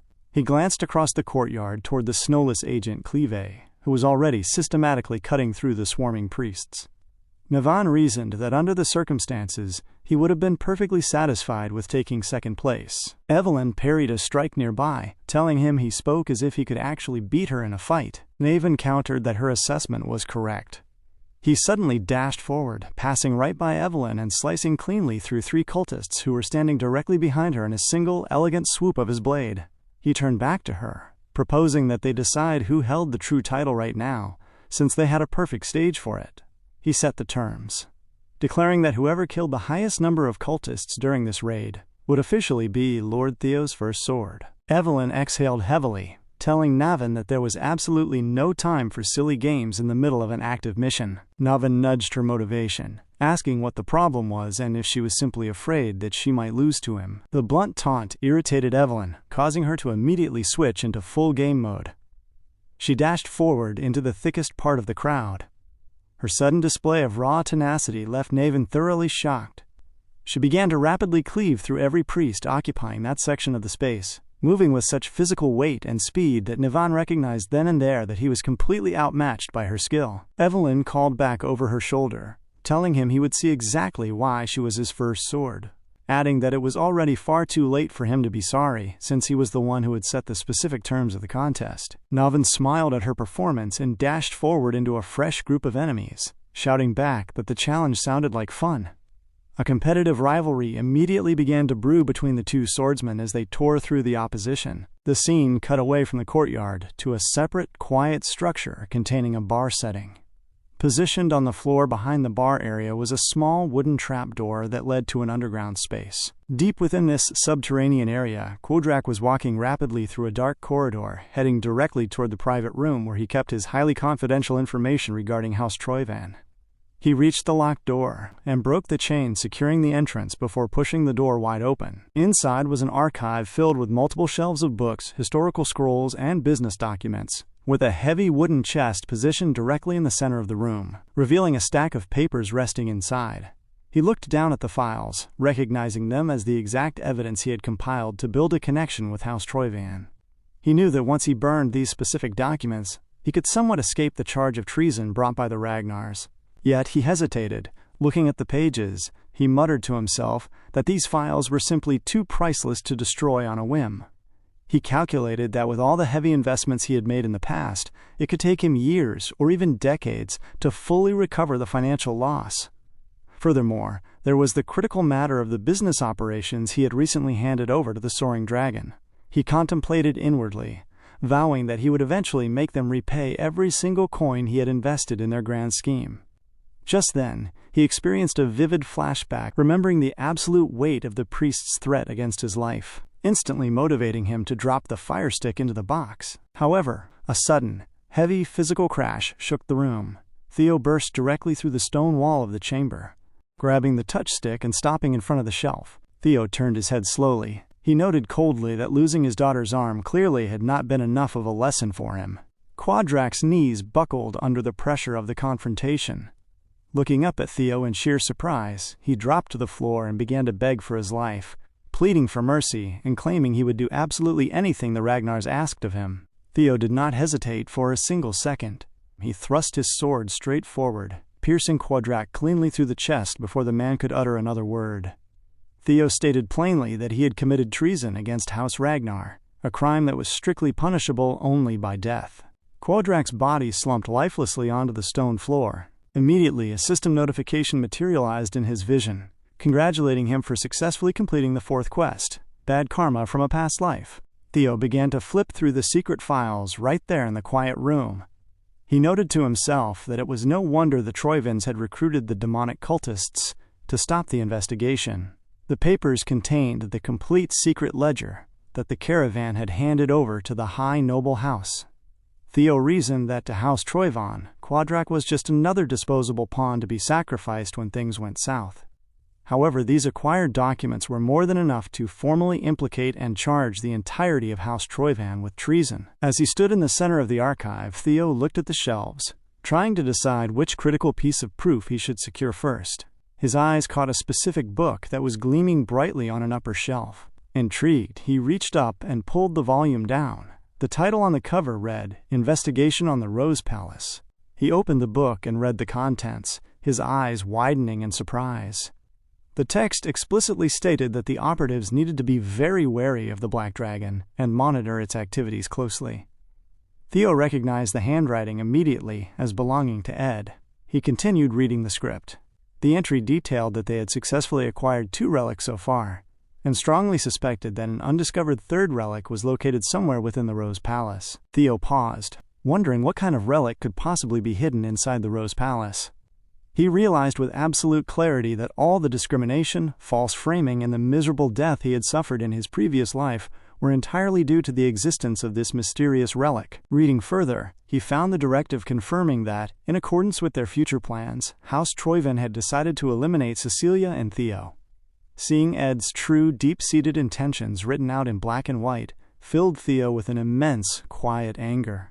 He gripped the edge of the page tightly, bending the paper in his annoyance as he realized his entire past suffering was because of some hidden object that may or may not even exist. Forcing himself to stay grounded, he took a slow, deep breath and relaxed his grip on the page.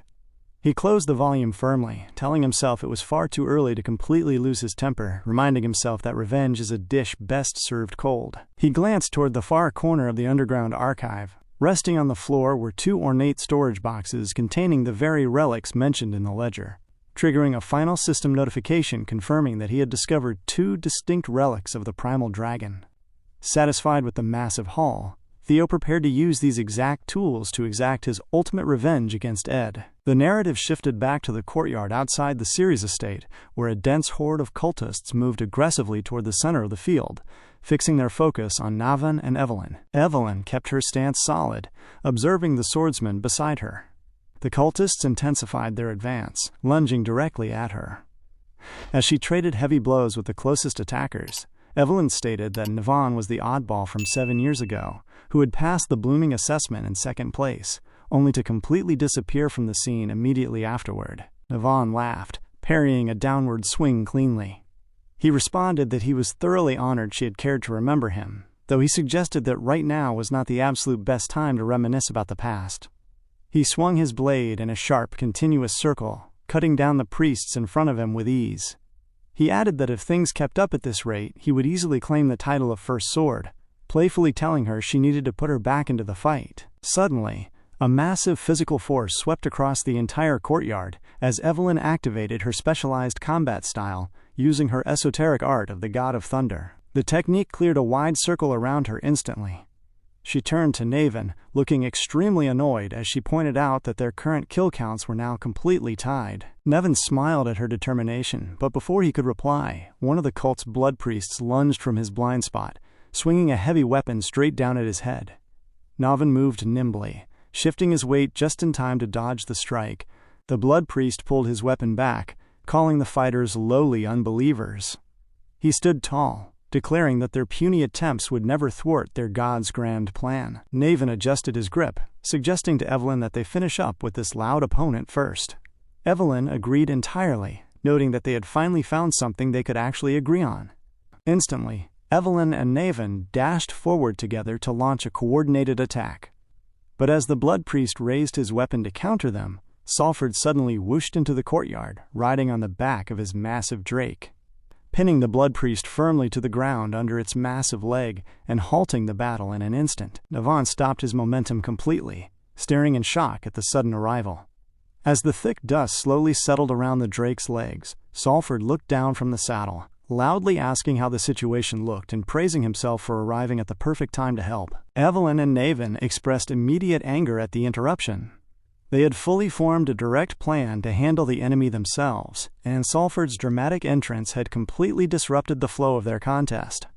They began to scream at him, stating firmly that this was the absolute worst possible time for him to come in. Right on his heels, the main force of the White Dragon Knight's 5th unit whooshed into the compound, settled firmly on their drakes. They arrived in clutch, systematically taking down the remaining priests across the space. The tide of the battle shifted entirely as the disciplined unit pressed forward.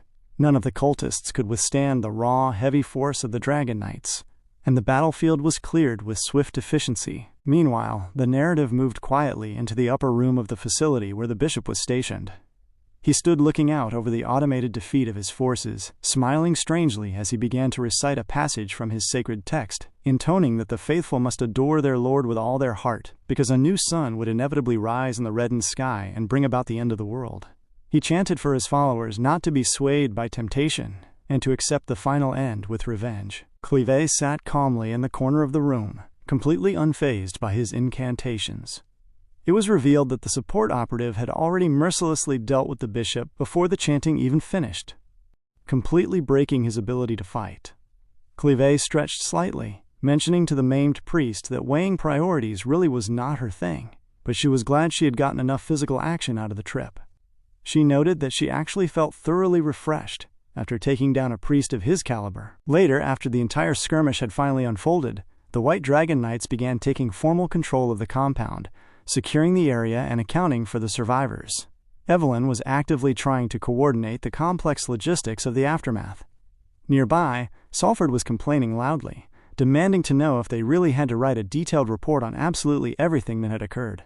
The other knights were similarly grumbling about the administration duties, pressing their complaints directly toward Evelyn. Struggling to stomach the growing mountain of paperwork and noise, Evelyn finally lost her patience and screamed loudly at them. She told them to just figure it out on their own, reminding them that she was absolutely no administrative expert either. She ordered them to ensure the report was written properly, then angrily demanded to know where the Black Snow agents were, since they were the ones who usually thrust this tedious paperwork onto others. Inside a small, quiet tent on the edge of the compound, Clivet stood beside Theo as he organized the findings. She handed him the files, explaining that these were the exact documents Quadrak had desperately tried to destroy before his demise. Theo looked through the pages. He explained to Clivet that the documents included detailed records of the Ceres caravan, siphoning House Ragnar's properties, along with classified strategic information and fully mapped-out plans for treason. Clivet acknowledged the achievement, stating that it was excellent work.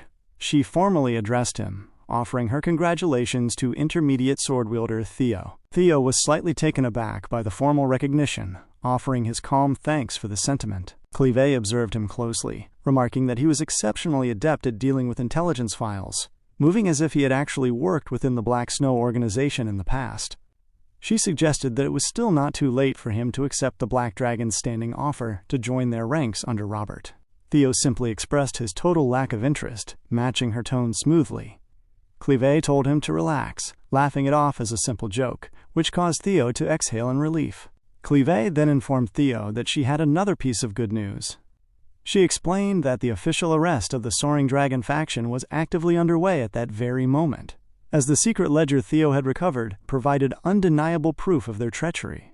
This update excited Theo, who understood that the elite arrest unit must be apprehending Ed and transferring him directly to the capital. Right then, an operative hurried into the tent, calling out to Clivet and declaring that there was a massive emergency regarding the arrest. The scene cut directly to a heavily damaged forest trail, where the specialized detachment sent to apprehend Ed lay completely decimated. The ground was littered with badly beaten bodies. The single remaining knight stood trembling in absolute shock, completely bewildered by the realization that Ed had been hiding such immense physical power all along. Ed moved with sudden, heavy execution, swinging his sword cleanly to decapitate the last standing knight in an instant. He looked down at the bodies, calling them absolute fools, and stating that only an idiot shows his true hand in public. He stood alone in the quiet space, having single-handedly destroyed the entire unit sent to capture him. A deep, bitter smile appeared on Ed's face as he muttered a sarcastic congratulations to Theo. He began to walk away from the carnage, thinking about the Camellia Palace, Axion, and Balmung, the dragon-slaying sword. He recognized that everything he had built up throughout his entire life had been systematically dismantled by Theo's actions. But he forced himself to stay grounded and calm his temper. He told himself it was fine, whispering that Theo could enjoy his little rampage for the time being, because the grand Troyvan plan remained entirely intact. He noted that even though he had lost the sword Balmung, he still possessed the singular mysterious blade currently resting in his hand. Looking toward the horizon, Ed stated that the time would come very soon when he would have to summon his father, revealing the ultimate plan he had been holding in reserve all along. The narrative shifted directly to the outskirts of the Camilla Palace. A massive crowd of merchants, clerks, and guards had gathered outside the grand gates. Workers were stationed precisely at their respective tables, actively engaged in various tasks. Inside the castle walls, a full-scale luxury clothing business was actively running, all entirely managed and directed by Cecilia Ragnar. Standing by the corner of the busy workshop, Kirsten watched the entire operation unfold. She noted to herself that the palace seemed to get significantly busier every single time she visited. Suddenly, a voice called out to Kirsten. Kirsten turned to see her daughter, Cecilia, walking toward her. Kirsten asked what the deal was with all those tailors. Cecilia explained that she had brought them to the palace to formally set up a brand new business. She described it as a luxury fashion brand that would specialize in utilizing exceptionally high-quality fabrics and fine accessories. Kirsten was momentarily taken aback as she looked at her daughter. A warm smile spread across her face as she recognized that Cecilia was now firmly moving in her own footsteps as a creator. She felt a deep sense of relief, noting how wonderful it was to see her daughter smile like that for the first time in years. The warmth in Cecilia's expression sparkled far brighter than any jewel or gemstone. Cecilia stepped closer, telling her mother not to worry about any of the initial setup bills, promising that she would be absolutely sure to pay her back in full much later. She then teasingly asked if that financial concern was not the exact reason her mother had traveled all this way. Kirsten tisked and looked away with a playful scowl, muttering that her daughter was being as astute as usual. She turned back to Cecilia, explaining that financial matters were definitely not the only reason she had come to the palace, as she had also brought significant news. Cecilia asked her mother what specific news she had brought. Kirsten revealed that the updates were directly regarding the Rose Palace. Hearing this, Cecilia froze, thoroughly taken aback by her mother's sudden revelation. Her composure wavered as she frantically demanded to know if something had happened to her sweet Theo, asking if that vile Emil Ragnar had tried to harm her boy again. Kirsten felt a deep wave of pity for her daughter, realizing how much the poor thing must have suffered in the past just to be constantly gripped by such intense anxiety over the toxic environment surrounding the Rose Palace. Desiring to comfort her, Kirsten placed her palm gently on Cecilia's head. She told her to calm down, explaining that what had actually happened was the exact opposite of her fears. She urged her not to be alarmed, preparing to reveal that Emil was now completely dealt with. The scene cut directly away to the Rose Palace at that exact moment. The frame revealed the heavy, silent gates of the estate, where strands of hair clotted with blood were exposed to the open air. Blood had been used to heavily decorate the entire stone wall surrounding the entrance. Groups of onlookers stood outside the perimeter, looking exceptionally uncomfortable and disturbed as they witnessed the grim display before them. The severed heads of every single individual who had actively worked inside the Rose Palace were positioned in a stark row right at the main gate, left there for the public view of everyone in the city. Emil Ragnar was no more. Overwhelmed by the sheer weight of the news, Cecilia's legs gave out, and she fell limp onto the ground. Kirsten bent over immediately and asking if she was all right. Cecilia took a shaky breath, replying that she was completely fine. She explained to her mother that she was simply so incredibly relieved that the long nightmare was finally over. Cecilia slowly squeezed her mother's hands, looking up to ask if it was truly, completely real. Kirsten assured her that it was, asking her daughter if she had ever known an artisan to lie about something so definitive. At those words, Cecilia began to cry softly, letting go of her long-held restraint. She confessed to her mother that she had tried her absolute best never to show it, but every single day in the past had felt like walking blindly on broken glass. She spoke of the constant slander, the false accusations, and the regular, terrifying assassination attempts she had endured. She admitted that she had almost died so many times, but during every single crisis, her only prayer was that her son would be spared from the violence. Now that things were finally looking up, she looked at her mother, repeating that it was all over. Kirsten's eyes welled up with tears as well. She pulled her daughter into a tight, warm embrace, confirming that the ordeal was finally over and praising her dear child for being so incredibly strong through it all. The scene cut away to a quiet room inside the military camp, where Naven walked through the doorway.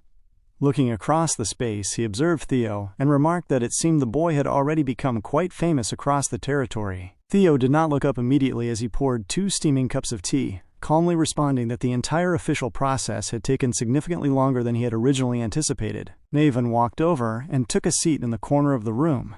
Theo then questioned him, asking how the structural cleanup of the Ceres Caravan's network was progressing. Naven explained that while the Black Snow operatives had strictly instructed him not to disclose the details to anyone, he saw absolutely no practical point in hiding the truth from Theo. He revealed that House Bacchus would soon be no more.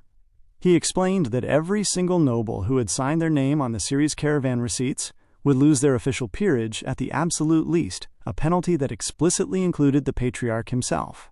Naven noted with a cold smirk that it served them right, and that House Bacchus would soon be ancient history. Theo placed his own cup down onto the wooden table, asking Navan if he was entirely sure that such an end was truly good enough for him.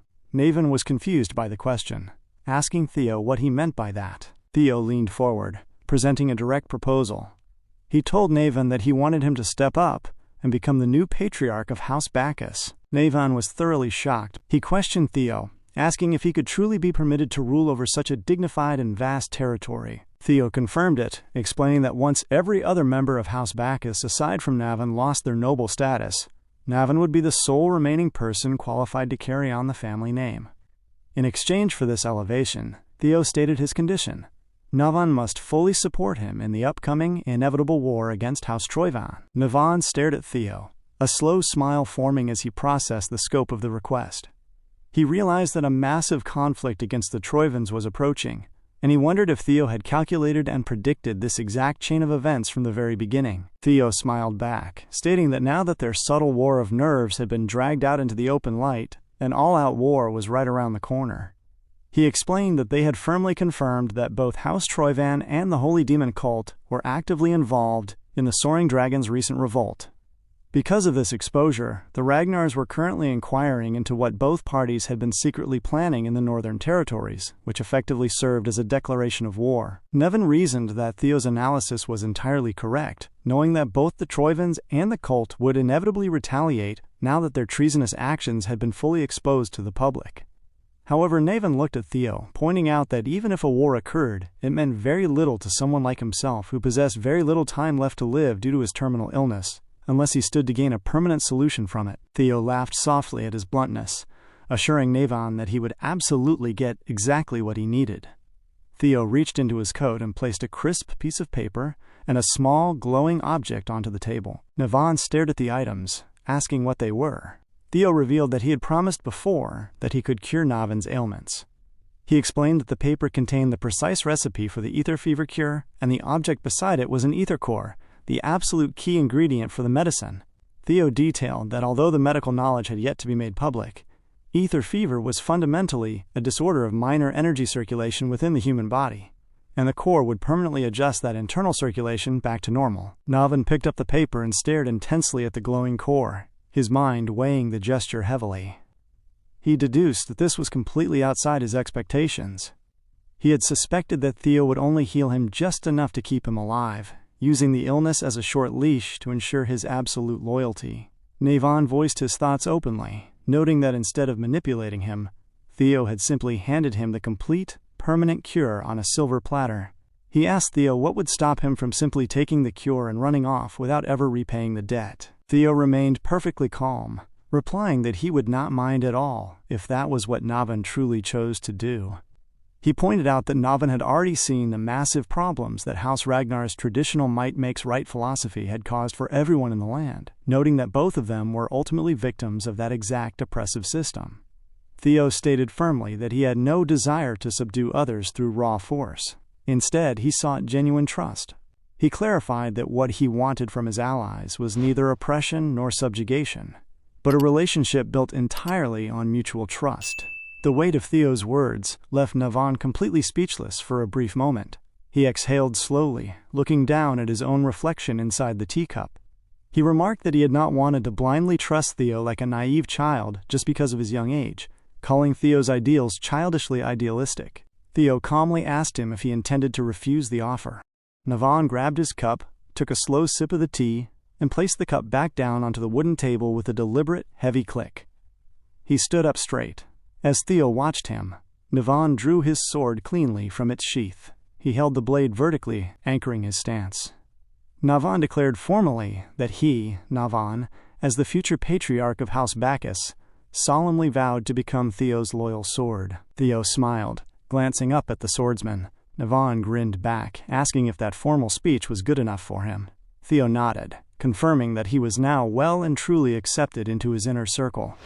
Having finished their discussion and their tea, Navan turned and exited the room, leaving Theo sitting alone in the quiet space. Left to his thoughts, Theo pondered the approaching war with the Troyvans. He recognized that every major event was progressing significantly faster than it ever had in his previous life. However, he concluded that it did not matter, as it had been smooth sailing for his plans so far. Standing up, he walked slowly toward the corner of the room where the secured containers were kept. The moment his hands wrapped around the relics, a secondary system notification manifested before his eyes, issuing a new quest to fully conquer and bond with the 2 acquired relics resting in front of him. Facing the glowing artifacts, Theo prepared to tackle the next heavy ordeal required to steadily progress in his ultimate quest for strength. Having successfully absorbed 2 relics of the primal dragons in the past, specifically those of the Lesser Drake and the Griffin, Theo knew they had both proven to be exceptionally great assets for his growth. He reasoned that this relic would also be of immense help to him. He smoothly equipped the item onto his finger, instantly triggering a system notification informing him that he had equipped the primal dragon relic known as the Desiccated Ring. Suddenly, his consciousness shifted as he traveled directly into a dungeon environment. The quiet room vanished, replaced instantly by a vast desert wasteland. Standing alone in the sand, Theo looked around, seeing nothing but massive stretches of sand and coarse rocks extending toward the far expanse of the desert horizon. He deduced that this environment was exactly like the harsh deserts he had only read about or seen in records in his past life. The heat in the area was intense, proving to be far hotter than he had originally imagined possible. As he wondered what his exact objective in this space was supposed to be, a sharp system notification materialized on his screen. The text informed him that he had successfully entered the domain of a guardian, issuing a strict survival quest: stay alive for 72 hours. Theo frowned, slightly confused by the sudden prompt. He calculated the heavy toll of having to survive in such an extreme environment for 3 whole days, noting that it was so hot he could practically melt under the stillness of the desert. Before he could plan his movements, the ground beneath his boots began to shake violently. A massive gust of sand erupted directly in front of him, and as he focused his gaze forward, a titanic creature burst out from the shifting sands. Looking up at the massive silhouette, Theo was thoroughly shocked. The creature was revealed to be a boss desert worm, a massive guardian that he was suddenly expected to deal with. The desert worm creaked loudly, its heavy voice echoing through the open wasteland as it identified Theo as a mere intruder. Without a single moment of hesitation, the guardian dashed forward, opening its maw to eat him. Theo turned and began to run across the shifting terrain, smoothly pulling his sword from his inventory. Activating his Thunder Dragon breathing technique, he delivered a heavy, calculated strike to counter the oncoming monster. The lightning struck the sandworm instantly, but it barely left a minor dent on its thick hide. Theo was shocked by the complete lack of damage. Before he could adjust his stance, he noticed a massive surge of electricity cracking from behind him, shocking him to his core. The desert worm was moving directly toward him, with heavy surges of lightning crackling across its own body. Running hard to maintain his distance, Theo reasoned that the worm was actively emitting the exact same thunder attribute as his own martial arts. This meant his dragon emblem technique was completely ineffective against the guardian due to its natural elemental resistance. The boss worm roared at him again, repeating that he was an intruder who must be killed. As Theo turned to find a better footing, the ground directly ahead of him burst upward in a heavy wave of stone and dust. The entire surrounding structure collapsed then and there. When the air finally cleared, Theo stopped dead in his tracks, recognizing that a massive wall of solid stone completely blocked his path. The sandworm surged up from behind him, opening its mouth wide as it prepared to munch down on him. The creature struck the ground with immense physical weight, causing Theo to tumble and fall heavily through the sand before he could nimbly regain his balance. He glanced up at the monster, then checked the system timer in front of him. Only 5 minutes had actually gone by, yet he had already been pushed this hard. He felt incredibly uncomfortable as the desert began to tremble once more. Fighting an enemy that seamlessly moved underground was already difficult enough, but this creature was on a completely different level, using advanced thunder attributes and highly evasive subterranean skills while remaining entirely immune to his thunder dragon breathing. The entire terrain worked perfectly to the monster's advantage. As he thought about the word terrain, a sudden idea formed in his mind. Theo reached back into his inventory and pulled out a delicate necklace that was emitting a deeply freezing ice energy. This was the second relic he had obtained during his last mission. He wondered if he could use this opposing element to tilt the balance of the environment. It was a massive gamble, but he immediately equipped the relic onto his ear, understanding the heavy risk involved. The moment the artifact was secured, he nimbly dodged an impending strike from the worm. A notification flashed on his screen, confirming he had equipped the Ice Flower Butterfly relic. He attempted to trigger the dungeon transport to shift spaces, but a red error message instantly blocked his view. The system stated that he was completely unable to access another dungeon mission while a prior one was actively in progress. However, his actions caused a massive crack to splinter across the literal dimension of the desert. Ice elements began to pour heavily from the fracture right beside him as the Ice Flower dungeon attempted to invade the current desert space. A massive, elegant fairy dragon flew directly out of the dimensional tear. Because of his gamble, the boy now had to face two separate primal dragon relic guardians simultaneously. The two massive entities stood in the desert, glaring intently down at Theo. The fairy dragon looked at him, its voice echoing with heavy resonance. It noted that it had been a very long time since it last encountered a chosen one. Shifting into a powerful combat stance, the dragon unleashed its internal attributes, causing sharp icicles to engulf the entire surrounding space.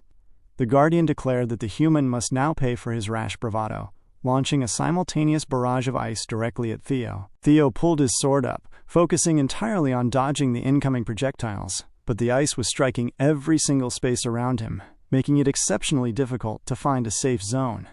He stood his ground, cursing silently to himself as he realized things had gone thoroughly sideways. He was completely stuck.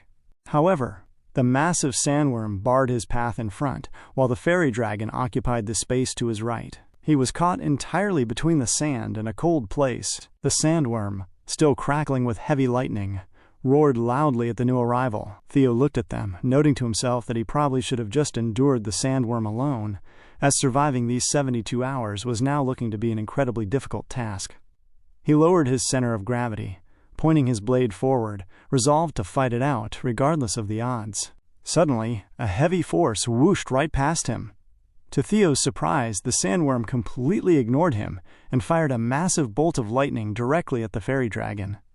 The fairy dragon managed to deploy a thick ice shield to cover itself from the brunt of the blast, demanding to know the meaning of the sudden attack. The sandworm glared back with its massive eyes, identifying the fairy dragon as an intruder as well, and stating that all intruders must be killed. The fairy dragon stabilized its flight, agreeing with the worm's logic. It noted that two separate guardians could never coexist within a single domain. Theo watched in silence as the bizarre situation rapidly developed in front of him. The fairy dragon and the sandworm immediately went toe-to-toe, launching themselves into a massive, heavy brawl for ultimate dominance over the terrain, setting the stage for a chaotic, brutal clash between the two ancient guardians. The sandworm roared loudly as it launched an aggressive counterattack directly toward the fairy dragon. The moment the two colossal entities collided, a massive eruption threw sand and stone across the desert floor. Theo stood safely by the corner of the stone wall, exhaling slowly as he monitored the clash. He reasoned that being stuck between those two and trying to fight them simultaneously would have been an absolute nightmare, concluding that this chaotic situation now favored him perfectly. As he watched, his sword suddenly began to emit a strange, heavy energy. Moving with a mind of its own, the spirit of the griffin flew directly out of the blade. Theo smiled at the creature's sudden manifestation, asking the griffin if it was itching for some action. He noted that it wouldn't have to wait any longer. The chaotic battle raged fiercely in front of them. The sandworm suddenly found an opening and struck the fairy dragon with a dense bolt of lightning that tore cleanly through its outer skin. The heavy impact caused the fairy dragon to cough blood right there in the open air, and it fell limp onto the desert ground with a loud, resounding thud. Thoroughly weakened by the strike, the dragon struggled to rise. The sandworm roared loudly, rearing its massive head back to deal a final, decisive blow to its fallen rival. Before the worm could strike, the fairy dragon glared up at its opponent. Utilizing its remaining power, it forced multiple sharp ice spikes to gush out of the ground. A massive ice spike struck the sandworm directly from the inside out, bursting violently through the creature's mouth. The sandworm slumped to the sand. At this exact moment, both the sandworm and the fairy dragon had sustained formidable attacks, rendering them exceptionally weak. However, the sandworm refused to stay down. Moving with desperate weight, it began to bite down hard on the surrounding ice shards, breaking them almost effortlessly with its massive jaws. The worm exhaled heavily, turning its head back toward the fairy dragon. The fairy dragon was equally determined not to yield. The sandworm dashed forward with its jaw wide open, grabbing the fairy dragon firmly by the torso. The fairy dragon scratched relentlessly at the worm's thick hide to break the hold, but it had already sustained too much heavy damage. The sandworm began to route its thunder attributes directly through its jaws, engulfing the entire space with crackling electricity to take down the dragon for good.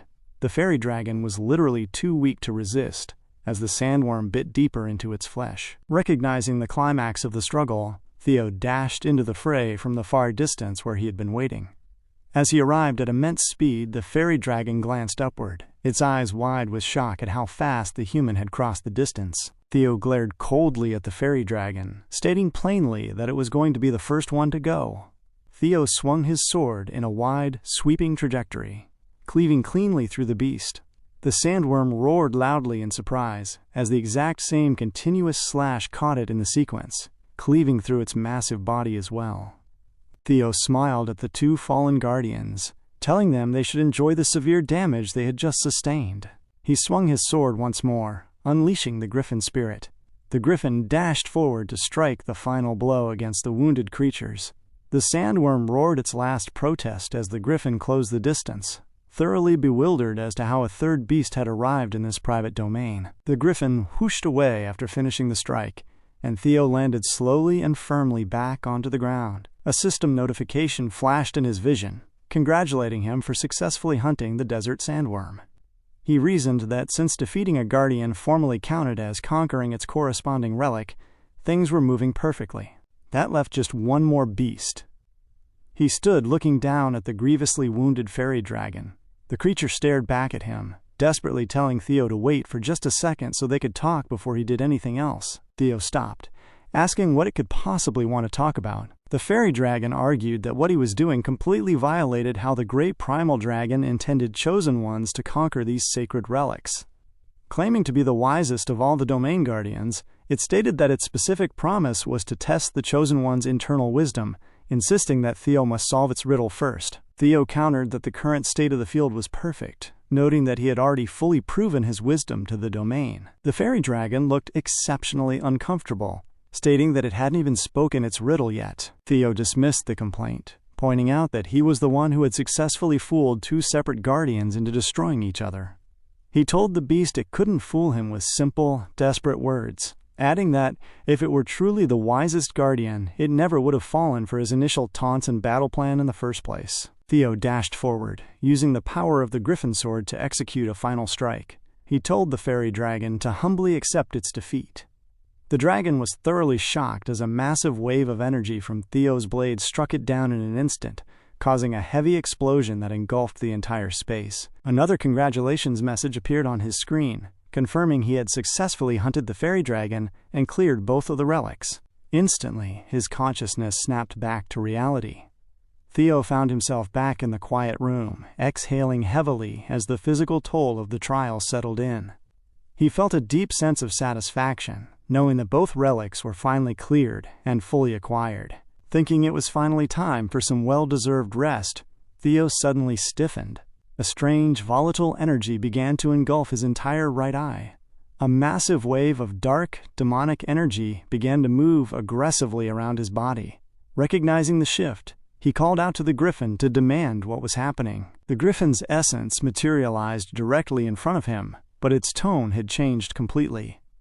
It addressed him formally, stating that it craved his heart. Without warning, the griffin attempted to completely engulf Theo's body, right then and there. Theo screamed out from the sudden physical strain, clenching his sword tightly as he fought to control the rogue spirit. He cursed loudly, realizing he had temporarily forgotten that while he had subdued it once, Moonwhite remained a demonic sword that endlessly craved living flesh. He deduced that this was exactly what the blade had done to the guardians in the trial. It had secretly absorbed their raw powers within the inner realm where they fought. Theo struggled to maintain his footing as the griffin's essence wrapped heavily around his arm, attempting to completely subdue his consciousness on the spot. He cursed inwardly, realizing the weapon had grown far too powerful after absorbing the attributes of the other two guardians, and was now using that combined strength to devour him. At this rate, he knew he would be completely consumed. The griffin glared down at him, declaring that it would swallow him upon this very spot. Theo looked back up at the spirit with worried eyes as the dark essence quickly expanded, completely swallowing his face and leaving only a single eye exposed. The griffin roared that it would devour his soul and chased the open moonlight once more. Within moments, Theo's eye was completely covered as his entire being was swallowed by the corruption. A massive, dense orb of dark energy encircled his body, forming a tight nest that left him completely trapped inside, unable to move a single muscle. The sudden backlash had created an exceptionally fatal situation for Theo. The narrative shifts smoothly to an entirely empty, vast expanse where Theo suddenly woke up. He looked around the barren surroundings and began to wonder exactly where he was. A creature materialized to reveal that Theo was currently inside the griffin's belly. This revelation left Theo completely confused as he tried to grasp how he had been trapped. Another voice echoed through the space, revealed to be the fairy dragon. The fairy dragon remarked that to think that gluttonous griffin had swallowed the chosen one as well proved he had vied for this exact chance all along, warning Theo that the beast would soon swallow his heart entirely. Theo folded his fists in immediate annoyance at the situation. He stood up straight and began to converse with the two dragonic beings trapped alongside him. The fairy dragon stated that this was the ultimate price for craving their power when he did not even possess the capacity to properly contain the griffin, calling the chosen one thoroughly foolish. Theo calmly asked what would happen to him after his heart was eaten. The fairy dragon explained that he would naturally die, but noted that death applied strictly to him alone. He clarified that they, as guardians, do not experience death. The desert worm interjected to confirm the statement, explaining that only Theo was going to die once his heart was gone. The fairy dragon agreed with the desert worm's words, stating that once Theo died, the guardians would simply revert to their original forms as relics and calmly await the arrival of the next chosen one, even if that next individual turned out to be a total bore. Theo glanced at the two spirits, asking them directly if they had completely forgotten the sacred mission given to them by the Prime Hour dragons. He reminded them that guardians are strictly required to assist the chosen one and directly confront the nameless overlord. He pointed out that if they simply allowed him to die here, the world would be completely destroyed once more, mockingly adding that he had no idea they were both so thoroughly irresponsible. The fairy dragon grew highly annoyed by the accusation and began to scream at Theo. Theo glared back, stating that in the end, the fairy dragon was not a single bit different from the stupid, selfish griffin. Enraged by the insult, the fairy dragon screamed loudly, calling Theo an insolent brat. Moving aggressively, the fairy dragon fired a sharp projectile of solid ice directly toward Theo. But Theo stood his ground and managed to cleanly stop the attack from striking him. Theo glared at the remaining ice and the fairy dragon.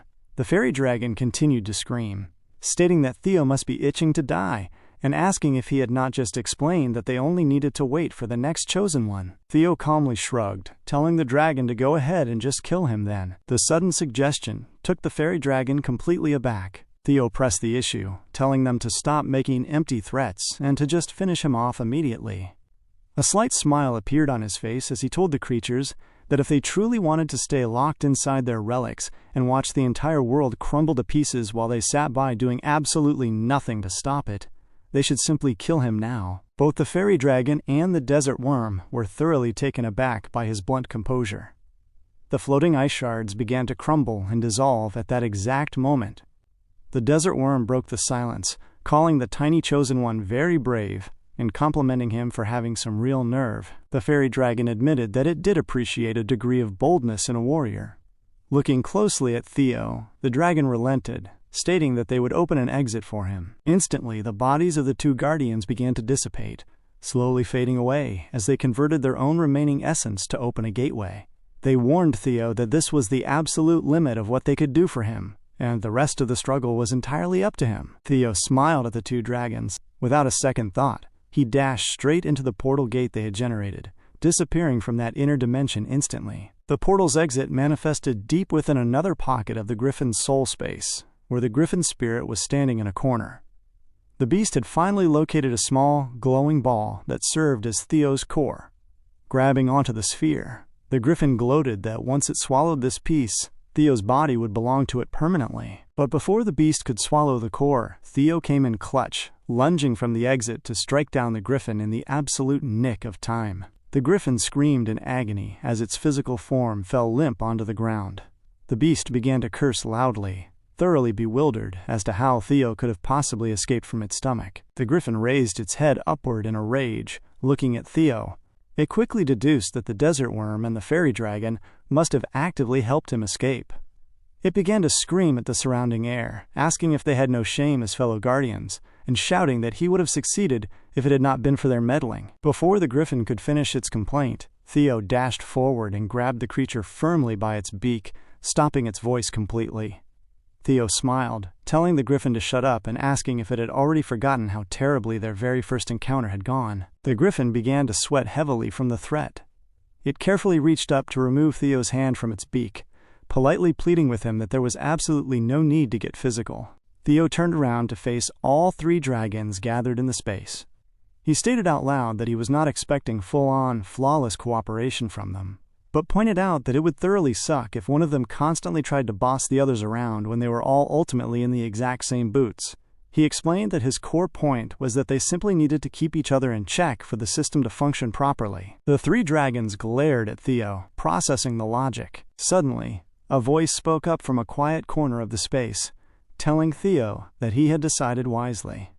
Theo turned toward the source and recognized the spirit of the very first drake he had encountered, and slain in the basic dungeon, the lesser drake. The lesser drake noted that it had been a wild experience watching him, explaining that controlling multiple powerful parties by forcing them to constantly contain one another was a calculated method that ancient chosen ones before him had successfully used as well.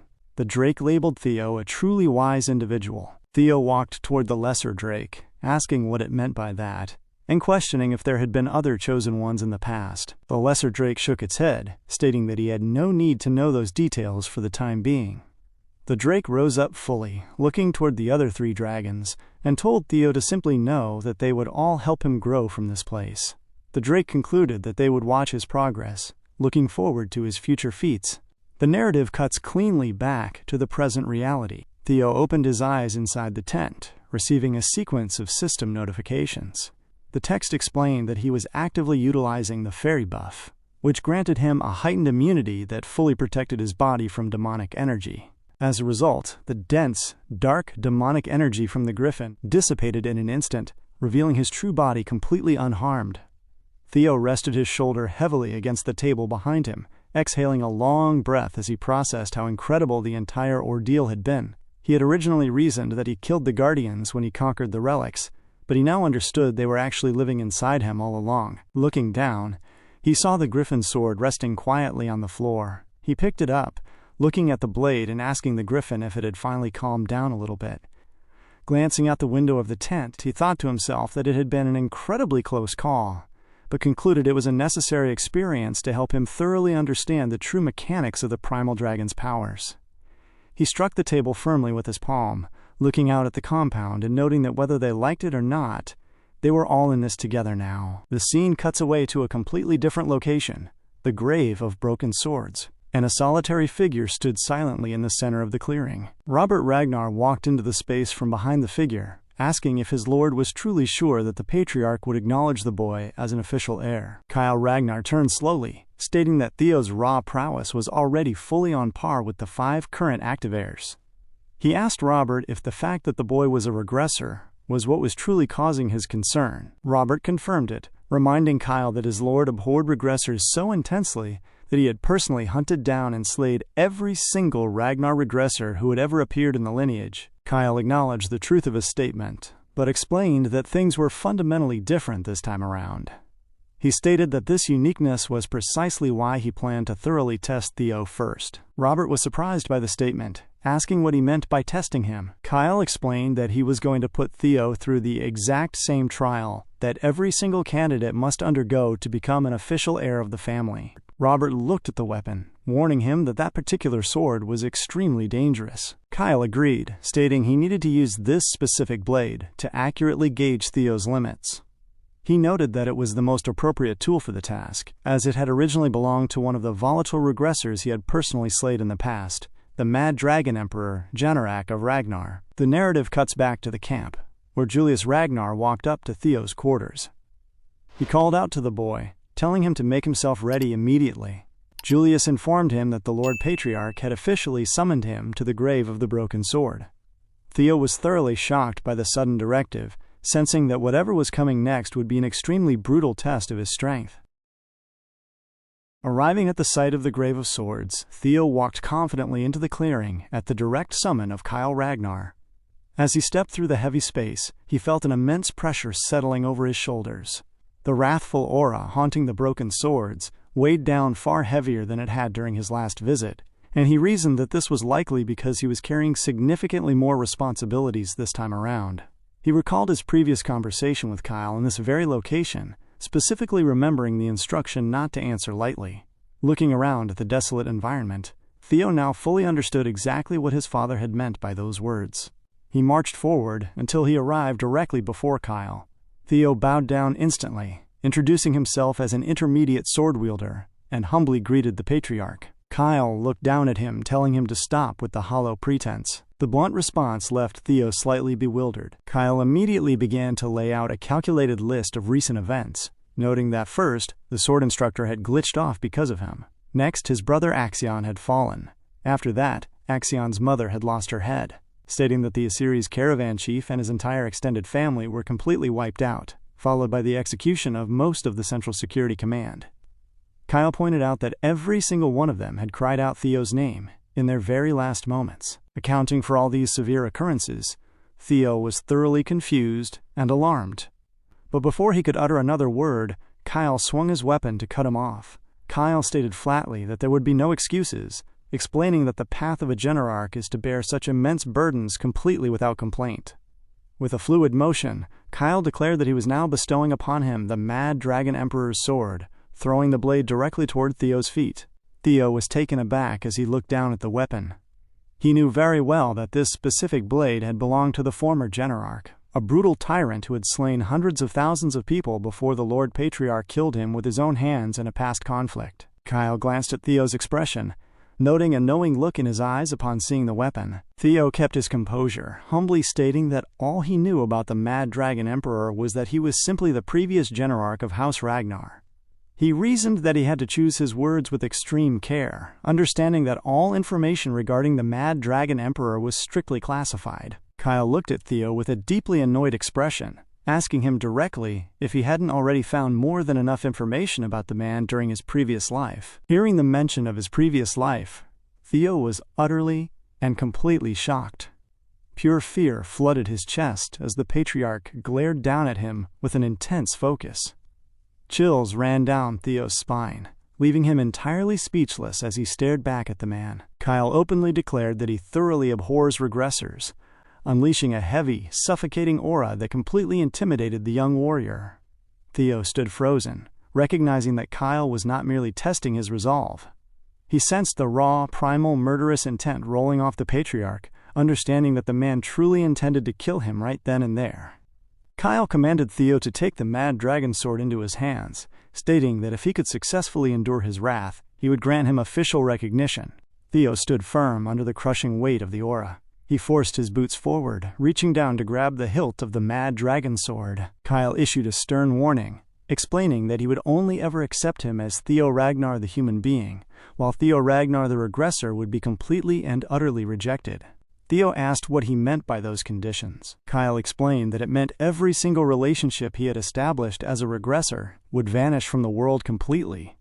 Every minor encounter, every person he had saved, every bond he had formed, and every single relationship he could not have built without regressing would be wiped out for good. Theo was thoroughly shocked by the terms.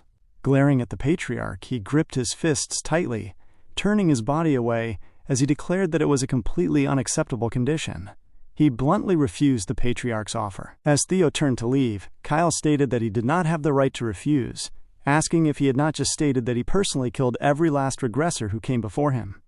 Kyle laid out two brutal choices: refuse the offer and die on the spot, or clean up his past as a fealty regressor and live on as an official heir. These options felt incredibly heavy for Theo to bear. Kyle demanded that he make his final choice. Theo glared back at him, stating that while it was entirely true that he had always longed for the patriarch's recognition, he completely refused if this was the price he had to pay. In a split second, before Theo could even take a single step to defend himself, his hand was cleanly cut off. Kyle was suddenly standing directly behind him. Kyle asked him if he honestly thought achieving his goals would be that easy, demanding to know how he dared to covet the throne. Kyle unleashed a massive wave of dense aura that forced Theo heavily to the ground. Kyle stated that it was shameful to covet the throne without sufficient resolve and sacrifice. Theo lay on the dirt, realizing that the patriarch was far more powerful than him. Kyle looked down at him, noting that judging by how he let himself be consumed by his emotions and acted so foolishly, he was no different from any other regressor he had executed. Kyle added that Theo must have assumed he could afford to act rashly, simply because he could regress again if he failed. Theo cried out loudly, telling Kyle that he misunderstood his intentions. He explained that he only regressed and fought his way this far, so he could save everything that was originally lost because of his past failures. He stated that he did all of this to take full responsibility and protect the people he cherished, adding that if Kyle stood in his path and only accepted him on the condition that he cast those people away, he would surpass Kyle by any means necessary. Screaming loudly, Theo suddenly forced his energy into the environment, taking control of the thousands of swords embedded in the ground around them. He stood up, pointing the massive wall of levitating blades directly at Kyle. Theo dashed forward instantly, driving all the weapons ahead of him to attack the patriarch. Kyle simply swung his hand downward. Instantly, the surrounding swords in the space reversed direction, flying through the air to attack Theo while he was suspended. Theo swung his blade rapidly, cleaving through the oncoming weapons to carve a path back down toward the earth, unleashing a final downward strike intended to clear Kyle out. But before he could descend, a stray sword came flying from a corner and struck Theo square in the chest. Theo coughed heavily from the impact, his body falling limp onto the ground as his momentum was entirely halted. All his attempts against the patriarch had proven completely futile. Kyle turned his head to look at the fallen boy. Suddenly, a strange essence began to seep out from Kyle's form, slowly taking shape until it revealed itself to be Robert. Robert remarked how surprising it was that the boy had actually attacked him up front. Kyle agreed, noting that it had been a very long time since anyone possessed the nerve to attack him directly. Robert observed that it was certainly unique, explaining that every other regressor who had fought up to this point treated people as mere tools to be used and cast aside. Kyle smiled, noting that this one was different, finding it highly interesting that a regressor would choose to fight to take responsibility and protect others. Walking up to the injured boy, Kyle declared that he officially recognized him as his sixth heir. As proof of that recognition, he bestowed upon him the sword of his father, the Mad Dragon Emperor, who had also been a regressor. Kyle noted that two regressors would choose different paths, but suggested Theo's might end in a completely different way. The moment the words were spoken, Theo felt a massive surge of energy from the sword seeping into his body, causing his eyes to glow brightly. Kyle smiled, looking forward to his future movements. The light from Theo's eyes beamed upward in a massive pillar, engulfing the entire sky. Suddenly, Theo's consciousness was plunged elsewhere. He opened his eyes, wondering where he was, thoroughly shocked by his new surroundings. He was standing inside a massive building overlooking modern-day Korea. People were moving around the busy streets below, and the entire space felt exceptionally airy and calm. Looking at his reflection in a large glass window, he saw that he looked incredibly disheveled. He questioned the strange sights, muttering to himself that it was finally over before his consciousness faded away entirely. Theo woke up with a start inside his own room in the present time. He rose slowly from his bed, realizing he was back in his regular form, and that his severed hand had been perfectly reattached to his body.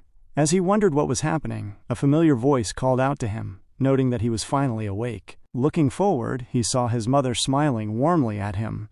She observed that he must have been thoroughly exhausted, noting it was highly unlike him to sleep in so late. Theo immediately asked if she was completely all right and verified that she wasn't injured. She smiled, explaining that that was exactly what she had been meaning to ask him. She revealed that last night, the Lord Patriarch had personally brought him back in his arms, while Theo was completely passed out. She admitted she had been highly alarmed, but seeing him awake and worrying about her as usual confirmed he was fine, leaving her very thankful. Theo recalled the heavy memory of his fight with Kyle, realizing that everything the Patriarch had said back there had been entirely part of the formal test. Evelyn walked into the room, offering a pleasant good morning, with Julius standing right behind her.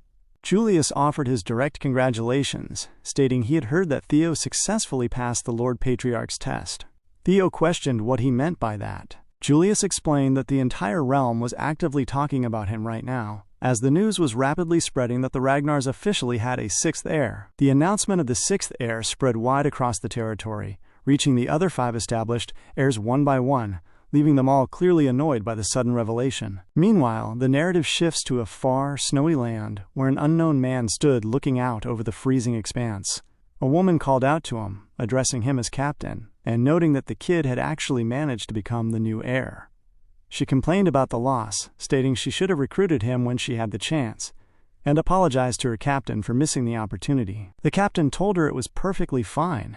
He told her there was no need to beat herself up over it, pointing out that even the sword dragon had failed, despite showing up in person to handle it. Smiling at the horizon, the man noted that he would likely have to pay Theo a personal visit. This individual was revealed to be Thorkel Ragnar, captain of the Black Iron Knights. The narrative shifts directly to the grim display at the Rose Palace, where the severed head of Emil was found perched conspicuously atop the outer palace wall. Scrawled directly beneath was a stark message declaring that because the Troivans had failed to provide a formal explanation within the stipulated deadline, war was hereby declared on the Troivans at that very moment. Deep within the family's meeting hall, the assembly of the 9 dragons gathered to address the crisis. One of the members complained loudly that those bastards from the Troivans must have been quietly preparing for this conflict for a while. Another individual pointed out that the strategic movements of the Northern Continent's warlord were highly suspicious. A third member laughed out loud, dismissing the threat by stating he would bet they were merely gathering a bunch of unskilled soldiers. One of the senior members questioned how he could manage to laugh during such a critical meeting, adding that while the major clan heads continued to remain completely silent, they could no longer keep delaying the vital discussion regarding the succession, asking the room if it wasn't far too soon to discuss the succession here. Robert interjected, stating that, while he used to believe this was the correct timing, discussing it under the current circumstances would inevitably pose a problem. Another member agreed, noting that it would be highly problematic if an internal conflict broke out among the heirs right here on the eve of a major war. Attempting to keep the peace and refraining from talking disrespectfully, one of the participants shouted a firm response to quiet the bickering. Robert defended his stance, asking the room if he had actually said anything wrong, to which another member replied that his timing was simply rude. One of the leaders raised a hand to halt the argument, stating plainly that they needed to stop the infighting. He noted that it looked like they simply needed to gather all the involved parties together, promising to personally arrange the meeting. Another member agreed, mentioning that, come to think of it, there was already a highly suitable event coming up on the calendar.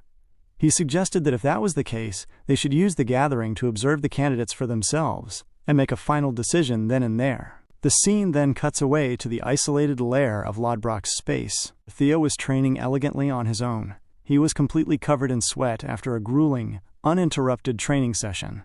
The moment a small spark of light caught his attention at a specific point in the room, Theo dashed forward with absolute mechanical precision, striking the candle in an instant and slicing the tip cleanly away before the illumination could even settle. As he trained heavily, a deep voice began to echo directly inside his head, urging him to kill them all and take everything he wanted, noting that it seemed he was still thinking about it. Theo turned his head to find the guardian dragon, looking at him. She asked him directly if it was the vengeful spirit of the mad dragon emperor that he was constantly hearing inside his head. Theo confirmed her suspicion, admitting that from the exact moment his father had bestowed the half-sword to him, the essence of the blade had been projecting the mad dragon's voice into his mind. He explained that while the intrusion didn't necessarily irritate him, the fact that the spirit belonged to the notorious mad dragon emperor thoroughly bothered him. He added that thanks to the constant mental struggle, he had at least been able to catch a clear glimpse of the Mad Dragon Emperor's true combat level. The dragon noted that the Mad Dragon was a name she would never forget. She placed a candle firmly on the ground, lighting it up as she moved closer to Theo. She explained that the core reason she could never forget him was because he was the specific warrior who had taken her heart. Theo looked at her, mentioning that he recalled her bringing that up before. He admitted it was precisely why he was so thoroughly confused as to why his father would entrust him with the Mad Dragon Emperor's sword in the first place. Lodbrok told him not to be too hasty, warning her champion that if he continued to rush forward like this, he would inevitably face something completely beyond his current ability, just like what had happened last time. Changing the subject, she asked if his severed arm had completely healed yet. Theo confirmed that it had, explaining it was all thanks to the high-ranking priest who had seamlessly attached it back immediately. Privately, Theo wondered if Lord Sigurd was genuinely worried about his well-being, still feeling a lingering sense of caution around her massive presence. Lord Sigurd inspected the limb, noting that he appeared to have completely recovered, She asked why he was staring at her so intently, telling him he should head back to his quarters now because someone was actively looking for him. She added with a light glare that he needed to stop messing up her nest every time he came to train. The narrative cuts cleanly to the Camilla Palace, where Sybil Dre walked into the private quarters to find Theo. Theo admitted he hadn't expected him to come looking for him in person. Sybil Dre expressed surprise, asking what he meant by that. Theo waved it off, telling him not to mind him as he was merely talking to himself. Sybil Dre stepped forward and presented a formal invitation letter, explaining that it was an invitation to a grand banquet hosted at the Daffodil Palace.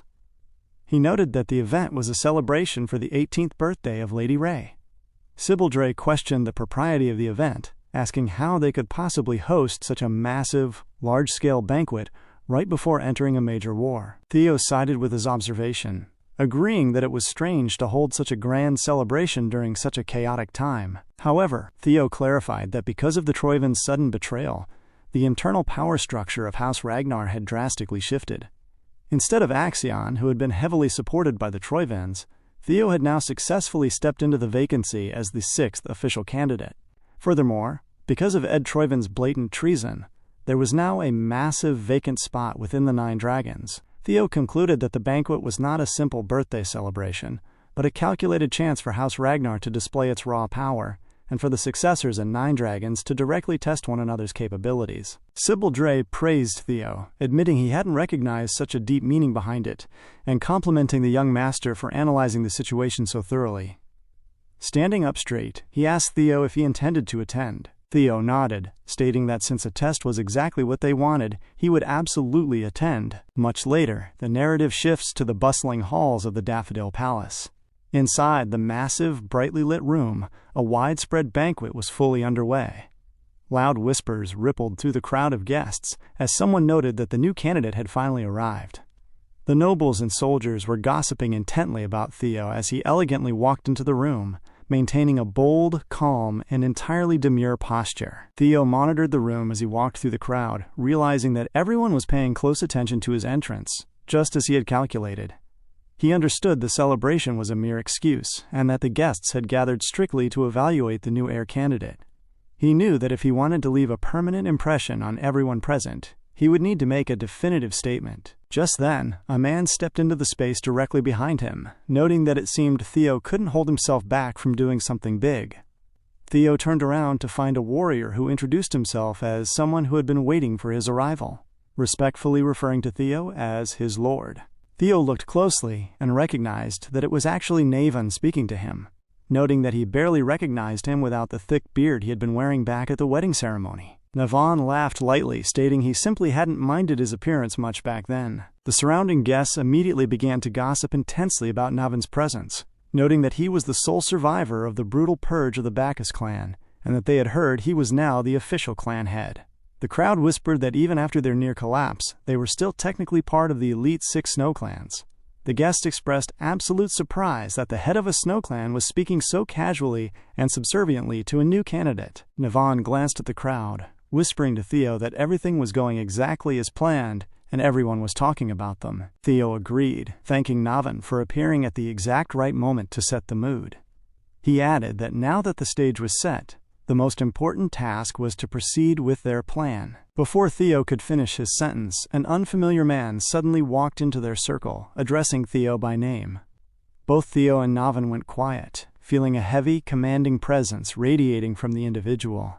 The man noted that this was their very first time meeting, stating he should introduce himself first. He announced that he was the 5th heir candidate of the family. Theo was surprised, realizing the man had approached him much sooner than he had anticipated. The warrior introduced himself calmly to Theo as Thorkel Ragnar, captain of the Black Iron Cavalry. He stood firmly in front of Theo, setting the stage for a direct, one-on-one interaction. The surrounding crowd turned their full attention to the pair, thrilled to witness the meeting between the current strongest candidate and the newest successor. Thorkel chuckled, acting like a total fanboy as he told Theo there was absolutely no need to be cautious around him. He explained that since Theo was newly appointed as the 6th candidate, he had simply come over to see him in person, adding with a chuckle that he was genuinely delighted it wasn't that annoying brat Axion anymore. Theo was taken aback by the bubbly attitude. He looked at Hyde, recognizing that the captain's physical presence was just as impressive as the rumors suggested. However, he found it highly suspicious that a rival heir candidate would be genuinely happy to greet a new competitor. Remaining wary of his overly friendly demeanor, Theo extended his hand to shake Hyde's. Smiling politely, Theo stated it was an honor to meet the captain of the Black Iron Cavalry, introducing himself as Theo Ragnar of the White Armored Dragon Cavalry. Hyde laughed out loud at the specific introduction, noting that the boys certainly knew how to draw a clear line between them. Suddenly, Hyde began to intentionally release his aura directly into the space.